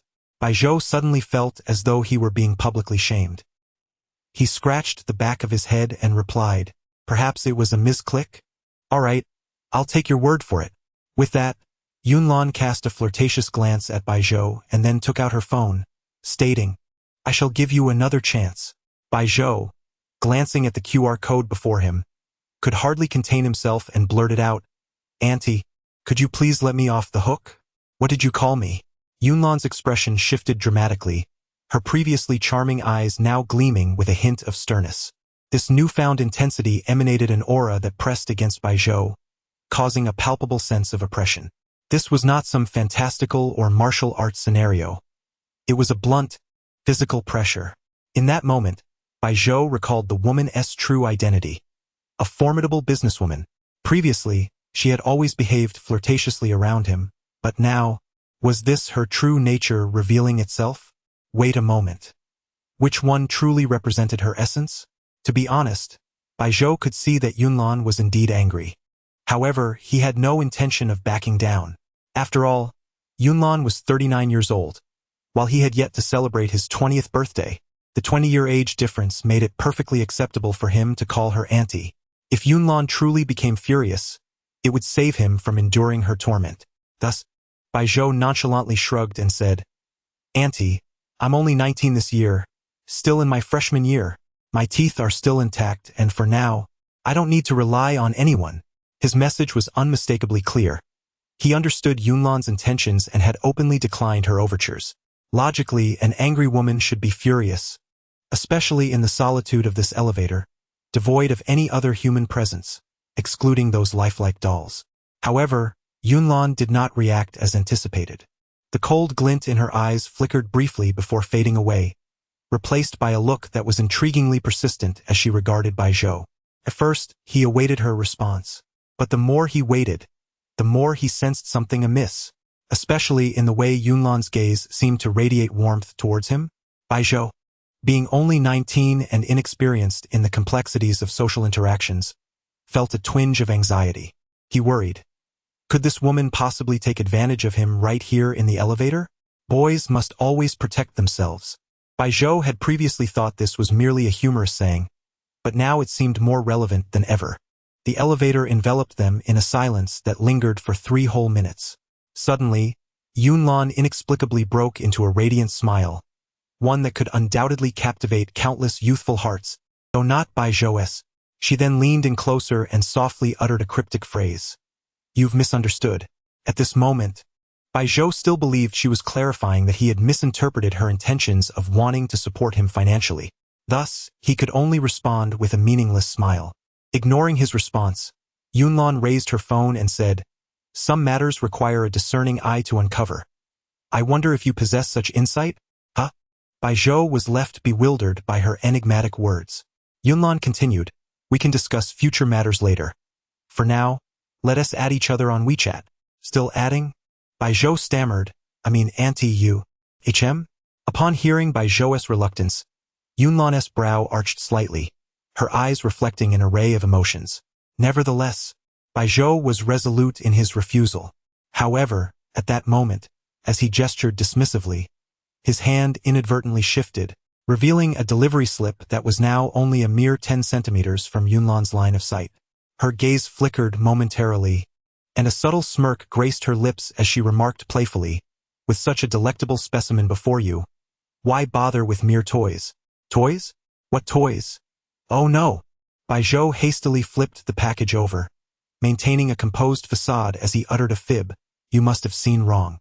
Yunlan remained silent, simply smiling at him while holding her phone aloft, signaling him to add her on WeChat, her demeanor laced with a hint of subdued threat. The source of this tension stemmed from the parcel behind him. Baijiu began to regret not having returned the item that had so inconveniently been included. Though he had firmly resolved to reject Yunlan, the situation was evidently shifting. With a silent resolve, he pulled out his phone, and with a confirming beep, Yunlan satisfiedly tucked her phone away. She then turned away, leaving the elevator once again steeped in silence. Time passed, and eventually, Yunlan turned her head to Baijiu and asked, "Which floor?" The two had been standing there for ages without even pressing the elevator button. 20. Upon hearing his response, Yunlan's eyes lit up once more. The elevator ascended towards the 20th floor, and an alluring fragrance began to waft from Yunlan, an aroma that was not derived from any perfume but rather from her natural scent. She stood quietly, her waist slender and graceful, her long legs seemingly radiating a soft glow, captivating Baijiu's gaze. It was undeniable, this woman was exceptionally beautiful. Yet she was an older woman. Baijiu had no intention of becoming a bandit. As the elevator reached the 20th floor, Baijiu hefted his parcel and prepared to exit. To his dismay, he noticed that Yunlan also stepped out of the elevator. Could it be? A sense of foreboding crept into his heart. The luxurious residential complex, Tangchun Pin, comprised 2 elevators serving 2 households per floor. Yunlan walked directly to the door opposite Baijiu's. With a playful smile, she turned to him and said, "Well, it seems we are now neighbors. Let's be sure to keep in touch." With that, she gracefully turned and entered her apartment, glancing back to offer a playful wave, as if bidding him farewell. Baijiu, however, swallowed hard and shook his head. This woman was the chairwoman of a Fortune 500 company. Such a woman was best avoided, risking one's very essence. Esteemed and charismatic readers, Happy New Year! Chapter 75. Such a conscientious company, hard to find even with a lantern. Upon returning home, Baijiu noticed Li Xinwei struggling to maneuver the treadmill. However, the pressing matter at hand was to conceal the package he had inadvertently mixed in with the rest. He swiftly dashed out of his room to assist Li Xinwei. After a considerable effort, they finally organized the equipment Baijiu had purchased neatly. Exhausted, they flopped onto the sofa, catching their breath. Li Xinwei looked at Baijiu and remarked with a hint of exasperation, "What on earth do you need so many of these things for? Are you actually going to use them?" Baijiu shrugged. "Whether I use them or not is one matter. The existence of them is entirely another." Unbeknownst to Baijiu, his mindset had subtly transformed. In the afternoon, they had no classes. However, Li Xinwei had to go to school for dance practice. Baijiu initially intended to accompany her, but she decided against troubling him, much to his relief. He relished the solitude, lying on his bed, gazing at his newly assembled high-end computer, lamenting, "If only I could play a game with a one-hit 999. Spending several thousand yuan on a computer merely to play an insipid web game seemed absurd. He could only imagine the uproar among seasoned gamers if they heard about his predicament, likely ready to condemn him or even engage in a turf war. Nevertheless, having acquired new equipment, he felt the urge to indulge in some enjoyment. He powered on the computer, appreciating the silence devoid of the fan's noise, booting up in less than 3 seconds. Baizu nodded in satisfaction, pure indulgence. A bare desktop called for embellishment, and he immediately thought of a dynamic wallpaper software on Steam, reputed for its breathtaking single-handed mode. However, he soon found himself browsing various dubious websites, some of which he stumbled upon while seeking that captivating single-handed mode. Yet, Baijiu was not merely indulging his whims in the absence of company. If liberation was his goal, why not bring out his electric figurines? The truth was, those websites were rife with spam ads and false information. Don't ask how he knew. It was simply by Zhou's assertion. At this moment, uncovering deceptive advertisements took precedence. He struggled to suppress his frustration, directing his gaze towards the ads. He might very well be the only eccentric searching for small ads on such sites. Soon enough, an ad for a minigame appeared before him. Reclaim your childhood memories and manage your own farm. Clearly, this game was a relic, reminiscent of something pulled from the lives of creatures living in Antarctica. The game itself lacked allure, yet the advertisement was enticing. Enter your farm and witness 100-fold acceleration in crop maturity. When harvest time arrives, you will reap not crops but cash rewards. The more land you cultivate, the higher the crop levels, and the more substantial your cash rewards. What were you waiting for? Just a simple click to develop your exclusive farm. Register now for a chance to win a cash prize of 999 yuan. Register and receive 10,000 yuan just for logging in. This game boasts even grander promises than those greedy ventures. A faint smile curved by Zhou's lips as he snapped his fingers, proclaiming, "Let us teach this young game a lesson."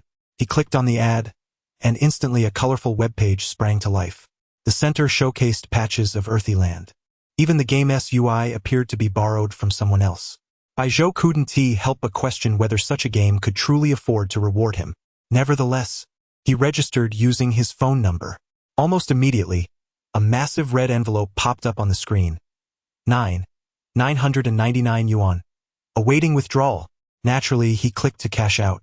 As anticipated, his phone buzzed on the desk. Ding! Wealth notification. 999 yuan credited. Hearing the notification sound, Bai Zhou glanced at the web game with a smirk. Face the storm. Congratulations. You've harvested a carrot, earning 10 yuan. Congratulations. You've harvested a potato, earning 15 yuan. Congratulations. You've harvested 5 cornstalks, earning 90 yuan. Ding. Wealth notification.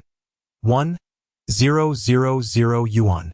Indeed, Bai Zhou was fervently cultivating and harvesting crops, as the game promised 100-fold planting speed, allowing any crop to mature at an astonishing rate. 1 carrot ripening in just a second. Every time he accumulated 1,000 yuan, he promptly opted to withdraw. Experience is the best teacher. He recalled an incident from a previous game where he had just sold his equipment without withdrawing before the game unexpectedly shut down. Ding! Wealth notification. 1000 yuan. Ding! Wealth notification. 1000 yuan. Ding! Wealth notification. 1000 yuan. Throughout the entire afternoon, Bai Zhou withdrew funds over 100 times. The profits he amassed from this harvesting game exceeded 100,000 yuan. He was now eagerly anticipating the maturity of a sland fruit he had planted. Having already waited half an hour, this was the longest maturity time he had encountered today.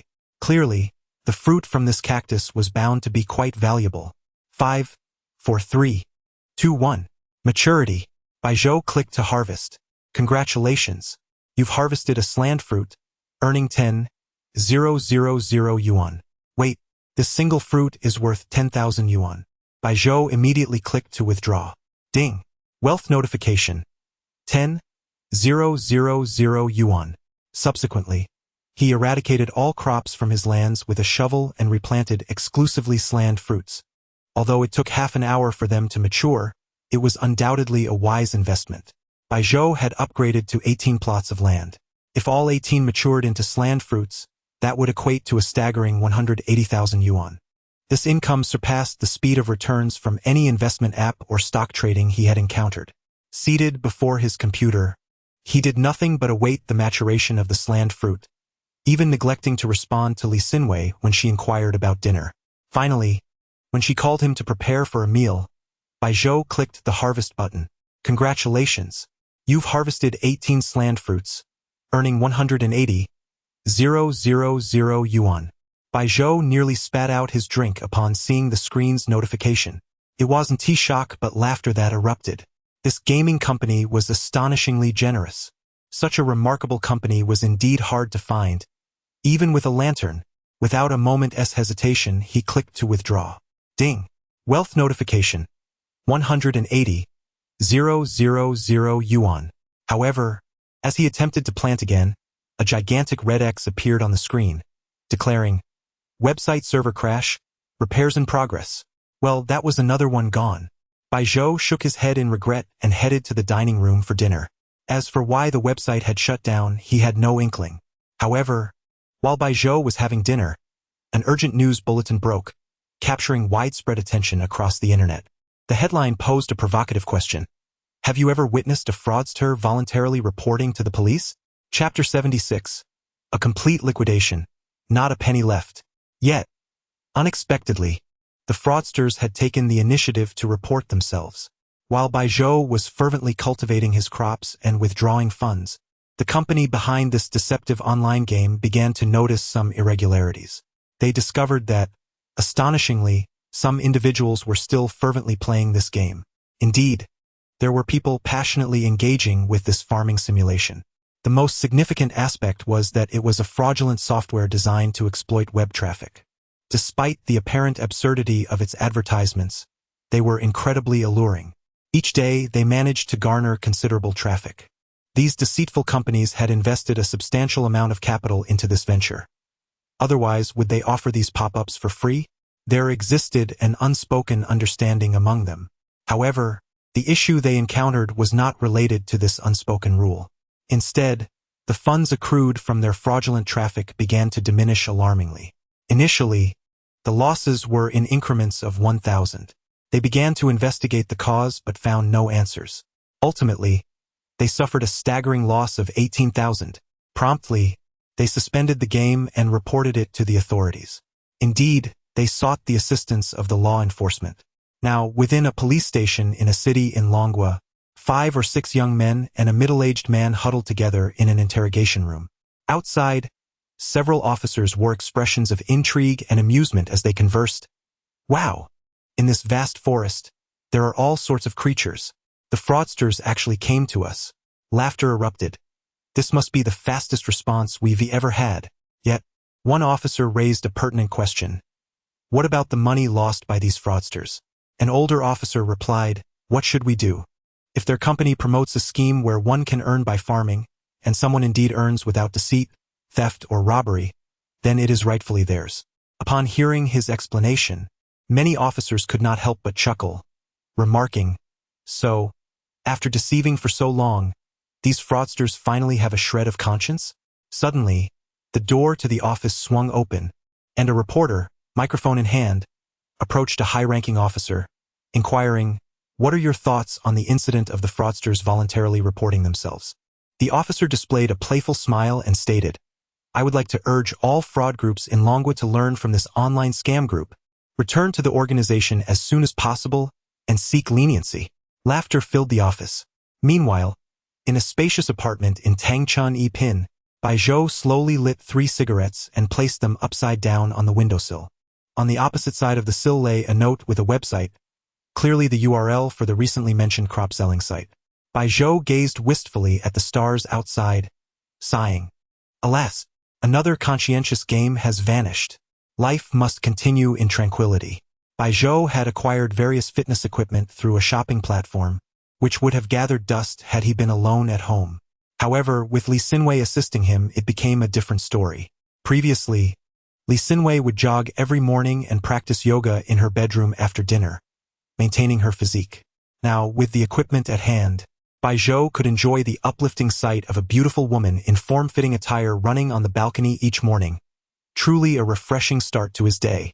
On Friday afternoon, with no classes on his schedule, Baijiu reclined on his bed and opened a legitimate stock trading application on his phone. It had been precisely 4 days since he invested 1 million yuan, and tomorrow marked the final day for data analysis. Upon viewing the stock chart for San Shui Catering, the glow reflected on Baijiu's face. His mind began to race as he calculated the potential rise in stock prices for the following day. However, disappointment washed over him as he shook his head, thinking, will the increase cease? Yet, this was not the end. After further calculations, he deduced that an unseen force might intervene by the afternoon, leading to a rapid decline on Monday's opening. Realizing the urgency, Baijiu sprang from his bed, exclaiming, thank goodness I checked. I almost forgot. The time on his phone read 2:30 p.m. He remembered that trading ceased at 3 p.m., and the market would remain closed over the weekend. Had he delayed even half an hour, his million would have been wasted. Without hesitation, Baijiu sold all his shares in San Shui Catering. Simultaneously, in a 50-square-meter office in Modu, a sharply dressed young man sat behind a large desk, reviewing documents. Suddenly, the office door burst open, and an anxious figure rushed in, exclaiming, "Young master, there has been a change regarding the San Shui Catering stock." "Oh?" The young master looked up, intrigued.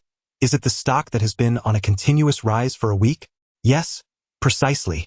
The anxious person nodded vigorously. On Tuesday morning, just after the market opened, a newly registered retail investor bought 1 million worth of San Shui Catering shares, and the stock surged to its current heights. However, just as trading is about to close today, that same investor has sold all their shares. The market had erupted into chaos with traders scrambling. "Young master, should we also seize some shares?" Hearing this, the young master furrowed his brow, contemplating. Though 1 million is not a substantial amount, why would someone sell such a promising stock? The individual, puzzled, scratched his head but then brightened up, suggesting, "Young master, regardless, isn't the young lady a top-tier stock analyst? Didn't she say the stock would continue to rise for at least another week?" At the mention of young lady, the young master's expression softened slightly, indicating his agreement. He waved his hand, saying, "Very well. Let us buy as much as we can before the deadline, all right?" The person nodded excitedly and turned to leave. As he mumbled to himself, 1 million in, 1 million 5 out, 50,000 profit in just 4 days. I wonder what he was thinking to let go of such easy money?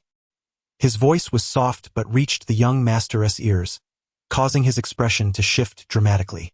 He abruptly raised his head and shouted, "Wait, how many shares of San Shui Catering do we still have?"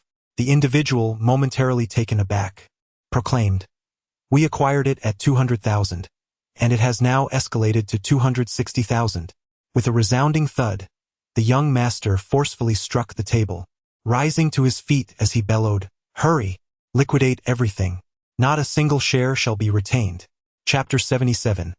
Closely monitor the movements of this retail investor. Why?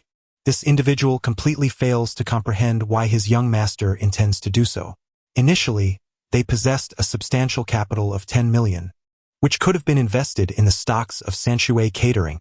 However, due to the limited potential of the stock, they conservatively allocated only 200,000. At this moment, an excellent opportunity for significant investment had presented itself.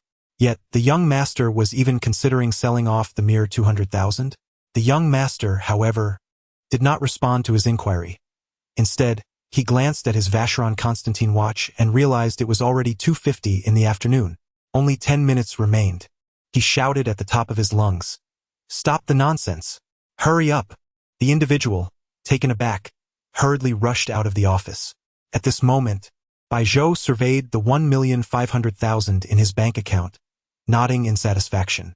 In just 4 days, Baijiu had netted a profit of 500,000. Such a pace of profit was unimaginable for the former Baijiu. Yet this did not imply that it was indeed rapid. In the eyes of some, this 500,000 was akin to pocket change. Thus, Baijiu refrained from becoming complacent. With only 10 minutes left until the trading deadline, he once again focused on the stock market. One particular catering group stock was on the verge of plummeting, which indicated that another catering group stock would swiftly rise. Therefore, Baijiu meticulously sifted through the listings of all catering groups. At 15:55, a stock named Mulan Catering caught Baijiu's attention. His mind calculated that this stock would soar when the market opened next Monday, its momentum even more formidable than that of San Shui Catering this week. Without hesitation, Baijiu invested all 1,500,000 from his card into this stock. Although his savings were approaching 3 million, he opted to invest this amount. In his mind, each type of money had its own purpose. He preferred not to mix them. After completing this transaction, Baijiu put away his phone, now needing only to patiently await Monday's market opening. With merely 1 minute left until the trading deadline, far away in the bustling metropolis, the young master unexpectedly received a phone call. A melodious yet anxious voice came through. "Xiao Hai! Quickly, sell all the stocks of San Shui Group. The young master on the other end, named Su Hai, was the son of the chairman of Su Bank. The woman on the other end, Su Bing, was his biological sister. Su Bank is the largest private bank in the entire Dragon Nation, often referred to in the metropolis as the Eastern Ruishi Bank. Hearing his sister's voice, Su Hai wore a relaxed smile and replied, "Sister, why the rush? Is something wrong?" Su Bing did not answer but instead stated, "It's too late. The trading time has ended." She spoke without any hint of regret. "It's just 20,000, a loss of about 100,000 at most. Consider it a lesson." Su Hai, so me walk in sa dulo, rito, sister. "How can you sound so unconcerned? That's your little brother's money." Su Bing replied nonchalantly, "It's merely pocket money. Do you feel distressed?" Su Hai chuckled, shrugging his shoulders. "I'm not distressed, for I've just sold everything, and made 65,000. "Oh?" Su Bing's interest was piqued, her surprise evident. "You reacted even faster than I did. When did you learn to read the stock market?" During her 2 years abroad for studies, she had become a true stock market guru through her father's connections. While being a guest is not the same as being a disciple, it certainly carries weight. However, this disparity is only evident when compared to Baijiu. Su Hai garin, sister. "Have I never seen a pig run before?" As he spoke, he relayed the peculiar operations of a certain retail investor to Su Bing. After listening, Su Bing fell into a contemplative silence. After a moment, her tone turned serious. "Are you certain he is a retail investor, sister? Are you implying?" Su Bing fell silent again. After a while, she instructed Su Hai, "Instruct your subordinates to closely monitor this retail investor's movements. If there are any developments, you must inform me." "Rest assured, sister." Meanwhile, Baijiu remained oblivious to the fact that he had attracted the attention of certain individuals in the metropolis. He was furiously browsing various dubious websites in search of useful advertisements, hoping to stumble upon a profitable minigame like the one he had encountered last time. This way, he could swoop in like a wolf among sheep for a substantial harvest. However, contrary to his expectations, he did not find the desired webpage game advertisement. Instead, an unsolicited advertisement for a novel reading app unexpectedly popped up on his phone. Collect fragments while reading novels. Exchange fragments for the latest iPhone. All novels are available for free reading. Don't miss out. Baijiu stared at the advertisement, feeling a strange sense of familiarity.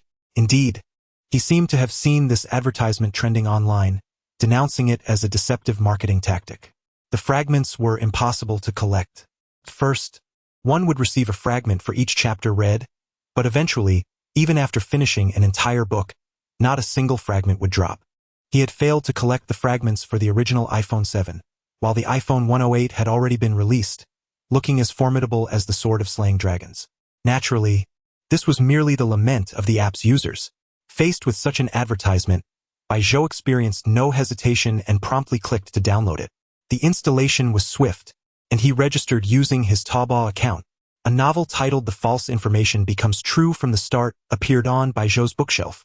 Interesting, Baijiu thought, clicking to read. With only about 180 words per page, he quickly finished the first page and clicked to turn to the next.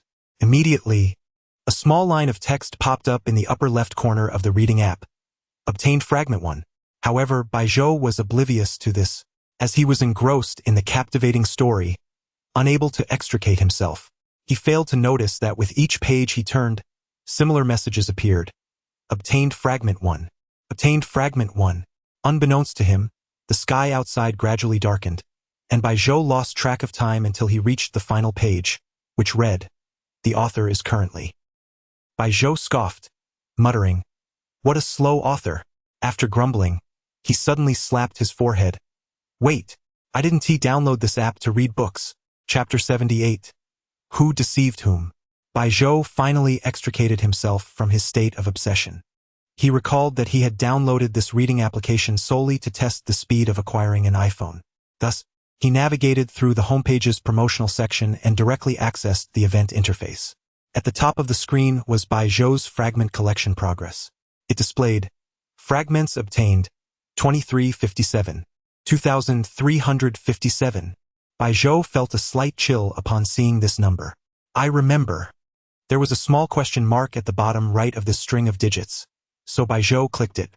If I recall correctly, one only needed 1,000 fragments to exchange for an iPhone 12 Pro Max. Goodness, can I now redeem too?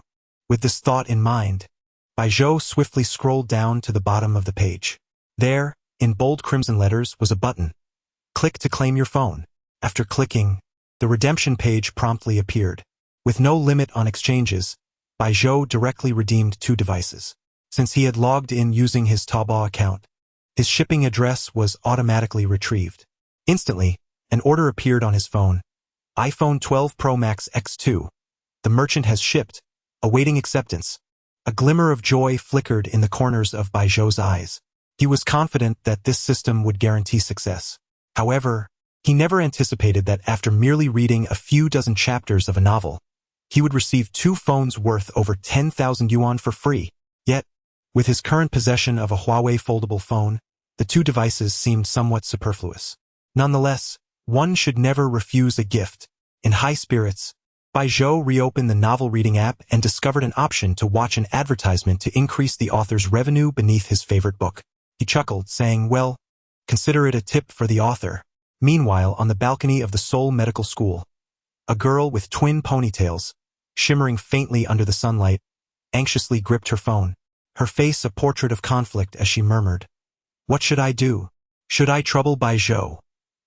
But he's the only one I can turn to in Seoul. Chang Zi felt as though she were ensnared in a significant dilemma. She believed Baijiu could help her resolve the issue, yet she hesitated to impose upon him, fearing that he might dislike her for being a burden.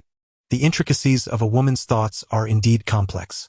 Orange, come on, it's time for dinner, called a roommate from inside the dormitory.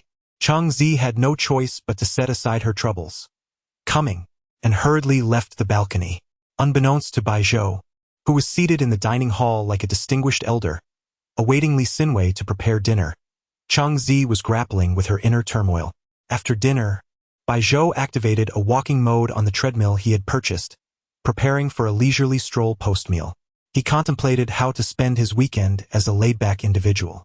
Initially, he had planned to treat his classmates to a meal, but they ultimately felt that, given Baijiu's act of heroism that earned him a reward of 50,000 yuan, it would be inappropriate for him to foot the bill, leading to a collective refusal. Since they declined, Baijiu saw no reason to insist on treating them.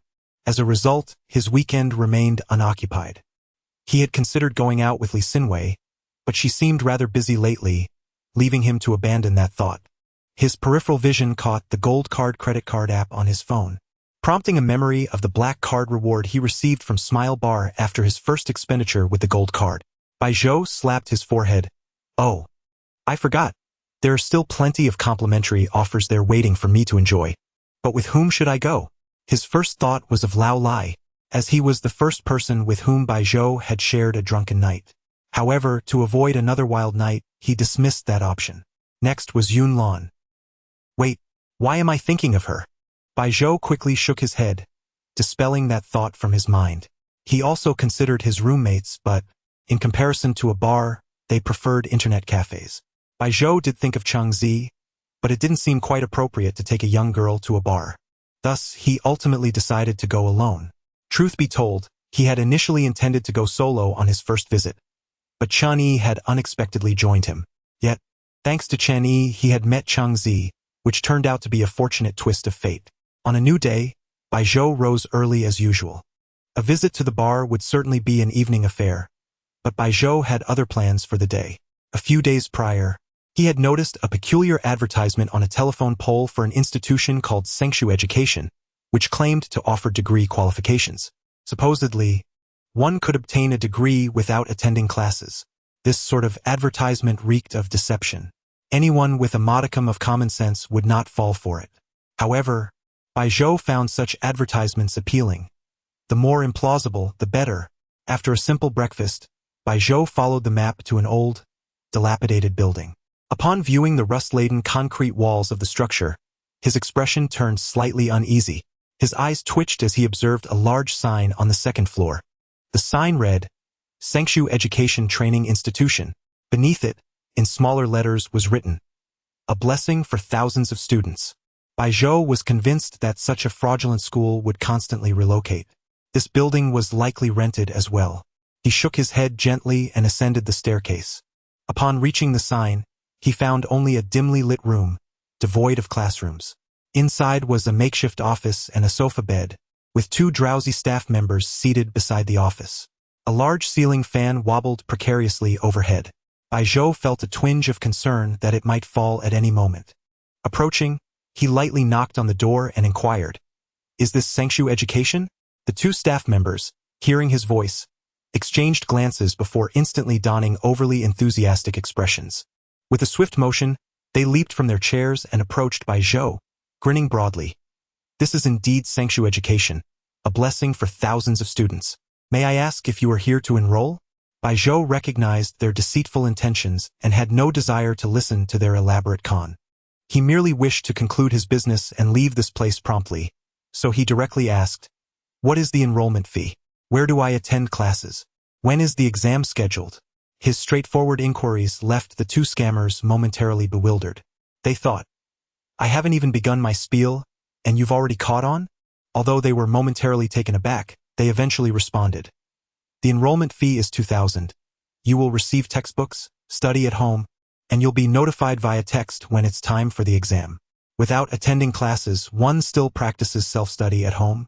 Upon hearing the introduction of this individual, Bai Zhou couldn't help but smile lightly.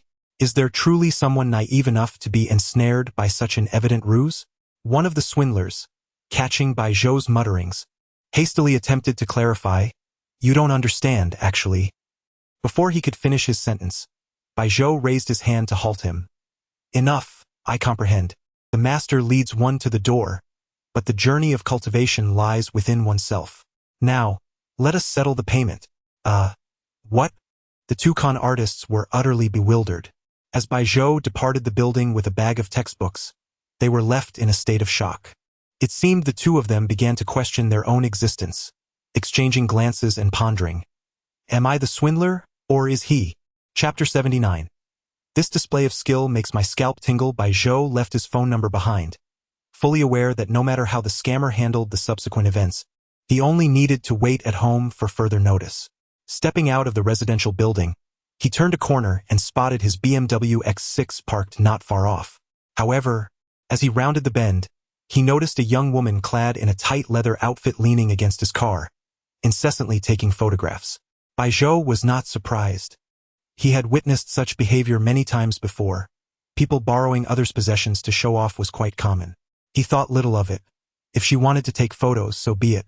Feeling a bit parched, he glanced around and spotted a small convenience store, naturally purchasing a bottle of mineral water for 1 yuan. Upon exiting, he found the leather-clad beauty still engrossed in her photo session, seemingly dissatisfied with the results of her editing software. Noticing a motorcycle nearby, Bai Zhou casually sat down on it to rest his feet.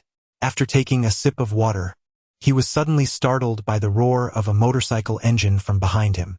A man and a woman, both donning large helmets and dressed in riding gear, approached him on a motorcycle, coming to a halt right next to him. The man riding the motorcycle spoke up, "Hey, nice bike." Bai Zhou turned around, shaking his head, ready to clarify, "No, this bike, Bai Zhou. Is that really you?" The man exclaimed, a hint of surprise in his tone. "Wow, it's really Bai Zhou." The woman on the back seat echoed. "Do you know me?" Bai Zhou questioned, perplexed by the 2 figures in their helmets. In unison, they removed their helmets. Revealing familiar faces. "Chun Bingshu, Hu Miali, it's you too." Bai Zhou recognized them instantly. They were his high school classmates, and he certainly hadn't expected to encounter them in Han City. They had been a couple back in school, so it wasn't surprising to see them together. However, Bai Zhou's relationship with them was merely acquaintanceship. He felt no particular warmth towards their presence. Hu Miali, wearing a puzzled expression, asked, "Bai Zhou, that bike looks quite expensive. How could you afford it?" Her tone was sharp, as if laced with daggers, implying that a poor boy like him had no means to own such a motorcycle. Bai Zhou furrowed his brow slightly, realizing that his former classmates shared a rather irritating attitude. "Just look at how charming my university peers are," he mused silently. Before he could respond, Chun Bingshu interjected, "What are you talking about? Don't you think he could earn his own money? Turning to Bai Zhou with a smile, Chen Bingshu continued, Are you free for lunch? It's not every day we meet an old classmate. Let us catch up over a meal.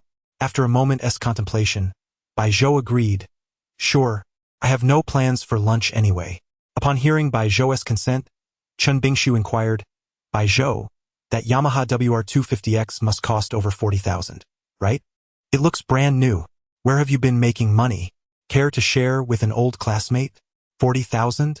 Humiali chimed in, her surprise evident. Isn't that more expensive than your bike?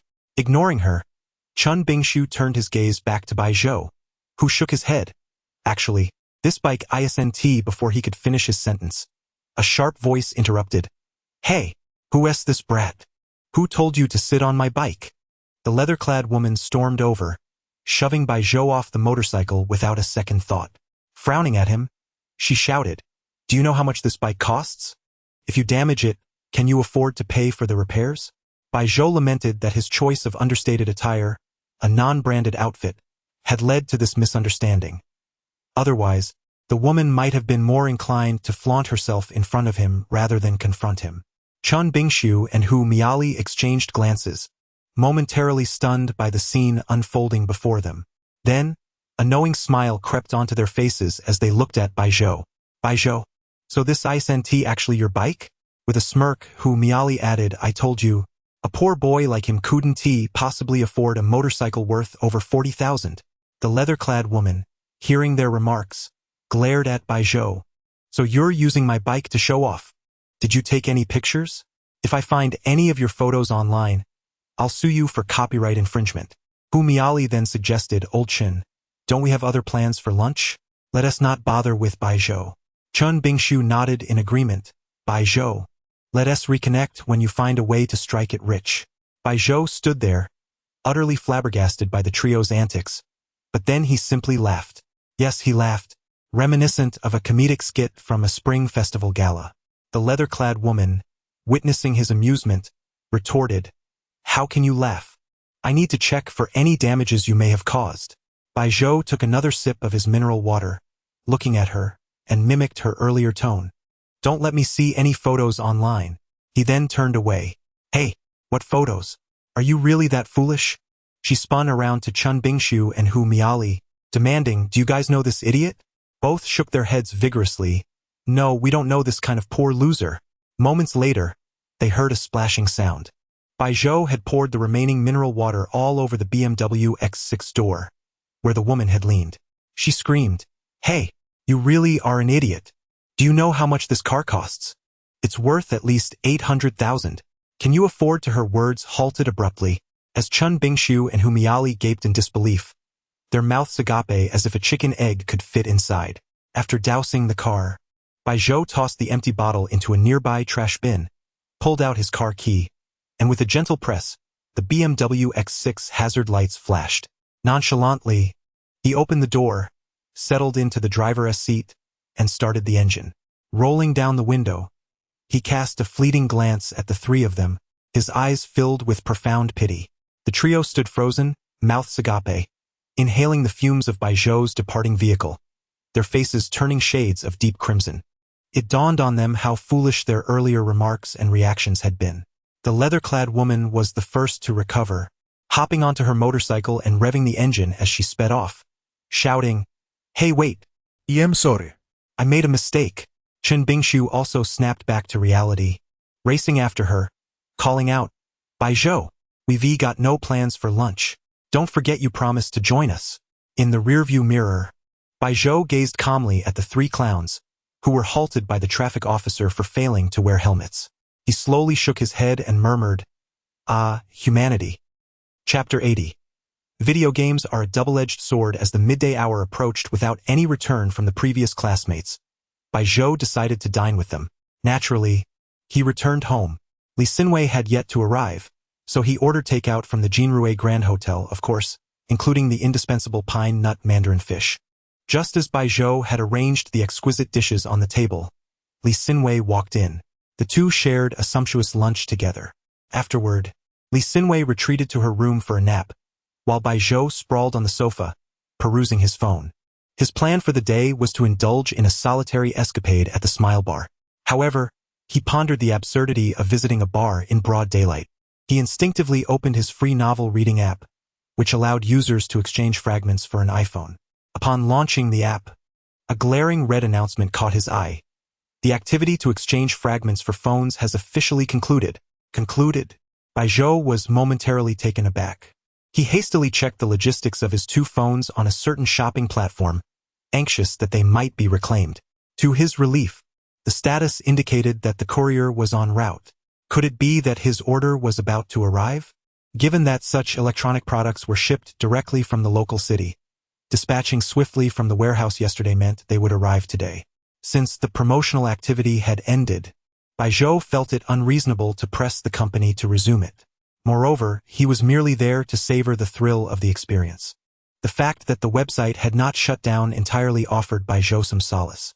He was spared the disappointment of discovering yet another reputable app had abruptly ceased operations. Additionally, he found the novel quite engaging. Free novel websites were invariably inundated with advertisements, including a peculiar option where watching ads could grant membership, thereby eliminating further ads. Baijiu could only attribute such a curious arrangement to the lucrative nature of certain advertisements. To minimize distractions while reading, he opted to watch ads in exchange for membership. The video ad commenced with a WeChat chat interface. "Mom, son, could you transfer 46 yuan to me? Your father is working on the construction site and will soon receive his salary. After that, we won't need to live in the dormitory anymore. We can rent a house, easing our financial burden. Once I receive my salary, I'll return the 46 yuan to you." The sentiment was profoundly moving. Baijiu watched, expecting some dramatic twist to unfold. To his surprise, a sizable orange transfer notification promptly appeared, stating, "Transfer 5,000 yuan. Shortly after, a message followed, "Mom, WeChat can earn money." Following this was yet another video showcasing a fluctuating WeChat balance. Abruptly, a minigame advertisement intruded. Baijiu couldn't help but smirk, thinking, who genuinely finds this type of ad appealing? How utterly mundane. The game resembled a Match 3 style, with visuals of explosions and level completions. The WeChat interface reappeared, flooding with game-related red envelopes. 18 yuan, 68 yuan, 128 yuan. Each amount exceeded the last. The advertisement concluded with a download link page, featuring the slogan, "Earn money with a simple tap. Download now." The top left corner bore the words Penguin Games. How absurd. Baijiu scoffed at such tactics. It was inconceivable for Penguin to create a game that handed out money. They were more likely to demand payment. This was clearly a case of blatant false advertising. Baijiu was resolute. He would definitely not download it. Without a second thought, he clicked the download link. Within 20 seconds, the mobile game installed successfully. Upon opening, he was surprised to find it required a WeChat login. Yet, he dismissed any concerns, reasoning that the red envelopes from the game were still WeChat red envelopes. He soon entered the beginner-s tutorial akin to the Match 3 games. Aligning similar items caused them to vanish, and accumulating sufficient points allowed him to advance. In less than a minute, Baijiu completed the tutorial. Just as he was about to click to start the next level, a notification chimed. It was a message from an account named Explosive Stars Game Zone.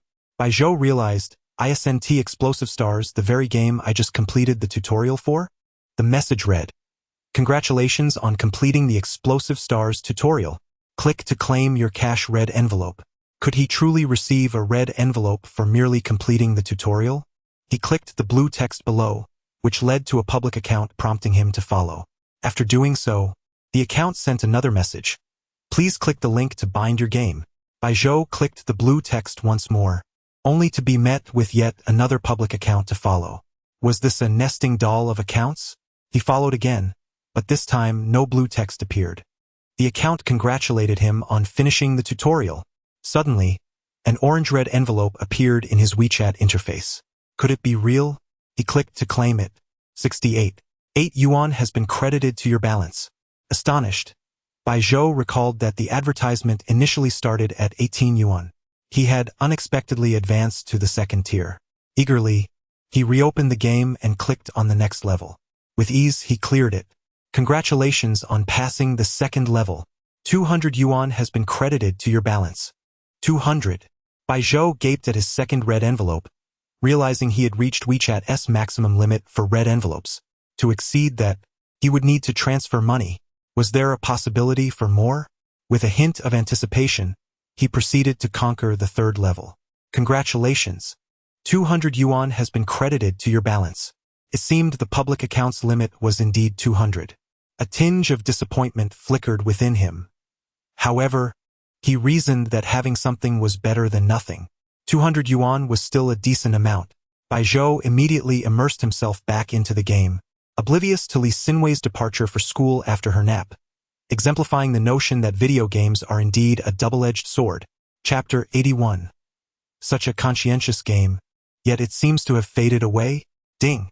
Congratulations, you have successfully completed level. 200 yuan has been credited to your balance. Congratulations. 200 yuan has been credited to your balance. 200 yuan has been credited to your balance. Throughout the entire afternoon, Bai Zhou was engrossed in playing the star matching game on his phone. He was so absorbed that when his phone ran out of battery, he rushed back to his bedroom to charge it while continuing to play. Level 307. Bai Zhou exclaimed, his throat slightly hoarse. He had not even taken a sip of water the entire afternoon. Previously, he could never have imagined becoming so enthralled by a matching game. The primary allure lay in the simplicity of the explosive stars, just as advertised. With a mere flick of his fingers, he could advance through levels. Of course, if it weren't for Bai Zhou needing to open WeChat to claim a red envelope after each level, he could have surpassed dozens more. However, Bai Zhou considered this a form of insurance for himself. What if the game followed the fate of those online games? Bai Zhou stiffly stretched his neck and rubbed his tired eyes. Just as he was about to click on the next level, the game unexpectedly did not transition. Instead, a small black message appeared. Network connection failed. Before Bai Zhou could react, the game crashed. As if that weren't enough, it uninstalled itself from his phone. What? Could it have truly faded away? Bai Zhou quickly opened his novel app and scrolled through the advertisements. Indeed, he could no longer find any ads for the explosive stars. Clearly, the game had met its demise. With a hint of melancholy, he lay back on his bed and sighed. Why can't these conscientious apps and businesses endure? He then checked his WeChat balance, and upon seeing the unexpected increase of over 60,000 yuan, he nodded in satisfaction. A glance at his phone revealed that it was already dark outside. He had intended to visit the Smile Bar. After drinking a glass of water to quench his parched throat, he quickly freshened up and selected a casual outfit.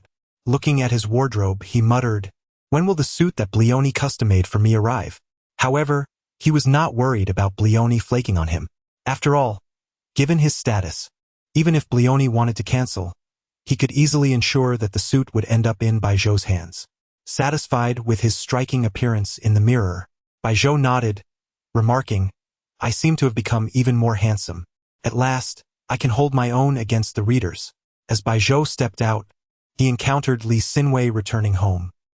He extended an invitation to her, but she had practiced dance all afternoon and was understandably exhausted. It was best for her to rest at home. After pressing the elevator button, Bai Zhou glanced apprehensively at the door across from his, worried that a character resembling a celestial maiden might suddenly emerge and whisk him away as a captive husband. Fortunately, the elevator safely transported him to the underground parking garage. However, as soon as he started the car, his phone rang. Bai Zhou recognized the number. It belonged to the property management of Tang Chun E Pin. Mr. Bai, hello? This is Tang Chun E Pin Property Management. Are you home? We have 2 packages that have arrived for you, and we will deliver them shortly. Packages? Oh, Bai Zhou had completely forgotten about the 2 Apple phones he ordered earlier in the day. Since he was already downstairs, he thought to leave them in the car. He spoke into the phone. I'm just about to head out. Please wait for me at the entrance. Understood, sir. The representative replied respectfully. Navigating through the underground passage, he soon reached the outside. In the distance, he spotted Xiao Li from the property management, standing patiently with 2 small white boxes in hand. Upon seeing Bai Zhou's BMW X6, Xiao Li immediately jogged over. Bai Zhou lowered the car window, and Xiao Li, with hands raised, smiled ingratiatingly, saying, Mr. Bai, here are your packages. Please take care. Bai Zhou accepted the 2 boxes naturally, replying, thank you. No, no. Mr. Bai, you mustn't say that. It's my duty. Xiao Li insista. Bai Zhou had no particular thoughts about these sycophantic behaviors. In the past, he looked down on such lickspittles. Yet, now that he experienced being on the receiving end, it felt rather different. Is this the joy of the affluent? Bai Zhou drove away, leaving Xiao Li staring at the tail lights of the BMW X6, muttering to himself, rich people are indeed rich. Buying 2 of the latest Apple phones at once, one of those costs me 2 months' salary. To those like him, purchasing 2 Apple phones seemed extravagant. However, from the perspective of delinquent individuals or those like Yun Lan, even acquiring an entire smartphone production line might not be considered lavish. The wickedness of the wealthy. Bai Zhou did not bother to inspect the contents of the 2 Apple phone boxes, believing that the more counterfeit the items he received, the more genuine they would be for him. Thus, he felt no concern. He was merely puzzled as to why the boxes appeared larger than typical phone packaging. Nevertheless, he dismissed the thought, focusing on driving and deciding to verify later when he returned home. As night fell, the city was aglow with lights. The streets pulsed with vibrant colors, and crowds roamed freely, indulging in the nocturnal revelry. They floated amidst a sea of neon, while the honking of cars resembled a festive celebration. Bai Zhou, like a solitary tear from a mermaid amidst a raging fire, slowly made his way into the Smile Bar. Upon entering, a new server approached him with a smile, asking, Sir, welcome to the Smile Bar. How many in your party? Bai Zhou remained silent. Drawing from his previous experience, he produced the black card from his pocket. The server's demeanor instantly shifted upon seeing the card. He took a step back and bowed deeply, exclaiming, Honored black card member. Welcome. The server gestured for Bai Zhou to follow, then spoke into the intercom clipped to his collar, Manager Zhou, a black card member has arrived. Soon, Manager Zhou, dressed as before, hurried over to Bai Zhou. Upon seeing him, a glimmer of recognition lit up Zhou's eyes, and he quickly approached, saying, Mr. Bai, it has been quite some time since you visited the Smile Bar. For someone of Bai Zhou's status, they remembered him after just one visit. This was the most basic professional courtesy in their line of work. Bai Zhou responded amiably, I've been rather busy lately. Manager Zhou then inquired, Mr. Bai, your friend has already arrived. Would you like me to take you to them? Bai Zhou paused. My friend? Chapter 82 I only have him left my friend? Bai Zhou came here alone today, without making any prior arrangements?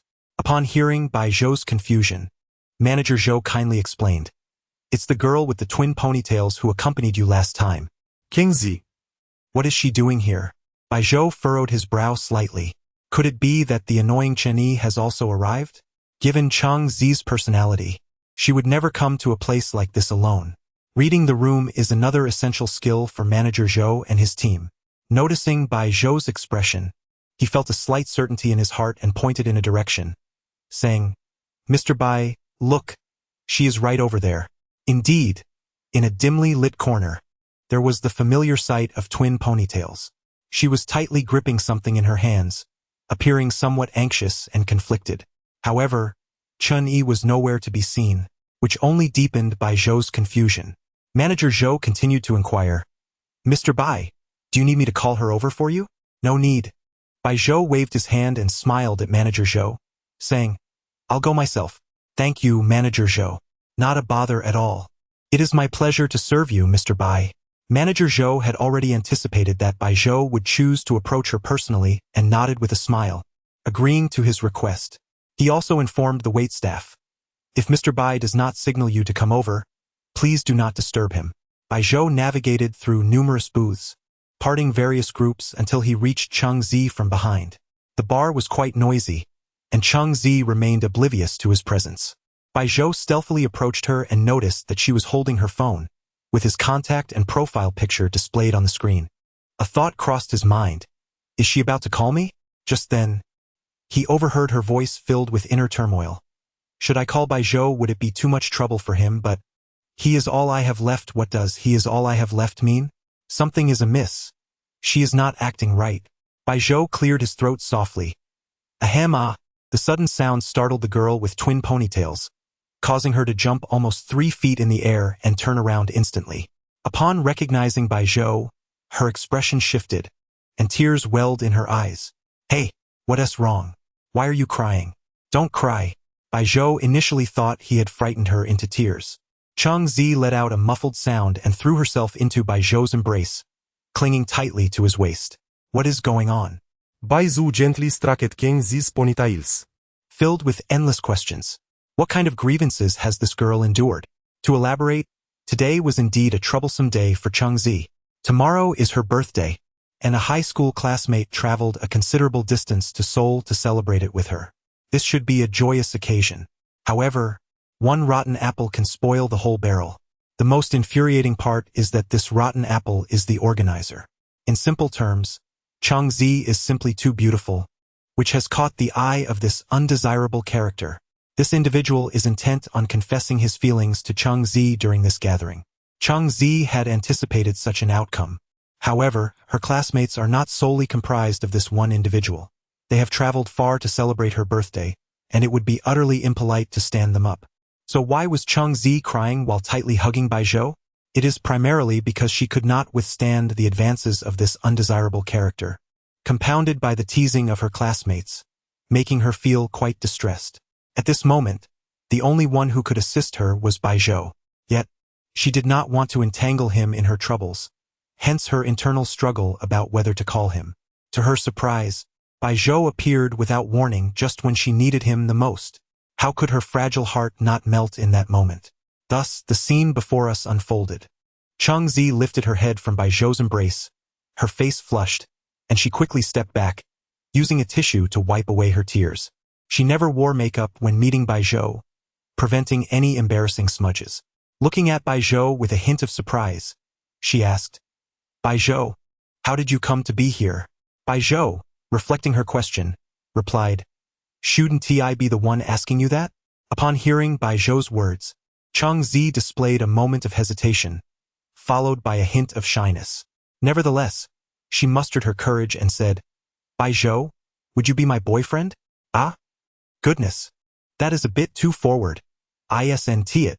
Bai Zhou was taken aback by her sudden declaration. What on earth is going on? No. Chang Zi noticed the astonishment in Bai Zhou's eyes, and a fleeting look of disappointment crossed her face. But she quickly explained, "Just for today, and tomorrow. Just for these 2 days. Could you pretend to be my boyfriend?" While saying this, she pressed her palms together, cutely pleading with Bai Zhou. Pretend to be my boyfriend. How familiar that phrase sounded. Bai Zhou had read numerous novels and watched many dramas. Invariably, the pretend boyfriend eventually became the real deal. So, why go through all that trouble? He chuckled and replied, "Even if it were real, that would be fine." With that, he casually draped his arm over Chang Zi's shoulders. "A what?" Chang Zi's eyes widened in panic. Her cheeks flushed crimson as she lowered her head, whispering in a barely audible voice, "Just for 2 days." Chang Zi led Bai Zhou to the 3rd floor of the Smile Bar. This level is designated for private rooms, which are relatively affordable with no minimum consumption. Typically, only those with large groups or those seeking tranquility would choose this area. Chang Zi, holding Bai Zhou's hand, stood at the entrance of a private room, took a deep breath, and turned to Bai Zhou, asking, "Are you ready?" Bai Zhou, amused by Chang Zi's nervous demeanor, feigned seriousness and replied, "I am ready." Chang Zi nodded vigorously and pushed open the door to the room, pulling Bai Zhou inside.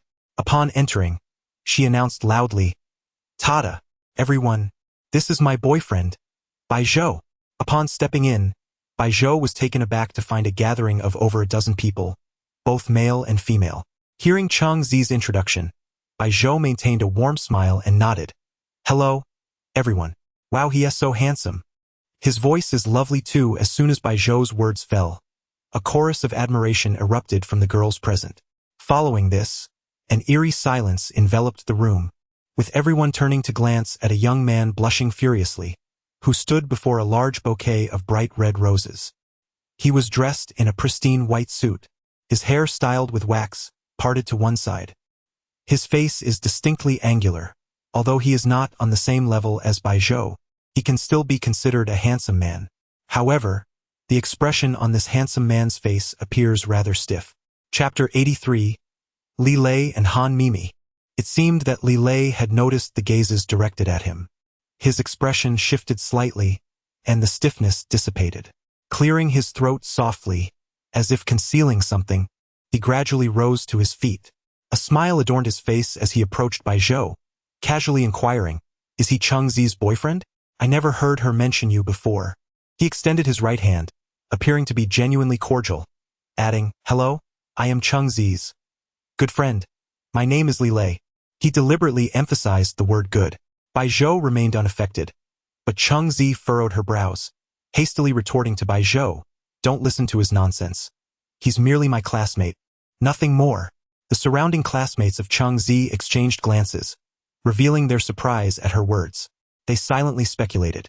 She seems quite concerned that Bai Zhou might misunderstand. Could they truly be a couple? Initially, they had assumed that Cheng Zi was merely brushing off Li Lei's remarks, since she had never showcased her affection for anyone in her social circles. After all, which girl wouldn't want to share her happiness with the world? Observing Cheng Zi's instinctive reaction, they gradually began to believe that she indeed had a boyfriend.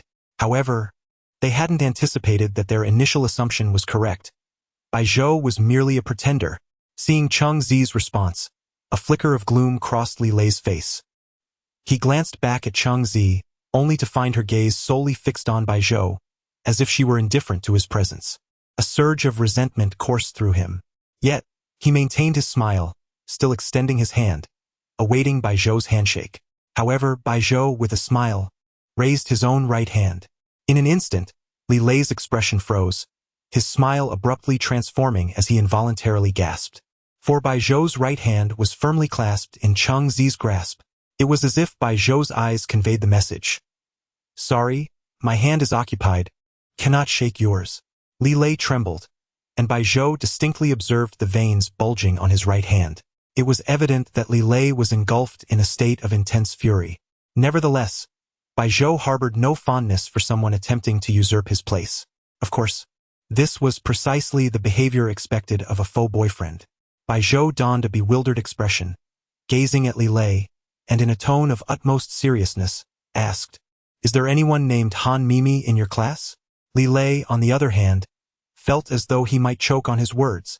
Some of Cheng Zi's classmates paused at Bai Zhou's inquiry, and soon, a few couldn't contain their laughter. However, they quickly stifled their amusement, realizing that Li Lei was, after all, their classmate. Was it truly appropriate to laugh at this moment? Only Cheng Zi seemed oblivious, looking at Bai Zhou with confusion as she replied, "There's no one named Han Mimi in our class. Why do you ask?" Li Lei nearly choked on his own blood at such earnest questioning. Such a serious question, such a serious answer. Surely these two were doing this on purpose. Was this what they called a harmonious couple? The absurdity of Cheng Zi's response once again struck a chord of laughter among their classmates, who struggled to restrain their mirth. What was so amusing? Cheng Zi had just whispered something to Bai Zhou. Bai Zhou shot Cheng Zi a glance of surprise, realizing that she had completely missed the point of her own words. As he led Cheng Zi past Li Lei, he whispered something in her ear. Upon hearing it, Cheng Zi burst into laughter, playfully swatting Bai Zhou and exclaiming, "You are truly incorrigible." Witnessing the playful exchange between Cheng Zi and Bai Zhou, Li Lei's expression darkened. Clenching his fists, he took a deep breath to compose himself before turning away to return to his original seat. Meanwhile, a girl sitting beside Cheng Zi leaned in, brimming with curiosity, and asked, "Cheng Zi, wow, you've got such a handsome boyfriend. How did you two meet?" Another chimed in, "Seriously, your boyfriend is stunning. Is he perhaps an aspiring star from some entertainment company? Is that true? Can I ask him for an autograph?" Observing the admiration from her female classmates directed towards Bai Zhou filled Cheng Zi with sweetness. Although she knew Bai Zhou was not her real boyfriend, she relished the moment. Of course, Bai Zhou couldn't help but twitch at the mention of aspiring star. He had no fondness for such labels. He was a genuine, rugged man who never donned makeup or lived in a world of filters and glamorous personas. With these distinctions, he felt utterly apart from them. At that moment, Li Lei, while receiving consolation from nearby male classmates, covertly scrutinized Bai Zhou. He noted that Bai Zhou was dressed in simple casual attire, devoid of any designer brands. Silently concluding that Bai Zhou hailed from a modest background, he felt a surge of confidence as he glanced at himself. His pristine white suit was from a reputable brand, and his shoes were complementary with the suit. Perhaps he was justified in feeling pleased about his appearance. The irony was that if Bai Zhou could hear Li Lei's internal monologue, his expression would surely shift. For Bai Zhou was clad in genuine attire from a prestigious brand, and he might begin to question his own choices, wondering if perhaps his understated fashion sense was too subtle. Perhaps he should consider donning something by Armani next time? Another reason for Li Lei's newfound confidence stemmed from the absence of Cartier couple watches on Cheng Zi and Bai Zhou. She refrained from wearing them out of sentimentality, while Bai Zhou had opted for a more comfortable choice due to the heat. With a renewed sense of self-assurance, Li Lei's eyes glinted mischievously as he approached Cheng Zi, clutching a large bouquet of roses. The surrounding classmates fell silent, speculating whether he was about to confess his feelings to Cheng Zi. Cheng Zi, however, felt a wave of discomfort and anxiety, tightening her grip on Bai Zhou's hand. Li Lei stood before Cheng Zi, presenting the bouquet and declared, "Cheng Zi, your birthday is approaching, and this is my gift for you, 99 roses. Do you like them?" Before Cheng Zi could respond, Bai Zhou interjected with a note of confusion. "Birthday?" Cheng Zi's heart sank as she realized she had forgotten to inform Bai Zhou of the occasion for their gathering. However, it was surprisingly Li Lei who reacted first, as if he had seized upon some telltale sign from Bai Zhou. With a hint of amusement in his gaze, he inquired, "As your boyfriend, you surely haven't forgotten your girlfriend's birthday, have you?" Chapter 84. One device was designated for live streaming, while another was intended for my communication. A flicker of anxiety crossed Cheng Zi's mind. Was her secret about to be exposed? However, Bai Zhou seemed oblivious to Li Lei's words and turned to Cheng Zi, inquiring, "Isn't your birthday tomorrow?" Upon hearing Bai Zhou's remark, Cheng Zi's eyes sparkled with surprise, and a wave of sweetness surged from her heart. Indeed, her birthday was indeed the next day. How did Bai Zhou know? Was he secretly keeping an eye on her? Cheng Zi's eyes glimmered with joy as she pondered this revelation. In truth, Bai Zhou had not been monitoring her closely. Cheng Zi was a fish streaming broadcaster, and Bai Zhou was the first emperor of her streaming room. Earlier that morning, the account named Little Octopus in the Clouds had sent Bai Zhou a private message. "Your Majesty, tomorrow is Little Orange's birthday." Bai Zhou had seen it but chose not to reply, wary of the intentions of the stranger online. After all, boys must protect themselves, especially from unfamiliar faces on the internet. Bai Zhou had forgotten about the message until Li Lei brought it up. Hearing Bai Zhou's words, Cheng Zi's cheeks flushed as she softly replied, "Yes, my birthday is indeed tomorrow, and the birthday banquet is also tomorrow at noon. I'm not sure why he chose this moment to give me a gift." This left Li Lei once again in an awkward predicament. He held the enormous bouquet of roses aloft, unsure whether to reclaim it or present it. The truth was, he couldn't hand it over at all, for Cheng Zi showed no inclination to accept the bouquet. Li Lei stood frozen in place. Bai Zhou turned slightly, observing Li Lei's ashen face and twitching eyes, before rising slowly and gently patting Cheng Zi on the head, saying, "Since someone has already prepared a birthday gift for you, as your boyfriend, I certainly cannot lag behind. Stay right here. I've got something ready for you." "Ah, Bai Zhou, you." Cheng Zi had initially intended to invite Bai Zhou to her birthday banquet, but now she feared his gift would be extravagant, recalling her cherished Cartier watch as an example. Hearing Bai Zhou's words, it was clear he had already prepared a birthday gift for her. She instinctively wanted to stop him, but Bai Zhou had already turned slightly and casually told Li Lei, "Excuse me," before gently pushing past him and exiting the private room. Li Lei felt the slight from Bai Zhou and his forehead throbbed with anger. He clenched his hands tightly to vent his frustration, forgetting that he was still holding the thorny roses. With a cry of pain, he inadvertently released the bouquet, which flew from his grasp. He raised his hand, revealing countless crimson dots of blood. The sweat on his forehead was now not from anger but from pain. The surrounding classmates assumed Li Lei was suffering a wounded heart from being continuously hurt by the girl he admired and her boyfriend. Unable to contain his fury, he shouted and hurled the bouquet away. However, his cry had a somewhat effeminate tone. The boys rushed to Li Lei's side, attempting to console him, saying, "Li Lei, it's not that serious, not that serious. There are so many people here, hold on, hold on." One even picked up the fallen roses and placed them back on the table, lamenting, "What a beautiful bouquet. It would be a shame to waste it." Li Lei realized they had misunderstood his actions, but he preferred to save face rather than admit that his hands were injured by the roses. So he huffed, shrugged his shoulders, and returned to his previous seat, displaying a childish demeanor. The surrounding boys, seeing him settle back down, breathed a sigh of relief and resumed their seats. The girls beside Changzi leaned in closer and said, "Orange, don't worry, we're here for you. How come we never noticed how petty Li Lei is?" Indeed, Li Lei used to seem somewhat handsome, but today he looks downright ugly compared to Bai Zhou. They are simply not in the same league. Changzi smiled at the girl's comments and shook her head, replying, "With Bai Zhou around, I fear nothing." The group of girls displayed expressions of mock sweetness, exclaiming, "So sweet, so sweet. Orange, aren't you tired of being mushy? I have goosebumps."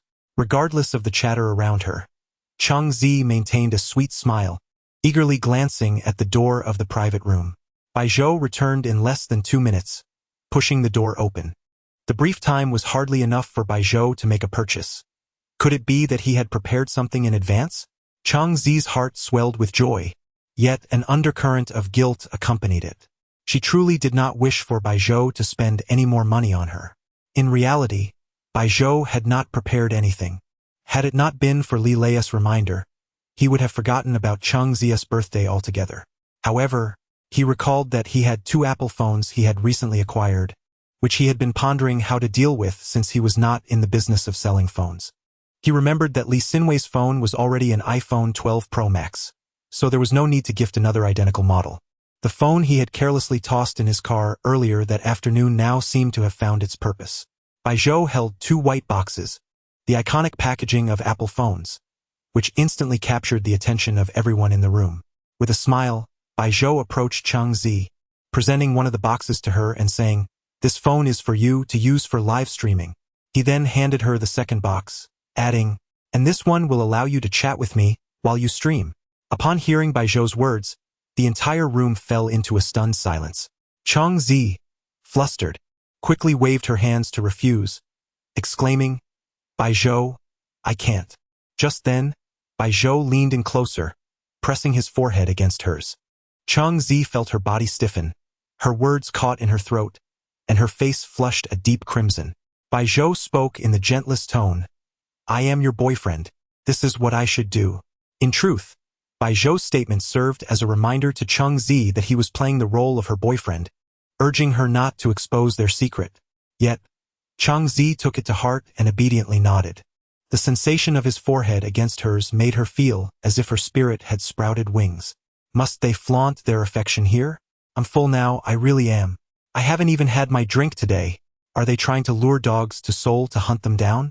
Changzi felt little discomfort, but his female classmates were already wailing in unison. Realizing the situation, Changzi hastily took a step back, inadvertently stumbling onto the sofa in the private room. With a flushed face, he lowered his gaze, cradling 2 small boxes, and stammered, "Thank you." Chapter 85. Do you mind having another girlfriend? Bai Zhou gazed at Changzi's bashful demeanor, a wave of affection swelling within him, prompting him to affectionately ruffle her hair and say, "Let's take a look. You can switch it up now." Really? The exclamation of surprise did not emanate from Changzi, but from the surrounding female classmates, as if Bai Zhou had gifted them all a new device. The group of girls immediately swarmed around Changzi, chattering excitedly, "Wow, is this really the latest iPhone? 2 of them? Changzi, your boyfriend has truly spared no expense for you. This must be worth over 20,000, right?" Someone quickly interjected on Bai Zhou's behalf. "What do you mean over 20,000? Did you not notice that the boxes for these phones are larger than usual?" So, a few girls looked at her in confusion, as did Changzi. The girl shrugged and said, "This must be the gift set. It includes chargers." Chargers. She then turned to Bai Zhou and asked, "Should we ask our sugar daddy to clarify?" Bai Zhou, suddenly being called out, paused momentarily. He did not wish to have so many daughters. However, he naturally shrugged and replied, I'm not sure. I just casually bought 2. We'll know once we open them. Casually bought 2. Upon hearing his words, the expressions of those around him turned awkward. How wealthy must he be? Is it common to buy such phones on a whim? Encouraged by Zhou, Chang Zi reluctantly opened one of the boxes. In truth, she had intended to return it unopened after tonight. Now she had to figure out how to make amends. At that moment, the girls erupted with piercing excitement. Wow! It even includes the latest AirPods Pro. 1 wired charger and 1 wireless charger. This is a super gift set. My goodness! Is this for real? Is the wireless charger original? How much does this cost? If we include the phones. This gift set must exceed 20,000, right? So, Zhou's birthday gift to Chang Zi exceeds 40,000. King Zi. I envy you so much. Your boyfriend is handsome, wealthy, and considerate. Someone even mimicked Zhou's earlier demeanor, saying one is for streaming and the other is for contacting me. Then, she clasped her hands to her chest with a dreamy expression, saying, if someone spoke to me like that, I'd marry them immediately. To others, this was a birthday gift worth 40,000. To Zhou, it was merely 2 gifts earned after reading several chapters of a novel. Thus, for him, it was hardly a loss. However, for Chang Zi, it was entirely different. Zhou, this. Chang Zi gazed at him, her eyes glistening with tears, realizing she seemed to owe him more and more. The girls then turned to Zhou with eager eyes, with someone asking, Zhou, do you have a daughter? One that can be transferred immediately? Hey, do you have no shame? How old are you to be someone's father? After one girl teased her classmate, she turned to Zhou and asked, Zhou, do you mind having another girlfriend? Get lost. The girls were clearly joking in front of Chang Zi. Whether there was sincerity behind their jest was their concern. However, watching this scene, Li Lei felt as though he might shatter his back teeth from frustration. His heart was entirely filled with resentment towards Zhou. Unlike Chang Zi's admiration for him, he longed to tear Zhou apart. Before coming to Han City, he had specifically asked his father for 50,000, intending to lavish it on Chang Zi's birthday, hoping to impress her and even bring home a beauty. Who would have thought that a mere birthday gift would nearly match all the money he had brought? How could he compete? The surrounding boys gazed enviously at Zhou, but upon noticing Li Lei's grim expression, they hesitated to express their feelings. Just then, the door to the private room swung open as a bartender entered, respectfully announcing, Ladies and gentlemen, your ordered drinks are ready. Shall we serve them now? Unable to endure the awkward atmosphere any longer, the boys eagerly waved, Bring them out. Bring them out. We came to the bar to drink. At that moment, some boys, leaning towards Li Lei, attempted to restore his pride, stating, Tonight's expenses should be on young Master Li. We'll definitely toast to him later. Yes. I heard young Master Li even ordered a bottle of Ace of Spades. Ace of Spades. The mention of this name instantly piqued the girls' interest. While the phones were impressive, they were not theirs. However, tonight, they might savor the legendary Ace of Spades. This was something they could truly enjoy. Someone exclaimed, Ace of Spades. Young Master Li is generous. I heard the Ace of Spades here is the most expensive drink in the bar. Seeing the attention shift towards him, Li Lei's expression softened, and he smiled, dismissively waving his hand. It's nothing extravagant, just 8,008 per bottle. Upon hearing this, he glanced at Zhou, as if to provoke him, signaling that he too could flaunt his wealth. Indeed, as soon as he spoke, many gasped in disbelief. 8,008 for a bottle. Is this divine nectar? How can it be so expensive? Young Master Li is truly generous. Of course, some boys quickly chimed in, eager to bolster Li Lei's image. Though 8,008 was cheaper than a phone costing over 10,000, the logic was simple. If you had 20,000 yuan, would you choose to buy a phone or a bottle of wine?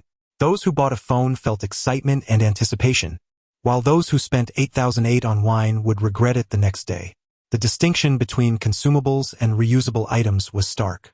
This was akin to why Zhou spent 188,000 just for a meal in a private room, which left people astounded. Is this Ace of Spades? How dazzling! A large box adorned with an enormous spade. Surrounding the spade were shimmering pink neon lights, illuminating a bottle of sparkling wine that radiated a black yet translucent glow. Even Li Lei's eyes revealed a glimmer of astonishment. Someone approached Li Lei, asking, "Young Master Li, can we taste it now?" To everyone's surprise, a flicker of panic crossed Li Lei's face. He quickly replied, "Not yet. The finest wine should always be saved for the finale, right? Let us enjoy the other drinks first, and then we'll savor the ace of spades." Upon hearing Li Lei's words, the surrounding classmates nodded in agreement. Seeing the hand that had been resting on the ace of spades lift away, Li Lei also let out a slight sigh of relief. Chapter 86. "Sir, here is your bottle of wine." At this moment, a glimmer of light flickered in Li Lei's eyes, as if peculiar thoughts were surging within his heart. After taking a sip of the beer before him, he wore a smile that unmistakably carried a hint of coldness as he remarked, "Our gathering today is entirely due to our birthday celebrant, Cheng Zi, isn't it?" "Indeed, yes, that's right." The surrounding classmates affirmed Li Lei's words. However, Cheng Zi furrowed her brow slightly, casting a worried glance at Bai Zhou. She sensed that Li Lei was likely up to some mischief again. With a cold smirk in his heart, Li Lei continued, "A fine wine like Ace of Spades must surely be savored by our little birthday star. However, is it quite proper for our birthday star to share a bottle with us? Naturally, our little birthday star should enjoy a bottle all to herself." Upon hearing Li Lei's words, the others were uncertain of his intentions, yet they found his reasoning somewhat valid. Soon, someone chimed in, "That's right, it makes sense. But there was only one bottle here. Would Li Gongzi be purchasing another? How generous!" Yet, Li Lei merely smiled and shook his head, saying, "Her boyfriend is right here. Why should I step in?" He then turned to Bai Zhou with a smile, still completely oblivious to Bai Zhou's true capabilities. After all, he did not recognize the brand of Blaoni. In his mind, those two phones were undoubtedly extravagant purchases by Bai Zhou. Originally, he and Cheng Zi each had one, but he had given them both to Cheng Zi to show off in front of their classmates today. Li Lei epitomized the phrase "not turning back until hitting the wall." Upon hearing Li Lei's remarks, the classmates began to realize what was happening. They instinctively turned to look at Bai Zhou, and the girl's eyes bore a trace of displeasure. However, this displeasure was directed at Li Lei, not Bai Zhou. They felt that Li Lei was constantly targeting Bai Zhou. They had no idea how deep Bai Zhou's pockets might be. After all, those two phones cost around 40,000. What if Bai Zhou truly had spent a fortune? Would he not feel embarrassed in front of his girlfriend? The girls held a favorable impression of Bai Zhou, for after all, beauty is justice. Thus, someone tactfully suggested, "Oh, today Bai Zhou has already given us such a wonderful birthday gift for Cheng Zi. Shouldn't we sisters show our appreciation?" "Yes, that's right. Although we may not have much money, there are many of us. Shall we chip in for a bottle for our dear Cheng Zi?" "No problem." Instantly, the girl's proposal received enthusiastic responses. Li Lei's expression shifted from a cold smirk to a slowly stiffening facade, culminating in a twitch at the corners of his mouth. He gripped the beer bottle tighter, utterly astonished that his former classmates were now rallying to defend an outsider right in front of him. It felt as if all his sincere intentions had been thrown to the dogs. However, unbeknownst to Li Lei, Cheng Zi, who had initially felt anxious about his antics, actually breathed a sigh of relief upon hearing his words. Responding to her classmates' support, she quickly said, "No, it's not necessary. Thank you all for your kind intentions." Bai Zhou glanced at Li Lei, shaking his head in exasperation. He couldn't help but wonder if this man had some masochistic tendencies. With a resigned sigh, he pressed the button on the wall to summon service. Immediately, a waiter entered, asking, "May I assist you?" Bai Zhou waved him over, producing a black card from his pocket and instructing, "Please fetch the bottle I have stored." Upon seeing the black card in Bai Zhou's hand, the waiter froze momentarily, then respectfully accepted the card, saying, "Sir, I will be right back." With that, he hastily exited the room. The scene between Bai Zhou and the waiter left the classmates momentarily stunned. However, the girls quickly brightened and exclaimed, "Oh my! Cheng Zi, Your man has a bottle stored here? You two don't come here often, do you? What kind of card was that? It looked so dark. Can it really buy wine?" Cheng Zi smiled calmly as she replied, "Actually, We haven't been here much. That card is a black card. And indeed, it can purchase wine. It's a prepaid one. She said this fully to support Bai Zhou. At that moment, an ominous premonition suddenly surged within Li Lei's heart. Could he truly have a stored bottle? He wanted to slap himself for not learning from his mistakes. If that waiter actually brought back a bottle of Ace of Spades, wouldn't that be a slap in the face for him? Where would he put his pride? Soon, the waiter returned, holding a slip of paper. His expression somewhat awkward as he looked apologetically at Bai Zhou, saying, "Sir, your bottle is currently unavailable." "What? Unavailable?" came the simultaneous exclamations from both Bai Zhou and Li Lei. After a moment of confusion, Li Lei's face broke into a grin of wild joy as he could not help but laugh heartily. "Ha ha ha. I was just a bit worried, but now I feel so relieved. It's a weight off my shoulders. Turns out there really wasn't a bottle. I thought you were trying to show off, but it seems you failed miserably. TSK, TSK, TSK." He even shook his head with amusement, downing another beer before looking at Chang Zi. "You should advise your boyfriend to be better prepared when trying to show off." Ha ha ha. Hearing Li Lei's boisterous laughter, even the boys who had initially sided with him frowned slightly. Some of the girls turned to Li Lei, exclaiming, "Li Lei, you've gone too far." It seemed that Li Lei felt that after a long night, he finally had a legitimate reason to trample on Bai Zhou. So he unabashedly pointed at Bai Zhou. "How have I gone too far?" He said it himself, didn't he? Just a moment ago, he was proudly pulling out that dark card, thinking he was impressive, but it seems he failed miserably, right? Ha ha ha. Bai Zhou and Chang Zi chose to ignore Li Lei, instead looking at the waiter with confusion. The waiter, sensing the tension, furrowed his brow and glared at Li Lei, saying, "Sir, do you need me to escort him out? Why would you kick me out?" Li Lei, appearing quite inebriated, stood up and slammed the table, addressing the waiter. "I'm a paying customer here. He hasn't spent a single penny, so why should I be kicked out? Is this your service attitude at Smale Bar?" The server, on the verge of retorting, was halted by Bai Zhou's raised hand as he inquired, "Where is the wine?" The server, suddenly recalling, exclaimed, "My apologies, sir. I was momentarily distracted and failed to finish my explanation. Esteemed Black Card member, your Ace of Spades has been activated for rental services. As it happens, that very bottle has just been rented out. If you wish to enjoy it now, I shall promptly arrange for its return." Subsequently, the server produced a list and, scanning its contents, announced, "Mr. Bai Zhou, the individual renting your Ace of Spades is named Li Lei. The private room is..." At this juncture, the server abruptly paused, his expression transforming into one of bewilderment. He then raised his gaze, pointing at the resplendent bottle of Ace of Spades on the table, and remarked, "Sir, this is indeed your bottle. Chapter 87. A windfall of 88,000. Sir, this is your bottle of wine." The server's expression was peculiar as he extended his hand, pointing at the bottle of Ace of Spades on the table. Instantly, every individual in the room lifted their gaze towards the server, following the direction of his hand to the bottle, and then gradually shifting their attention to Li Lei's face. The silence that enveloped the room was palpable, as if it had spread throughout the entire bar, dulling the music outside. Li Lei felt a sense of bewilderment wash over him. His mind was a blank slate, and his complexion grew increasingly pale. Observing Li Lei's stunned reaction, Bai Zhou wore an unusual expression and couldn't help but chuckle, his eyes gleaming with amusement as he quipped, "So you've been pretending to be clever with my wine?" A burst of laughter erupted from the room, predominantly from the female attendees, while some of the men stifled their chuckles. The atmosphere was filled with a mixture of laughter and whispers, with some girls covering their mouths, giggling, "I don't know why, but this is just too funny. Wait, I sent Li Lei our classmate? But this is just too hilarious." As the laughter echoed around him, Li Lei felt the sting of their mockery. The very individuals who had once conspired to elevate his status in front of Chang Zi now reveled in his humiliation. His face shifted between shades of green and yellow, his eyes darkening with a mix of rage and confusion.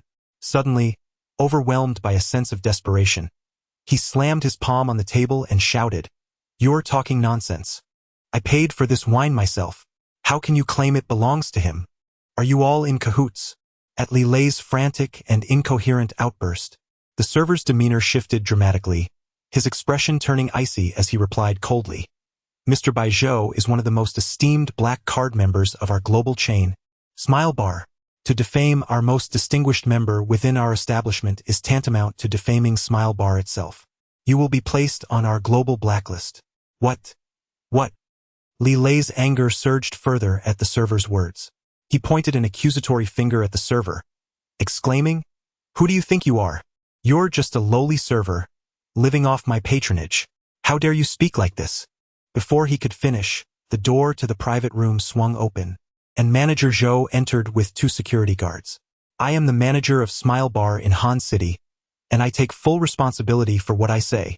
He produced a document resembling a contract and addressed Li Lei. "Mr. Li Lei, is it? This is the contract for your rental of the Ace of Spades, priced at 800 yuan with your signature right here. Do you wish to deny it?" "What? What?" Li Lei stared in disbelief at the familiar contract, the very one he had signed earlier in a bid to impress. He couldn't fathom how he had unwittingly rented Baijiu's reserved bottle and had the audacity to provoke him. He felt an intense urge to slap himself. As Li Lei stumbled back 3 steps, he collapsed into a chair, the very bottle in question perched precariously at the center of the table. With a loud crash, the bottle shattered on the floor, sending glass shards and liquid scattering amidst the gasps of the onlookers. "What have you done?" Manager Zhou shouted in fury, pointing at the now slumped Li Lei. "You have violated the terms of the rental agreement. Do you realize you owe 10 times the original price for the damage?" He signaled to the security guards, "Take him away." No. "No, I didn't break it. It wasn't my fault." Li Lei cried out in a panic, Struggling in vain. He was acutely aware that the cost of the wine was 8,800 yuan, and the penalty would amount to a staggering 88,000. His father had only given him 50,000. How could he possibly pay that? If he confessed to his father about this debacle, he would surely face dire consequences. Yet, no matter how he struggled, the 2 burly security guards overpowered him. Unlike his previous encounter with Zhigu, who had merely taunted Baijiu and was expelled, Li Lei had gone a step further. He had slandered and destroyed property. Surely, he was now facing the consequences of his own actions. After Li Lei was escorted away, Manager Zhou repeatedly apologized to Baijiu and hastily instructed the servers to clean the room thoroughly. They assured Baijiu that compensation for the wine would be arranged as soon as Li Lei settled his debt. Once the servers departed, an awkward silence settled over the private room, as everyone felt the weight of embarrassment. Finally, one bold female classmate broke the stillness, exclaiming, "What are we all staring at? We came to Han City to celebrate Xiao Chengzi's birthday. Let us liven things up." Everyone turned to her, and one male voice lamented, "I just feel a bit disappointed that no one will be treating us at tomorrow's birthday banquet." With that, laughter erupted once more, restoring a cheerful atmosphere. Although they lamented the loss of the Ace of Spades, there were still plenty of beers to keep the festivities alive. The classmates were well aware that Baijiu was a wealthy hidden powerhouse, yet they tacitly agreed not to pressure him into ordering another bottle. As the night deepened, Baijiu had enjoyed a few drinks, exuding a light scent of alcohol without being overly intoxicated. Chengzi's adorable flushed cheeks made her irresistibly cute. Respecting the couple's private moment, the classmates soon ushered them away. Just as Baijiu was supporting the slightly tipsy Chengzi out of the bar, Manager Zhou approached with the servers, respectfully stating, "Sir, we have credited your account for the compensation of the Ace of Spades. It should arrive shortly." Indeed, as soon as he finished speaking, Baijiu's phone chimed. Ding! Prosperity Fund credited. 88,000 yuan. 88,000? Baijiu's heart stirred as he looked up at Manager Zhou. Manager Zhou explained that since the bottle of wine belonged to Baijiu, all compensation should be directed to him. Baijiu, with a helpless smile, shook his head. It is worth mentioning that this bottle of wine was a complimentary gift to him, which he had merely saved after not finishing it. Now, having shattered it, he was unexpectedly facing a loss of 88,000? Such a fortunate misfortune, who could he possibly reason with?